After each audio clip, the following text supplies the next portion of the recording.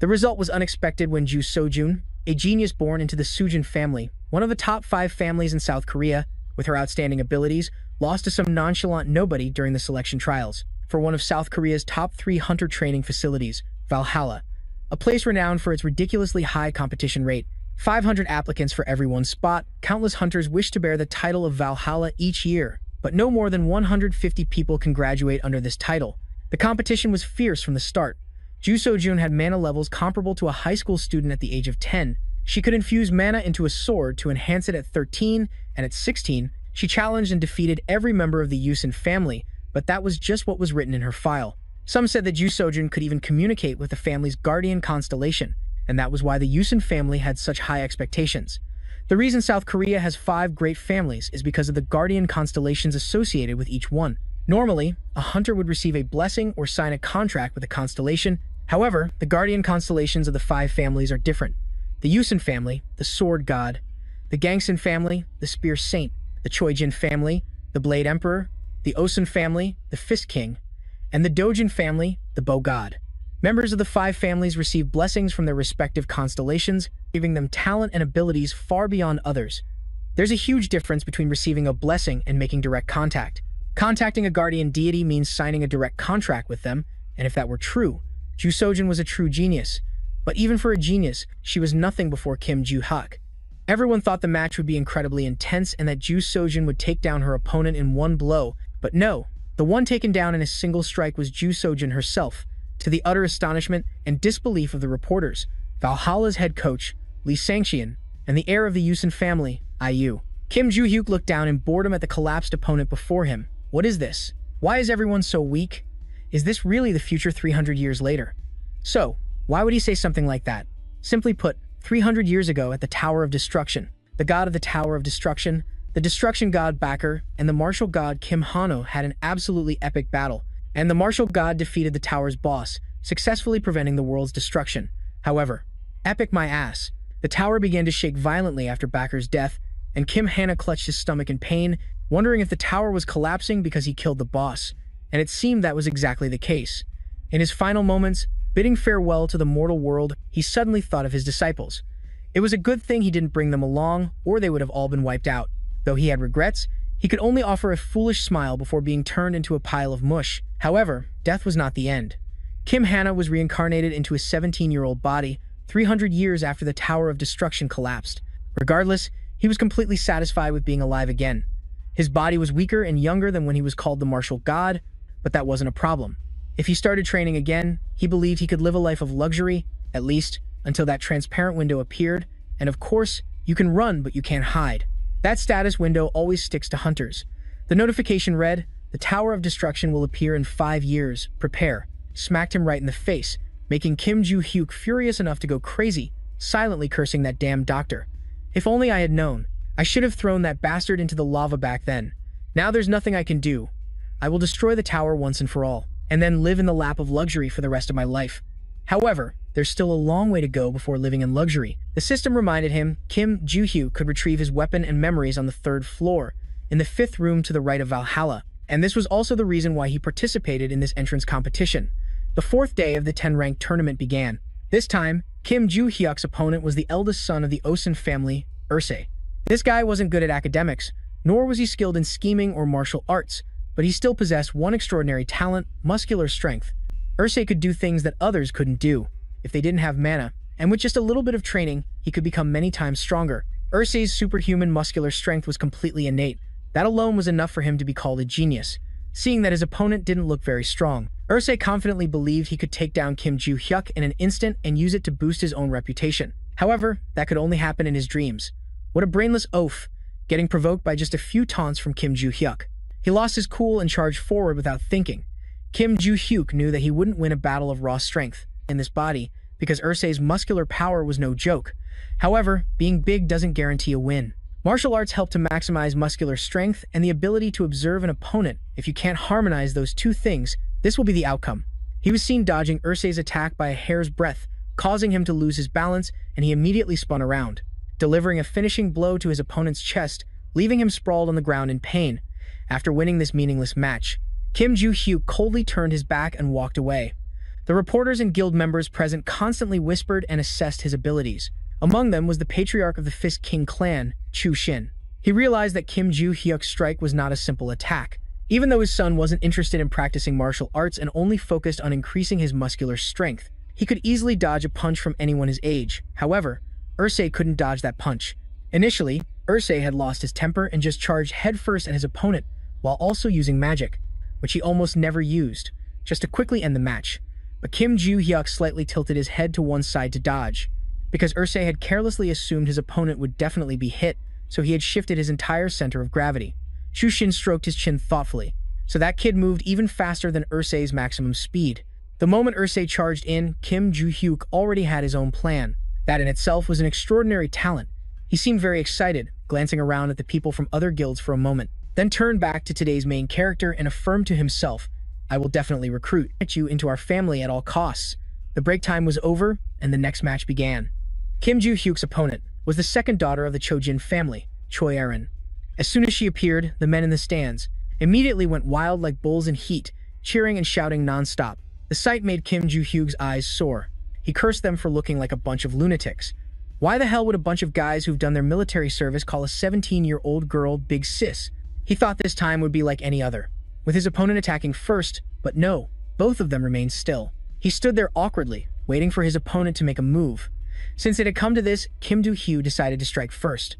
With a rather villainous look on his face, he let out a smirk and took a small step forward. At that exact moment, Erin realized her opportunity had arrived. She drew her sword and swung decisively, but it was the same old story as when she fought others. In a flash, Kim Joo-hyuk vanished without a trace, then suddenly appeared right beside her. A giant question mark popped up over Erin's head. If you keep staring at your target, aren't you just telegraphing your moves? With that said, he unleashed a counterattack. Erin was immediately knocked back, but luckily, she used her sword to block and managed to stay on her feet. However, before the girl could even react, Kim Joo-hyuk, like a wandering ghost, was already in front of her, landing another blow. Now, try and block this. Caught off guard by the sudden attack, Erin was completely unable to defend herself. She took the full force of the attack and collapsed instantly. Seeing his opponent lying flat, Kim Joo-hyuk felt that something about his last attack was a little off. But whatever, a win is a win. And with that, the tournament for the top 10 ranks officially concluded. The name at the number 1 spot was none other than Kim Joo-hyuk, who wearily walked out of the arena. Rubbing his thin shoulders, he ran right into a crowd of guild recruiters. What a massive pain. The grumpy Kim Joo-hyuk shot them a death glare and uttered 4 words. "Shut the hell up." The next day, news that the first-ranked student from the entrance exam had chased away and cursed at the guilds, offering him a spot spread like wildfire in the papers. Comments like, "Is Kim Joo-hyuk a psycho? Is he a villain? Blah, blah, blah," flooded in from netizens. But despite all that, the young man was still the center of attention and proudly entered Valhalla. Having gotten in on his own merit, the first order of business was to listen to the school flex about its achievements and a few speeches. Speeches from the heroes of the revolution, oh wait, no, the heads of the academy. Seeing Kim Joo-hyuk yawning non-stop, a few guys next to him felt totally intimidated. He wondered if he was standing out too much, but figured it was for the best, saving him the trouble of getting to know anyone. After listening until his ears bled, the entrance ceremony finally ended. The students were then randomly assigned to their classes. In the virtual combat simulation room, the leader of the Chojin Guild, Instructor 24, glanced over the students and wondered to himself, "Is my luck about to run out? Why would the school arrange the classes like this? Wasn't it supposed to be random?" In front was Ju Sojin from the Zujin clan, next to her was Chojin from the Erin clan, and the big guy in the middle was Ursay from the Osin clan. How did 3 geniuses from the 5 great families end up in the same class? And on top of that, why is that bastard Kim Joo-hyuk here too? Although he was completely freaking out, he quickly composed himself and introduced himself as the homeroom teacher and instructor, Kim Lee-gun. The moment he finished speaking, he immediately slammed a button on the keyboard. Everything around them suddenly shook, and the entire group was teleported to another dimension. Appearing outside was a horde of goblins and orcs, about 100 of them. Seeing their prey, the monsters charged forward eagerly. But tough luck for them, the students were protected by a magic shield, so no physical attacks from the outside could get through. Kim Lee-gun called Kim Joo-hyuk over and asked, "Can you handle all these monsters by yourself?" No, this guy isn't what he seems. He wants to make Kim Joo-hyuk lose face and deflate his ego. Because for students, they have mostly only seen monsters in textbooks, never in real life. It's no wonder he's scared, stop pretending to consider it, and just refuse. "I'll make my move when he backs down." That's what he wanted. Kim Joo-hyuk thought for a long moment, then gave a cryptic smile, which made the instructor quite angry. He spitefully told Kim Joo-hyuk to get on with it. But our young man wasn't stupid. Why should I do something like this? Since this was just the first session, he looked the instructor straight in the eye and asked what the reward for this test was. Kim Lee-gun was stunned for a moment, but then agreed to an exchange, offering a reward as a condition. If you handle all the monsters, I'll do anything you want within my power. Oh, now we're talking. Although it was a bit lacking, it was acceptable. Kim Joo-hyuk agreed to this condition, not letting the instructor waste any more words. The young man held out his hand, demanding the sword from behind him. How was he supposed to fight this mob without a weapon? And so, before everyone's eyes, Kim Joo-hyuk continuously swung his sword. His decisive attacks struck their weak points, slitting the monsters' throats in a single slash. As he fought, he thought about the past. It's been 300 years since I last held a sword. I bet I've gotten rusty. Back in the day, the world was turned upside down because of monsters, and humans used whatever was in front of them as a weapon, but the sword was still the most familiar one, just as I thought. The monsters are simple, they're just NPC monsters, nothing more than cleverly created fakes. While he was on a killing spree outside, inside, Kim Lee-gun was terrified and breaking out in a cold sweat. I can't believe it. The thing I gave Kim Joo-hyuk was just an ordinary sword. It doesn't have any magical power or any kind of strength, but he can cut through everything so easily. He's slicing through the monsters like they're made of mud. Of course, it wasn't just Kim Lee-gun who was surprised. Even the 3 youths from the 3 prestigious families thought it was insane. The last monster was defeated. Kim Joo-hyuk slowly sheathed his sword, turned to the instructor, and stated his demand. I want to go down to the Constellation's room. You're going to keep your word, right? A few hours later, the first class finally came to an end. Kim Joo-hyuk listened to the lecture so dejectedly it felt as if his soul was leaving his body, like he was being tortured. My original plan was just to get what I needed and get out of here as soon as possible. So what is this nonsense I have to sit through now? Come to think of it, I've never considered going to school, nor have I ever attended one before, but it wasn't entirely a waste of time. Although the class was very boring, he did learn some special information about a matter concerning constellations and his past life.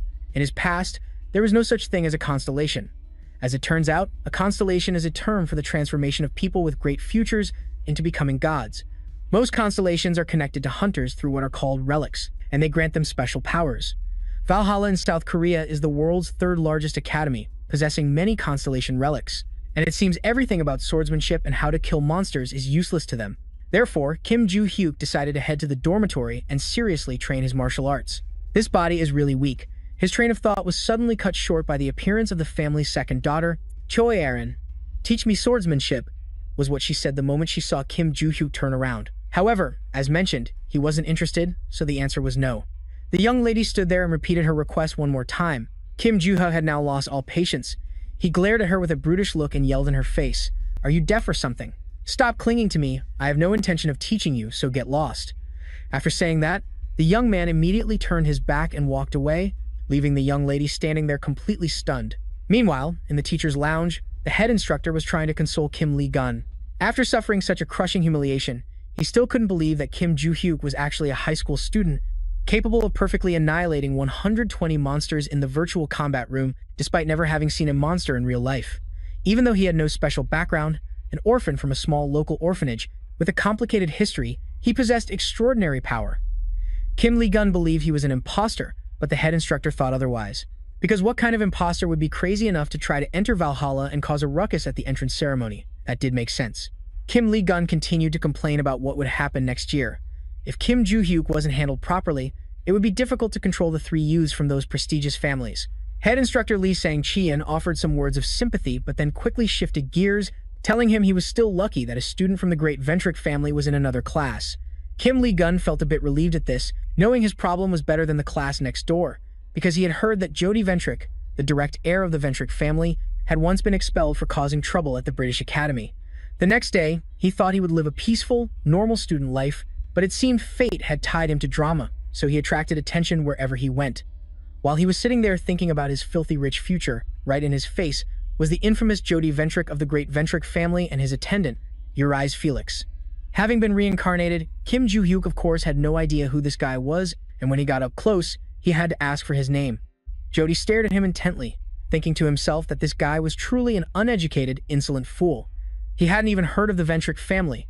Without wasting words, Jody got straight to the point, looking at him with ambitious eyes and propositioning, "Do you want to become stronger?" In most families, the branch families usually have a harder time obtaining power and wealth than the main lineage. However, the Ventric family has a symbol that is a guardian constellation, and this makes them different from other families.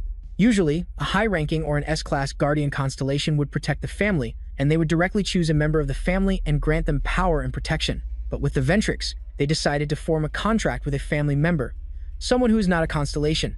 This is how the Chosen One can form a contract without facing opposition from the constellations, and thanks to this unique choice, the Ventrix family holds immense power throughout Europe. If you are a member of the Ventrix family, you can choose a pseudo-contract regardless of your lineage. So even a branch family can hold some power over the main family. Robin, backed by such power from his family, had become incredibly arrogant not long before. Due to the chaos he caused at the British Academy, he was expelled, and to make up for it, he intended to recruit Kim Yu-hyo, the center of attention at the opening ceremony, to his side. If you come under my wing, I will introduce you to my family's constellation, and... Before he could finish, he was immediately cut off. So what, you idiot? Do I look stupid to you? You're not interested in me at all. You've just been showing off this whole time. And now you're spouting such foolish things. You're definitely an idiot. Am I wrong? Being humiliated like this for the first time, Robin was furious and wanted to charge forward to settle the score with this uneducated bastard. However, before he could do anything, a stern voice rang out from behind. Get back to your seat. Now doubly humiliated, Robin Vengeance angrily turned around and snapped at the teacher. Did you just use my full name? But the teacher was no pushover, retorting sharply. This isn't the British Academy, it's Valhalla. I don't care how powerful the Vengeance family is. As long as you're a student here, you will listen to me, your advisor. After being told off so directly, Robin couldn't do a thing and had to turn and leave with his tail between his legs. After class, Kim Yu-hyo felt quite bored. He didn't manage to find any new information about the constellations today, and instead got tangled up with an idiot. As he was walking and cursing the bastard who bothered him, Choi Arin appeared behind him out of nowhere like a ghost. It was the same line again, teach me your swordsmanship, which made a huge question mark appear over Kim Yu-hyo's head. He turned to the girl and threatened, you also saw me humiliate him, wasn't that enough? At the Valhalla Academy dorms, in a premium room, after being publicly humiliated by that nobody orphan with no connections, Robin flew into a rage, smashing everything in his room before grabbing Juji by the hair and slamming her head onto the floor. Juji, answer me now.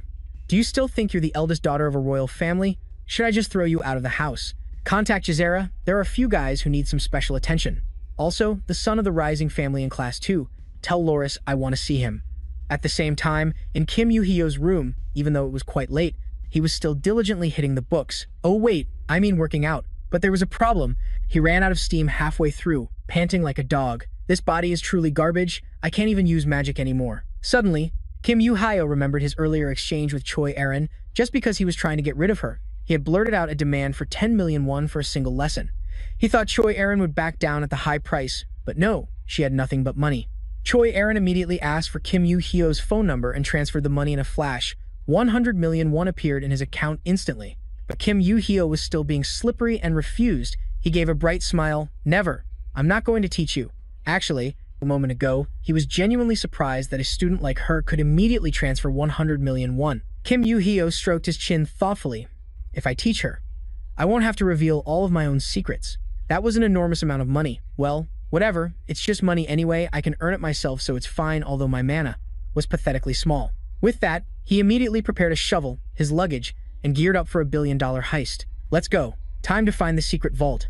Before entering this school, he had already checked the surroundings, but most of the records hidden 300 years ago had been destroyed. According to his research, there were still at least 4 records left here, and he was certain they were on Valhalla Mountain. As we know, the location of the records could be determined by the reaction of the magic stone he was carrying. Therefore, Kim Do-hyuk strained with all his might to find them using the meager amount of magic he had. Voila! With that effort, he found them. A beam of light appeared on the ground. Kim Do-hyuk quickly started digging frantically, cursing this damn weak body as he worked. If he had known it would take this much effort, he would have buried it, somewhere shallower. Then again, if it weren't for the Tower of Destruction 300 years ago, he wouldn't be suffering like this now. The world was on the brink of destruction back then, and there was no place to store his mountain of wealth, so Kim Do-hyuk created the records and buried them all. After digging for what felt like an eternity, until dawn, Kim Do-hyuk finally reached the outer shell of the vault. However, these locks were quite special. A regular key wouldn't fit these keyholes.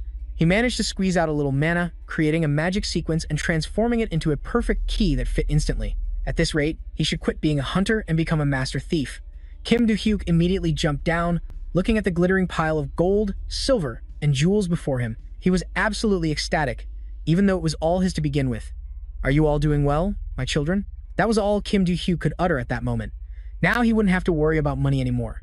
If he sold all this, he might even be richer than those noble families. To maintain the signal, he had previously infused them with a bit of magic for the day he would need them. Here it is. Kim Do-hyuk picked up the gemstones and absorbed all the magic from them. Just as expected, energy flooded his body, an indescribable, tingling, euphoric, and lightheaded sensation.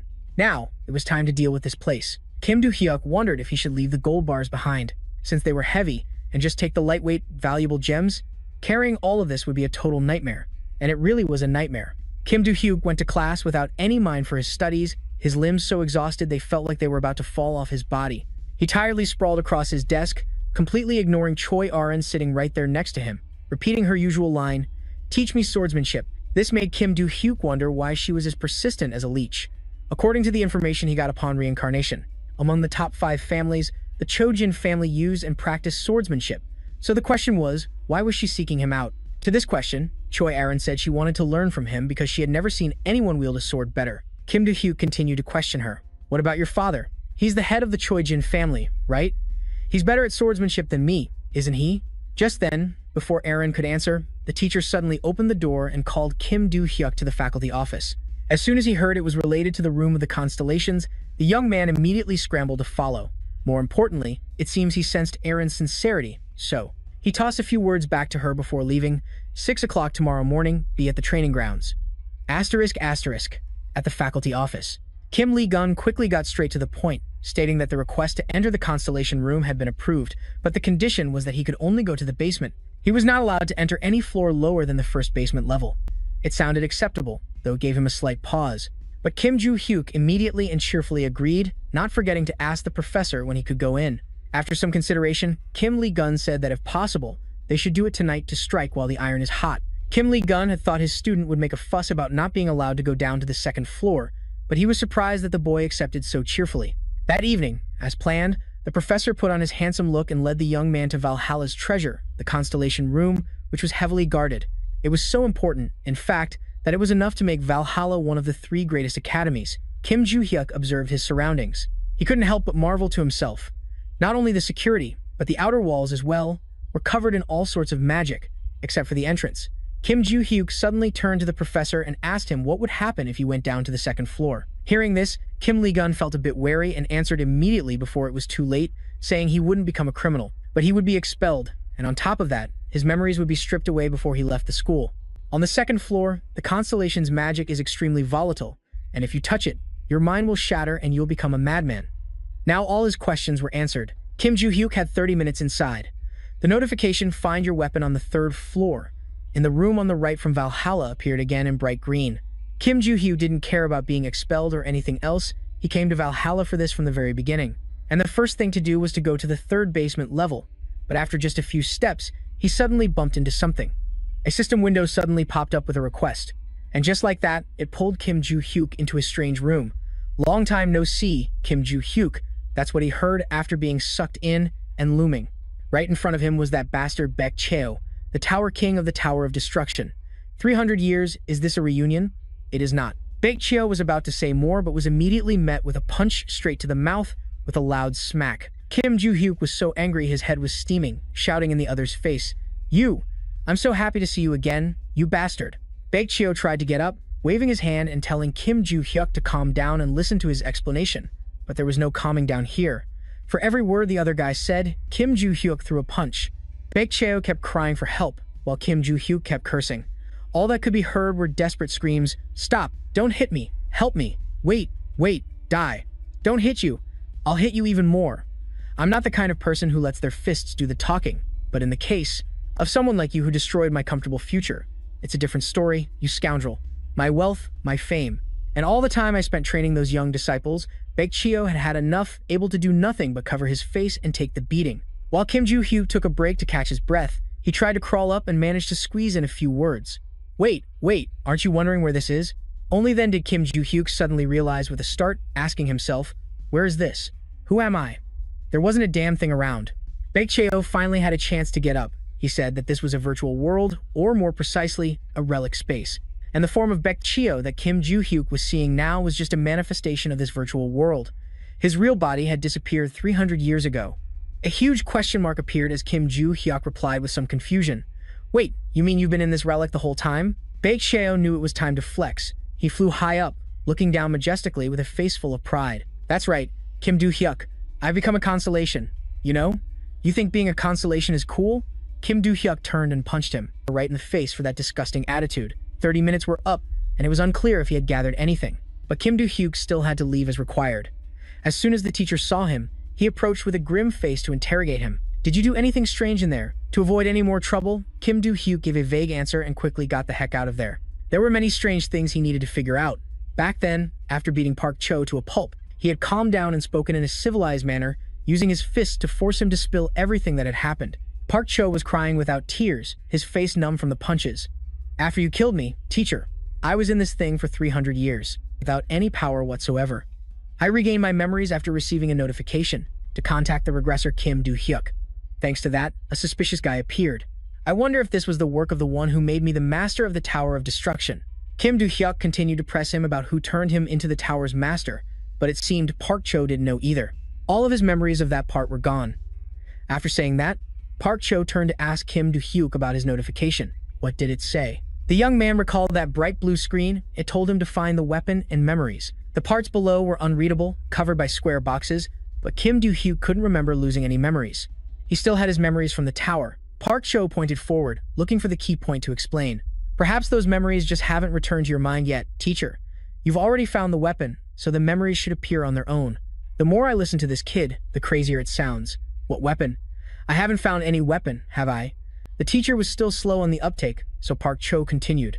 That's right. This space is inside the world of the 4 weapons that became holy relics. The devouring sword. I became a constellation, just because I used a holy relic. Hearing this, Kim Joo-hyuk felt like he was being provoked and rushed over to punch the kid again to vent his frustration. At this point, Kim Joo-hyuk roughly understood the situation.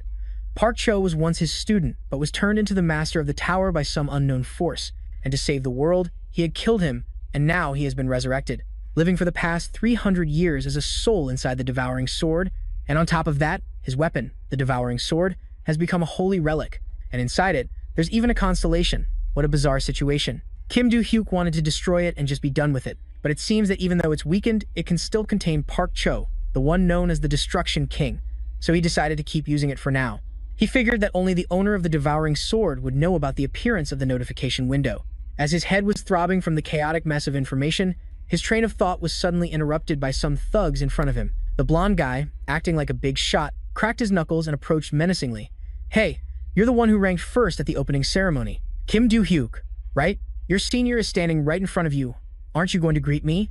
This guy was the eldest son of the Han, Sunrise Lyric's family, a second-year student at Valhalla Academy. They thought he'd be scared seeing an upperclassman, but that might work on someone else, not Kim Joo-hyuk. He retorted immediately. Senior, bullies like you have juniors? Being insulted by a lower-classman. One of the hot-blooded ones stepped forward, shouldering a spear, demanding to handle this new kid. The difference between a first year and a second year. Before he could even finish speaking, he took a kick right to the gut, as Kim Joo-hyuk looked down on them with amusement. I, Kim Joo-hyuk, am not a fan of long speeches. I prefer action. Stop your yapping and attack, you damn thugs. And just like that, without giving them a chance to attack, Kim Joo-hyuk rushed forward to show them a world of hurt. One by one, they were punched and then kicked, leaving them flattened on the ground. A few were still standing frozen like statues, and Kim Joo-hyuk couldn't just let them go home empty-handed. He casually swung his sword, feeling absolutely great. Hurry up and come here. This is going to be fun. If you just keep standing there, I'll smash your head in.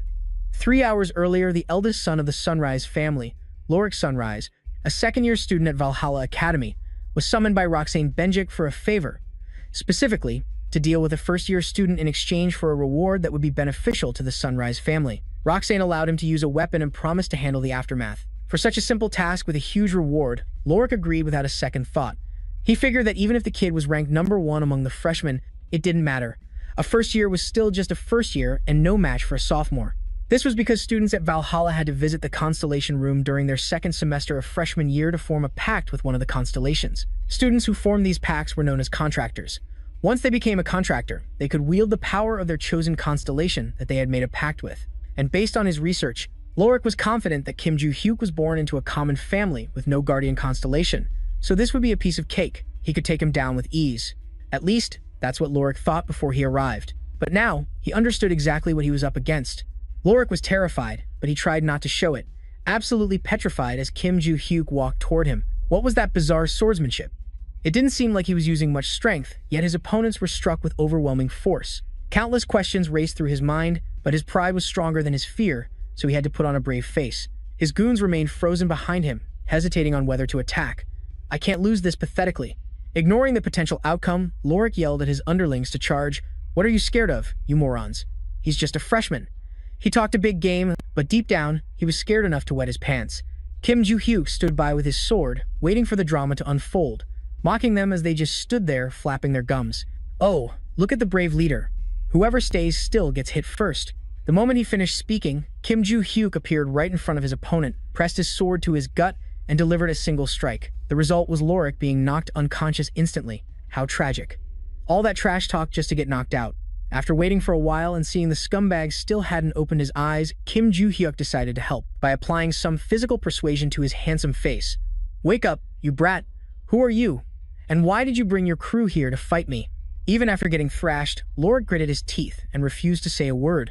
Not wanting to waste any more time, Kim Joo-hyuk decided to leave them be, telling them to clean everything up before he departed.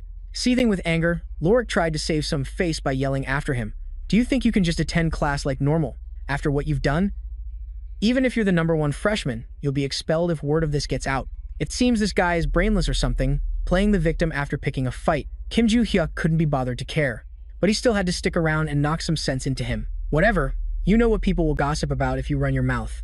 About what happened today? A bunch of second-year students came to beat up a first year, but they all ended up getting their butts kicked. If you spread this story, won't you be too embarrassed to show your face at school? Think it over carefully. If you still want to come to school and join a guild, then you better keep your mouth shut." Meanwhile, Roxane was in her dorm, eagerly waiting for news that her enemy had been beaten to a pulp. Just then, Lorik called, and she thought she was about to receive good news. But what he heard was the complete opposite. "I'm not getting involved in this anymore." Robin stubbornly tried to persuade his upperclassmen to report the assault to the academy's administration so Kim Joo-hyuk would be disciplined. He promised to pay him handsomely if he did so, even offering to pay his family clan as well. But for these gangster types, money isn't everything. They still have their honor to uphold, so the answer was a hard no. Infuriated, Robin angrily smashed his brand new smartphone on the ground, shattering it to pieces. He turned to Juji, who was standing behind him, his eyes blazing with fury. "You've contacted Jisera, haven't you? So, where is he?" Apparently accustomed to such situations, she calmly replied to him, "Yes, I informed him that you wish to see him, but since he is far away, it will likely take some time for him to arrive." In Mexico, at Aripia Academy, Jazira Venchik, a thug who specialized in bullying others, received a message from Robin about coming to South Korea and taking care of a guy named Kim Joo-hyuk, with a reward already prepared and waiting. Upon hearing the news, he was overjoyed and immediately broke into a sinister grin. The next day, at 6 in the morning in Valhalla's training room, Kim Joo-hyuk brought his gear for the first time to do some physical training and was excitedly getting ready to practice some basic moves when a sudden voice made him jump. "Master, why are you here?" Kim Joo-hyuk suddenly broke out in a cold sweat and asked back, "What? Who's there?" "Bakr, where are you talking to me from?" Oh, it turned out to be his disciple, hiding inside the sealed sword. Kim Joo-hyuk angrily chewed him out. "I'm surprised you managed to get out of there. Maybe I should beat you up and stuff you back in there again." Bakr was terrified of his master and promised not to cause any trouble, revealing that he had left a copy of the sword in its place. Kim Joo-hyuk was quite curious about the ability to create a copy. Bakr explained that ever since he woke up, he had lost all his power, but in exchange, he gained this special ability, although he had no idea how. While he was pondering this, Erin showed up. She was there for the swordsmanship lesson Kim Joo-hyuk had promised, but he told her they wouldn't be starting that just yet. Instead, the first and most important thing was to improve her physical fitness, starting with exercise #1, warming up. If she could improve her physical strength, the amount of mana her body could absorb would increase, and it would be easier to control that mana at will. Kim Joo-hyuk found the training methods of the current generation to be strange. They poured all their efforts into mana control, before their physical fitness and other fundamentals had even been improved. Erin was a case in point, despite her immense mana reserves. Her actual skills were only at the level of a student who could barely hold a sword. And so, like a true coach, Kim Joo-hyuk began a grueling training regimen for her. That same morning, Kim Joo-hyuk's class had a short written exam, supervised by Valhalla's high-ranking instructor, Lilia. The topic was on otherworldly monsters, which had been assigned beforehand. She had asked the entire class to self-study and research the topic of monsters, so now it was time to test their knowledge. How to handle each type of monster. Everyone quickly wrote their answers on the test paper and completed the exam. Although today's test wouldn't affect their final grades, it would assess their ability to keep up in the next class. So everyone was quite tense, except for Kim Joo-hyuk, who seemed a bit off. It was so off that even the teacher exclaimed in astonishment, "Are you sure you can write an answer like that?" In the first-year teacher's lounge, the teacher was quite satisfied after a quick look at the tests. Lilia even confidently told Mr. Kim Lee-gun that the class had met her expectations. There were students from the 5 famous families, and they all did very well, but that was just a second before disaster. The male teacher hadn't even finished his sip of coffee when he had to spit it out, exclaiming, "Kim Joo-hyuk, he dares to call this scrap of paper an answer?" The old woman angrily crumpled the paper and turned to Kim Lee-gun to rant, saying the boy wasn't just lazy with his answers, but he was also mocking the class here, and this could not be overlooked. In the next class, I'll show him this test and give him a proper lesson. That monster of a kid isn't easy to handle, and it's true. Women really know how to hold a grudge. A week later in the combat simulation room, Lilia immediately called Kim Joo-hyuk up for an interrogation. She shoved the big fat 0-point test paper in the young man's face. Then she asked, "Did you actually take this test seriously?" Kim Joo-hyuk didn't understand at all, almost cursing internally about whether this woman was crazy or something. He answered firmly that he had indeed taken the test seriously. The old woman was furious but maintained her composure. First question, what is the best way to deal with a golem? How did you answer that question? Kim Joo-hyuk, with a complete deadpan expression, replied, "Stab it in the stomach." The second problem is when you see 8 goblins charging at you in the forest, write down what you will do. Kim Joo-hyuk unhesitatingly picked up the test paper and read it out loud. Starting with the first one charging forward, you stab them one by one and send them to hell. The teacher was incredibly salty, but there was nothing she could do. After arguing back and forth with the student for a while, she was too angry to say anything more and decided to give Kim Joo-hyuk a chance to prove his words. "If you can defeat this monster as you wrote on the test, I will regrade your paper." She thought doing this would scare the student into begging for forgiveness, but no, Kim Joo-hyuk went straight to the weapon rack and casually picked up a sword. Then he approached the golem in front of him.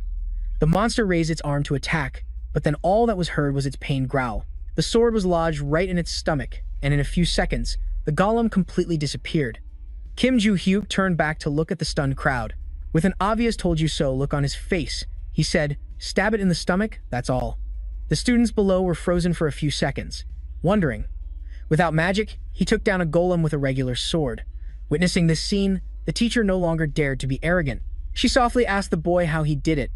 Kim Joo-hyuk looked at her with a questioning gaze. "Didn't you see me do it? You just stab it once in the stomach, that's all." Hearing his answer was like being told, "Are you blind?" Lilia no longer felt humiliated but rather found it absurd. She bit her nails as she processed a ton of information. To defeat a golem with a knife or sword, you'd need at least A-rank equipment, so it would normally make sense to defeat a golem with a single strike from such a weapon. But he handled it with that ordinary sword, and she thought that would be the end of it. But no, the teacher still wanted to test the second question, so Kim Joo-hyuk was immediately transported to another scene, and before he could even process the situation, a few green goblins, or more simply, berserker goblins, had already appeared right in front of him. This bunch was quite difficult to handle simply. If not dealt with correctly, the ones in front would use their battle roar skill and the other goblins would all rush in at once. Usually, mages with powerful skills would kill them all in one go, or they would need to run away instead of facing them. However, that was for an AI, not for Kim Joo-hyuk. He didn't care how many of them there were or what their fighting style was. He just grabbed his sword and charged at the first one. A painful thrust straight through its head from above, and when the second beast roared, it immediately took a sword to the throat. And one by one, each of them got what was coming. Kim Joo-hyuk turned to the woman and answered with a confident voice, "I answered the second question correctly too, right?" At this point, the teacher was completely intimidated, not daring to utter another word.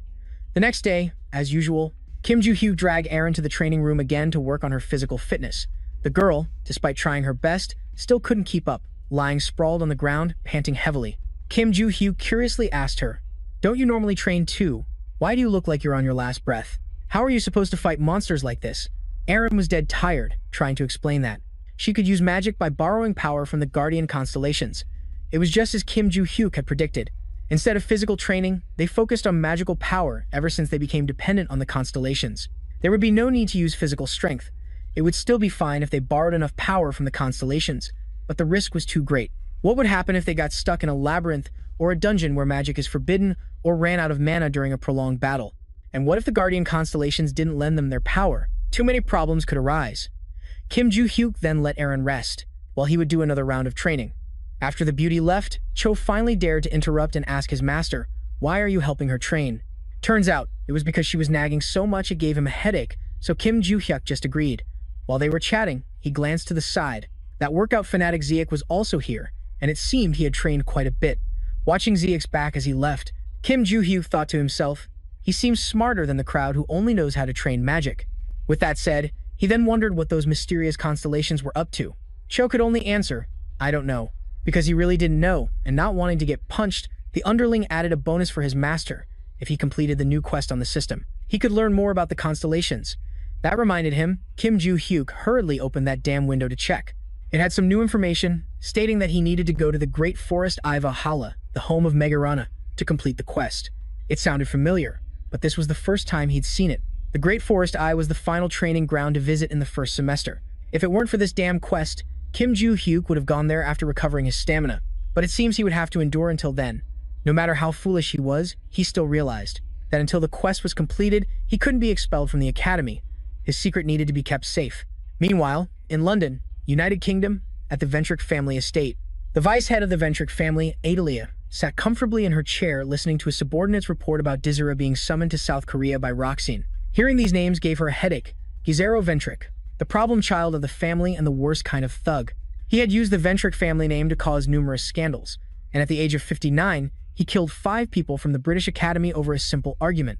Therefore, at the age of 20, his name was completely erased from the Ventric family, and he had been living in hiding for many years. And now he's looking for Jok Jin, which was clearly a bad omen.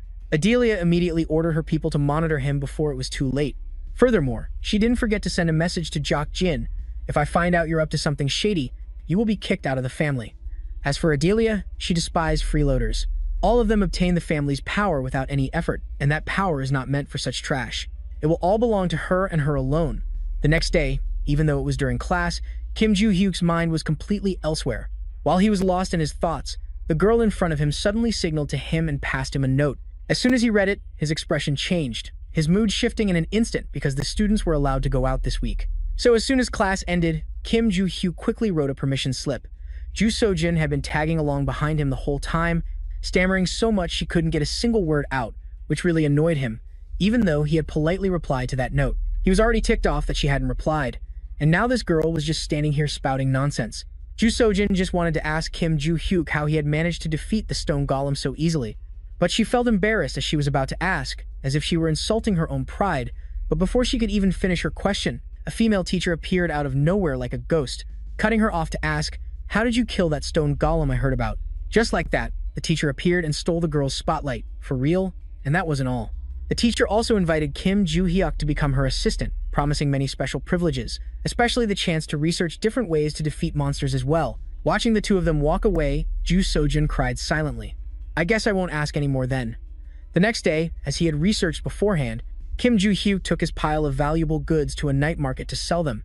The reason he chose a night market was because he didn't want to reveal his identity, and other similar items were also sold there.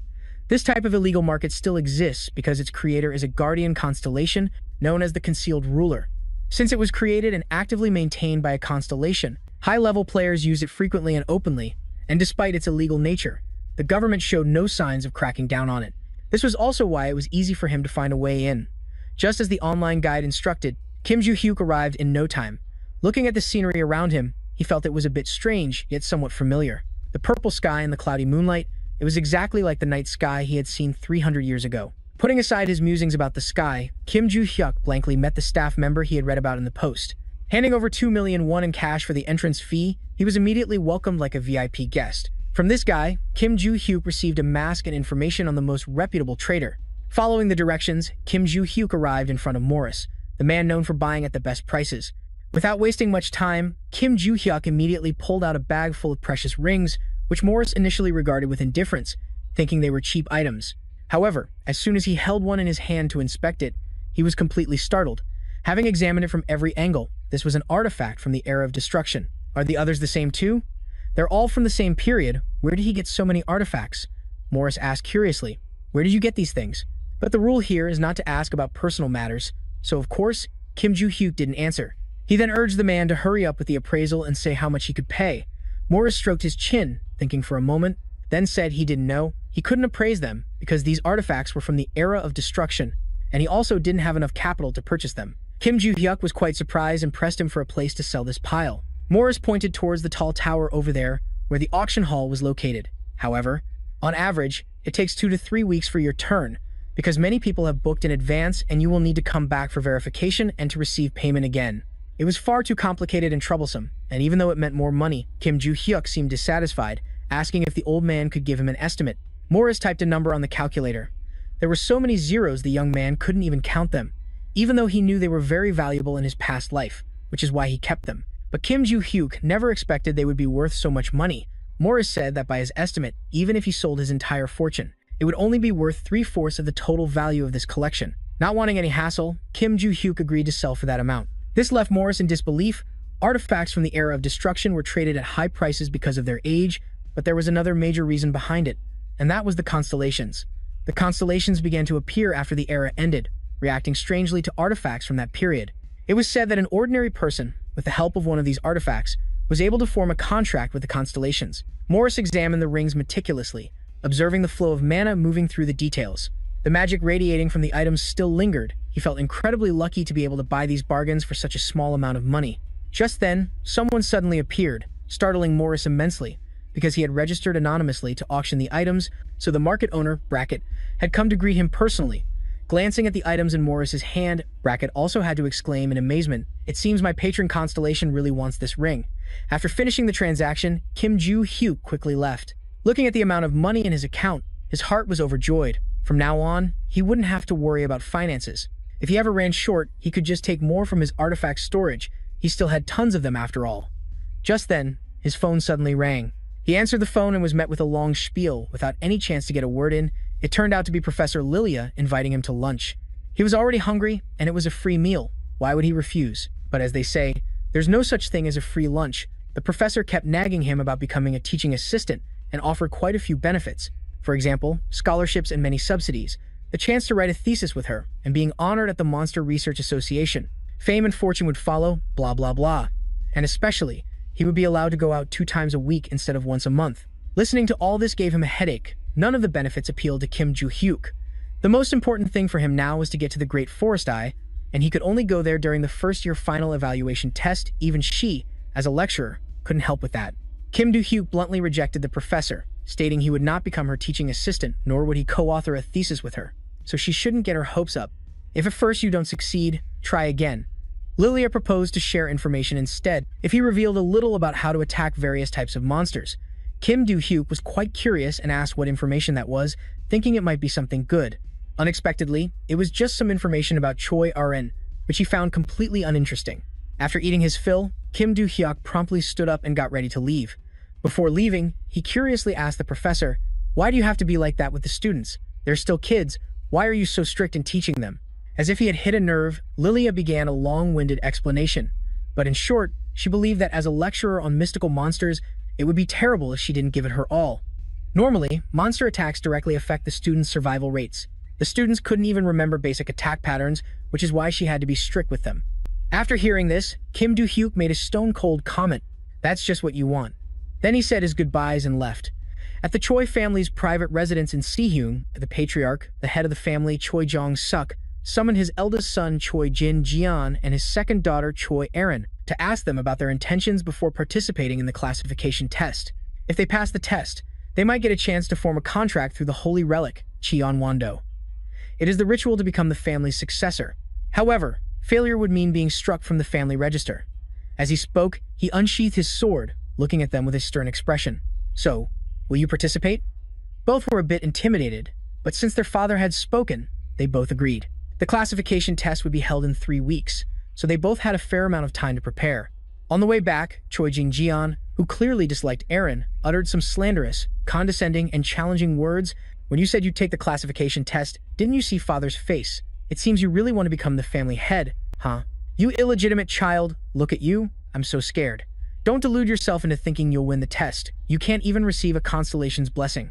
How can you fight me, someone who has already formed a contract? What, have you given up already? Then just keep leeching off the family's fortune. I'll make you pay it all back someday, my dear little sister." A few days later, as time passed and the midterm exams were approaching, While the homeroom teacher was droning on at the board, explaining the rules and penalties for failing the exam, down below, Kim Do-hyuk didn't hear a single word. He was vaguely thinking about distant things. All the exams at Valhalla were very significant, both midterms and finals. If you scored low, you would be expelled from the academy immediately. So Kim Do-hyuk was a little worried. The practical test was a piece of cake, but the written exam was a bit of a problem. He needed to stick with this academy until the end of the semester to get to the Great Forest, but the young man still didn't know how to achieve that. Suddenly, Kim Do-hyuk thought of a way, and he called out to Park Cheol instinctively. "You've attended most of the classes, right? So you take the test for me." Park Cheol immediately refused. He felt it was so unfair. But refusing was futile. After a few threats from Kim Do-hyuk, he was still forced to agree. After class ended, Erin had long since packed her things. She shyly approached Kim Do-hyuk to ask about training, which was perfect timing as the young man also needed some practice with his weapon. So he decided to teach her a little about swordsmanship. Calling it sword training was a bit of an overstatement. It was really just about how to hold the sword. That is the basic stance every swordsman needs to know. According to Erin, it had been a long time since she had trained her stamina with Kim Do-hyuk. She hadn't touched her sword, though she normally practiced all the time. Kim Do-hyuk told her to draw her sword, but it seemed her form was incorrect. He began to teach her bit by bit, telling her to put force into her ring and pinky fingers, gripping the hilt tightly. Erin immediately felt the difference. Without channeling any mana into the sword, her grip was firmer and more stable than holding it with both hands. "Come at me. Show me everything you've got with that sword." Kim Do-hyuk continued to wait for the girl's display of power. Erin's movement speed had increased significantly, thanks to those grueling training days. Kim Do-hyuk continuously showed her the movements for attacking, how to channel her strength, and so on. Blah blah blah, and as expected, Erin was now much stronger. She silently thanked Kim Do-hyuk for helping her all this time. An hour later, it seemed both of them were getting tired. Kim Do-hyuk spoke up, telling her to stop there. That this was enough for today. Erin tiredly plopped down on the ground.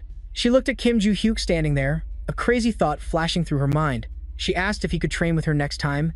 Kim Do-hyuk thought for a moment. Sparring with Choi, Ariel would definitely be a great learning experience, and teaching someone as talented as her was also quite fun. Since the opening ceremony, he had sensed that she had a unique sword technique. Although she used a breathing technique, it felt very different thanks to this special talent for swordsmanship, through which he could rediscover his own senses. If it were 300 years ago, she would have been a talent worthy of becoming his disciple, but sadly, not anymore. He was no longer that free.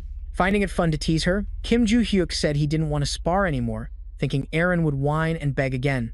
But she just said she understood, which made him stop in his tracks. Erin replied that because he was always right, she would listen to him no matter what. 2 weeks later, at Valhalla Stadium, all the first-year students were gathered. Everyone knew the reason, except for one person. Kim Do-hyuk wondered why he had to be here, sighing in frustration and boredom. The homeroom teacher had talked about this 2 weeks ago. If he could, he probably would have landed a few punches on that old teacher. Not keeping everyone waiting, the head instructor and the other teachers came out to explain the rules for the Valhalla midterm exam. This time, the practical midterm evaluation will be a dungeon attack. You will form teams and enter an artificial dungeon. You can join anyone's team.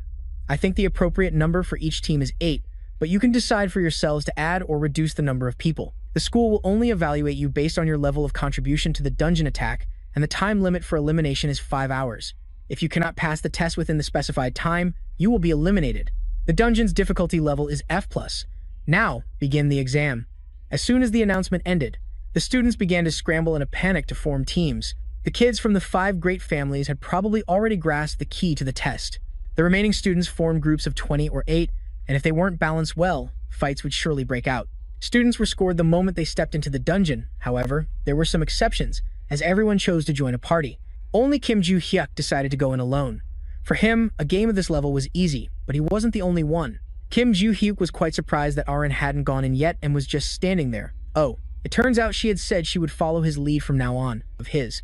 He was going in alone, so she would do the same. Others saw her and invited her to team up, but Arin coldly refused. "Sorry, I'm going in alone. I can do it." Do-hyuk also said it wasn't that hard. That's what she told them before entering. In the Valhalla control room, the proctors were monitoring and grading the exam strictly. The scores seemed low because combat instructor Lee Sang-chun was the main grader. Back in his younger days, he was known as the Dungeon Master, a legend with a 99% dungeon clear rate, so he was the one who understood best the core of rating a dungeon better than anyone else. That's why Lee Sang-chun gave out such scores. Taking a quick look around, the old man seemed quite pleased. There was a good amount of talent this year, especially Jun Sojin, who had excellent combat abilities. He was textbook perfect, knew how to handle situations skillfully, positioned his team members in specific spots, and commanded everyone's movements to earn points, and on top of that, the kid formed a party with his group members in the middle of the fight to ensure they would complete this dungeon. Anyway, Jun Sojun was quite good. It's just that this year, Sukana-cho ran into Kim Ju-hyuk, so her record was tarnished. Speaking of Kim Ju-hyuk, the instructor tried searching for him, but what the hell? Strangely, no name appeared. Lee Sang-chun wondered if the machine was broken. Wasn't it supposed to find the information of all students who had entered the dungeon? Thinking it didn't seem right, the instructor opened the list of those who had completed it to check. Oh, so he was here. No doubt about it, Kim Ju-hyuk's name was right there in front of him. The instructor was beyond surprised. He couldn't believe the guy actually went solo, and his clear time was only 23 minutes and 32 seconds. This was something that had never happened at Valhalla. The instructor didn't believe it, but he still had to review the recording to verify. 1, 2. Then a whole nest was cut down by Kim Ju-hyuk without a single miss. After the goblins came the orcs, slash, slash, dice, dice. In just a few minutes, he was standing right in front of the boss. It was a golem specially created for the midterm exam, but Kim Ju-hyuk took care of it with a single, swift blow. His stats were like those of 8 people combined. Watching this display, Lee Sang-chun gave a helpless smile. It seemed the top spot in this exam belonged to Kim Ju-hyuk. The test quickly ended. Some were happy while others needed crutches, looking at the results board. The homeroom teacher was speechless. The head instructor saw this and explained, "I had predicted he would come in first, but I didn't think he could clear the dungeon alone without a scratch. If he continues to grow and pursues this career, South Korea might be able to reclaim the title of the one and only. That's the title for the strongest contractor." Kim Lee-gun stammered as he asked again. The head instructor realized he might have been a bit hasty and replied nonchalantly, "Perhaps because there haven't been many geniuses appearing for a long time. I got a little excited and said that, but this isn't the most surprising thing." The name in second place, Choi Aaron, was what surprised them the most. Lee Sang-chun never thought she would go solo. But the truth is, she still completed it, although it took some time and she sustained quite a few injuries, he said to the homeroom teacher without question. If this test was about teamwork, Ju Sojin would have definitely scored higher, but Kim Ju-hyuk and Choi Aaron received higher scores for their contribution levels, but the results are in, so we won't discuss it further. Even though the instructor said that Kim Lee-gun was still a bit suspicious, he had met the girl when she was in the guild. Choi Aaron was like a model student who only knew how to practice swordsmanship, but now she had the idea of clearing a dungeon alone. It was insane. For a moment he thought Kim Ju-hyuk had put her up to it, but then he dismissed that crazy thought. The next day, as expected, the ranking results stunned everyone. Roxio Ventrix saw Kim Ju-hyuk's name glaring at him and got completely pissed off. Turning to his assistant beside him, he asked, "Jisera is in Korea, right? Call him immediately." Julia knew what was up, but as a mere gopher, she had no choice but to obediently comply. That same day, at Jamsu restaurant in Seoul, Roxio rushed out to meet Jisera and immediately saw the scar-faced dude waving hello. Then, like he'd been starved for 15 years, the guy sliced a piece of steak and stuffed it into his mouth, chewing voraciously. Jisera asked with his mouth full, "So this guy, you want me to take care of Kim Ju-hyuk? What did he do?" Having waited a long time for the chance to speak, Roxio answered immediately, "Nothing. He's just an eyesore to me because of his low birth. Please send him back where he belongs."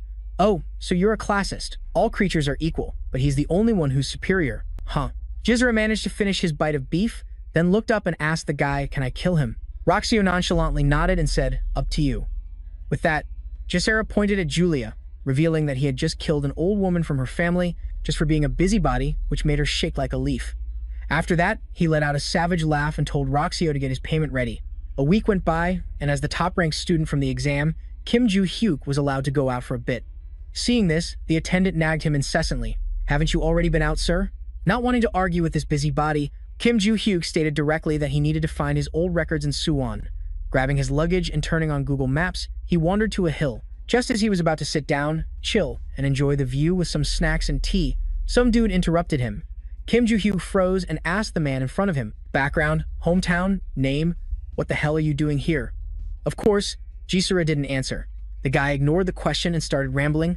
"Are you wondering why, of all people, it was me who found you on this mountain?" Of course, Kim Ju-hyuk knew. He was once the Sword King. He wasn't an idiot. "You mean after you're done, you'll leave this place like nothing happened?" "You bet." Finding a kindred spirit who understood him 10 out of 10, they both immediately got into a defensive stance and charged into battle. Kim Ju-hyuk threw his backpack down with a thud. Jisera threw a vicious punch, and just as it was about to hit his cheek, Kim Ju-hyuk dodged instantly, causing the fist to miss and slam straight into the tree in front of them, snapping it in two. Jisara looked extremely excited, turning to his opponent with a threatening tone. "Oh, you're pretty lucky.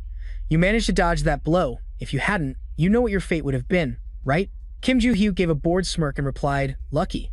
No, I dodged it because you were too slow." Glancing at the handiwork the guy had caused over there, he wasn't stupid enough to not realize that guy was incredibly strong. This bastard might even be on par with or stronger than Seo-hyuk. Kim Joo-hyuk judged that this was too dangerous for him. This weak body of his couldn't possibly withstand a single blow. So, out of the 36 stratagems, running was the best option. He couldn't let his prey escape, so Jisara gleefully gave chase, thinking it would be an easy win. But unexpectedly, Kim Do-yu suddenly turned around and gifted him a punch to the face, knocking him flat on his back. "You have to crush your enemy completely." Kim Do-yu grinned menacingly, raised his foot, and stomped down hard on his face. By a hair's breadth and a stroke of luck, Jisara gritted his teeth and twisted his body to dodge the blow. Otherwise, he would have needed surgery. He scrambled up furiously, wiped the blood from his nose off his mouth, and cursed through gritted teeth. "You bastard. What you just did actually surprised me." Kim Do-yu was unfazed and shot back. "In a moment, you must have realized I'm the top ranker at Valhalla." Jisara fell silent upon hearing this. Of course he knew, but he couldn't understand what kind of drug the guy had taken to become so strong. Members of the Venchik family use their clan's talent to enhance their combat stats, even if just by a little. The family's talent was an innate ability in pharmacology. Jisara could easily use any potion given to him. His parents had made him drink hundreds of thousands of bottles of enhancement potions, so by age 16, he was already stronger than a grown adult. His parents wanted to use him to gain recognition from the family. But once he was old enough, Jisara no longer wanted to live his life under their control, and he sent his parents on their way, only to be exiled from the family by the self-proclaimed head. But Jisara didn't care. In this dark world, whenever he received a commission, most problems could be solved with money, and he became even more reckless after his ties with the family were severed. When he received the commission from Roxil, he was offered cash, but on second thought, he found Kim Do-yu more interesting, so he just asked for his life instead. He wondered how fun it would be to play with the guy who ranked first in the entrance exam and was also considered a lunatic for using insulting language to weed out all the association's spies. How fun could it be? But now, facing Kim Do-yu, he had a different question. Who is this guy? Jisara was silent for a few seconds, then suddenly asked, "Hey, what kind of drug are you using to be this strong? I don't think it's any cheap potion that an orphan like you could afford." Kim Do-yu burst out laughing at this. It was so funny he had to clutch his stomach for a long time before replying. "He's on drugs? Ha ha ha, you crazy bastard. What nonsense are you spouting? Turns out you're a juicer, huh?" Jisara felt insulted but stubbornly asked again, "Are you really not using drugs to get stronger?" The more nonsense Kim Do-yu heard from this dude, the more excited he got to just beat him up. He replied while stretching his shoulders, "Of course not, you moron. I got strong through hard work and training. In a way, I could compare you to Oseo Cao, but it's too rude to compare someone with natural muscle like that to a guy like you." Being insulted so directly, Jisara became absolutely furious. He pulled out his weapon, cursing under his breath, "You son of AB times, TH, you're dead. It's over for you." But maybe all that juice went to his head, because as soon as he pulled out his knife along with a surge of magical power surrounding it, he was about to say something cool, but before he could even open his mouth, he immediately took a painful blow to the head. "You think I'd let you go that easily, huh? You're a real idiot. What kind of moron waits for their opponent to power up, huh?" While beating the guy to a pulp, he cursed up a storm. His trash-talking skills were a perfect 10. Jisara raised his hand to surrender, begging for mercy. But was that anywhere near enough? Kim Joo-hyuk got right in his face, grabbed him by the hair, and let out a savage laugh. "You can't pass out yet, you drug-guzzling moron. I was going to let you go, but the only thing you did was try to provoke me into a fight. But you said you were going to take care of me, so I can't just let you go. Anyway, I'm going to ask you a few questions, so you better bite down hard." Seeing the fist in front of him, Jisara was scared out of his wits. His face went pale as he cried out in despair. It's true what they say. Mess with the bull and you get the horns. A gutter trying to rival the ocean? Dream on, sweetie. Meanwhile, at the Valhalla dormitory, Roxil was eagerly awaiting good news from his senior, absolutely certain that Kim Joo-hyuk was already done for. But little did he know, the one who actually needed a coffin was Jisara. Roxil cheerfully called Julia, telling her to get the car ready to go clean up the body. Just then, a call came from Jisara's phone. Roxil hurriedly grabbed it and answered excitedly. "Yes, senior. Have you dealt with him yet?" The other end of the line was silent for a moment, then filled with painful groans, followed by a familiar voice. "I bet you have no idea what the hell is going on, do you? I wonder what kind of face you're making right now. Here, let me translate for your buddy. If I die, please light 2 incense sticks for me. Please wait for me." Hearing this, his face turned ashen. He hung up immediately, not giving Kim Joo-hyuk a chance to say another word. Now he was truly afraid. Afraid of his plot being exposed, afraid of facing the consequences. At this rate, it was only a matter of time before the news reached the ears of the Ventrick family. Roxil clutched his head in silence, but deep down, he was already plotting to get rid of Kim Joo-hyuk once more. He figured that since Kim Joo-hyuk was just a lowly commoner, nothing serious would happen, and things would blow over if he just laid low for a while. Back with Kim Joo-hyuk, after dealing with that blockhead, the master and disciple duo continued their search for the ruins. The more Bakker thought about it, the more confused he got, so he asked, "Did that guy you just beat up forget to bring his brain? Why didn't you just kill him, master?" Weary of his talkative student, he had no choice but to answer. "If it were my past self, I would have taken that guy's head off, but now I'm just a high school student." That seemed reasonable. Bakker stroked his chin, still pondering. "By the way, there are a few things that concern me. I'm talking about the magic that guy was radiating earlier. It was strangely familiar, and if he had released a little more, I could have confirmed what it was. But I've encountered it before. Didn't you feel anything?" Oh, so it was magic. Kim Joo-hyuk didn't notice anything special. Since he'd never been a demon, he just let it go. Flashing back to what Chizera confessed after having a few of his fingers broken, Kim Joo-hyuk looked at him and whispered gently, "Hey, who sent you after me?" "Oh, right. I already dislocated your jaw, didn't I?" Then he stuck his hand in the guy's mouth and with a crack, snapped it back into place. "Now, you can talk." Chizera remained stubborn, but after watching his own fingers one by one get snapped, he finally spoke up. "Roxil Ventrick sent me. I am Chizera the First Breed. I take on commissions like a mercenary." According to what he said, the constellations were the first race to be worshipped for that troublesome blue face, and he was also someone with a pact with a constellation. Chizera boasted confidently that if he had a chance to power up for another 30 seconds, the outcome of the battle would have been different. Hearing this guy spout such nonsense was giving him a headache. He was planning to spare him if he repented, but Kim Joo-hee had to reconsider. It would be best for him to just shut up. He said that and then snapped his jaw. First Seed was a name he seemed to have heard before, so Kim Joo-hee immediately went online to search for it. A series of trending news articles appeared, most of which were not very positive.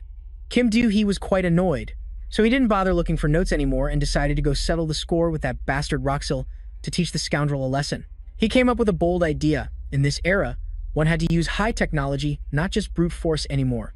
Fortunately, he had recorded Chizera's entire confession at that time, so now he just needed to find a place to post it, and it would be game over, easy. "You guys thought you could mess with me?"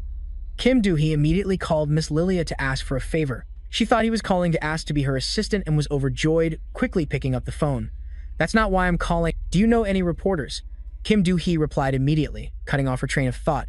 The very next day, news about the Ventrick family's plot to murder a student at Valhalla quickly went viral on the search rankings. The content had been embellished, but to sum it up, it still focused heavily on the Ventrick family and Roxil. Netizens had some fresh drama to gossip about, discussing it non-stop. Looking at the results he had created, Kim Joo-hee smiled with great satisfaction. This is what modern warfare looks like. Batcher also had to praise him. For someone who lived 300 years ago to adapt to modern culture was, frankly, lightning fast. Previously, when he had just been reincarnated, Kim Joo-hee had also faced many difficulties, but he had focused on getting used to everything by browsing through all the forums and watching the news, which is why he was so savvy now. After reading through all the recently published articles, Kim Joo-hee lamented with disappointment. "But it's a real shame. I only wanted to target Roxil, but all the reporters went and published this stuff, attacking the Ventrick family." However, what he didn't expect was that because of this incident, the head of the family had to hold a press conference to issue an apology. In front of the cameras, she expressed a sincere attitude, but she denied the crime and refused to take responsibility, only expressing remorse and promising that she would visit in person to check on and apologize to the victim personally without any further explanation. Roxil's face turned pale as a ghost while watching the news. Just then, his father called to inform him he had to return to England immediately on the family's orders. The next day, for the personal benefit of having his prison sentence reduced to only 5 years, Chizera took the fall and claimed to be the mastermind behind the incident in place of that bastard. He was transported like cargo on a prison ship across the Pacific Ocean, heading to the prison tower. This place was personally created by an S-rank constellation, the Deprivation Prison. The prison could turn those with packs back into ordinary humans.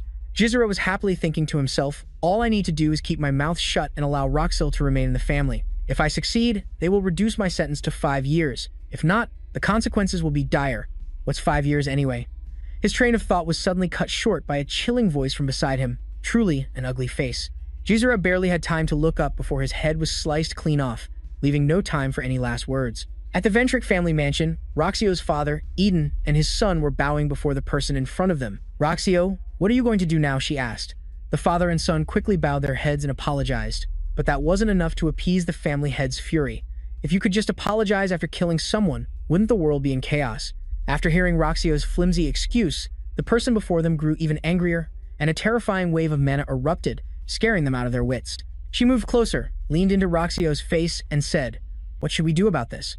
Roxio was finally terrified, cowering like a dog on the butcher's block. He immediately dropped to his knees. "I will do anything to restore our family's honor."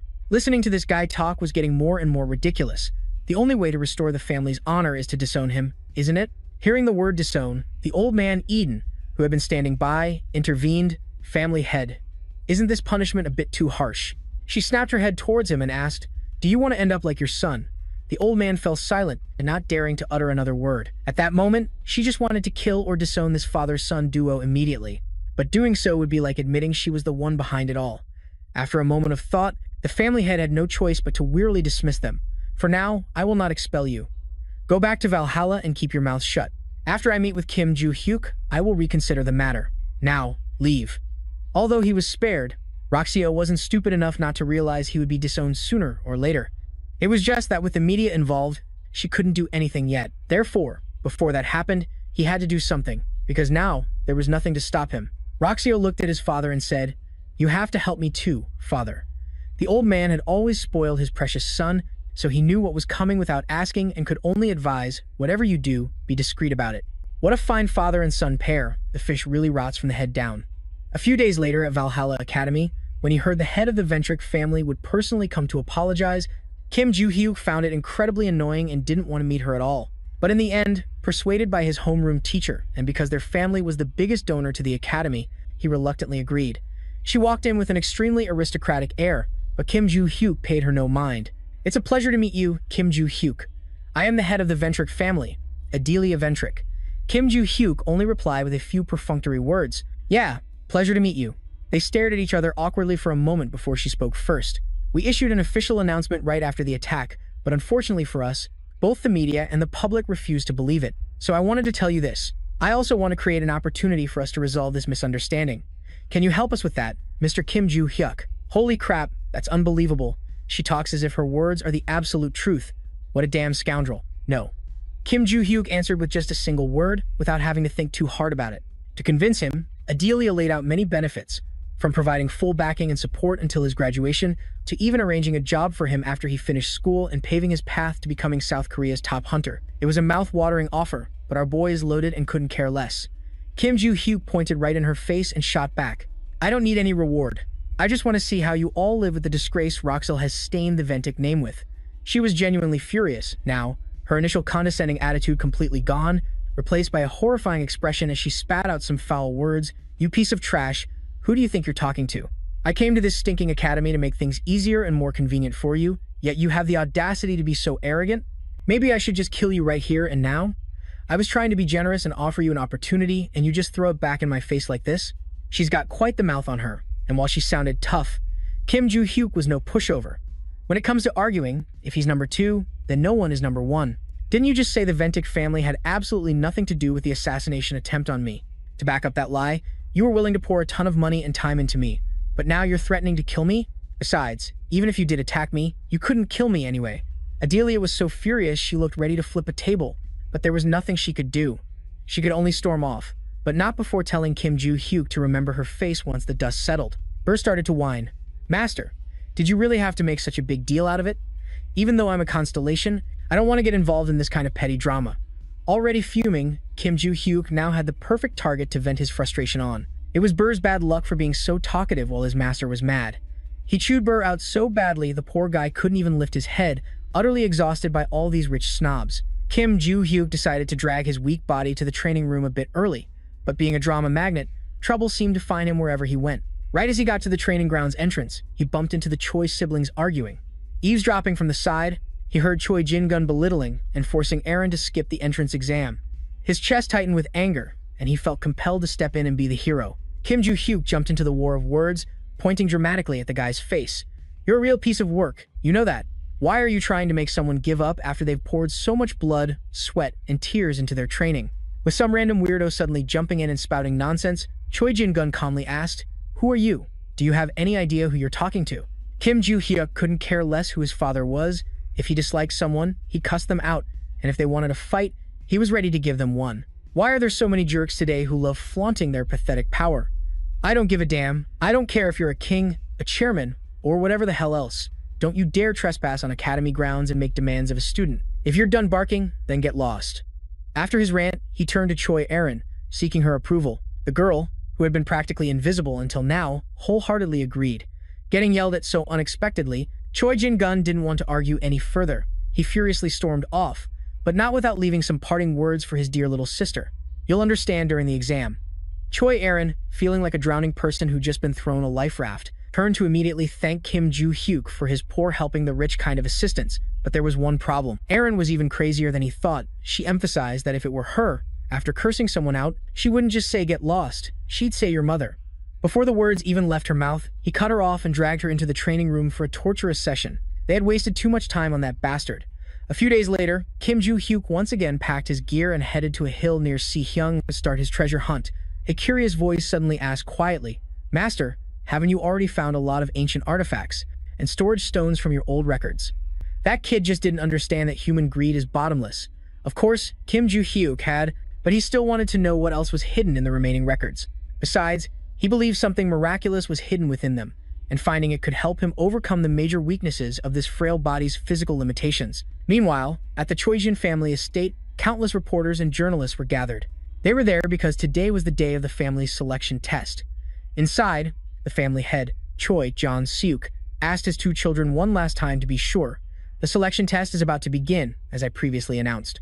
Whoever passes the selection test will be recognized as the family heir, while the one who fails will be exiled. Are you both ready? Their affirmative answer satisfied him, and he proceeded to explain the test's rules. The objective of this test is to find the pair of twin blades hidden on the mountain. The person who finds the twin blades and brings them before me will be declared the winner of this test. The means do not matter, but killing is strictly forbidden. Now, let the test begin. At the signal, Choi Erin immediately sprinted into the forest to begin her search, while her brother, in contrast, was quite relaxed. He already had a plan. He would simply wait for her to find the twin blades, then rush in and steal them from her. Everything would wrap up nicely, and the position of family head would be his for the taking. What a classic freeloader. If you want rewards without putting in the work, you might as well just be a thief. And just like that, he quickly put his dirty plan into action. While his little sister was sniffing around everywhere, exhausting herself to the point of collapse just to find the direction of the hidden twin blades, her brother brazenly appeared and asked some redundant questions, busy tracking them with magical traces. Are you? Who taught you that trick? Choi Erin was a good girl who always answered when asked, and this time was no exception. She replied with one name, Joo-hyuk. Then, she drew her sword and took a stance, preparing for a solo battle. Her friend had previously taught her that she must relax her entire body and use her fingertips and toes to release a faint amount of magic, then slowly spread that magical energy throughout her body until she could feel the magic present in every single strand of her hair, sensing it slowly and deliberately. She could even feel the magic emanating from people around her, which allowed her to easily perceive the residual magic left on the ground or in the air. It was an insane skill, no different from a bloodhound's, was it? But thanks to what Kim Joo-hyuk had taught her, she was getting closer to her goal. It was just that her jerk of a brother had come to block her path. Hearing the name of the person who had insulted him before, Choi Kang-un laughed scornfully, stepping closer to his sister and sneering, Kim Joo-hyuk? Oh, I remember him. Isn't that the shameless bastard who was with you last time? He looked like an idiot. He actually has some talent. She could take him insulting her, but insulting Kim Joo-hyuk. This guy is asking for a death wish. Choi Erin bit her lip, retorting, I'm stronger than a guy like you. Why would you come here? As if that was exactly what he wanted to hear, Choi Gang-un gleefully drew his sword and struck forward. Why do you think? This is the reason I'm here. He thought his little sister was still as weak as a snail, so he acted all high and mighty, thinking he was the best, but after just a few seconds of aggression, reality slapped him right in the face. Choi Gang-un wondered as he blocked the attack, wait, not only is she resisting, but she's actually pushing me back? How the hell? Since when did she get this strong? Choi Erin attacked relentlessly, swinging her sword without feeling any fatigue. Choi Gang-un was panting like a bull and whined. Did they teach you to be a wild boar at school? I see you're getting better at charging. Choi Erin paid him no mind. These empty words couldn't bother her determined heart. She retorted instantly, just give up on finding the twin blades. Now he was really mad, getting beaten by a girl to the point he couldn't dodge, and being told to give up. What man could possibly stand for that? Choi Gang-un flew into a rage, pushing off the ground to gain momentum, and lunged right in front of her. Choi Aaron immediately grasped the situation, spinning her sword and slashing upwards, causing him to lose his balance and tumble to the ground. While her opponent was dropping his weapon, she reversed her grip on the hilt and jabbed him right in the stomach. Choi Gang-un took the full combo and was left sprawling on the ground. Only then did she dare to let out a sigh of relief. She was initially confident she would land at least one blow, but she never expected it to be a critical hit like this. With no time to spare, Choi Aaron picked up the weapon and prepared to rush off to get the twin blades. "You don't actually think you've won, do you?" The question from behind made the girl freeze for a few seconds. When she turned to look, her opponent was already in an uncontrollable state, a layer of pitch-black mana enveloping his body. "You're an evil person. Have you succumbed to demonic power? But why?" Choi Aaron looked at him and asked, but Choi Gang-un remained silent. He just raised his sword and charged, aiming for a vital spot. Aaron couldn't dodge in time and took a slash across her abdomen. It turns out he had joined a guild called the Sepulchre Society, the third most dangerous group of villains in the world, which is how he gained his current power. She clutched her wound, looking up at her brother with a curious gaze. "Is it better to join them? What about your own life?" It was such a naive question that the listener had to laugh. Choi Gang-un slung his sword over his shoulder and replied frankly, "Listen, I want ultimate power and authority. I want to transcend trivial needs. I want to have it all." And then he went on a long rant, complaining and whining about his life. As the eldest son of the Choi Jin clan, he had to be a perfect role model, and the only reason he was still in the Jinza Guild was because of his old man's supervision and his desire for the position of clan head, and on top of that, the condition for joining the Sepulchre Society was the clan's artifact, the twin blades. If 15 years ago, Choi Aaron's older sister hadn't participated in the first selection contest, he would have already had that artifact in his hands. It's just that at the time, he was only 12 years old, so he couldn't control his greed, and he killed her on the mountain before even looking for the twin blades. But his bad luck was just that. He still couldn't find the artifact and was severely injured, ultimately failing that test. But now he's all grown up, so there's no way he'll let the same mistake happen again. Choi Gang-un raised his sword with an ecstatic look on his face. "Send my regards to your sister for me." Aaron could only sit there helplessly, waiting for death to claim her. In any case, she no longer had the strength to fight back anymore. But it's not over till it's over. Just as her life was hanging by a thread and she was about to lose her head, Kim Joo-hyuk appeared out of nowhere like a god, blocking the blade in an instant. He looked at the man and exclaimed, "What the hell are you doing? What kind of crazy brother points a sword at his own sister's neck?" As soon as he said that, the man was sent flying several yards.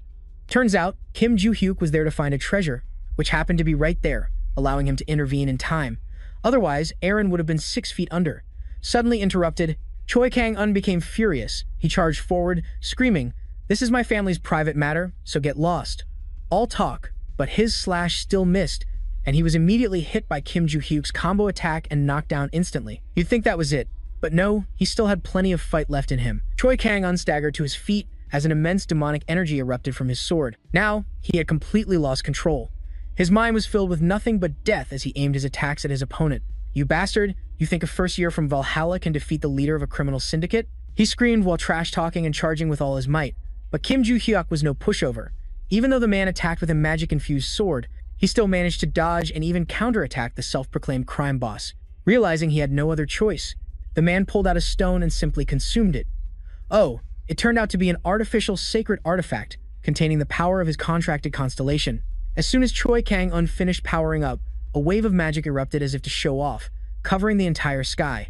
The reporters and the head of the Choi family, Choi Jin, were terrified. Traditionally, one doesn't interfere in the middle of the selection test, but this situation was too dangerous, so he had to drag himself over to check it out. The father was worried, while his son was the source of the problem. Choi Kang-un said excitedly, "This is a special effect, a part of the power I gain from contracting with a constellation. This will be your grave." Following his words, a series of announcements appeared about the advent of the constellation. The Destruction Dragon, recognizing the holy relic and descending. The Destruction Dragon bared its fangs as if it hadn't been this excited in a long time. The Destruction Dragon blah blah. After enough trash talk, the dragon activated its Eye of Gluttony skill, but facing Kim Joo-hyuk, it got a little spooked and immediately retracted its eye. Then it activated the eye again as if it were insane. In the end, the more it looked at Kim Joo-hyuk, the more terrified it became, to the point that it rejected the call of the holy relic, broke the contract, and turned tail to flee. If it hadn't been quick, even a constellation would have ended up dead. Kim Joo-hyuk looked at the bewildered guy and gave him a bonus hit with his sword hilt. At the residence of Hannibal, the head of the Dragon King cult, he was getting chewed out by that dragon for causing it such big trouble. Getting yelled at without knowing why, The man could only lower his head and grit his teeth, vowing to himself that he would find out what happened. What could have scared a constellation that badly? After Kim Joo-hyuk found what he was looking for, he immediately headed back to his dorm room, holding the divine martial arts book in his hand, and he was overjoyed, hugging it and taking a deep whiff. This was a book containing a breathing technique for cultivating ki that could raise a person's magical power to a very high level. Baekjeon asked curiously, "Is it different from the technique you used in your past life, master?" Kim Joo-hyuk excitedly explained that the breathing technique he used before was just trash, from back when he was weak. "I just randomly bought one from the market, mastered it, and used it until the end, so there was nothing impressive about it." Butcher was stunned to hear that he just bought it randomly, yet managed to grind to the top of the server, and he was still being so humble. If he got his hands on some top-tier gear, he would probably slaughter everyone. Besides, before finding the divine martial arts, Kim Joo-hyuk could no longer change his breathing technique because the old one was already ingrained in his very being. That's why he was defeated when he fought Butcher, but not this time. He would start over in this life with a new training method. Kim Joo-hyuk cracked a wicked smile and mysteriously stroked the book, a new plan already fully formed in his mind. "I'll pause my physical training for a while, since I need to learn the divine martial arts first." As he was reveling in this thought, he was suddenly interrupted by Butcher. He curiously asked about what happened on the mountain, wondering if everything ended well. Kim Joo-hyuk was overflowing with confidence. He heard someone coming, so he left, and he had also carefully instructed Aaron not to expose him, so everything should be fine. The only ones in trouble were the Choijin clan, because the press had shown up to cover their successor selection test. As a result, the incident immediately made headlines. The Choijin clan had done something shameful, and it was no surprise they were colluding with a villainous gang. The worst in the world, the Sepulchre cult, was what the reporters wrote. However, that was not all. In addition to Choi Kang-woon being handed over to the police, the association also sent them a warning letter, but there was a silver lining to the whole affair. Erin's injuries were not too severe and she was taken for treatment, with some articles even hailing her as a hero for defeating a member of the Sepulchre cult. The matter was complicated, but it seemed the press was running with this positive spin. Seeing the clan head still looking worried, a subordinate spoke up. "Isn't this a relief, sir? The selection test ended in chaos, but the next clan head has been determined. These articles will help the young lady solidify her position as the successor." The old man agreed, but he still had his doubts about how Erin managed to defeat Kang-woon on her own. A few days later, Erin seemed to have recovered from the incident. However, she could not continue training with Kim Joo-hyuk, as her current health would not permit it, and besides, he was busy with his own breathing technique issues, so he had no time for torturous training either. While recalling the key points, Butcher managed to remember a little something, a clue about the demonic energy that the Rockdale guy and Kang-woon had used. However, he still felt like something was being obscured. He needed to figure out how to satisfy the second condition to remove this mental barrier, and that second condition was the vision of the Great Forest, which was something Kim Joo-hyuk could not easily get his hands on, since he could only access that place during the final exam, and that was it. As he was frustratingly racking his brain, trying to figure out how to get the vision of the Great Forest, his teacher called him to the office for a talk. Well, specifically, there was a school competition being held next month. So, the school considered its options and decided to select the students with the highest scores from the recent midterm exam to participate. Naturally, Kim Joo-hyuk could not escape his fate of being roped into it. Before the teacher could even open his mouth to ask, Kim Joo-hyuk answered nonchalantly, "I refuse." Kim Lee-gun was taken aback, but he did not show it. He looked at him and replied, "I have not even gotten to the important part yet. I have so much to do, and now I have to sit here and listen to his rambling." Kim Joo-hyuk urged him to spit it out. Korea's Valhalla, one of the 3 largest hunter training academies in the world, the White Lotus of China and the Heroes of America. Each school will select a number of first-year students as representatives to compete against each other. The competition includes one-on-one duels, maze escapes, and many other tests, which sounds like a real headache. Kim Joo-hyuk yawned boredly, waiting for the good part but hearing nothing, and was about to refuse again, when the teacher put on a mysterious air and said, "But don't you desperately need to get to the eye of the Great Forest soon?" This question made Kim Joo-hyuk immediately change his attitude, and he waited curiously for him to continue. "Yes, the final exam and the inter-school competition will be held there. It's basically no different from the final exam, and of course, whoever passes it will be exempt from the final." That sounds tempting. Wouldn't it have saved time if you said so earlier? With this condition, Kim Joo-hyuk of course immediately agreed to participate. Meanwhile, in the United Kingdom, the head of the Ventic family, Adelia, was questioning a servant about the plan they were carrying out, and also the whereabouts of Robin and his father. Family matters were one thing, but the servant was a gossip and reported some rather shocking news to her. He heard they were building a building out of paper bills in the market district. To quote that dude, to put it mildly, folks, it was with cold hard cash, and according to the information he provided, Black Cat was the one directly responsible for this, but to say he was responsible is a stretch. Black Cat had no idea what the hell his constellation was planning. He only heard the constellation say it was a gift, just a gift for someone. And his constellation also demanded that Black Cat quickly find the whereabouts of the person who sold the ring back then, as fast as possible. The next day, while Kim Lee-gun was working hard, the head coach, Lee Sang-cheon approached him to ask about the members for the upcoming inter-school competition. Had he finished selecting them? Kim Lee-gun nodded, okay, then handed him the list of the guys who would participate. Lee Sang-cheon was startled to see Kim Joo-hyuk's name on there. He couldn't believe that insolent brat had actually agreed. Seeing his curiosity, Kim Lee-gun explained that he initially didn't want to participate, but when he learned it would be held at the Eye of the Great Forest, he suddenly changed his mind, doing a complete 180. Lee Sang-cheon said nothing, but he knew in his heart that the kid was probably there for some mysterious purpose. As the head coach, he asked a teacher to clear a schedule so he could meet those kids and brief them on a few things. The 5 participating students were all present: Oh Se-hyo, Ju Sojin, Choi Arin, Do Jung-jin, and Kim Joo-hyuk, a full roster. The coach entered and got straight to the point. Specifically, there are a total of 3 parts to complete, the first being one-on-one duels between students. Similar to the entrance exam, the second part is a team battle where the 5 members of the academy will form one team and face off against the other students. But the special part is that all 3 teams will fight at the same time, and the final part is related to the Eye of the Great Forest. Hearing about the thing he needed, Kim Joo-hyuk immediately fell silent and perked up his ears to listen, so as not to miss a single word. Lee Sang-cheon briefly described the terrain of that forest. The Eye of the Great Forest is a maze. True to its name, the place is a forest full of trees, but unlike a normal forest, its gate is heavily guarded, and it's designed so that not even a fly could get through. The only way in is through the main gate, and each person's specific task will be assigned on the day, because there isn't much time left. The instructor continued to explain about the specific details and format of the team battle, after which they would go straight into training. At this point, Kim Joo-hyuk suddenly raised his hand with a question. Can I train by myself, sir? The instructor surprisingly agreed immediately, and even asked if anyone else wanted to. Erin had once said she would do whatever Kim Joo-hyuk did, so she also wanted to train in peace, and she only participated in the competition because he was participating. That's why she agreed to join the team. Once everything was settled, everyone quickly left, and Erin suddenly turned to ask Kim Joo-hyuk, should I participate in the training? Kim Joo-hyuk was quite surprised, but he also understood her current physical condition, so he offered some advice. Inside, Erin was nursing a rather peculiar idea. She wanted to become stronger together with him, and to help him achieve what he wanted, just as he had helped her. 1 month later, on the first day of the inter-school competition, the students of Manhwa all came to cheer and were very excited. Among them was Robin Ventrick, who also came to watch the show. Before this, he had used his father's money to hire a group of assassins to eliminate Kim Joo-hyuk. They were the Sam-san group from Encina, a veteran assassination squad of 3 members who had never failed a mission together. But that was in the past. But now, running into Kim Joo-hyuk was a gamble. They had concocted a plan to eliminate him on the 3rd day of the competition in the Trial of the Great Forest, by sneaking in behind another contestant, as they had intel that this part of the competition would only have surveillance machines and none of the judges would be entering the forest at all.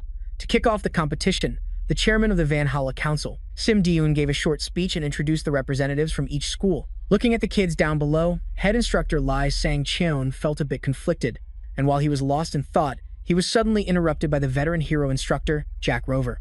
Upon seeing his colleague, the instructor immediately teased him about placing 3rd, even though their own school didn't fare any better last year.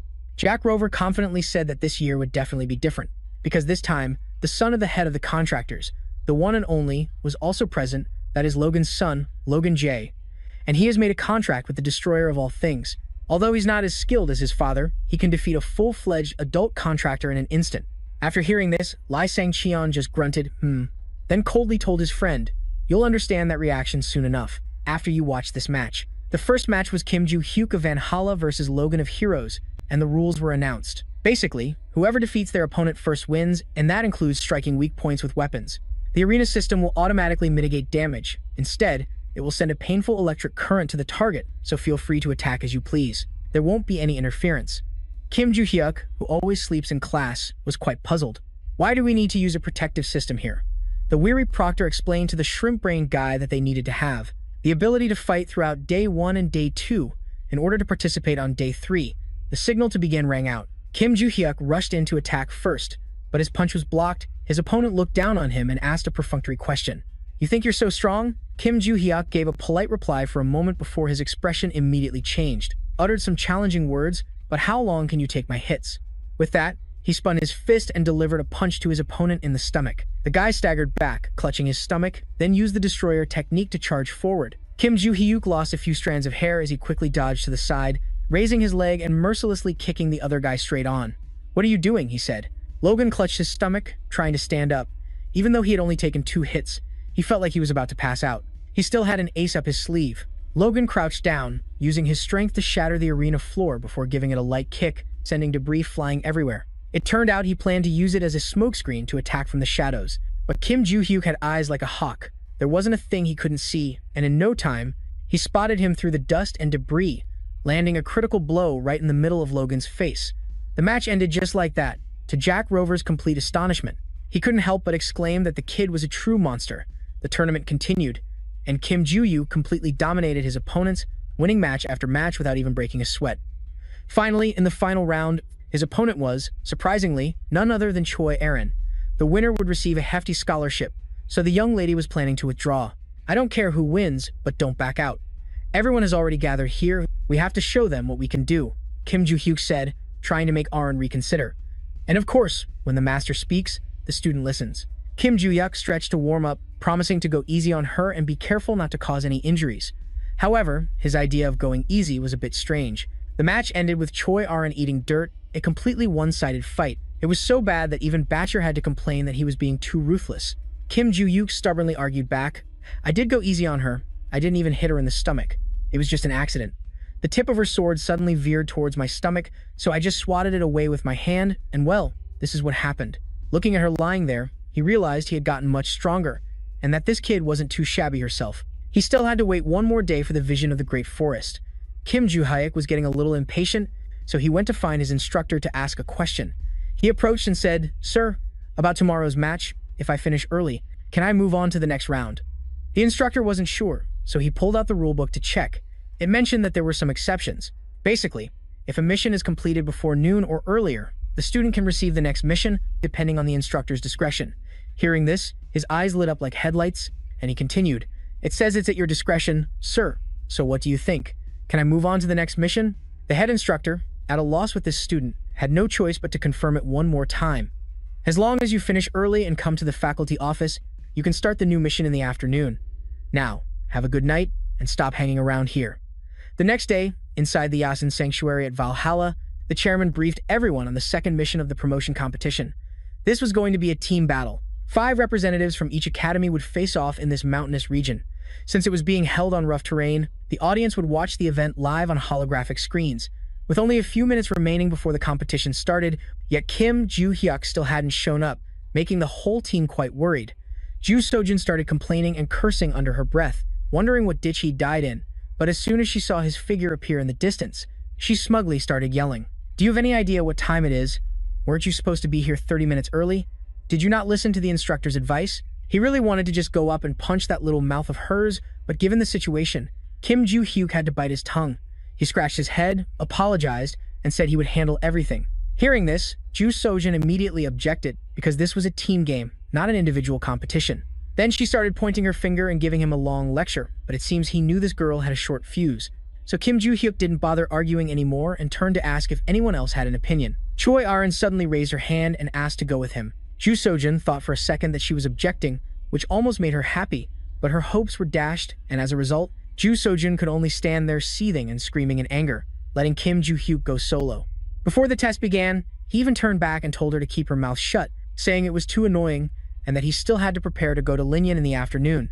The announcement to begin immediately rang out. It didn't take long for Kim Joo-hyuk to find the White Lotus team, and he gifted them a few loving slashes from his sword. In just a few minutes, he had knocked the entire team out early, giving them plenty of time to rest. The news that the White Lotus team had been eliminated was quickly sent to all players. Logan broke out in a cold sweat after reading it. It had only been 10 minutes. While he was lost in thought, a team member reported that they sensed magic nearby, which brought him back to reality. More importantly, it wasn't a group, but just one person. Logan reacted quickly, immediately ordering everyone into defensive positions. The 2 members in front were to raise a magic shield. The mage was to prepare an enhancement spell. The remaining person would reinforce the shield, and he himself would wait for an opportunity to attack. Everything was meticulously prepared, as if they were about to face a massive army. One team member, not understanding, spoke up and asked, But it's just one person, right? Do we really need to do all of this? Those who had fought Kim Joo-hyuk before quickly replied to explain it to her. His power is far beyond that of an ordinary high school student. While they were still waiting, a team member announced that the magic signature was gradually disappearing. Thinking their opponent had left, Logan breathed a sigh of relief, but they had no idea that Kim Joo-hyuk had been observing them from a tree the whole time. The moment they let their guard down, he suddenly shot downwards, landing with a strike right in the face of the opposing team's captain. The others were beaten to a pulp before they could even understand what was happening. They collapsed to the ground without getting a single move in. Truly an equal opportunity beatdown, one hit for each and it was game over. Seeing the notification that the hero team had been eliminated, Kim Joo-hyuk flicked his sword with an excited look and exclaimed, "Now I can move on to the Lingyan mission, right?" In Valhalla's monitoring room, the instructors still couldn't accept the reality. The match had ended in just 23 minutes, and Kim Joo-hyuk had handled everything by himself. One of them couldn't hold it in and spoke up. Actually, it took him 20 minutes just to travel. The battle itself only lasted 3 minutes. For a national-level competition to be completely wrecked by Kim Joo-hyuk like this, it's truly a disgrace. The Academy's chairman stroked his chin with a worried expression. Today's schedule is completely ruined. This is going to be a problem. Hearing this, the head coach took out the rulebook and mentioned the section about starting the next game on the same day, if there was enough time. With no other choice, the chairman and the other teachers had to agree to this plan. In the waiting room, the team from Valhalla Academy was waiting dejectedly without saying a single word to each other. Ju Sojin had been staring daggers at Kim Joo-hyuk for a while, about to step forward because the coach had made her the team captain, but he had stolen her thunder before she could do anything, and on top of that, in yesterday's match, she had lost to Choi Arin, which made her even angrier. Ju Sojin had heard that Kim Joo-hyuk had trained Choi Arin, so she was considering swallowing her pride to beg him to train her. Just then, the announcement for the next mission, scheduled 1 day earlier than expected, it was sent to all the students. Before everyone prepared to leave, Kim Joo-hyuk said a few things to them. "I'm going to the Forest Eye by myself. You all have to survive on your own. Well, if you get into trouble, you can call me." Even after he finished speaking, Ju Sojun kept staring, so Kim Joo-hyuk had to taunt her. "Is there something you want to say, little bird?" Suddenly being given a nickname, she got ticked off and chewed him out. At 1 p.m., all the participating teams were gathered in front of the maze entrance. Just like in previous missions, the audience could watch on screen. Before they went inside, the chairman explained the game's content and evaluation criteria in more detail. The Forest Eye is a maze like a forest with colossal trees. This maze has a unique, special environment where the rain never stops falling. The monsters are of a fairly low level, so they pose little threat. The rain and the dense thickets are the biggest threats.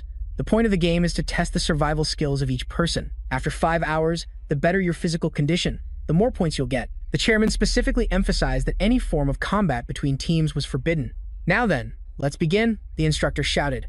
Meanwhile, in an abandoned Valhalla warehouse, the 3 members of the assassination squad had also gathered and were preparing to enter the Forest's Eye. The match had only been going for a few minutes when suddenly all the surveillance cameras inside the maze malfunctioned and communication with the main gate was cut off. The head coach realized this was a serious problem that endangered the lives of all the students in the maze and proposed that the others should enter the Forest's Eye to rescue them. However, as soon as they arrived, they were greeted by a horrific sight. The guards were already dead, and the entrance gate was destroyed, with rubble blocking it everywhere. It would take about an hour to clear a path inside, before Logan could even react, and stabbed him through the stomach, leaving him completely stunned. "Since when were you behind me?" and sneered. "You still don't get it, do you? Look in front of you. What the hell? Why are there 2 of them?" Logan's face turned pale with shock. The ant in front of him grinned sinisterly and stabbed him again in the chest. "This is called a clone."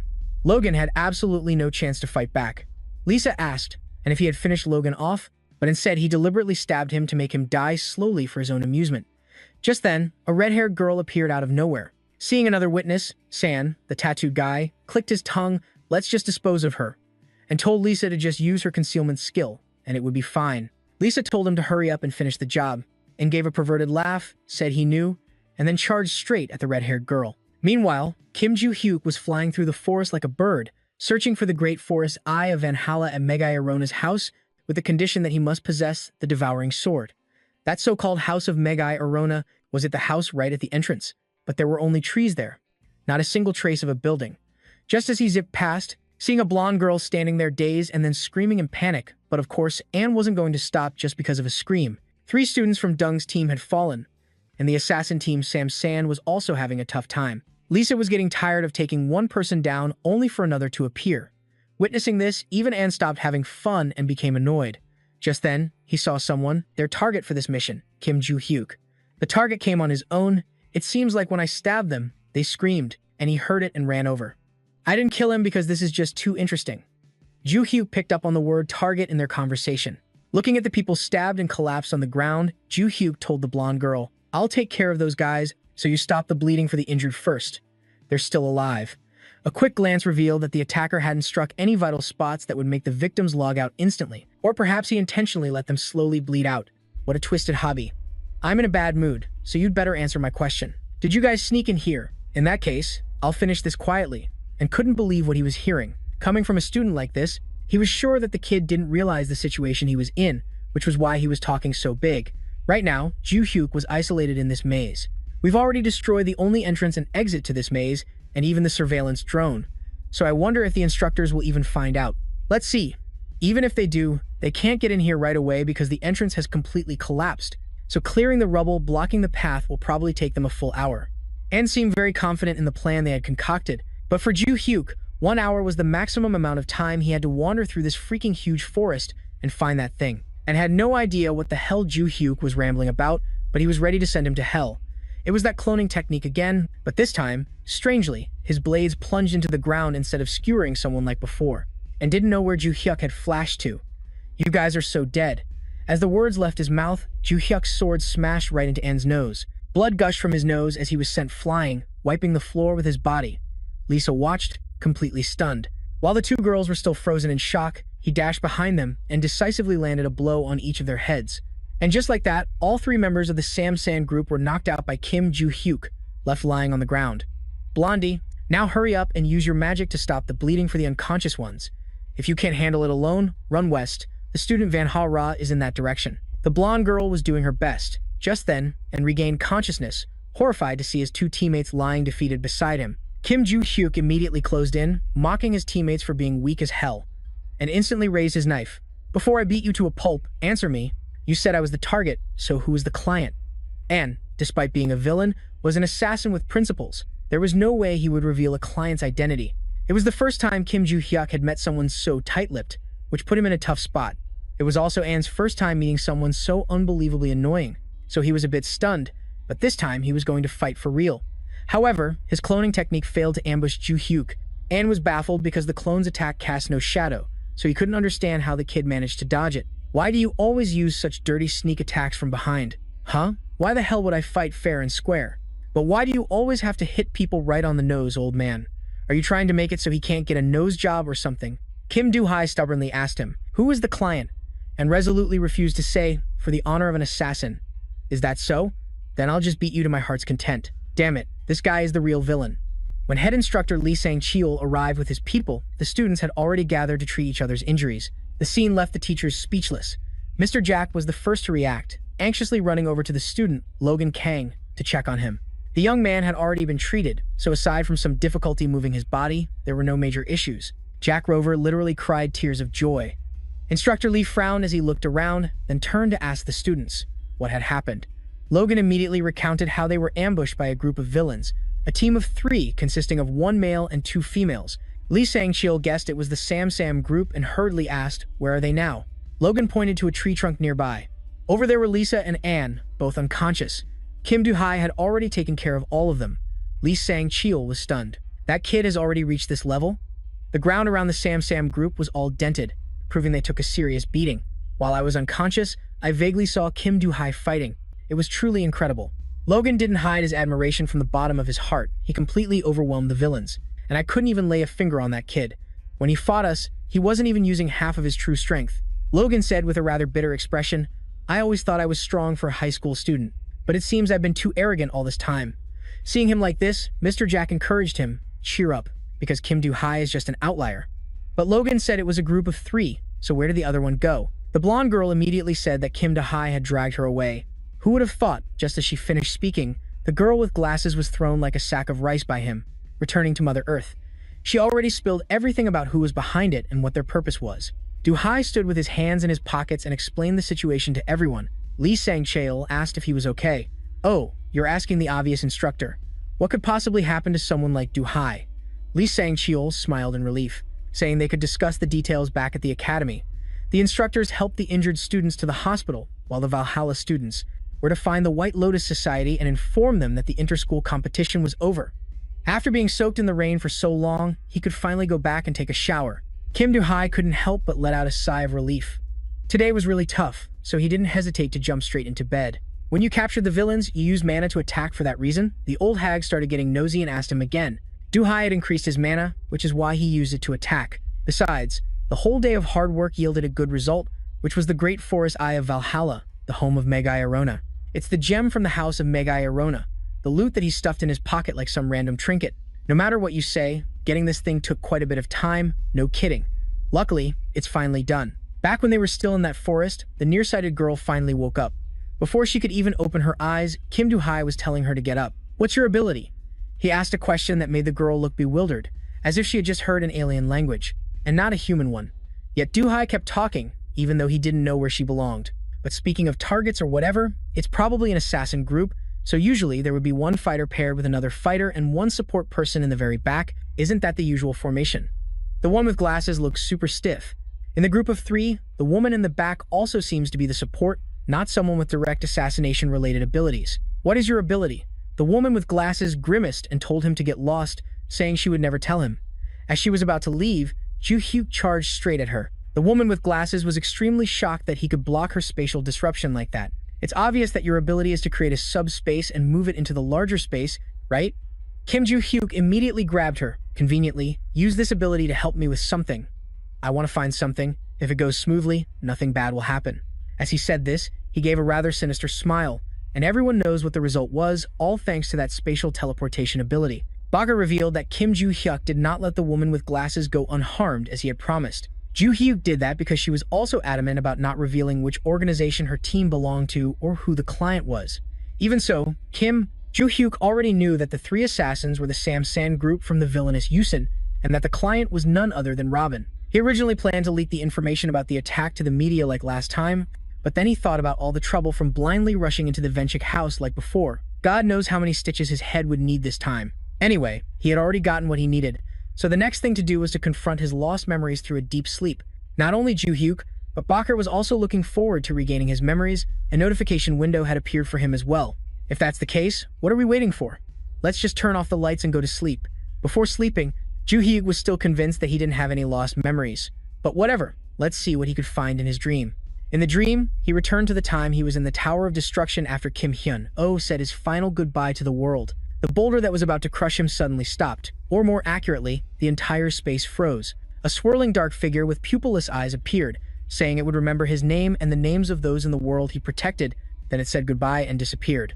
At this point, Ju-hyuk woke up from his dream, but he still couldn't believe that what he saw had actually happened. "Bakr, did any of your memories surface?" He decided to ask his subordinate how it went for him. "Nothing at all. I think I used to be a tigress." What the hell? Of course, Bakr was not a tiger. Just as Ju-hyuk thought, he was once the boss of the Tower of Destruction after all, so there's no way he'd act all cute like that. And he didn't see anything special in his memories either. So that means Bakr didn't see the strange thing that Ju-hyuk saw, but whatever. He was the one who had cut him down to this state anyway. By the way, you don't remember anything about the name? Do you know anything more about something that carries the name? Bakr wasn't too sure about this. To sum it up, this whole trip was like a joke, only revealing a few trivial memories that brought no benefits. And that description line about carrying a name from his subordinate was also incredibly vague. Just then, the notification window appeared again. This time, he headed to the office in the Ahala Royal Palace, specifically to Alifri Johnny's secret room, to uncover the truth. Johnny is in the Ahala Royal Palace. Ju-hyuk immediately thought he should ask Lily about this palace. The physical training room at Vala always had 3 regular members before class: Kim Ju-hyuk, Choi Arin, and Seo-hyuk. But today, Ju So-zeon was also here, and upon seeing Seo-hyuk, she was startled and asked him why he was here. "Can't you see he's lifting weights?" "Why even ask?" Seo-hyuk also wondered why she was at this place. So-zeon said shyly, "Well, I guess you're probably like me. Even though it's a huge blow to my pride, I want to be trained by Kim Ju-hyuk. I'm different from you. I always come here for physical training. Kim Ju-hyuk has nothing to do with it, girl." Seo-hyuk even knew the reason So-zeon wanted Ju-hyuk to teach her. It was probably because she lost to Aaron. So-zeon lowered her head and admitted that was the reason. Recalling their duel at the last inter-school competition, Ju So-zeon attacked relentlessly but still couldn't take down Choi Arin. In fact, the other girl was incredibly cold, splitting Ju So-zeon's sword aura in 2 with a single strike. Her pride wounded, Ju Sozian unleashed 3 streams of sword aura at once, yet Choi Aaron dodged them in a flash, rushing forward to slash right at Ju Sozian's face. Choi Aaron was the winner of that fight. She's gotten much stronger since the opening ceremony, Ju Sozian admitted frankly, but I also think it's thanks to Ju Hyuk. Although I've been diligently training my magic power and swordsmanship, aside from my family, I've never been taught swordsmanship or weight training by anyone else to build physical strength like that. Isn't that the reason Choi Aaron is stronger than me? Seo Hyuk pondered for a moment, then concluded that Ju Sozian should just go ask Kim Ju Hyuk, because asking him was completely pointless. Ju Sozian didn't want another pointless conversation like the last time, so she resolved to overcome her own embarrassment and be persistent. Ju Sozian approached and called out to him, and Kim Ju Hyuk replied with a less than friendly attitude while wiping his sweat. "What do you want, you rude girl?" Ju Sozian couldn't believe this guy dared to call her rude, but she held it in and pressed on with her question. "Are you the one who trained Choi Aaron?" Then she mustered her courage and shouted, I want you to teach me, just like you taught Choi Aaron." At that moment, instructor Lee Sang-cheol also came over and asked Kim Ju Hyuk, "Are you free?" Kim Ju Hyuk completely ignored Ju Sozian to answer the coach, saying he still had a few more physical exercises to do and asked what was up. Lee Sang-cheol told him to finish up quickly and meet him after showering, as someone really wanted to see him. That person desperately said that if they couldn't meet now, there would be no other chance. Kim Ju Hyuk found it strange, so he agreed with instructor Lee. Ju Sozian stood by, dumbfounded, always getting interrupted and left behind like this. It was such bad luck she wanted to cry. "Hey, rude girl. Huh, what's this? If you also want me to train you, ask Choi Aaron for the exercises I gave her, and just follow them. If you do well, maybe I'll take pity on you and consider teaching you something. Come on, nobody ignored you, so why are you about to cry?" Hearing Kim Ju Hyuk say that, Choi Aaron was also willing to share, but she also picked up his habit of calling Ju Sozian rude girl, which made her furious. Meanwhile, Kim Ju Hyuk followed the instructor to meet that person, and out of curiosity, he asked instructor Lee who it was that was so desperate to see him. The instructor told him if he thought hard, there was only one person it could be, and they were waiting in the dojo.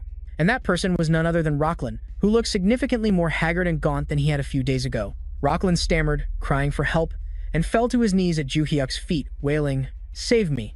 I'm begging you. I'm so sorry. Please, save me." Rocklin continued to plead desperately, so Kim Ju Hyuk pointed at him and turned to ask instructor Lee what was wrong. Lee Sang-cheon thought he already knew and was just playing dumb, but explained anyway that he'd discovered Rocklin had made a deal with that group of assassins. Including the latest suspicions about the Tier 1 assassination squad, he's the mastermind behind both murder cases, and what's more, the media has found out about it. Now they have all the information on Rocklin and the ringleader of the Valhalla attack, and it turns out Kim Ju Hyuk is a real wolf in sheep's clothing. No joke, because he was the one who leaked all of this to the media. But this guy has the protection of the Ventress family. Wouldn't the head of the family come and get him? Why is he asking me for help? Kim Ju Hyuk wondered. Lee Sang-cheon explained that the Ventress family had already made an official announcement about disowning Rocklin. And it wasn't just him, even those connected to him, like his father, couldn't escape being ostracized this time. His family has made no moves whatsoever, so now that he's lost their protection, he's about to be thrown in prison. "So that's why you want my help?" Rocklin cried out. "Give me a chance. This whole thing blew up because of your testimony, didn't it?" "Dude, are you begging or giving orders with that ridiculous tone?" Rocklin had no idea how his plea was coming across. He just kept craning his neck to beg, oblivious to how grating he sounded.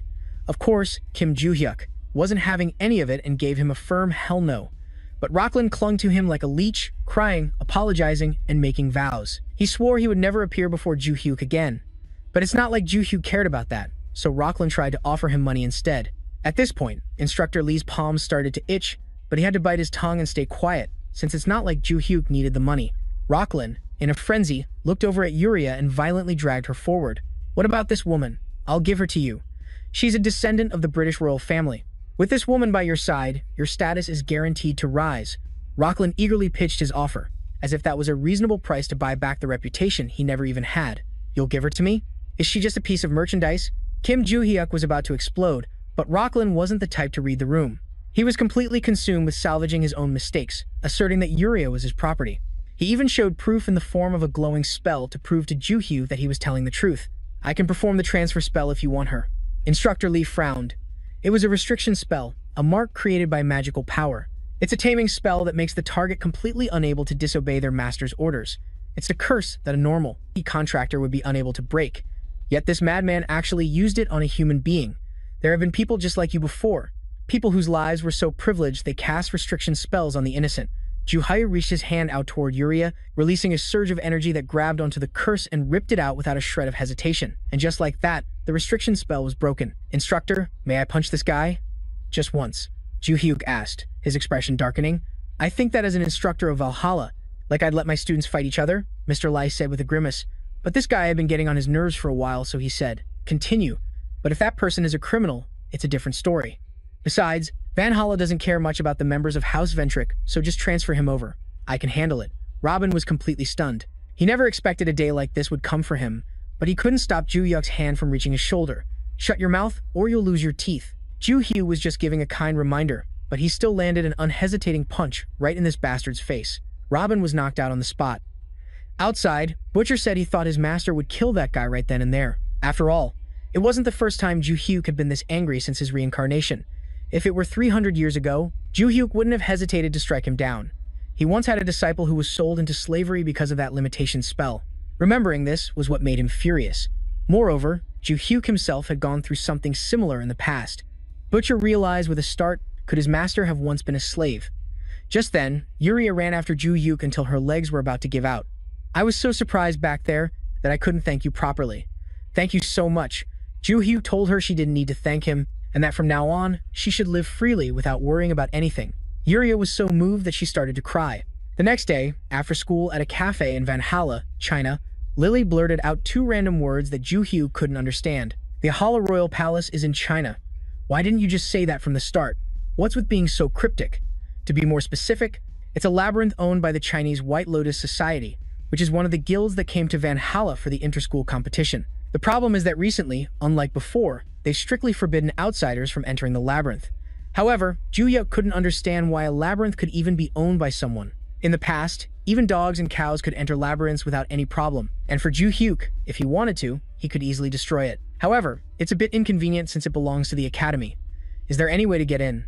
This one's going to be tough. Although the White Lotus Society will open it to their cadets, it's not certain for outsiders. Plus, if you want to get in, you have to hurry, because time is running short. At this point, the instructor suddenly covered her mouth as if she had let something slip, and that was indeed the case, because she was always haggling for information with this kid, so being careful not to slip up was absolutely necessary. "By the way, are you just going to sit there and listen? Give me some information." Lily pouted, criticizing the freeloader sitting across from her. Ju Hyuk didn't understand what she was talking about. Lily then held up 3 fingers and demanded 3 pieces of information to let him off the hook. "Thanks for the coffee. I'm leaving." Kim Ju Hyuk stood up immediately. Lily hurriedly tried to make him stay. "I'll just tell you this one thing, listen, and then decide." Kim Ju Hyuk sat back down. With a reluctant expression, Lily covered her mouth with her hand and whispered to him, "This is a secret, you know. The Valhalla Royal Palace has been chosen as one of the venues for the World Tournament in the second semester." Kim Ju Hyuk didn't think what she just said was a secret, because it sounded like all the instructors already knew about it. Lily asserted that even the instructors didn't have this information. She had her own source. This World Tournament is similar to the inter-school competition. If the competition in Korea was only for cadets from Korea, China, and the United States, then the World Tournament is like an Olympics, where academies from all over the world gather and compete. In other words, it's an inter-school competition, a more expanded and unpredictable version. It takes place during the second semester, so there's still plenty of time. Is there any way to get in earlier? Kim Ju Hyuk wanted to speed up the mission's progress, which made Lily quite flustered, because she had no connection to the White Lotus Society. After thinking for a moment, she said, "This is hard to guarantee, but it's probably feasible, but I need you to help me with something." Kim Ju Hyuk's face twisted as he asked, "What is it? It has to be a give and take. Why are you making a face like you expect something for nothing? Come with me to the Global Monster Research Organization. It's just for one day, so you don't have to worry." Very quickly, they arrived in North London, Tottenham, where the Global Monster Research Organization was located. "What the hell do you mean just one day?" "We flew all the way to London." Realizing he'd been tricked, Kim Ju Hyuk flew into a rage. "Well, we're only at this place for one day, right?" Having finally managed to trick Ju Hyuk for once, Lily beamed brighter than a flower. "Even so, I'm allowed to stay for the whole week. They even gave me Monday off too, so let's just have a blast." This lady sure knows how to abuse her authority. "So what do you want to do? Whatever it is, just don't look at each other like that. It's so creepy." At this moment, Ju Hyuk was holding a sword in front of a wild boar, while outside, 3 middle-aged people frowned and stared at him without blinking. Kim Ju Hyuk looked at the boar, remembering Lily saying the favor she asked for wasn't much, she just needed help making a headline. Something like, "Ju Hyuk, the infamous monster hunter faces a challenge at the Global Monster Research Organization. Kim Do-hyuk coldly thrust his sword into the middle of the boar's head. It was logged out of existence before it could even squeal. From outside, a voice confirmed, "Agile boar, verification complete. Prepare the golem." Kim Do-hyuk clicked his tongue. There's still more? This went on for another hour. Finally, he was able to sprawl on the sofa and complain, "What a pain. Lily asks for so damn much. That girl is really good at twisting her words. I thought the original plan was just to defeat 3 monsters. Why did we have to verify as many as 10 of them?" Lily averted her gaze and stammered, "I don't know why either." Putting that aside for the moment, Do-hyuk didn't understand why the atmosphere there was so strange. As soon as we walked in, everyone stared at us, and then they started snickering and treating us rudely. "Do you have some beef with this place?" Lily took a sip of water, remaining silent for a moment before she spoke. "It's because they're resentful." An article suddenly appeared, and it directly refuted the monster fighting strategy that has existed for decades. But isn't the verification method outdated anyway? You just slash the target with a sword and it's game over, isn't it? But Lily said it was the safest method and a tradition of the organization. Well, if that's the case, wouldn't it be better to have an AI from the organization do it? I don't want to let them do it. Lily suddenly got serious. They're just a bunch of conservative old fogies. The articles about monster response strategies are a sound strategy to enhance status and power. Nowadays, academia is a place where people carve out their own positions by teaming up and playing games with each other. Do-hyuk couldn't help but remark, "What a bunch of despicable people." But even so, does Lily really need to be writing articles constantly? The press is just a piece of paper. It's just not yet recognized by society. It doesn't matter how terrible society is. What's more important to me is a proper strategy to deal with the monsters. For that purpose, I can endure those cold stares. In this respect, Lily is a girl who's always been loyal and steadfast in her own beliefs. Now that her business was done, it was Lily's turn to return the favor to Kim Do-hyuk. She said it was great that they had come here, because she had come too. The head of the White Lotus Society was said to visit the organization often. I think she came by earlier to observe Nanny's verification process. All right, that's good. Kim Do-hyuk quickly stood up to find her before it was too late. Just then, a woman came to talk to him, and it turned out to be the leader of the White Lotus Society. "It's a pleasure to meet you. My name is Seon-jeon, the head of the White Lotus Society." Kim Do-hyuk politely greeted her back, asking if she needed anything. Seon-jeon came to ask him for a favor. "Could you please help me with this person?" Actually, Shui-yoon wanted to ask Do-hyuk to deal with that person, and Lily, sensing things were getting serious, decided to grab her drink and slip away. After she left, Kim Do-hyuk asked Shu-yeon for the details of the story. She said that although she currently holds the position of the head of the White Lotus Society, she is essentially a member of the Shu clan. Their Shu clan was the first family to settle in China after the apocalypse. Thanks to that, they were able to elevate their status, establish the White Lotus Academy, and train generations of outstanding contractors. Coincidentally, their family has someone, a young talent who could be called a reincarnated prodigy, who at the age of 13 was able to defeat average-level contractors and even defeated the older members and guild members of the clan. Furthermore, even the leader of our Shu clan fell at her feet.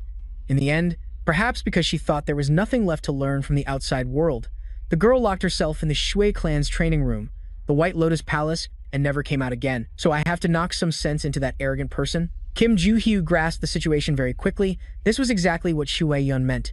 To him, this was just a piece of cake. But there's something I'm still wondering about. If it's just about teaching that kid a lesson, aren't there many others stronger than me? In terms of magical power, you, the leader of the White Lotus Society, are not weak at all. Shu-yeon couldn't help but exclaim that Do-hyuk had a good eye. She had concealed her power, yet he could still sense it. There are 2 reasons. Shui-yeon decided to be direct. First, because they require everyone to fight using only physical strength. Second, that person is also 17 years old, the same age as student Kim Do-hyuk here. Shui-yeon has also been watching Do-hyuk's performance in recent battles and has seen very clearly that you possess immense physical strength. If a student like you, Kim Do-hyuk, defeats the arrogant girl who believes she is stronger than any other 17-year-old, her pride will be completely shattered. That's why I came here to ask this of you. If student Kim Do-hyuk hadn't come here, I would have sought you out myself later. Wow, with such a great opportunity falling from the sky, no one would be foolish enough to refuse. However, since it's a favor, of course, it's not free under any circumstances. This wasn't a problem for Shu-yeon either. She told him to name his price, but Do-hyuk already had plenty of money and wasn't interested. "There's a place I want to go." Instead of a simple request, he received a different offer. In a flash, the 2 of them zipped from England to China, arriving at the headquarters of the White Lotus Guild. Kim Do-hyuk didn't expect to get there within the day, let alone on a private jet. It was because he said he only had until Monday that Tuyet van rushed everything. As for Do-hyuk's payment, it was, of course, an admission ticket to the Ahala Royal Palace. For Tuyet Van, this wasn't a difficult matter at all, so she agreed right away. And so, Du Hyuk followed Tuyet Van into the White Lotus Guild, heading straight for the training room. Du Hyuk had another question, this one about the recent inter-school competition. He had a feeling that the members of the White Lotus Guild showed no determination at all. Could it be that the person he was about to meet was the culprit behind it? That would explain it. After facing that child, many people realized their own limits and left the White Lotus Guild, students and professors alike. Tuyet Van confessed that she was really hoping Kim Do-hyuk could knock some sense into that brat, ending the tense situation in the Tuyet family and the White Lotus Guild. Kim Do-hyuk also hoped the kid would put up a proper fight, otherwise it would be a complete waste of his time. Stepping through that magic circle would lead to the Tuyet family's secret training room, where that child was. Before entering, Do-hyuk remembered to ask for the kid's name. Her name was Yen Lang, the one with the striped tiger head, but her teeth resembled wolf fangs. "Who are you? Did the Tuyet family send you to kick me out? I'm not going anywhere. Get lost." "Hey grandma, I barely set foot in here. Who are you telling to get lost?" Kim Do-hyuk was not pleased with her attitude and immediately launched an attack, intending to fix her insolent attitude, but she caught his punch with just one hand. Well now, this is interesting. Incredibly, Yen Lang even counterattacked Do-hyuk. "You fool, can't you even gauge the strength of the opponent right in front of you? I can't believe you'd throw a surprise punch like that." Kim Do-hyuk smirked. "Are you talking about yourself?" To Yen Lang's amazement, he reversed the hold, grabbing her wrist tightly and throwing a punch with his other hand. Yen Lang tilted her head to dodge, so Kim Do-hyuk punched her captured wrist instead, making her grit her teeth. Doesn't this bastard have any chivalry? Yen Lang was sent flying. After landing, she clutched her arm and urgently asked who he was and what that move was. Kim Do-hyuk grinned triumphantly. "It seems you can't comprehend the true power of a 17-year-old student." Unable to land a single hit, Yen Lang gritted her teeth in frustration and began to anticipate her opponent's next move. Yen Lang guessed that Do-hyuk would attack now, so she fell back. Seeing this, Kim Do-hyuk pressed forward relentlessly, asking where she thought she was running before landing a palm strike to her gut. "Dude, she's a whoops, I mean a girl. Go a little easy on her. What if she has a boyfriend?" But you had to give Yen Lang credit. She knew she couldn't dodge the last blow, so she retreated to mitigate the impact, but that was enough. And Do-hyuk had realized at the moment he deliberately took that first punch. Even among Do-hyuk's disciples from 300 years ago, almost no one her age could move like that. Meanwhile, Yen Lang was also secretly sizing up the person of the same age in front of her, but she was still confident that she was much better than those who were older than her. This guy, Yen Lang, promised herself she would punch harder in the next few hits, and seeing her smile like that, Kim Do-hyuk also guessed that the last blow wasn't enough to teach her a lesson. Meanwhile, Shu Yun was watching the fight from outside through surveillance cameras, and her assistant stammered as he called out to her. Assistant Ha said that what he was about to say was a bit sensitive, but he still wanted to ask if this situation was okay. Even though inviting a student from another school to the White Lotus Palace was unavoidable, the fact that Do-hyuk currently had the advantage didn't guarantee that he could defeat Yen Lang. Moreover, he thought Shu Yun hadn't lost when she faced Yen Lang. But the truth was that Shui Yun had lost to Yen Lang one time, and even if magical energy had been allowed in that match, Shui Yun couldn't guarantee she would have won against that girl. This quite surprised Assistant Ha, but the truth was that back then, the difference in their power levels, the mana between the two was almost negligible, and that was many years ago. And now, Yen Lang might have become stronger both physically and in magical power. If so, Assistant Ha had even less confidence that Do-hyuk could take down Yen Lang, because he didn't believe he could be stronger than the current Shui Yun. Shui Yun herself wasn't sure about that, but Do-hyuk had defeated many notorious criminals and even won important victories in tournaments as well. So, for Yen Lang to win, it would be a tough struggle, and it wouldn't matter if she lost. Returning to the fight, Yen Lang extended her claws and unleashed her ultimate move, the 9-yin white bone claw. She attacked with both hands like a pincer, trying to give Do-hyuk a new hairstyle, but he dodged, so she decided to knee him to help reshape his nose. A fierce collision occurred, and Yen Lang, who was smiling thinking her knee had hit his head, suddenly turned pale and clutched her knee as she retreated. "Hey, is your head made of rock or something?" she protested angrily.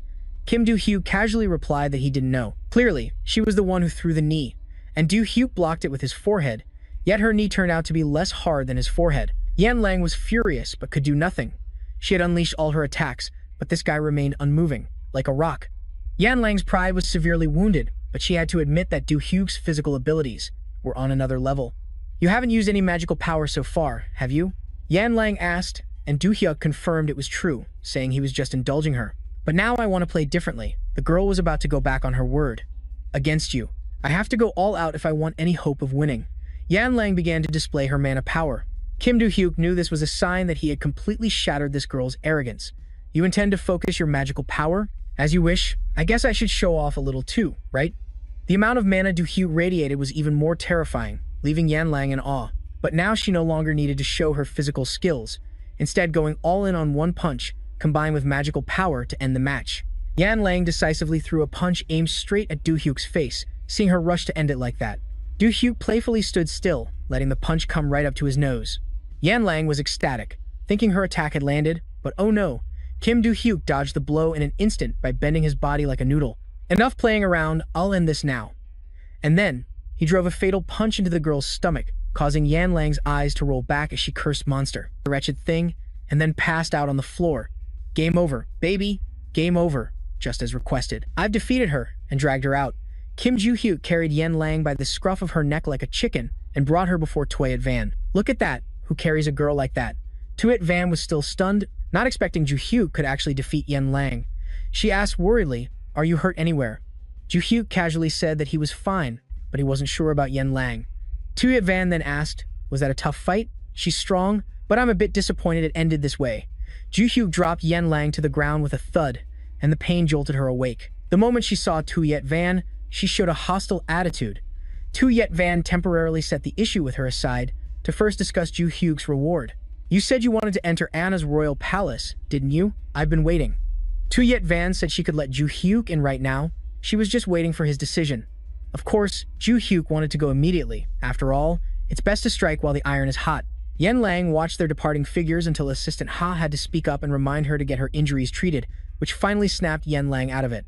"That person who defeated me, what's his name?" Assistant Ha immediately replied that his name was Kim Do-hyuk. "Kim Do-hyuk, let me tell you, he is one of the strongest people in the world," Yan Lang said with a voice full of admiration, and deep down, she truly wanted to fight this person one more time.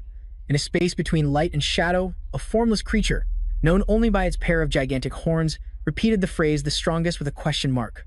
What is this place? Is this place really a labyrinth? Kim Do-hyuk looked at Ahana's royal palace in front of him, unable to hide his look of disdain. He recalled what Tuyet Van had said, that this place was a special labyrinth resembling a castle, and he just needed to watch out for the monsters called living armors and he could then explore the place freely. Tuyet Van had specifically reminded him of the details he needed to be aware of. Kim Do-hyuk asked how long he could stay. Tuyet Van said it was about 5 hours, and if he wanted to stay longer, he would have to return the next day. But 5 hours was more than enough time for Do-hyuk to explore comfortably. "First, I have to take care of this living armor mob. Once I'm warmed up, it's time to fight." With a few textbook-perfect curving slashes, Kim Do-hyuk successfully smashed the squad of armors to pieces. "Man, I've already checked like 20 rooms, but I can't find Alifree Johnny's damn secret room anywhere." "Look to your right, master." Bok Cho had to remind his short-tempered master. "The door looks a little high-class, but it just looks like a normal room." Kim Do-hyuk was a bit skeptical of this logic but opened the door anyway, immediately seeing a portrait of a scowling man, as if someone had borrowed money and never paid him back. Overall, this room really did look like a completely normal office. But is this really that Alifree guy's room? "No, I think this is it. Look under the painting, it says Alifree Johnny right there," Bok Cho said confidently. Kim Do-hyuk wondered how he was able to read it. Bok Cho didn't know either, but in short, he was able to read it thanks to a portion of his recovered memories. "Then, this is definitely the room. But I still need to find the secret chamber inside, and searching for it piece by piece would take too much time, so it's much faster to just smash everything and look for it. Just admit you like breaking things, don't give me that crap about it being faster. But whatever. This room was going to get smashed to bits by Do-hyuk anyway, and luckily for him, after he was done, he found a door on the floor. Groping his way down, he found it was pitch black and couldn't see a damn thing. Just as Kim Do-hyuk was getting annoyed, a notification window popped up. The conditions had been met. Right in front of Do-hyuk now was a red-haired witch. The young man gave a flippant greeting to the lady in a very punchable way. The red-haired witch, however, smiled gently. "It's a pleasure to meet you. I will answer your questions, so why don't you have a seat?" Kim Do-hyuk silently sat down. "I'll introduce myself. I am a guide." Kim Do-hyuk looked quite surprised, so she quickly explained. "Ah, my apologies, that's not my real name. It's just what people call me. My name was taken away." Regarding this, Kim Do-hyuk knew she was also a victim of that name-stealing Black Shadow, and he never expected the girl in front of him to have had her name taken too. "I thought that was all nonsense, but when you said your name was taken, I realized it was real. But what does that mean? Also, how can I get a name back?" Kim Do-hyuk was eager to get this over with, And the red-haired witch said immediately, "A name holds power. Every living being is given a name at birth. All the actions they take, the efforts they make, and the achievements they attain, whether good or bad, are all expressed through the most meaningful thing in their lives, their name. A name adorned with glorious achievements will grant immense power. That being has been stealing names, absorbing the power contained within them. And what happens when a person's name is stolen? I'm sure you already know about it. They become a constellation, although the red-haired witch mentioned an exception, which was Kim Do-hyuk, as he had been reincarnated. At this point, Kim Do-hyuk realized that this woman knew about his reincarnation, just like Baek Cheo. Are you still suspicious of me? Oh, reincarnated one who received a notification window? The guide hit the nail on the head, reading Kim Do-hyuk like an open book. I'm not sure either. In fact, even I don't know when the notification window will appear. The witch laughed to ease Do-hyuk's tension. But who would have thought he'd cop such a punchable attitude? All right then. Now stop the nonsense and explain it to me. The one who sent the Tower of Destruction here, who is he? His name is the Lord of the Labyrinth. As I said, he sent the Tower of Destruction to Earth for the purpose of stealing others' names to strengthen his power. Ah, so it's that son of a B word. But Kim Do-hyuk still found it very strange, not understanding how a mere Lord of the Labyrinth could send something like the Tower of Destruction to Earth. Something on such a large scale could only be done by someone on the level of... No way! Kim Do-hyuk suddenly realized something and froze. The red-haired witch smiled. You finally figured it out, huh? The place you're living, the place called Earth, is itself a labyrinth. You think I'll believe that? The choice is yours, but I have no reason to come all this way, just to deceive you. Yeah, let's just assume that's the case. Let's say that bastard sent the Tower of Destruction to Earth to steal other people's names. The red-haired witch continued, if a large-scale crisis were to occur on Earth, then the job of stealing someone else's name becomes easier.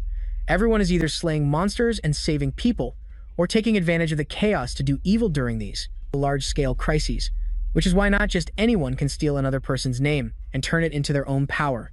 Only the final victors can. If what she said is true, Do-hyuk's disciples have all become constellations by now. Of course, he hoped that, in the end, they could all reclaim their names. Do-hyuk felt a surge of anger in his chest and said cynically, in the end, no matter what I do, I'm still just a puppet in the Labyrinth Lord's hands. The red-haired witch replied, that's not true. Your reincarnation and arrival here is already a variable for him.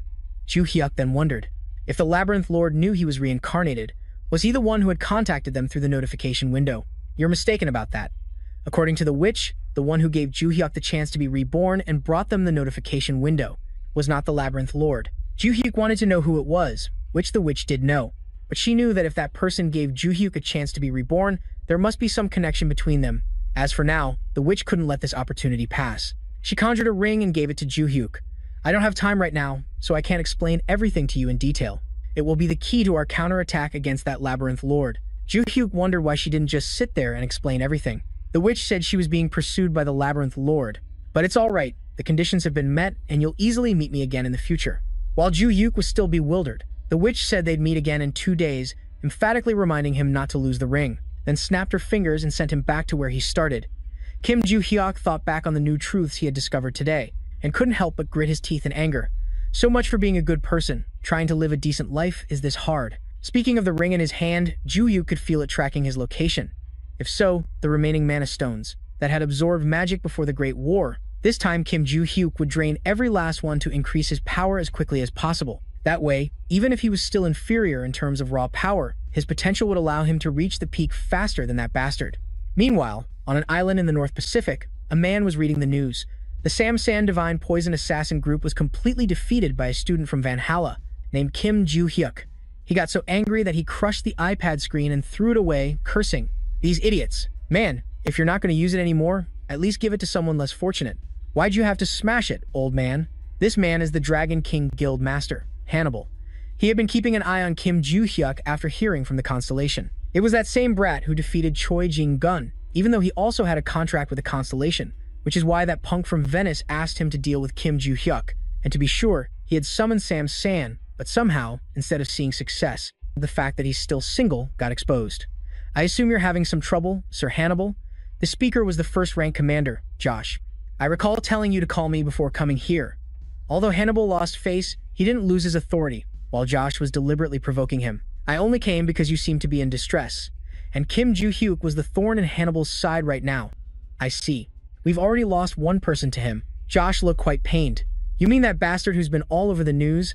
That was the guy who overdosed on something and went to poke the Grim Reaper. It was George himself who gave him a private mission. But he forgot to report back to the organization. And of course, that guy did a poor job, even revealing his identity to Kim Joo-hyuk. But he was a pawn that allowed George to get information about the Vensic family. He was also afraid that person would leak information. So he personally dealt with this worthless pawn before he could be taken to the prison tower. So can you handle the rest of those who are casually hanging around out there? Hannibal was referring to the 3 members of the Sam San group. Of course, George didn't mind as long as Hannibal wanted it. But Hannibal is still hesitant about Kim Joo-hyuk. With all due respect, I advise you not to touch him right now. George finally said something sensible. Hugo is keeping an eye on him right now. Sir, it turns out we already have some useful intel. This information also surprised Hannibal. Don't tell me that Hugo's group is just a bunch of fugitives. That's correct, Sir George confirmed. We may be evil, but they are on a whole other level. No one knows what their motives or goals are. Logan, the One's army, has already been dealt with by them. Hannibal had heard about this, and he felt lucky that George had told him about Hugo's pursuit of Kim Joo-hyuk, because once someone touches the target of those madmen, they will likely become their sworn enemy, so they can just happily reap the benefits while watching the tigers fight. Over here, an extremely tense confrontation was about to happen. Kim Joo-hyuk was surrounded by a black-clad squad, but it wasn't because he was looking for answers. A cold-faced Kim Joo-hyuk just asked them who they were. Did they know this was Valhalla's territory? And he didn't know if they were a brave or foolish bunch to show up at this godforsaken hour. The leader said he had received orders from the head of the Vensic family, Adelia. She still held a grudge over being shamed by Kim Joo-hyuk, so she sent people to provoke a fight. Before this, they had needed a lot of time to prepare, because they needed a contractor capable of creating a hidden space in the vanguard. And they also needed to make sure the target was within the Valhalla area. Adelia also wondered why they needed someone who could bend space. It was simply because the ones on this mission worked directly under the Vensic family, so they couldn't be exposed. Adelia highly appreciated their awareness, and she also really wanted to know if they had properly prepared what she had briefed them on.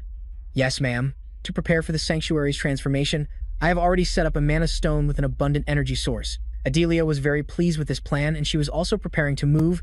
In the meantime, the head butler will join the intelligence team, and once the hidden space is complete, he will also take on the role of leading the assassin group. The head butler understood the mission, but still had a question. Is the sacred ground a preparation step to summon a constellation? That is exactly right, and it is also the purpose of Adelia's actions this time. The head butler's urgent attitude didn't please her very much. Having to face a high school kid makes you scared out of your wits. Honestly, why are you releasing your energy? Damn it. The head butler hurriedly regained his composure. Adelia then retracted her energy and smiled. It's just a precaution. No need to worry. That sounds really trustworthy. Furthermore, there was a recent incident. The constellation that had been silent suddenly reacted. Adelia saw the notification window. The one in the plague doctor mask demanded a detailed explanation. Getting so worked up, she wanted to summon a constellation to get to the bottom of it. Back to the ambush, the head butler ordered the intelligence team to prepare a spatial disruption. A group of people immediately set up a formation around Kim Yoo-hyuk, who stood there looking clueless. What's this? A hidden space? Seriously, whoever came up with the idea of ganging up to ambush a student is truly pathetic. How brilliant.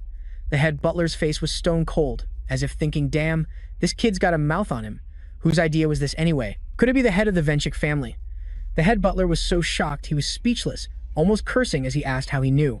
Not knowing would simply be an insult to Kim Yoo-hyuk's intelligence. So he explained to this group of self-proclaimed geniuses that among his enemies, there are 2 groups that use dark magic. The rest don't, so it could only be the Vensic family. Who else could it possibly be? At this point, the butler sensed something was off and hastily issued a new order. We're trapped in here too, so it's pointless to keep hiding. Summon the assassins. And so, a formidable squad was dispatched. In just 2 seconds. Aren't you embarrassed? What if the academy students come swarming in? Kim Yoo-hyuk scoffed. The head butler stated that it didn't matter. They were just following the family head's orders. Kim Yoo-hyuk rolled his shoulders and remarked, "Is that so?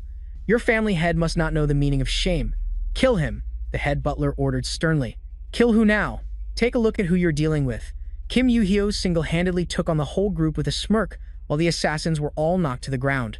The head butler also aggressively slashed at Yoo-hyuk but was mocked by him. Is swinging your sword all you know how to do, old man? As soon as he finished, 2 hawk-like guys flew in from nowhere. While we're at it, let me show you kids how to properly swing a sword. The blade slammed into the ground, making the assassin freeze. While they were stunned, Kim Yoo-hyuk followed up with a kick to put him down for good. You guys don't even give me time to breathe. The head butler saw he was busy with the others and tried to stab him from behind, but unfortunately, his opponent had eyes in the back of his head and dodged. While he was wondering in shock, is this the ability of a high school student? Kim Yu-hyo was complaining as he thrust his sword through the armor, and of course, no one hit by this attack would remain unscathed. The head butler felt the same. He had previously thought, what could a mere high school brat possibly do? Now that he had seen and experienced it firsthand, he finally understood why Adelia had to set up such a grand formation, and just as he fell, the head of the Venchik family had also appeared. Adelia looked at the people here. Most of them were stronger than other contractors. How the hell did they still get hit by this guy and end up unconscious here? It's unbelievable. And she didn't want the situation to continue like this. You should feel proud, because you will witness the sacred artifact of the Venchik family. Ordinary people never get such an opportunity. Adelia unleashed a brilliant golden mana and spoke. Kim Yu-hyo retorted sarcastically, I should be proud to see that dull knife from the family head who's so shameless. She called a whole mob just to bully a high school student. What did you just say? Your pretty face won't save you from that mouth of yours. Adelia cursed in anger. She gripped the small dagger and charged at Kim Yu-hyo. At that exact moment, several glowing stones suddenly lit up, and the dagger in her hand grew longer. A brilliant light flashed, and a yellow notification window appeared with 3 dots, ending with a completely bewildering sentence. Master, the runestones emitted a sparkling golden light, but at the same time, it affected everyone. Time froze, and not even Adelia could escape it. Everyone stood as still as statues. Only Kim Ju-hyuk remained unaffected. Adelia, although unable to move, was still conscious, and she realized that everyone else was frozen solid, while Kim Ju-hyuk was admiring his gold-plated dagger. Just then, a luxurious yellow notification window appeared, and man, even Kim Ju-hyuk was confused. At that moment, the golden lights formed a humanoid figure wearing a rather comical crow mask with glasses. But when the mask came off, it revealed a beautiful woman with a very unique style, and their 4 eyes just stared intently at each other. She was completely different now from when they first met. Back then, she was still chained by the neck in a dungeon, looking at the world with hateful eyes. Back then, Kim Ju-hyuk was still Kim Hyun. Oh, look at the eyes of this little brat. It seems you hate all humans, don't you? The blonde gritted her teeth and said, Don't act like you understand me. What the hell do you know about my life? Although I don't know everything, I know enough because I was once a slave too. This time, it was the girl's turn to be shocked. When I was young, I had no power and was kidnapped by a slave trader, and after that, just like you, I lived the life of a slave because of the shackles that bound me. Do you want to be free? Damn, what a redundant question. Didn't you just say you were a slave too, so why ask such an obvious question? Because of this damn thing, I can't even dream of freedom anymore. The girl nearly screamed in agitation, grabbing the enchanted collar on her neck. So stop provoking me. Get lost, I don't know how you snuck in, but the slave trader will be here soon. She had truly despaired of ever escaping slavery. The cruelty of that collar was that it could only be removed by its master's own hands, or when that person died. Unfortunately, sometimes even when the master died, the collar still couldn't be removed. In her case, it seemed to be the latter. At that moment, the slave girl realized that her bastard master was already dead and gone. She immediately fell into complete despair, but Kim Hyun-oh said, What if I have a way? Before she could even react, Hyun-oh grabbed the collar and began to analyze it. By deciphering the magic within this chain, I can reverse the spell and slowly remove it. Although this isn't my specialty for me, removing this collar is not a big deal, because that was the only way I could end my own life as a slave. As soon as he finished speaking, Kim Hyun-oh shattered the restrictive collar on the blonde's neck. In that moment, she was so moved that tears welled up in her eyes, because she was finally free from the collar that had tormented her for so long. The deed was done. Hyun-oh had finished his task. He prepared to get up and leave, as this girl needed to learn to decide her own life now. Hyun-oh asked her what she wanted to do next. Go find your family or go home. I have no home or family, because the slave trader killed my family and burned down my house when he kidnapped me. The girl had a sad story. Kim Hyun-oh hesitated for a moment, then said he was going to travel and explore, and that he would crush the skulls of the bastard slave traders, those who buy and sell people, just like what you did today. Do you want to come along? Of course I'm going. I'd be a fool to skip out. Kim Hyun-oh was very pleased with her answer, telling her to treat him well as if he were her master, and if she considered him her master, she must use honorifics, and not speak like some barbarian. Having just been promoted, Kim Hyun-oh gave a stern reminder, and she obedient. The blonde girl asks him his name. Kim Ju-hyuk can say his own name, but when it comes to introducing himself, his stream of memories gets cut off. Now the barbarian he mentioned has become a beautiful, sharp, and stylish girl like this. The unlucky part is she doesn't have a damn name, because she has become a constellation. Kim Ju-hyuk is confident he understands this kid better than anyone, but he can't remember her name. Now he understands what the fortune teller meant when they said the Demon King's name would take away the constellation's name, but now there's nothing he can do. Luckily, I still remember your nickname, Barbarian. It's been a while, hasn't it? Adelia is stunned. How dare this guy call a constellation a barbarian? Meanwhile, the constellation she reveres calls him master and even wields the golden dagger known as a sacred relic, restoring everyone's consciousness, then asks Kim Joo-hyuk, "How should I deal with these bastards? Should I kill them?" "No, I have a better idea." Kim Joo-hyuk strokes his chin, smiling wickedly. The next day, the homeroom teacher nearly has a stroke when he sees the donation amount with 9 zeros, with a note specifying the donation is for student Kim Joo-hyuk on the school's donation list. The more Kim Lee-gun looks, the more he feels something is wrong, but he can't pinpoint what. Damn it, 5 billion, won. A headache-inducing amount of money? I guess you've seen it too. What's there to guess, sir? I'm looking right at it. But it's not just the homeroom teacher who finds it strange. Mr. Lai also finds it strange. Kim Lee-gun even thought it was because the Ventric clan suddenly had a pang of conscience. He felt guilty for almost wrecking their academy, so that's why. But even with that explanation, Lee Sang-cheo still finds it illogical, and when Kim Joo-hyuk was attacked by Desora Ventric last time, they definitely should have sent the donation then to shut him up. The donation was a way to protect the image of Rockland and the clan. However, the Ventric clan had already drawn a line by disowning Rockland and kicking him out.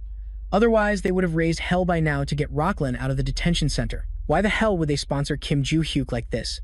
There's definitely a conspiracy behind it. Moreover, now they don't know if Kim Joo-hyuk will accept this money, because based on the rebellious attitude they're used to, the kid should be cursing up a storm right now and confronting the Ventric family. Well, I guess asking him directly is the only way to get an answer. Lai Sang-cheo says while drinking his coffee, "Let's just do that to make it easy. What's the point of sitting here making wild guesses?" This time, Kim Joo-hyuk gives a surprising answer. "Yes, I'll accept it." Lee-gun's eyes widen and his jaw drops, thinking he misheard. But no. I mean, who in their right mind would refuse 5 billion won? He had to admit that was true, but Kim Lee-gun still felt something was off. Kim Joo-hyuk was eager to leave again, so the teacher had to quickly inform him of his new benefits. Not only will you receive the sponsorship, but Valhalla Academy also received a donation. According to Valhalla's regulations, you can move to the premium dormitory. What do you think? I don't find my current dorm uncomfortable at all right now, so you can help me move next time. That's fine, I guess. After he left, Teacher Kim was still sitting there dumbfounded, with no clue what the hell had just happened. When did that guy change so much? But whatever. It's not like he lost anything, so why the hell should he waste brain cells worrying about it? This whole thing started when Kim Joo-hyuk came up with a brilliant idea to handle Adelia and her assassins. He had the barbarian girl wake her up so they could talk. Adelia knelt on the ground, trembling, so Kim Joo-hyuk crouched down to talk to her, just to save himself some neck pain. "I think the constellation you summon will overlook anything I decide to do to you all. So, what do you think I should do now?" Kim Joo-hyuk smirked. Adelia's constellation had even said she was the one who made the Ventric family serve her, and that the master could do as he pleased. Adelia, still unable to process the situation, asked again, "Could it be that you're now using our family motto, all for one, which has been passed down for generations, to command me?" Hearing this, the barbarian girl flew into a rage. "Of course that motto now means you all serve my master. Are you only just figuring that out? So this student, this person, is he truly your master? Oh, Guardian Constellation? Yes. Although his appearance has changed, his magical power is undoubtedly that of my master." Kim Joo-hyuk felt that was enough questions from her. She should be more worried about herself right now. Frankly, being pestered by these assassins made Kim Joo-hyuk want to just slaughter the whole lot of them. However, their levels and strengths were all genuine. So, in order to live a comfortable life, he needed to fully exploit these people and make them work for him. The thing is, directly managing these people would be too much work, so why not make use of the person here who already has years of experience in the field? According to Adelia, even though she was only the vice head of the family, it had been 4 years since she took over leadership of the family, and during those 4 years, she had managed to restore her family's declining power and they became the most powerful. Then just continue managing the family. Kim Joo-hyuk ordered her without a second thought. "Support my activities at the family level. Don't ask me why. The moment you mess up again, you know what will happen, right?" At her master's signal, the Chromass diviner confirmed that she would personally oversee things to make sure nothing like this ever happens again. Suddenly, her figure transformed into golden light and started to fade away. She explained that it was time to go, because for a constellation to manifest directly like this, it requires a huge amount of magical power. This means they need dozens of mana-filled flowstones, which is exactly why these people brought a huge pile of them here. Since that magical power is now fading, and I've also used my skills, I'm going to need to rest for a while. Kim Joo-hyuk was surprised that even a constellation had to face such limitations. Even so, she felt that just being able to witness her master's rebirth with her own eyes was more than enough. Kim Joo-hyuk felt concerned for her, and told her to get some rest. Before she left, she put her mask back on and said one last thing. "Besides me, It seems there is another disciple who has also become a constellation. You will meet him soon. Now, if you'll excuse me, I must be going." As soon as she finished her sentence, she disappeared completely, as if she was never there, and her words left Kim Joo-hyuk with much to think about. He already had a hunch about this, but who was supposed to be coming? Besides, it's very likely all his disciples will become constellations, but when is soon? Kim Joo-hyuk had already met two of them personally, Baek Cheo and Moran. The meeting with Baek Cheo was unavoidable thanks to the notification window, while the one with Moran was a coincidence. There were a large number of constellations now, so what was the point of meeting them one by one? And why hasn't that guy Baek Cheo made a peep since he met the guide? "Did you call for me, master? I'm here now." Kim Joo-hyuk immediately asked why he wasn't as chatty as usual. Baek Cheo said he was organizing his thoughts. His memory had been cut off right at the moment Joo-hyuk entered the secret room. In his memory, he felt as if Joo-hyuk had walked right back out as soon as he entered that room, and another small piece of his memory returned. "Do you remember what a weak and fragile existence you were?"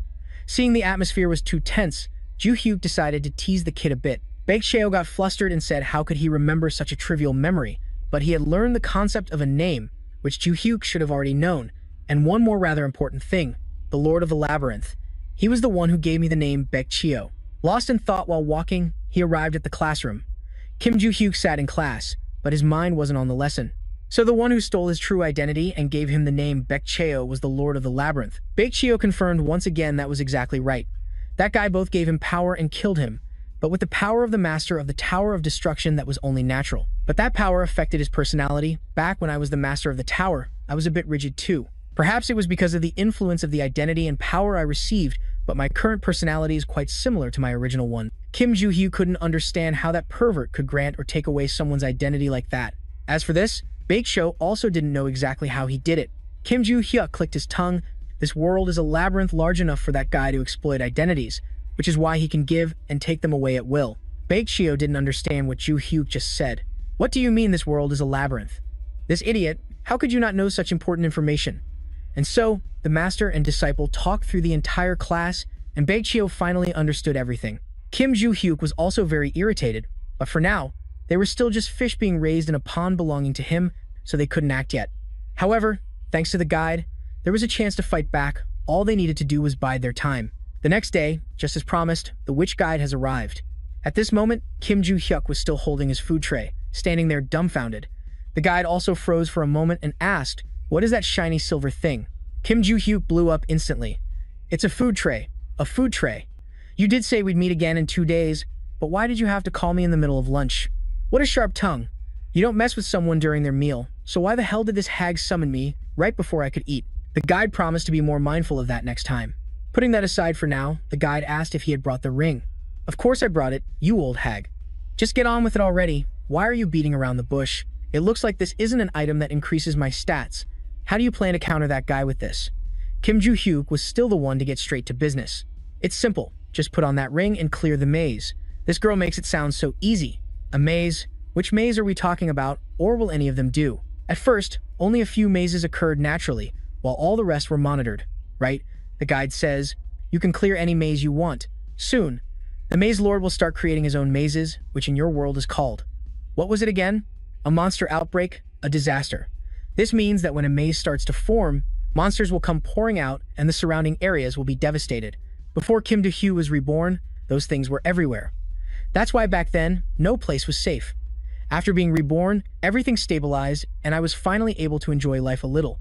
But forget that. It seems like I have to handle everything myself. So where and when will it appear, and what will the scale be? In about 3 months. The scale is still being determined, but they say it will happen in a country called South Korea. You've got to be kidding me. I live in South Korea, but if you don't tell me the exact location, how am I supposed to stop it? The guide says she can't risk it, fearing the Maze Lord would find her. That's why she can only provide such limited information. Seriously, everything has to be a hassle, doesn't it? The weird thing is, this world was a maze from the very beginning, so why would another maze appear within it? The Maze Lord created it on purpose. Is he preparing to create another identity? Exactly. He's already made up his mind. You could say he's getting everyone to adapt before the Tower of Destruction appears. So, I have to wear this ring and destroy the maze that appears during the disaster? That's the gist of it. But the guide still wants to ask Kim Do-hyu something. How do you normally destroy mazes? The monsters that appear in the maze are a pain to deal with, so I usually just ignore them and destroy the maze stone. If you do that, the maze disappears on its own. Kim Do-hyu always likes to get things done quickly and cleanly. Normally, that's the fastest method, but you can't do that this time. Huh? Then what am I supposed to do, old hag? Put on that ring and defeat the boss.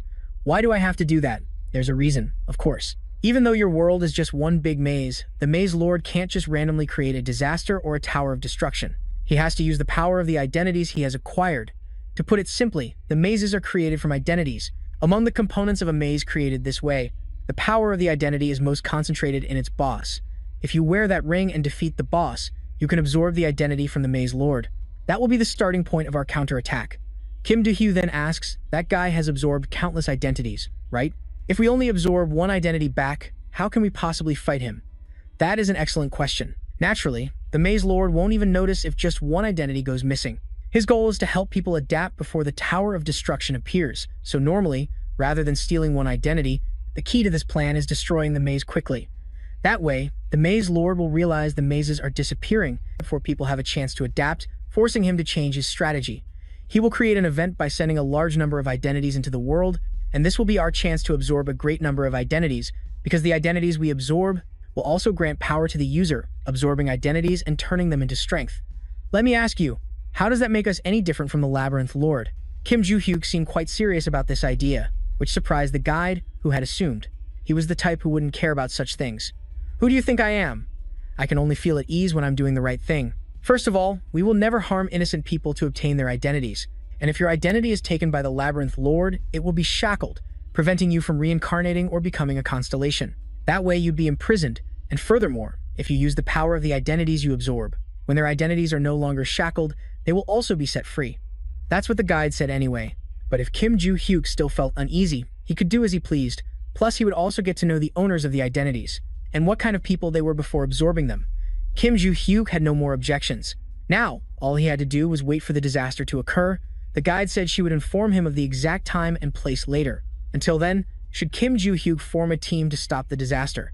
Didn't she just say all I had to do was defeat the boss and destroy the labyrinth? The guide explained that although the monsters inside the labyrinth would perish, when the labyrinth is destroyed, the monsters that have already escaped will still remain, and they should stop them. See you later, the guide said with a snap of her fingers.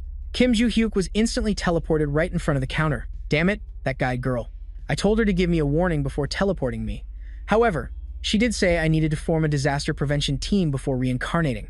So I also handled disasters with my disciples. Doing it alone would take a lot of time, plus I had to prevent damages.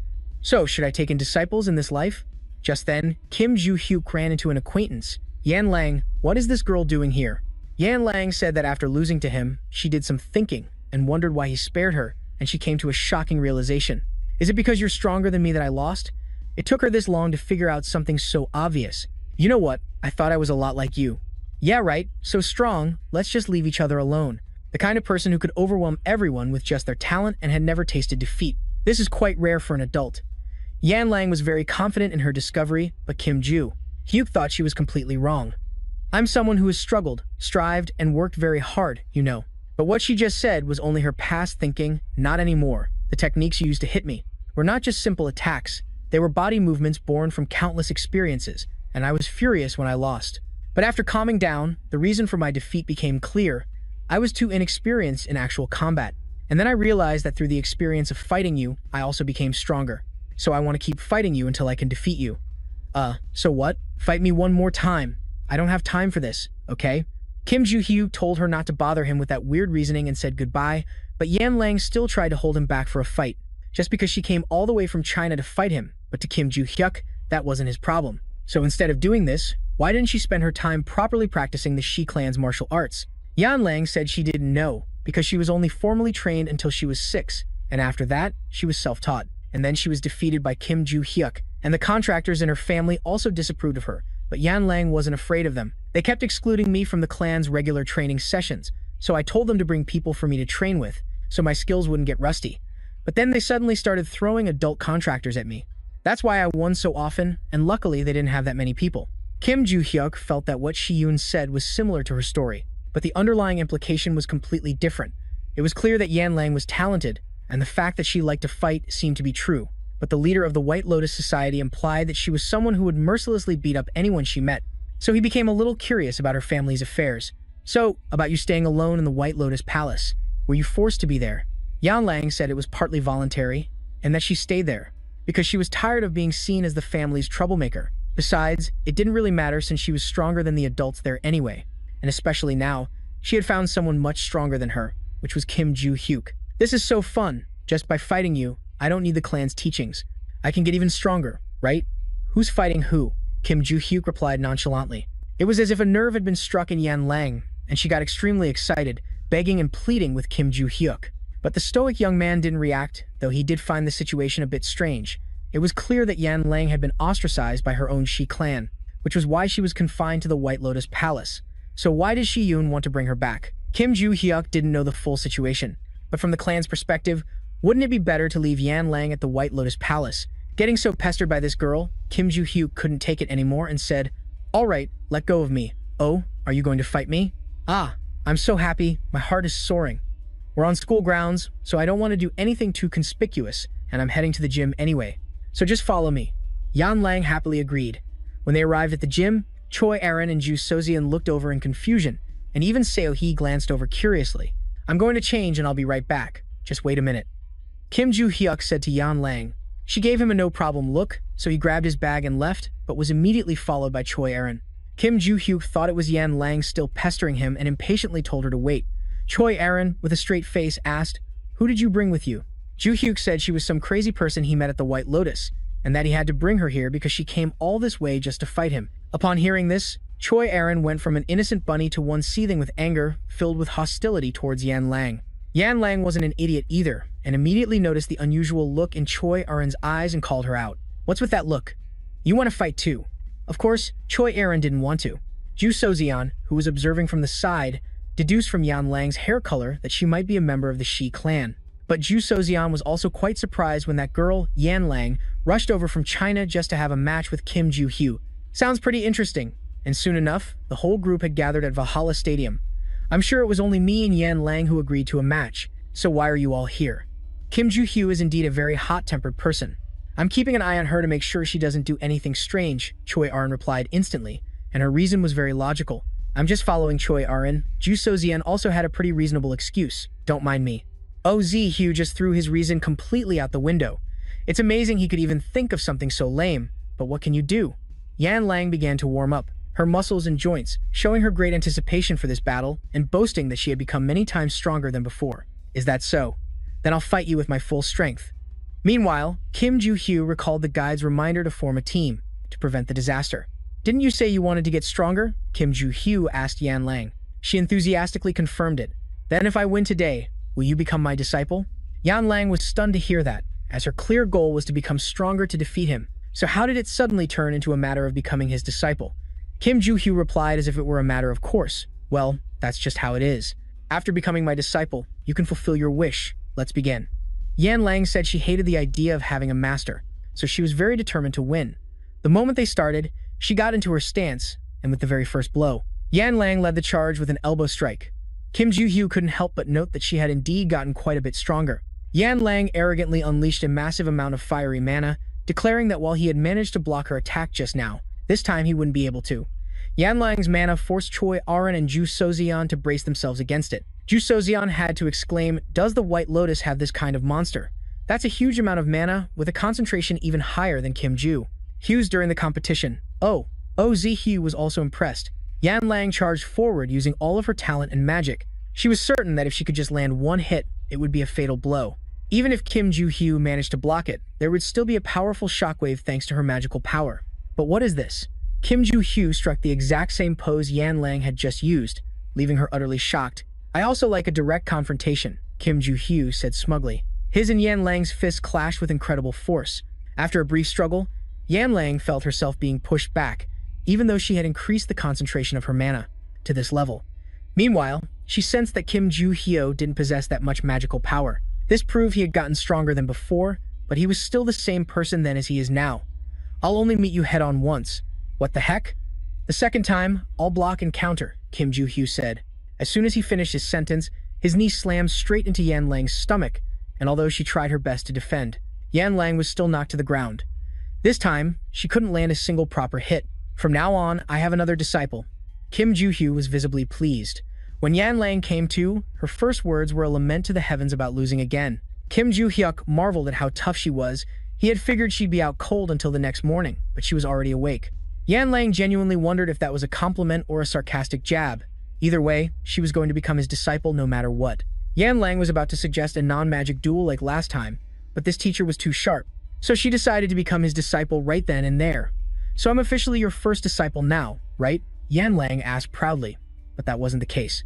Yan Lang couldn't believe it. Had he recruited a disciple from middle school? Not exactly, but Choi Erin was the first person he had taught in this life, and she also considered herself Kim Joo-hyuk's first disciple. To him, she wasn't the first one either.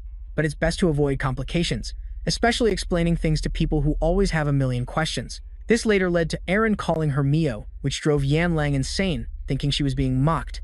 Choi Erin wasn't scared at all and even insisted on it. "Is that so?" she fumed. "Mio, my name is Yan Lang. Don't go around giving me weird nicknames. What's wrong with you? Mio sounds so cute." And that was the beginning of an endless war of words between a hothead and someone obsessed with cuteness. Watching this, Kim Joo-hyuk suddenly had a strange feeling, just like when he used to observe his disciples in the past. He had the same feeling. However, this was starting to go a bit too far. "Mio, stop it." Even Kim Joo-hyuk joining in made Yan Lang even more furious. "The truth is, Choi Erin became a disciple before you, so isn't she your senior? Don't be disrespectful to your senior disciple. You also have a junior now, so show her some respect when you speak, Choi Erin." Hearing that, she blushed. Joo-hyuk had acknowledged her as his first disciple. Choi Erin then smiled as gently as a fawn, saying that in that case, this senior disciple would be patient. Yan Lang trembled with rage upon hearing that. Today's training session was basically over. Kim Joo-hyuk urged everyone to go home, but Yan Lang had nowhere to go. She had only come here for a fight. Who would have thought she'd get roped into becoming a disciple? She had asked Shu Yun, and as soon as she heard about Valhalla, she headed straight there. "The school gave me a temporary dorm room. You can stay there for now." Yan Lang happily agreed. Just then, for some reason, Choi Erin called Yan Lang Kitty, and so the war of words erupted once more. Kim Joo-hyuk couldn't stop them in time. He didn't get to go home until late that night, all because the two girls were fighting like cats and dogs. As their master, he was kept busy all day without getting anything substantial done, but at least the silver lining was that he now had 2 permanent members for the Disaster Prevention Association. Du Dozane was currently focusing on physical training. She still had a long way to go before she could learn swordsmanship. Seiyu Hui cared for nothing but increasing her muscle strength, so she didn't count. Just then, Adelia called to report that she had finished handling the support fund and the other issues he had assigned her, so she wanted to update him before they met in person. Kim Joo-hyuk took the chance to tell her he was recruiting contractors. He told her the disaster would happen in 3 months, and Adelia wanted to know where he got his information. But Kim Joo-hyuk couldn't reveal his source. Besides, he didn't know the scale of the disaster yet, but he was certain that something was about to happen. Adelia asked if he was making the announcement in Korea. Kim Joo-hyuk confirmed this, and she immediately said she would get in touch with capable contractors from Venchik and the guilds in South Korea. Kim Joo-hyuk asked her to remember to keep it a secret for him. "Ah, Mr. Kim Joo-hyuk, when the patron constellation wakes up, could you please put in a good word for me? Is she still sleeping, pretending not to see you?" Adelia was completely unable to contact Moron. Moron had mentioned needing to rest after using all her strength to meet him, but she didn't expect one day wouldn't be enough. So, Kim Joo-hyuk agreed to Adelia's request. The next day, in the Valhalla training room, Kim Joo-hyuk and Choi Erin continued to run relentlessly. Yan Lang, still not used to this situation, had a rather horrified expression. After the run, she collapsed onto the floor, panting heavily, and lamented that she felt like she was about to ascend to heaven. She loudly accused Kim Joo-hyuk of nearly killing her, but he just said very casually, "You're still alive and kicking. Anyway, you're catching on faster than I thought. I figured you'd be exhausted by the halfway point, but of course, I didn't come here to play around. Thankfully, this kid's base stamina is pretty good. Maybe I should slow down a bit. Hey, is a Yan Lang here?" A woman appeared out of nowhere and asked. Based on her appearance, she looked a lot like Tyet Van, but it was unclear what her purpose for coming here was. "You came all this way without telling your mother, Yan Lang?" Yan Lang's face contorted as she grit her teeth. "Tuet Nien Hoa." That attitude was less like seeing her mother and more like seeing a ghost. "Are you Yan Lang's mother? I thought that mage, Tyet Lian, was her mother." Kim Joo-hyuk was also curious. Tuet Nien Hoa froze for a few seconds before answering him. "So, Mr. Kim Joo-hyuk is the one who brought our Yan Lang here? Wait, who answers a question with another question, lady? Let me formally introduce myself. Are you tired of beating around the bush? Just get to the point. My name is Tyet Nien Hoa. I am the head of the Tyet family and currently Yan Lang's new mother. Tyet Van, the leader of the Bach Lian Guild, is my younger sister. So that's how it is. However, Tayet Nian Hoa was also wondering. Tayet Van had promised to contact her when Yen Lang left the Baklian Palace, but she didn't do so, and instead sent Yen Lang here. However, the woman quickly pushed that question aside and moved on to the main issue, which was to bring her daughter home. Yen Lang was like, "I'm not going back. In the past, I was neglected and abandoned, and you didn't give a damn, but now you're telling me I have to go back?" She trembled with anger, saying, "Get lost and stop treating me like your daughter. It's disgusting." As for Yen Lang's discomfort, of course, Tuyet Nian Hoa wasn't the least bit fazed, acting as if it were only natural. She said, "Rejecting you back then was an order from the constellation, and besides, you already knew about this. So what if I knew? I heard it from a servant, not from your own mouth, and only very recently." Yen Lang reacted extremely fiercely. Tuyet Nian Hoa said again, "It doesn't matter, that's just the truth. This time, I came because the constellation has instructed me to summon Yen Lang." Yen Lang, what the hell? This is your chance to be acknowledged by the constellation. Stop embarrassing your mother. Yen Lang, you want me to go back right now? So that was the reason you were trying to pull me out all this time? Tayet Nian Hoa didn't hesitate to admit it. Being a mother like her must be tough. So Yen Lang told her to get out, her face darkening as she said, "There are students training here, so please leave and don't disturb them." Yen Lang also warned her, "This is Valhalla, not the Tayet family or the Baklian Guild, so don't even think about causing trouble. Do you know why I came here alone, without any bodyguards?" Xiu Ranhua's face darkened. It was to take her daughter away without being noticed. As soon as she finished speaking, she swung her hand and struck Yen Lang with a palm strike. She braced herself to resist but was still knocked back, a large patch of her arm turning red. "What are you doing? Didn't I make it clear to you? I won't go easy on you." "Oh, is that so? If that's the case," Yen Lang also declares she won't be holding back either. With that said, she immediately lunged forward at lightning speed. "You remember, don't you? Even the last time you challenged me, I still defeated you." Yen Lang jumped up, using all her strength to throw a punch aimed right at Shui Ranhua. She stood still and, with a completely emotionless face, effortlessly blocked Yan Lang's heavy blow. Shui Ranhua had to admit that Yan Lang had gotten stronger. She definitely wasn't just playing around at the White Lotus Palace. Yan Lang shouted that she had trained hard because she didn't want to be left behind by the Shu family in a place with nothing. Shui Ranhua said that if that was the case, then Yan Lang should return to the Shui family and study properly. As she finished speaking, with a single twist of her wrist, she pulled Yan Lang's entire body off balance. Yan Lang's eyes widened in surprise, since when were her mother's skills this good? She landed heavily on the ground, hastily pulling her hand away from Shui Ranhua and followed up with a kick. Shui Ranhua was kicked backward, nodding in acknowledgement that it was indeed a powerful attack. This compliment only irritated Yan Lang, so she snapped at her to shut up. "Just let me focus on winning." On the other side of the battlefield, Choi Aaron asked Kim Joo-hyuk if they should call a coach to stop them. But what would happen if they reported that the head of the Shu family was causing a scene at Valhalla without any guards, demanding to take her daughter away? It would surely cause chaos. But even so, Kim Joo-hyuk really couldn't stand that woman. Choi Aaron felt the same. She abandoned her own daughter and now suddenly comes to take her back just because she needs her now. Yan Lang, she must be so disappointed. You can tell just by the way she's throwing punches as if she wants to crush her opponent. That much is understandable. Meanwhile, Shui Ranhua maintained her dignified demeanor, advising the girl to stop this meaningless ruckus and go home with her before she gets hurt. "You should be saying that to yourself," Yan Lang retorted and viciously landed a kick right on Shui Ranhua. Shui Ranhua clutched her stomach and staggered back while Yan Lang looked triumphant. She had used a lot of power in that kick. Even if it was blocked, it would still cause damage. But just 2 seconds later, Yan Lang was horrified to discover one of her legs had been completely frozen solid. "Daughter, this must be the first time you've seen this, right?" Shu Ranhua condensed a block of ice in her palm and formally introduced it. "This is the power of our family's constellation, the King of the Snow Domain. Although not immediately, once you return to the Shu family, you will have the chance to train this ability through a contract with the constellation." Yan Lang also realized her dear mother had gotten stronger than before, so she had recklessly borrowed power from the constellation. But for the head of the Shu family, this wasn't reckless at all. It was a natural and common practice in the current world.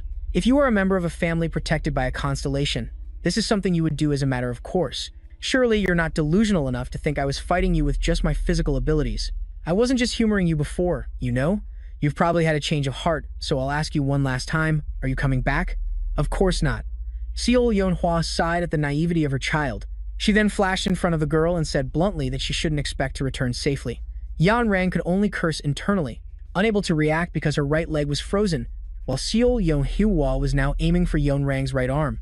She wanted to freeze and shatter that right arm, and then worry about the lost limb later, so that Yeonrang would never dare to challenge the family and the constellation again. Of course, that plan was doomed to fail.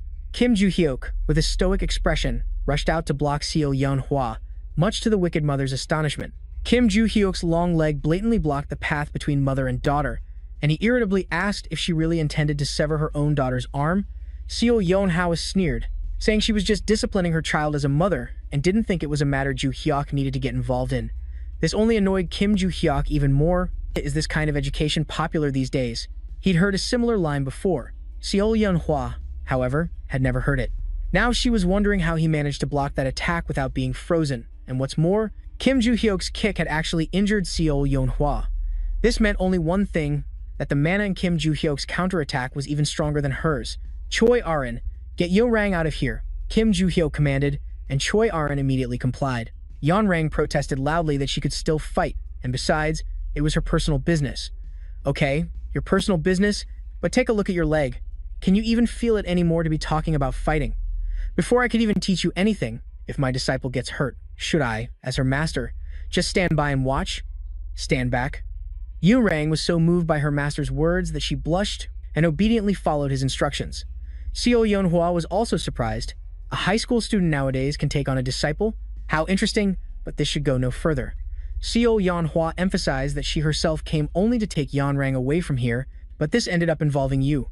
And what the hell is up with you acting like you're her master? Kim Joo-hyuk asserted to her that he wasn't affected at all. It's just that the two of them were on the same page. But Seo Yeon-hwa couldn't understand what kind of master-disciple relationship would warrant such a fierce reaction. She charged forward once more to see just how skilled this master was. Kim Joo-hyuk silently assessed her. Despite her cold appearance, her temperament was just as aggressive as Yeonrang's. Although he had managed to land a kick on her earlier, dealing with her head-on like this still consumed a fair amount of mana. For now, it was best to focus on dodging her attacks while aiming for her joints. Although Seo Yeon-hwa was older, her movements were still incredibly swift. An attack had just grazed his shoulder when she immediately followed up with a horizontal slash, aiming for a finishing blow. Luckily, Kim Joo-hyuk wasn't slow either and dodged it with ease. However, this old woman was being too destructive with public property. It's one thing to fight, but why did she have to shoot out a bunch of ice and wreck the training room? Kim Joo-hyuk cursed internally. This attack didn't even hit the ground and it still caused so much damage. Moreover, old Lady Seal could also project frost. How freaking strong. But he had to remind her of something. The gym equipment is school property. You destroyed it, so remember to compensate for it before you return to China. Xu Ranhua said if you win, she might consider it. Hey, you can't just destroy public property and walk away like that, can you? Let's save the bickering for later. Right now, a hand was aimed straight for Kim Yoo-hyun's neck, and dodging was pointless. It would only make this woman unleash more frost, but blocking it, even a small damaging attack like this, would still cost a lot of mana. In that case, he'd just break her technique directly, so Kim Yoo-hyun took a wide stance. He kicked Seo Yeon-hwa's wrist, sending her attack flying into the ceiling, and while she was wincing from the misdirected mana, Kim Yoo-hyun rushed in front of her, gave a dark smile, and threw a damaging punch. Right through her. It was an overwhelming victory without much fuss. Yeonrang couldn't believe it. Yoo-hyun could so overwhelmingly defeat someone who wielded the power of a constellation. Seo Yeon-hwa had to praise him for the good fight. Of course it was. How could borrowed power compare to a martial god of millions? Besides, that was the very reason Yeonrang came all this way to become his disciple. However, even if I acknowledge you, I'm still taking the girl. Are you kidding me, lady? This is the will of our patron constellation. Even if I fail, thousands of others under the constellation's command will come to take her back. What kind of nonsense is this? Yeonrang was indignant that her opinion was being ignored, carrying no more weight than a grain of sand. Seo Yeon-hwa reaffirmed that the constellation's will was absolute. That was the very purpose of the Seol family's existence. Yeonrang's face paled in fear. Did she have to fight her own family again? Even if it was something she didn't want? Stop. That's enough. Seeing his newly accepted disciple in such a predicament, Kim Yoo-hyun frowned and asked, "How do I meet your constellation?" Seo Yeon-hwa was so surprised she couldn't react to his question in time. Kim Yoo-hyun irritably repeated, "Didn't you say it was because of the constellation's command? They'll keep coming here to capture Yeonrang, right? Then all I have to do is defeat them." This time, Seo Yeon-hwa was truly horrified. Does this kid even know what he's saying? The only way for a human to meet a constellation face-to-face is when it appears in the sanctuary, but since that consumes a vast amount of mana, it doesn't happen often. And besides, for someone who could harm our family, I dare not deceive my constellation, the one who will cause the sanctification. Seo Yeon-hwa explained, but Yoo-hyun believed there was another way, by touching the holy relic and entering the mental world. Seo Yeon-hwa was completely shocked to hear this. She never expected him to know about that. If Kim Yoo-hyun were to touch the Seo family's holy relic, he would meet the deep-eyed king. But unlike this world, where its original power is suppressed, the mental world is the constellation's own domain. When ordinary people enter, they are crushed by the constellation's pressure. Seo Yeon-hwa asked him, "Even so, you still want to fight it?" "Of course I'll fight. What's there to be afraid of?" "This matter is settled then. But it can't be done right now. Letting an outsider touch the holy relic isn't something Seo Yeon-hwa can decide on her own. The matter of taking Yeon-rang back will be postponed for 1 week, and until then, no one will attack you or Yeon-rang. Kim Yoo-hyun, sweet, that's even better. But the head of the Seo family still had a condition. If you are defeated in the mental world and return here, what will you do then? After all, I'm creating an unconditional opportunity for you to meet the constellation. We're the ones at a disadvantage." Yanla felt disgusted, thinking what a ridiculous woman she was. Kim Joo-hyuk didn't hesitate to take responsibility, regardless of whether he won or lost. "If I win, you are not to touch Yen Lang for the rest of your life. I will take care of her as my disciple." Kim Joo-hyuk also stated his condition. Seo Yeon-hwa agreed and returned to her family to prepare, but she inwardly cursed him for being an arrogant man. 1 week later, Kim Joo-hyuk had an audience with the Deep-Eye King, the constellation patron of the Seo family. A few days earlier, in the Valhalla dormitory, Kim Joo-hyuk had taken his unused VIP room and arranged for Yen Lang to stay there. This VIP dorm was as spacious as a 100 square meter apartment, probably worth 10 billion. Yen Lang was also shocked that the dorm room looked like the home of a well-off family. Even more shocking was that she would be staying here alone. Kim Joo-hyuk explained that this was originally his high-class dorm room, but because he had requested to stay in another room, this one was vacant. Yen Lang blushed for a moment before timidly asking, "Hey Kim Joo-hyuk, why are you so good to me? Whether it's Seo Yeon-hwa or others, it's still my family's business. You could have just turned a blind eye to it. Are you really doing this because I'm your disciple? Well, that's part of it. But to be honest, Joo-hyuk doesn't like such things. He hates it when people use their authority to oppress others, saying things like, 'My status is higher than yours, so you must obey me,' which is why he acted like he was meddling." Did that make Yen Lang uncomfortable? Of course not. It's just that this is the first time someone has cared for me so much. I just wanted to thank you. Kim Joo-hyuk smiled. "If you train with me and find it both painful and arduous, will this gratitude of yours disappear?" The talk about favors ended there for now.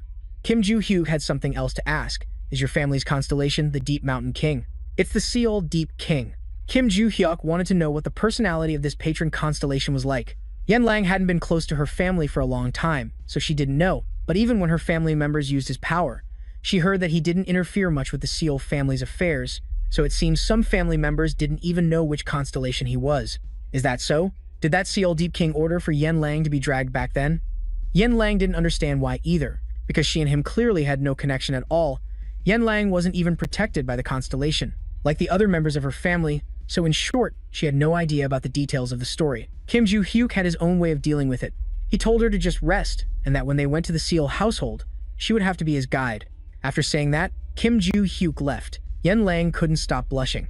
Returning to his room, Joo-hyuk called Adelia to ask for a favor, first telling her that he had just had an intense fight with the head of the Seoul family. Adelia was completely shocked and worriedly asked why. Joo-hyuk said that they came to take their daughter back, but he refused, so they had a brawl.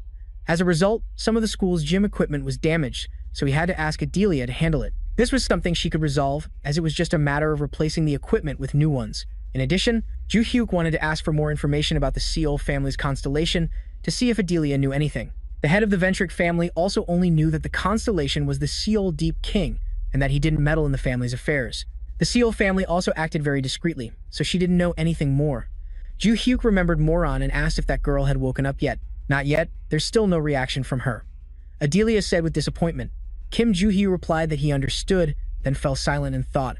Just then, Adelia hesitantly added, "Could you possibly check on your constellation disciple and put in a good word for me quickly?" Kim Joo-hyuk scoffed. "You've gotten quite comfortable talking to me lately, haven't you?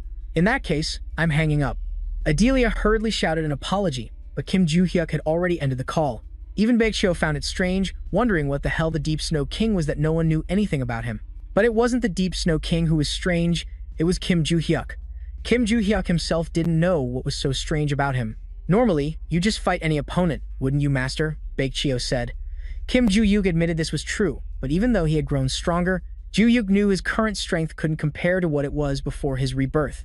Confronting an enemy without knowing their power seemed incredibly foolish. Besides, The mental realm is a constellation's home turf, where they can unleash their full power. But why did Baekchio become weaker inside the mental realm? Furthermore, with Baekchio's normal abilities, his authority should have been as powerful as any other constellations. But if Ju-hyuk wanted to fight in the mental realm, Baekchio could reveal a few secrets. The power within the mental realm is actually completely unrelated to physical strength. What are you talking about? I don't get it at all. You can use your power, and if it's based on your physical body, then it's physical strength. Are you messing with me? Kim Ju-hyuk started to get irritated. A normal person would see it that way, whether inside or outside the mental realm.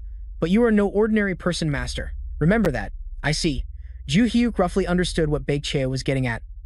Now, there was only one thing left to do, which was to go to the temple and defeat the constellation.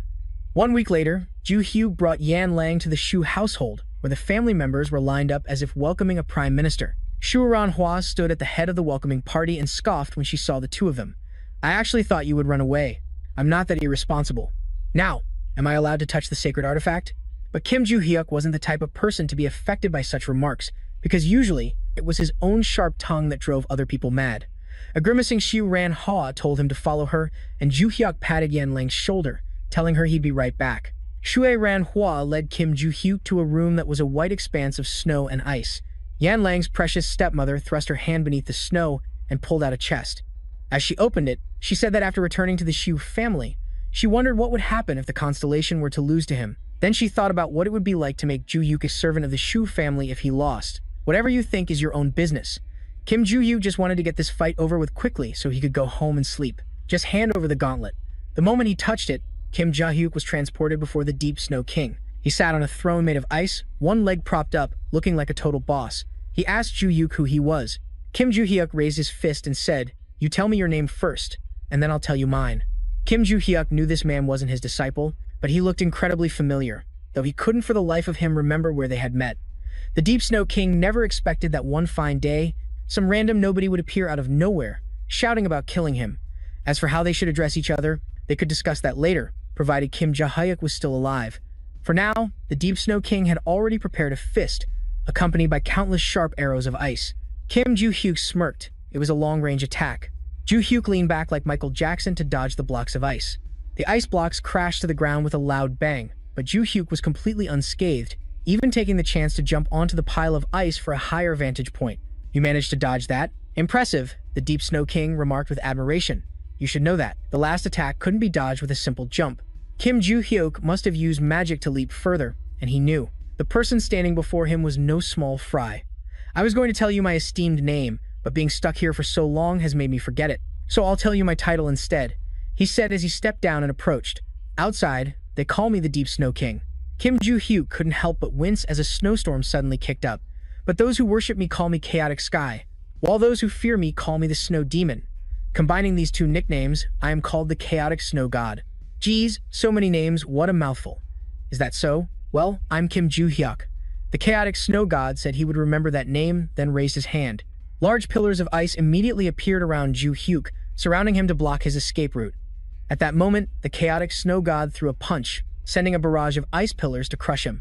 Whoa, blocking these things with bare hands would hurt like hell. So Ju-hyuk immediately drew his treasured sword.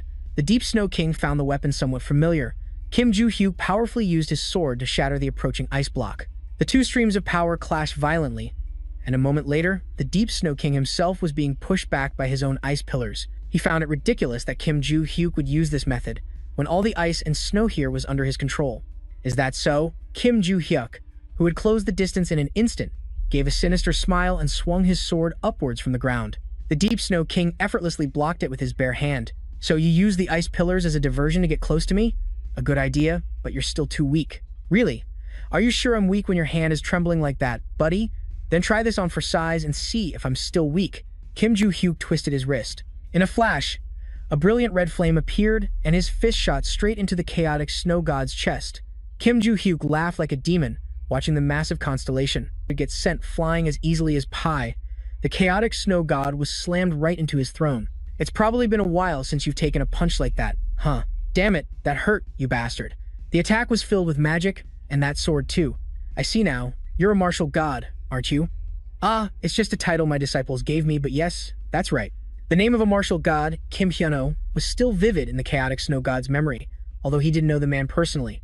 But the chaotic snow god had witnessed Kim Hyuno's power with his own eyes, 300 years ago, also in an icy mountain region. The chaotic snow god was being attacked by a horde of monsters. Although he did everything he could, it was an entire army of monsters that he couldn't handle alone. Just as the chaotic snow god was about to take them all down with him, the martial god suddenly appeared. At that time, he was about to ask why Kim Hyuno had appeared and was standing in front of the monsters. But as soon as that jet black sword was swung, Kim Hyuno wiped out the entire monster army in an instant. All of the chaotic snow god's questions vanished along with the monsters, leaving only pure astonishment. The magic that just struck him felt exactly the same. Although his appearance is very different, it's him, the martial god. Aren't you going to attack? Kim Joo-hyuk asked, shall I make my move then? But then he decided for himself anyway, why bother asking? Fine, martial god. I've been wanting to have a proper fight with you for a long time. I will fight you with all my strength. At the same time, in the reception room, Yan Lang was given a very warm welcome by the Shu family's atmosphere, where she could see dark shadows. They were swarming outside the door along with many unfriendly gazes, and this was the very reason why she never wanted to return to the Shu family. Remembering that Yushi had told her to get some rest at the Shu family, Yan Lang blushed. If it hadn't been for his request for her to be a guide, Yan Lang would have probably wrecked the place. Just then, the eldest daughter of the Shu family, Shu Shilin, along with the second daughter of the Shu family, Shu Pierre, entered the room. Yan Lang emotionlessly spat out, "What?" then asked if they were there to fight. Shu Pierre stammered no, they just came to see her. But they always started a fight whenever they met, so what did she mean by not being here to fight? Geez, ladies, if you just came here to stare at me, you could have just stood outside with that shady crowd, behind the door. Feeling called out, Shu Shilin scratched her head, as she herself felt there had been a misunderstanding and just wanted to apologize, thinking it was better to do so in person. Yan Lang was so surprised her eyes nearly popped out. An apology? That sounds completely unrealistic. Shu Pierre nodded in confirmation. You know, because you had to go to the White Lotus Palace right after our match, we never really had time to talk. So now, we want to talk to you, even if it's long overdue. I know it's late, but for isolating you from everyone else, I am sorry. Yan Lang was even more stunned. Were these two possessed or something? After all this time, they came here just to say sorry? You can say whatever you want. Are you just saying this because you're scared of me now that I am here? Yan Lang's accusation made Shui Pierre start to cry.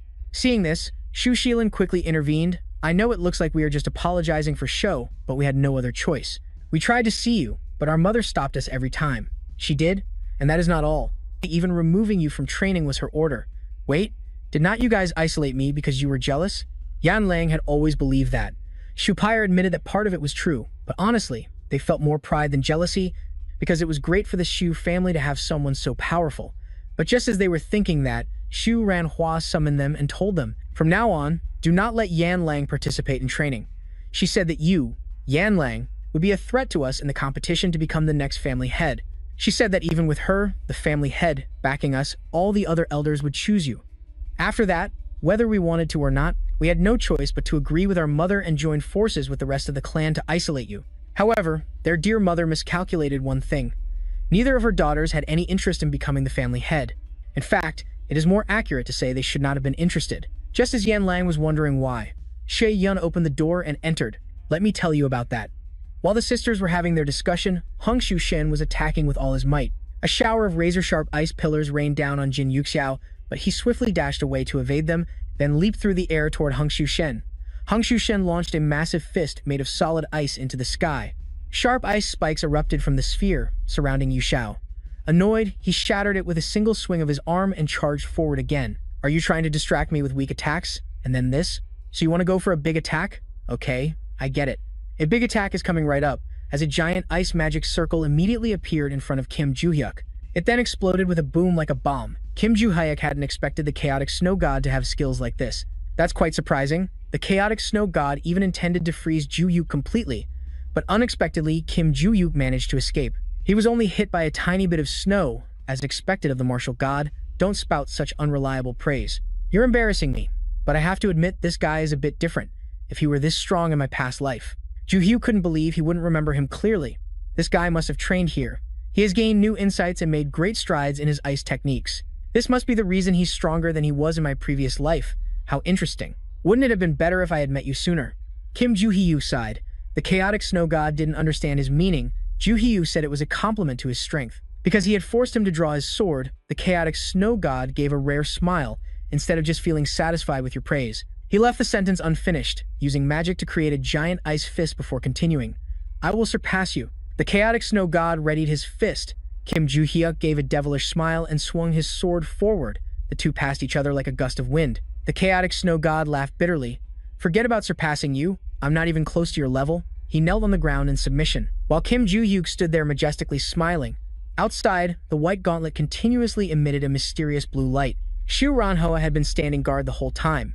This match took more time than she had imagined. Shu Ranhwa even thought Kim Joo-hyuk was using some strange magic, so the Shu family's patron star was just toying with him just then. She saw the blue light flickering. This was a sign that a consciousness had been damaged in the mental world. But Kim Joo-hyuk looked completely unharmed. Shu Ranhwa stammered his name. Kim Joo-hyuk immediately replied, I have defeated your constellation. Of course, Shu Ranhwa didn't believe his words, but soon a system message appeared on the information panel. The Deep Snow King expresses his respect for Kim Joo-hyuk. This sent Shu Ranhwa into a state of shock. It was unbelievable. A high school student managed to defeat a constellation. She couldn't accept this reality. If you don't believe me, then go ask that patron star yourself. Shu Ranhwa was so shocked she collapsed to the ground. Kim Joo-hyuk came over and patted her on the shoulder. Ah, you said before that if I won, you wouldn't bother Yan Lang anymore, right? He flashed a dark smile. I think we need to change that condition a little. Soon after, Joo-hyuk went to the living room to pick up Yan Lang. As soon as he entered, he told her let's go without a care for anyone. Only after speaking did he notice how many people were there. What are you all gathered here for? Shu Yun's face lit up at being able to see Kim Joo-hyuk again like this. She never thought he would come here. Kim Joo-hyuk remembered Shu Yun was the leader of the White Lotus Society, so he thought she wouldn't be here. Yan Lang asked if he was finished with his business. Joo-hyuk said he would tell her on the way because this place has way too many eyes and ears. It wasn't just Yan Lang, even Kim Joo-hyuk was annoyed by the prying gazes, waiting for others to meet with misfortune.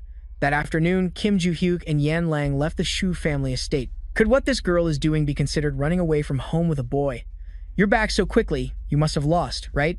Joo-hyuk almost fell over from that question. Yan Lang continued to overthink. He must have had a tough time, facing the constellation alone without the protection of holy power. Well, that was true. Yan Lang was very curious about what conditions her dear stepmother had proposed. If he lost, Joo-hyuk said, she wanted him to become a slave to the Shu family. Yan Lang was stunned. So, did that mean he would have to serve the Shu family from now on? Kim Joo-hyuk felt the urge to tease the young girl, finding it quite amusing and wondering if he should tell her the truth. I should have stopped you. I heard everything from my sister and aunt. Yan Lang looked extremely guilty. Shu Ranhwa is a madwoman. She was willing to bet her own life to seize the position of family head. Ever since she was young, she had her eyes on that position. That's why my aunt, Shu Yun, advised her to give up her greed. But after becoming the family head, her greed became bottomless. She wanted to hold that position for life, being wary of the elders while treating her own children as obstacles that threatened her status. That's why she monitored us so closely, to prevent anything from happening. She was jealous of my talent, so she used the clan members and my sisters to isolate me from everyone. Not only that, for some reason, even the family's guardian constellation shared that sentiment. Sounds ironic, doesn't it? I never had any intention of becoming the head of this family in the first place. That hag is truly insane. Kim Joo-hyuk then admitted that he had intended to let Yan Lang's imagination run a little wilder, but it seemed to have no end, so he had to tell the truth, that he had already defeated their constellation. Yan Lang thought he was joking, but no, this wasn't something to joke about. This whole mess started when that constellation summoned you back after you left the White Lotus Palace, right? But that's not entirely correct. From what you said, it seemed like that constellation had no interest in ruling this family, so I asked him myself. Back then, in his consciousness, Joo-hyuk didn't leave immediately after winning, but instead woke the chaotic snow god from his daze, telling him to get up so he could ask some questions. The chaotic snow god asked him what he wanted. I heard you called Yan Lang back to the family. Why would you do that? The current head of the Shu family asked me to do it. She said her youngest daughter needed the protection of my holy power, so she thought the girl would listen to me, a constellation with authority in the family. So I ordered her to call the girl back. So that's how it was, and here I thought. He was the one who abandoned Yan Lang first. The chaotic snow god grimaced, saying this was the first time he'd ever heard of that. Furthermore, he had only just learned that the family head's youngest daughter was named Yan Lang. So you just went along with it. Does that mean you were also used by the family head? This also means that Shu Ranhwa had deceived everyone around her, spouting nonsense to confuse people. The family head had used the constellation for her own purposes, to achieve her goals. Yan Lang trembled with anger she never expected. Her stepmother had deceived everyone in the Shu family, from top to bottom, and even the constellation, just for her own benefit. On top of that, she ruined her life to remain the family head forever. How disgusting. so I told that constellation to cancel the contract, the one between him and the family head. At the same time, Tuyet Nien Hoa received a notification that the Snow God King had reclaimed all the power he had granted her. The pact with the Snow God King was broken, and Tuyet Nien Hoa's face twisted in despair. Not only her position as the family head, she would lose everything, so she wouldn't have to get her hands dirty. Yan Lang blushed and thanked him, and Kim Joo-hyuk said the family matter was now settled. Now it was time for the main event, so it was back to physical training. What the two of them didn't know was that a guy in a skull mask had been watching them for a long time. He asked his master if he should continue surveillance, but the two-horned dude instructed him not to. Instead, he ordered him to find out who that person's enemies were. In his secret lair, all the members were summoned back just to sit and stare at each other. This lair was full of eccentric-looking people. A purple-haired individual with a jawbone mask asked why everyone was gathered. The white-haired, blindfolded guy said it was because of the Star-Lord's summons, which, everyone already knew. But didn't the Constellation order them to kill Kim Joo-hyuk first? Why the sudden command to find this guy's enemies instead? It was simply because that Constellation had changed his mind.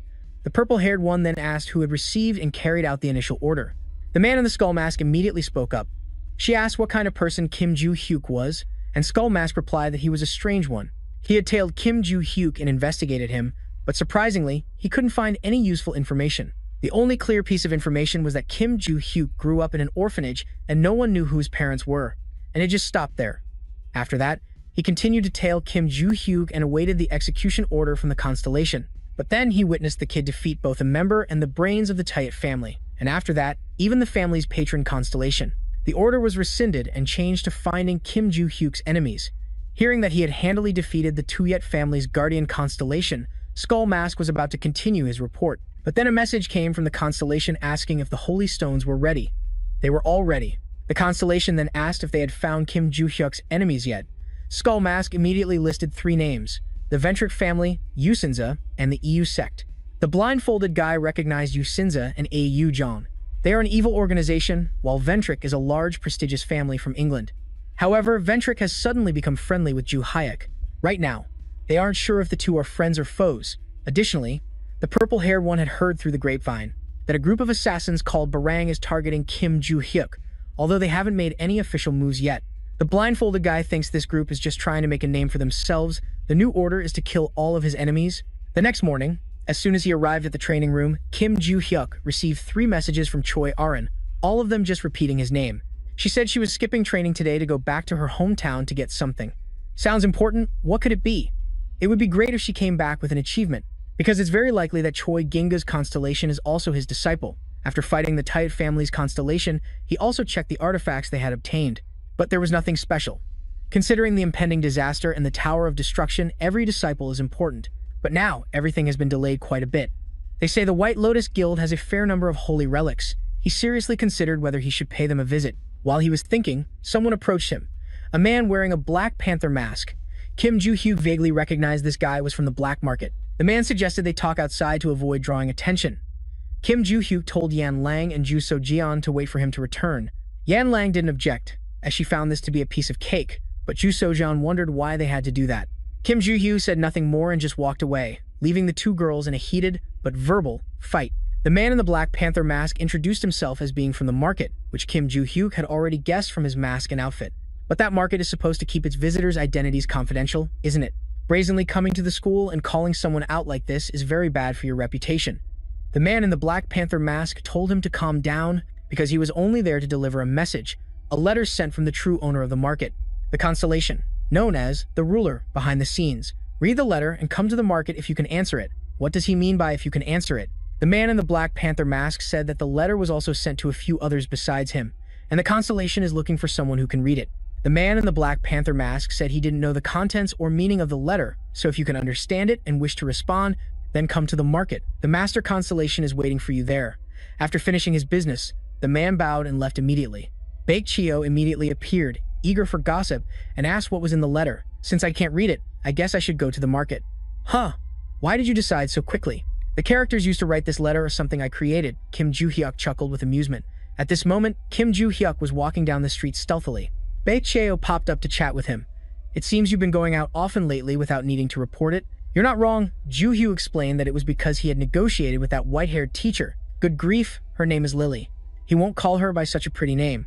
Miss Lily said that because the previous results were quite good, he only needs to report information about the monsters and how to defeat them. Baek Cheo was still curious, but didn't you say you created the characters that were written in the letter that was just delivered? That's right. Why do you want to go there so badly? Those characters are from 300 years ago, and quite a few of them still exist today.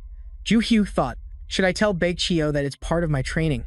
And by going there, maybe I can find out some things I don't know? Something like that, but let's not talk about it.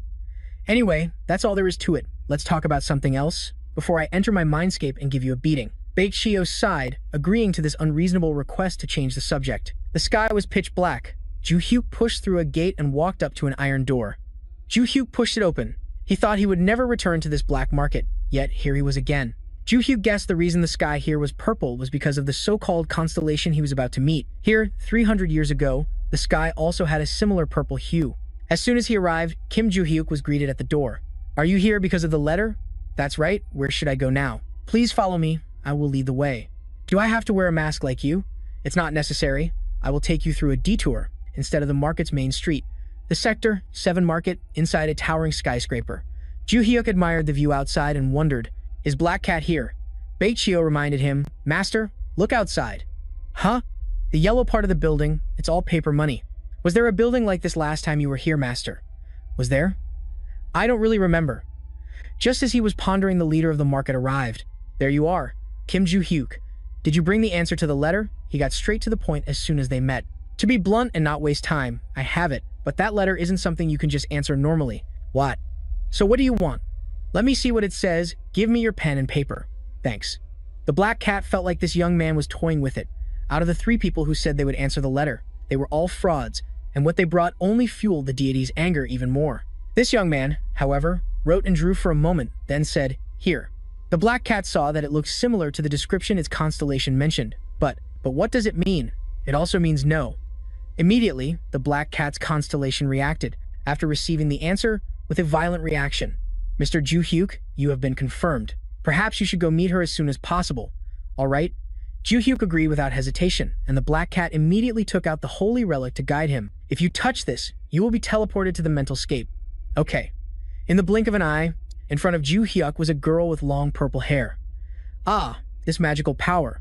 Even though you've changed your appearance, I can sense your magic. It's been a long time, hasn't it? Luminous, the red-eyed girl, clutched her cheeks and screamed with joy. Ah, Master, your disciple is so happy to see you again. Master. Luminous knelt to greet Ju Hyuk. Why are you kneeling? Get up. Ju Hyuk lowered his head and winked at her. Yes, but Master, do you still remember these letters? You haven't forgotten them either, have you? I created them. However, the 2 recalled the past, back when Luminous had just been rescued by Ju Hyuk and Moron. After I took you in as my disciple, I realized you didn't know any language or letters at all. You could only express your feelings and thoughts by nodding. You refused to learn all the alphabets I tried to teach you. By creating a new language together with you, I thought that if you liked it, you would be more interested in learning. So that's what I did, so I could later teach you many things, like martial arts. Hey, thank you. Thanks to that, this disciple learned how to speak and write, all thanks to you, Master. So you also understand the hidden meaning within, right? Yes. I missed you so much, Master. If we meet again, will you marry me? That's why I answered no. Why? Why?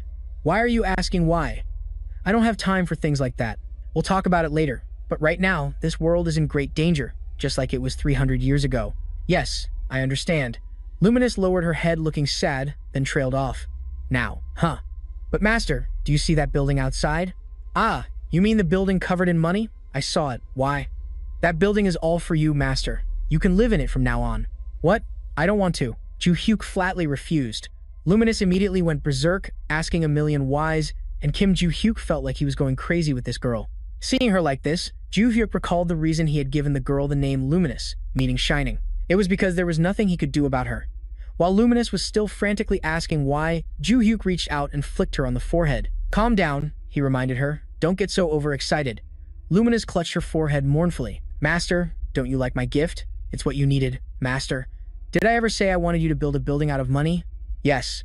Luminous confirmed with certainty. She clearly remembered someone saying, I really want to live in a building covered with money. Back then, she asked again, a building made of money? That's right, it has to be as big as a mountain. Is that your dream, Master? Should I call it a dream? Well, isn't it? Later, when there's peace, I want to live in a building completely covered in money. That wish is still very far away. Then hurry up, study, and become talented. Yes, end the catastrophe as if it never happened. At that time, I'll be able to do what I like. If you understand, then you too should continue your training. Yes. From that moment on, Luminous told herself, I must become stronger at any cost. I will fulfill Master's dream, even though he couldn't achieve it while he was alive. Now, 300 years later, when peace has been restored, I have built a building completely covered in money. Is that so? Wait a minute. So you knew I would be reincarnated and had that building constructed? That's right. Although I didn't know who Master would become, I received a notification that Master would be reincarnated. If it weren't for that notification window, Yu-Hyo was stunned. Hey, I'm going to go crazy. Luminous gave a wry smile. Damn it, I couldn't stop it in time. But you're already pretty crazy now, Luminous. Isn't it time yet? Right now, peace is still very far away. After a heartfelt conversation, Luminous bit her nails, agreeing with Yu-Hyo's point. The Tower of Destruction will soon return, and the catastrophe will also strike. The Tower of Destruction will soon return, and the catastrophe will also strike. This time, Master is reincarnated, you should be able to rest. After that came a tirade of curses worthy of 1,000 deaths. By the way, I'm currently living in the dorms of Valhalla Academy. I refuse to stay here. Ah, all right, Master. Luminous looked very disappointed. I can't do anything about it. Master, could you lend me your hand for a moment? Huh. Yu-Hyo didn't understand what was happening but still held out his hand, and Luminous immediately pulled out a ring. She said, This is the owner's ring I got from the marketplace. With it, you can move freely within the market without fear of being disturbed. You can also make transactions and withdraw money from financial institutions in the market, and it also helps you move around here easily. It will always be effective. Please accept it, Master. All right, thank you. Yu-Hyo felt like he'd been fated to receive rings lately. If I wear them all over my hands someday, people might think I'm crazy. Well then, I'll be leaving today. Yes, Master. A bright purple moon shone outside the door, and a black cat standing in the moonlight received a question from the constellation. The ruler of the underworld asked, Has he left yet? The black cat found the way he was addressed a bit odd but didn't dare to comment. It just obediently replied, Yes. He has returned to Valhalla Academy. The other side was silent for a moment, then the ruler of the underworld spoke. We should buy Valhalla Academy. The black cat almost fainted on the spot. Valhalla Academy?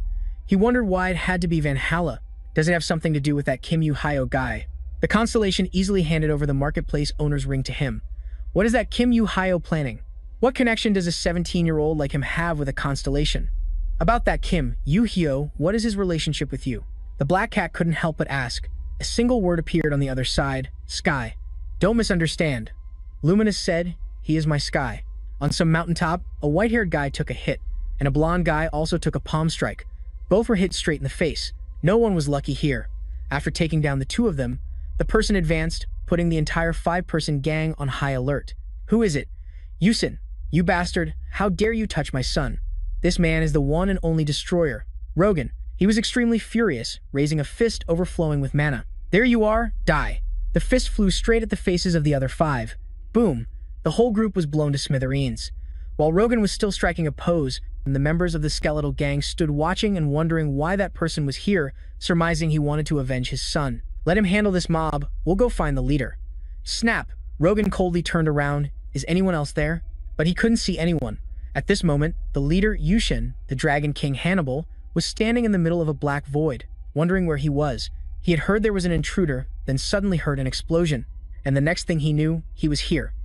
This is definitely not my office. Was I teleported somewhere else? How troublesome. A pair of red eyes flashed, your heartbeat, and just like that, a hole was gouged in Yushin's chest. With a hole in his chest, Yushin let out a horrified scream for the first time in a long while as the formless monster held his heart in its hand. Don't worry, in this space, you can't die unless I allow it, but it still hurts like hell. Yushin was in great pain but still had the presence of mind to assess the situation. This space is strange, plus this absurdly overwhelming power. He realized this was the mental world of a constellation. Besides that, this terrifying and unpleasant magical power, and that goat mask. Are you the constellation of the Yu-Gi-Oh! 2G clan? You figured it out sooner than I expected. Correct, I am 2G, the guardian constellation of the Yu-Gi-Oh! 2G clan, aka the guy who scares people with his iron armor and mountain goat mask combo. I hear a loud fight outside. Are the people of your clan attacking us? But why us? That must be the Supreme One fighting loudly out there, because he found out that you attacked his child. Yushin recalled Rogan's obnoxious face and was horrified. Now, with enemies both in front of and behind him, the guy didn't know what to do to escape this predicament.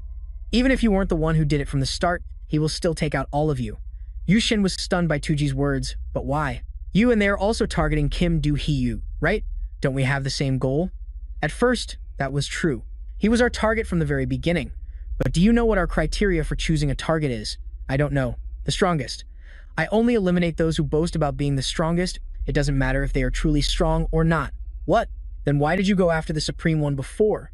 Because he boasted that he was the strongest, and trash like him is unworthy of that title.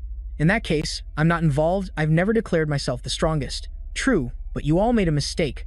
You tried to harm the one who is worthy of the title of the strongest. As he finished speaking, red flames blazed fiercely behind Tuji, as if ready to incinerate any insolent fool. Immediately, Yushin couldn't believe things had come to this, and he also couldn't understand what tried to harm the one worthy of the title of the strongest meant. He just thought that if he didn't make a move now, he would surely die at the hands of this insane constellation. If that's the case, then no matter how powerful a constellation's mental world is, he should be able to fight back using the relics and magic of his own constellation. With that thought, Yusin bit his lip and prepared to attack, thinking that after taking care of this constellation, he could find a way out of this godforsaken place. So he attacked without holding back. Toji sat leisurely and remarked, "A sacred achievement. You must carry it with you at all times, huh?"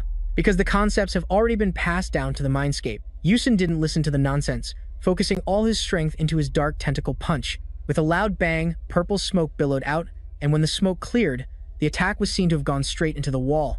He couldn't help but curse internally upon seeing Toji successfully dodge the attack. He thought his back was now exposed, so he immediately turned his head with vigilance. But surprisingly, his back was also clear. He started to get confused. What's going on? Where did that constellation disappear to? Moreover, forget his magic, I can't even feel his presence anymore. Is this even possible in that constellation's mindscape? Hiding even that surging magical power? Damn it, where did he go? He's behind you. Well, my strongest, my master, you dare lay a hand on him? Toji curved his hand and pierced through Yusin's body. So I won't destroy you so gently. The next morning, at the Valhalla dormitory, Ju Yuk was floored while reading the news. Baekchio immediately poked his head out to see what was going on. Yusin's and Yu-Gi-Oh's guilds have both been wiped out, so suddenly, come to think of it, you fought with both families before, right? That's right. I was planning to eliminate them one day when I leave Valhalla, but it seems I don't have to worry about that anymore. I see. Wait a minute, you're planning to leave Valhalla? Aren't you going to graduate? Yeah, it's because the status window told me to enter this school in the beginning, so I did. Now I've fulfilled all the conditions of the status window, so there's no reason for me to stay at this school anymore. It's not like I'm leaving right away, though. I can only leave after the Great Calamity ends. Baekchio wanted to stop him, but couldn't. The Valhalla director's office, the director of Valhalla Academy, Sim Deo-gun, looked in surprise at the person before him. Who are you? It's a pleasure to meet you. I am Black Cat, the master of the black market. Black Cat maintained his business-like style, getting straight to the point after the introduction. Let's not beat around the bush, I'll get straight to the point. Sell this school to me. Mr. Director, is your heart okay? What? Director Sim was shocked beyond belief, but he quickly calmed down. Wait, did you just say you're the head of the black market? That's right. So you know about it? I do, but I've never set foot there. Everyone says that the first time. Regardless, I can't sell Valhalla Academy to such a suspicious place. Is that so? As soon as Black Cat finished speaking, he snapped his fingers. A suitcase full of money appeared right before Sim Deok-gun's eyes. How about this? I don't need money. If you think I'll sell this school so easily, you're mistaken. Do you know what I was thinking when I founded this academy?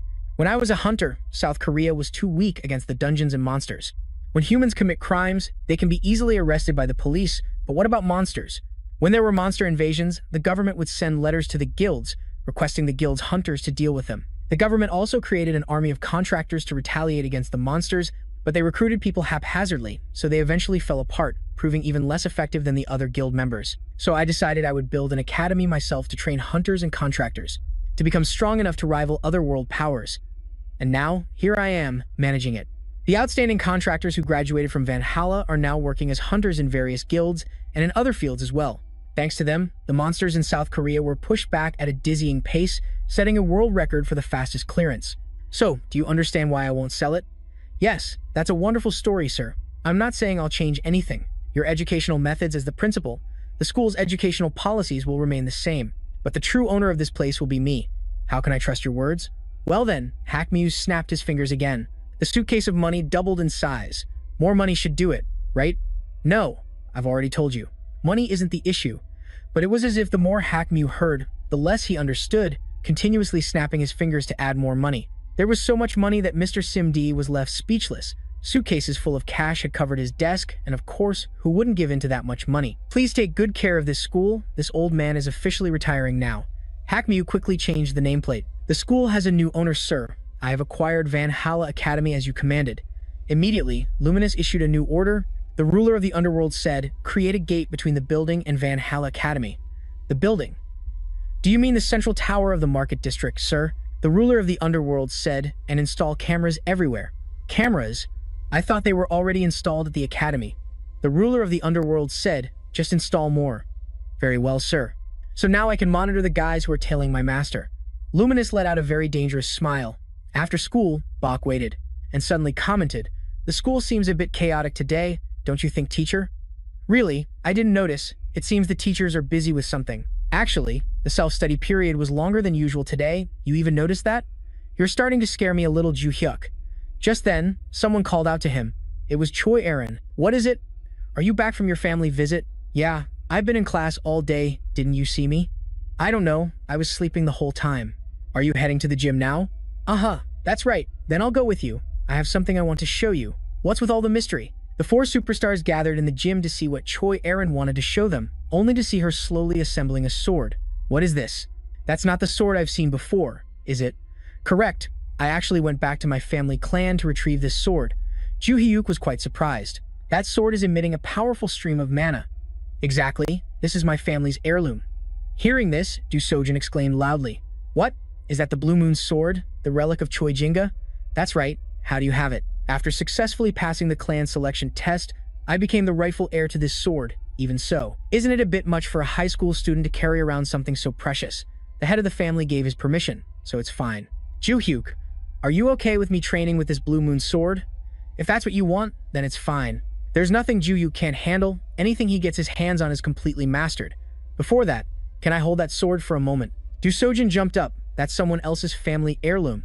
It holds the power of an entire constellation, and you're asking to hold it? Ju-hyuk's face darkened with anger as he cursed. This girl is so damn annoying. Fine, here. Aaron handed it over to Ju-hyuk, causing Sojin to loudly scold her for being too easy. As Ju-hyuk held the sword, he felt something strange, the flow of mana radiating from this thing, which gave him a strangely familiar feeling. Just then, his surroundings transformed, and before Ju-hyuk's eyes was an ancient arena. Standing there was a tall, shirtless man. Long time no see, Hyun. That person was Choi Ginga, the patron constellation of Dao Kwang.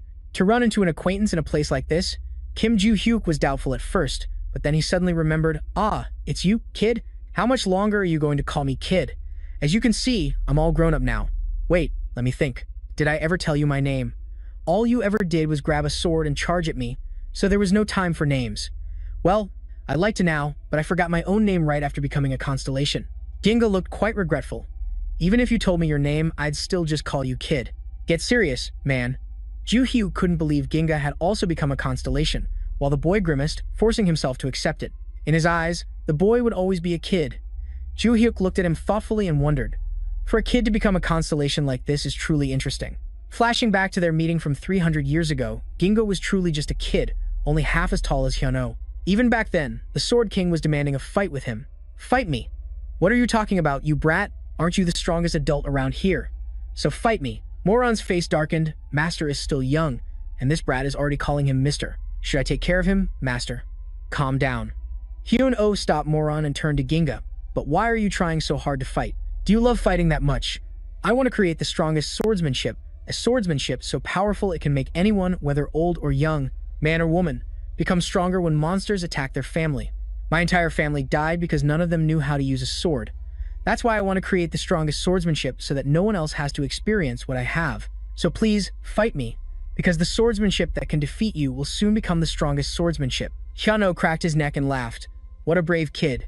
But you can't even hold a sword properly, let alone talk about swordsmanship. If you call me big brother just once, I'll be your opponent. Moron's face twisted, sensing that his master was tricking a child. Ginga, however, had no idea he was being lured in, was so focused on fighting that he shouted, "All right, fight me, big brother. Game on." Ju-hyuk grinned without a hint of shame, immediately lunging at the small boy with his fist. You were a real pain back then, demanding a fight every single week. If you had lost just once, that wouldn't have happened, right? Ju-hyuk bared his teeth in frustration. For someone who wants to be the strongest swordsman, is that any way to talk? Ah, well, I should thank you for guiding me after every loss. Thanks to that I was able to create my own swordsmanship. Are you talking about the invincible sword? That's right. If you had become my disciple back then, I could have trained you more closely, don't you think? I thought so too at the time, but if I became your disciple, then even if I perfected my swordsmanship, it would still be your swordsmanship, not mine, right? That's what I thought, so I had to give up on the idea. That's pretty gutsy, kid. Ju-shuk praised him with a laugh. It made me wonder why Choi Aaron's swordsmanship looks so familiar. Now I understand. Jinga boasted proudly. You know, after becoming a constellation, I tried my best to teach my contractor my swordsmanship, but it's very different from the swordsmanship you once knew. Ah, about that? As you already know, people nowadays prioritize training their magical power over physical conditioning. If they were to learn my swordsmanship in its true form, their bodies would be under too much strain, so I made some improvements so they could learn it more easily, but it's still a long way from being the strongest swordsmanship. Is that so? But I never expected you to be reincarnated into the body of a high school student like this. Ju-hyuk suddenly remembered something and asked Ginga, before you met me, did you receive a notification window or anything like that? I didn't? Why do you ask? That's so weird. Luminous said she knew about her reincarnation through a notification window. I couldn't ask Moron, but Batcher also knew he would be reincarnated. So does that mean the notification is only sent to those who have a direct connection with me? That makes sense then. Hyun-oh, this could be considered fate. How about we have a fight? All right, let's see how much stronger you've gotten. Okay, it's been a while since I've felt this excited. Hyuno charged forward with his sword and his familiar killer expression, and Ginga was no less formidable. When they returned to reality, Hyuno had a smile on his face. I had a lot of fun. Ju-hyuk returned the sword to Aaron and added, your constellation is a good person, so you should train and talk with him often.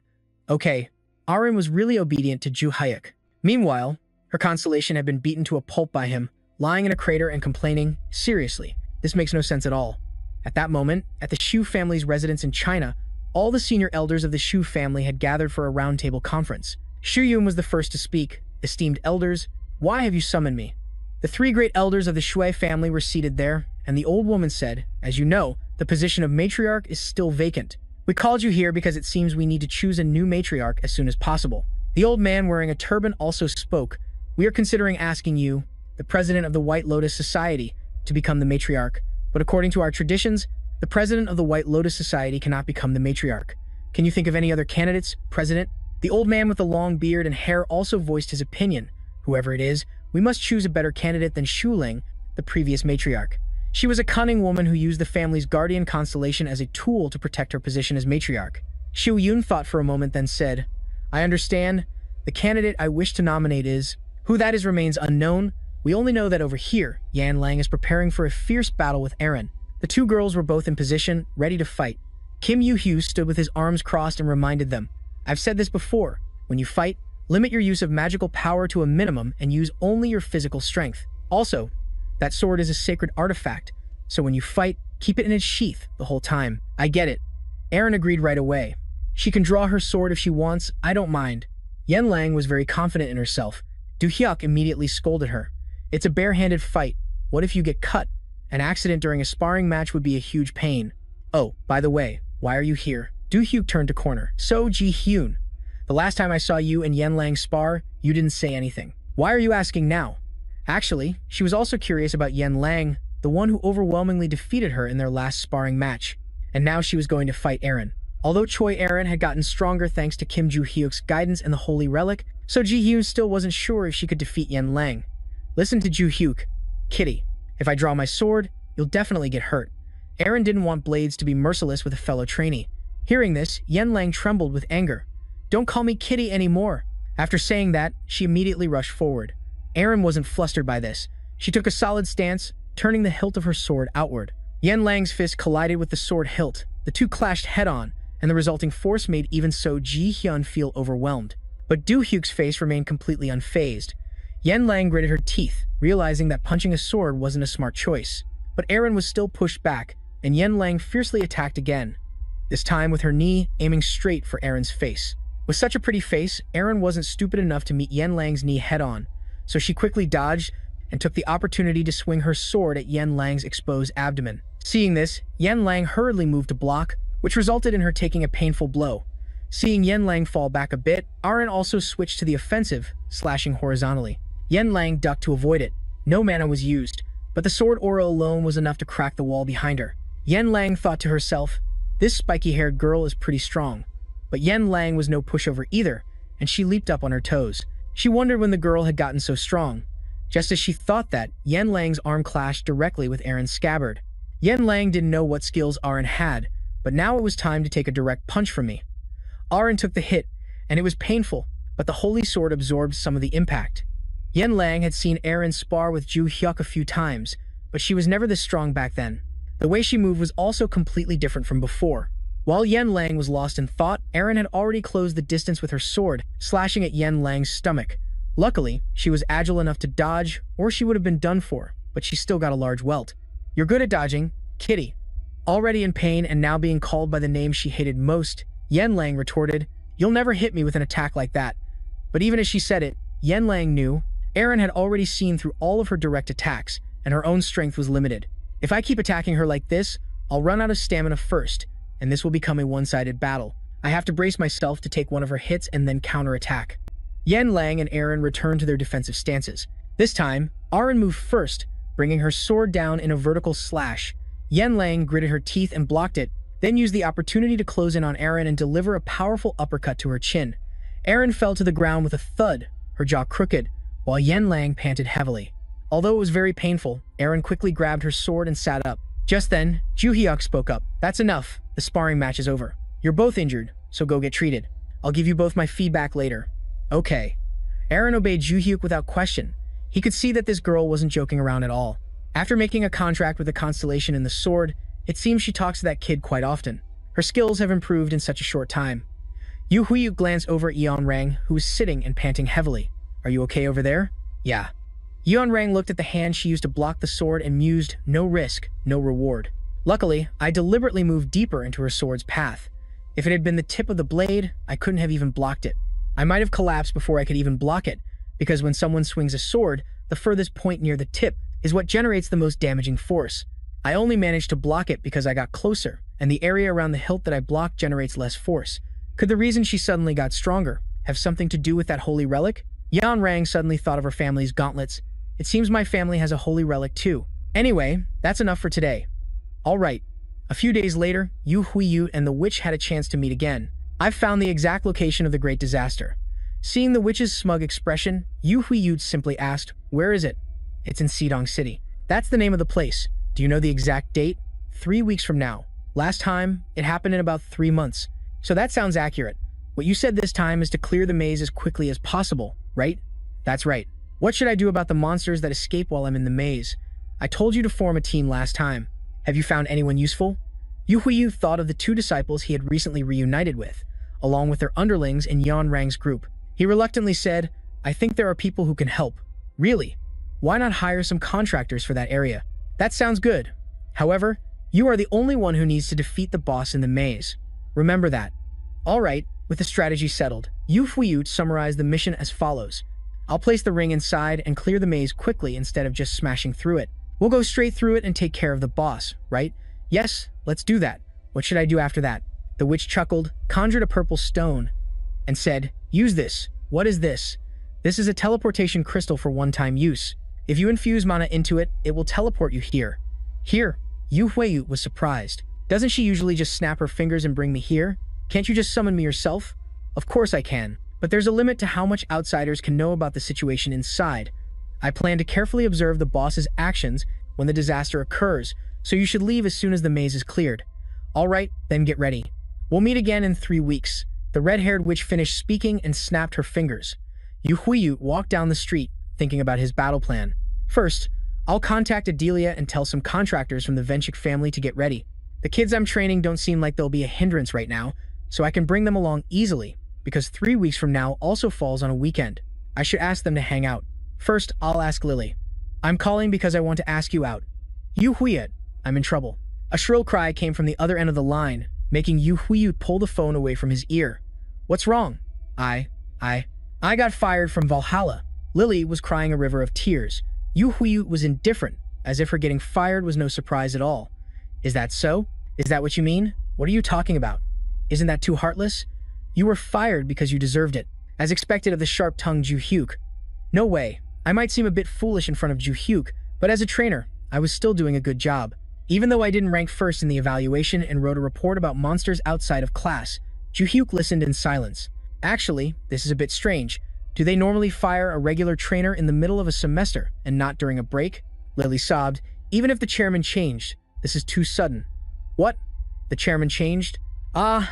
This is a secret from the students. I don't know why, but I was told to keep my mouth shut, so there aren't any articles about it. Ju-hyuk found this incredibly suspicious. What could be so important that they had to change the chairman in secret? So if Lily is fired, I can't use my authority to go out freely anymore? Is it time to drop out of school? I think I'll go to the chairman's office for a bit. While I'm there, I'll try to ask what happened. Ju-hyuk, you don't have to. He didn't listen anymore and just hung up directly. Right at that moment, Ju-hyuk also received a message from Yan Lang. Hey, I heard I was expelled from Valhalla. What for? Ju-hyuk was completely flabbergasted. What's this now? Why was she suddenly expelled too? Why is all of this happening so suddenly? Furthermore, it's too strange. So many events are happening around me. Whatever is going on, I should meet the chairman quickly. When he arrived, he saw the current chairman was Black Cat. I had a hunch, so it turned out to be true. Black Cat, you became the academy's chairman? Not exactly. I'm just the chairman on the surface. The real chairman is the holy constellation I serve. So Yan Lang and Lily, you fired them because of Luminous? That's right. Why? I have made my decision and will free my master from those vixens. They dared to challenge the master, so they must be expelled immediately and without hesitation. That's what he said. I also wanted to expel the student named Choi Aaron. Do you think that's okay? He said no, rein it in and rescind the expulsion order for those people. I don't care about any of them. I'm just teaching and using them. But I'm not happy knowing they were fired because of me. A notification panel appeared in front of Black Cat. The master of the underworld has replied with an extremely disappointed tone. Very well. He said it's fine, but why did you buy Valhalla? It was an order from the Holy Constellation. Black Cat then said, I heard you refuse to live in the building at the market. Because I'm still living in the dormitory, so if we buy Valhalla, the master can live in that building. That's what he said when I bought it. Just for that? And I've connected a room in Valhalla. To the building in the market, only permitted individuals can enter that room, so you can use it freely. Alright? Do you need anything else? So, you can do whatever you want with the academy, right? I have no intention of interfering with the training, but I can, so you can do me a favor. 3 weeks later, Zirong City. This white-haired young man stared in shock at the horrifying scene before him. What is this? Monsters of all kinds invaded from the sky to the ground. Smoke and fire filled the heavens, and the crazed monsters destroyed everything and slaughtered people. The white-haired guy was still in shock. He had only come here because it was related to his family. But what's with all these monsters? Just then, a piercing scream rang out. A girl was being chased by a monster. The monster held her handbag in one hand and swung a large blade with the other to strike her. The white-haired guy hurriedly enveloped his body in mana to block the attack for the girl. His other hand was already charged with a thunderous punch, and he swung it straight into the monster's face, taking it down. He told the girl that more goblins were coming, so she should run quickly. Thank you, sir. After his heroic rescue, he gulped and thought to himself that these monsters were completely different from the virtual ones he fought in the simulations. The heavy impact on his fist from each blow gave him goosebumps, but at least he had managed to take down one goblin. But could he handle this entire horde? The white-haired guy cursed under his breath. Damn it, I have to take out at least half of them. While he was still lost in thought, Yan Lang and Choi Aaron zipped past him like a gust of wind, leaving the young man completely stunned. Yan Lang rushed forward, punching a goblin square in the face, while Choi Aaron's single slash sent several more to their graves. With just one attack, the entire horde was taken down. Sojian arrived just in time to complain, "What? They've already finished." The white-haired guy recognized her. As the two girls turned around, he recognized them as well. "Why are you guys here? I think you should be asking the person over there." "What?" He looked back and saw Kim Ju-hyuk casually strolling over with his hands in his pockets. Flashing back to 2 weeks ago, Ju-hyuk and Hakmu had summoned Yan, Lang, Aaron, and Sojian to Valhalla's conference room. Yan Lang was quick to ask, "Why did you call us here? Haven't we already finished our physical training?" "I called you because I have something private to discuss. But before that, you can see the cat over there, can't you?" Hakmu cried out. "Ouch, right in the heart. That is the current chairman of Valhalla." "What?" Sojian was incredibly surprised and asked, "What about the previous chairman, Riemep?" Hakmu immediately replied, "The headmaster has retired, and he has passed the position of new chairman of the board to me. However, we personally haven't heard any news about a change in the academy's chairman. Please understand that this was conducted secretly for a reason. In any case, this will be announced to the students in due time, and you are all simply finding out a little bit earlier. Allow me to introduce myself. My name is Hakmu, and I look forward to working with you." Sojian was dazed. "Hakmu?" Ju-hyuk then continued. "Anyway, The reason the new chairman is here is because I proposed the creation of a new department, and he has approved it. This is a special class where students have the autonomy to participate in extracurricular activities without needing to attend traditional. Would you all like to join this class? Yan Lang pointed to herself and wondered. So I guess not much will change for me, right? That's correct, but I called you here to join. You will still be training, but now you will also have the chance to go out and hunt monsters. This will help you get stronger, so what do you think? Yan Lang couldn't have been happier, nodding eagerly. Is that right? Then I'll join. Of course, I'll participate if that's what Ju Hyuk wants. Choi Aaron also agreed in an instant. Only Sojin was left feeling awkward. Wait a minute, I'm having a little trouble following this. First, about the new chairman. Isn't he the owner of the Black Cat Night Market? Yes, you know about the black market? At first, I thought. The black market was just some nonsense from the internet. I had no idea it was real. How can the owner of an underground market be so publicly known and even become the Academy's chairman? Well, that's just how it is. It's not that strange, I dabble in many fields. Then how could Kim Ju-hyuk's proposal for a special class possibly get approved? Or perhaps you knew the new chairman from before. Sojin claimed she couldn't keep up, but in reality, she was the most rational one there, and Ju-hyuk didn't seem to mind. I knew Black Cat from before, which always made Sojin wonder. I know he's ridiculously strong, but is he also close with the owner of the black market? This is no longer on the level of a normal student. Yoo Hee-it noticed her staring at him, but paid it no mind, simply asking if she would participate too. Of course, who would refuse to join the class when they don't have to? Black Cat then turned to remind them. Of course, there are conditions attached to being exempt from basic classes and written exams. You guys will have to participate in events like debates or practical exams that require public exposure. Is that what they said? I thought so at first too, but after further consideration, I realized I'm also in a position that needs to be considered. In a way, the students receiving the highest privileges need to have something, right? To convince the other students and instructors. First of all, the first students of this special class must be strong enough to be recognized by other students and instructors, so there won't be any problem in that regard. But from the school's perspective, having Valhalla's strongest student in a special class without showing anything would be a shortcoming. Therefore, I hope you can actively participate in extracurricular activities to raise Valhalla's status. You can't just go around catching monsters outside, right? Okay, that's good then. But if you could show off your strength in front of the other students, that would be great. This isn't a request from Black Cat, but rather from the chairman of Valhalla. Yoo Hee-it couldn't help but think, what nerve did this guy hit to suddenly become so responsible about his chairman position? I thought he just bought the academy for fun. Fun, my foot. He's loaded with cash. If he mismanages it and it goes under, he'd lose a fortune, wouldn't he? Yoo Hee-it couldn't argue with Black Cat, so he could only reluctantly agree. Anyway, those are the conditions. Has anyone changed their mind? Yoo Rang immediately said, well, nothing really changes for me, so I'm still in. But it seems they share my thoughts. Yes, that's right. Both Aaron and Sozeon were determined to seize this opportunity. Yoo Hee-it was overjoyed. Great. Then the first extracurricular activity for this class will be, what else? Herding people to the labyrinth, of course. He just didn't expect to run into an acquaintance here. Huh, Seyuk, what are you doing here?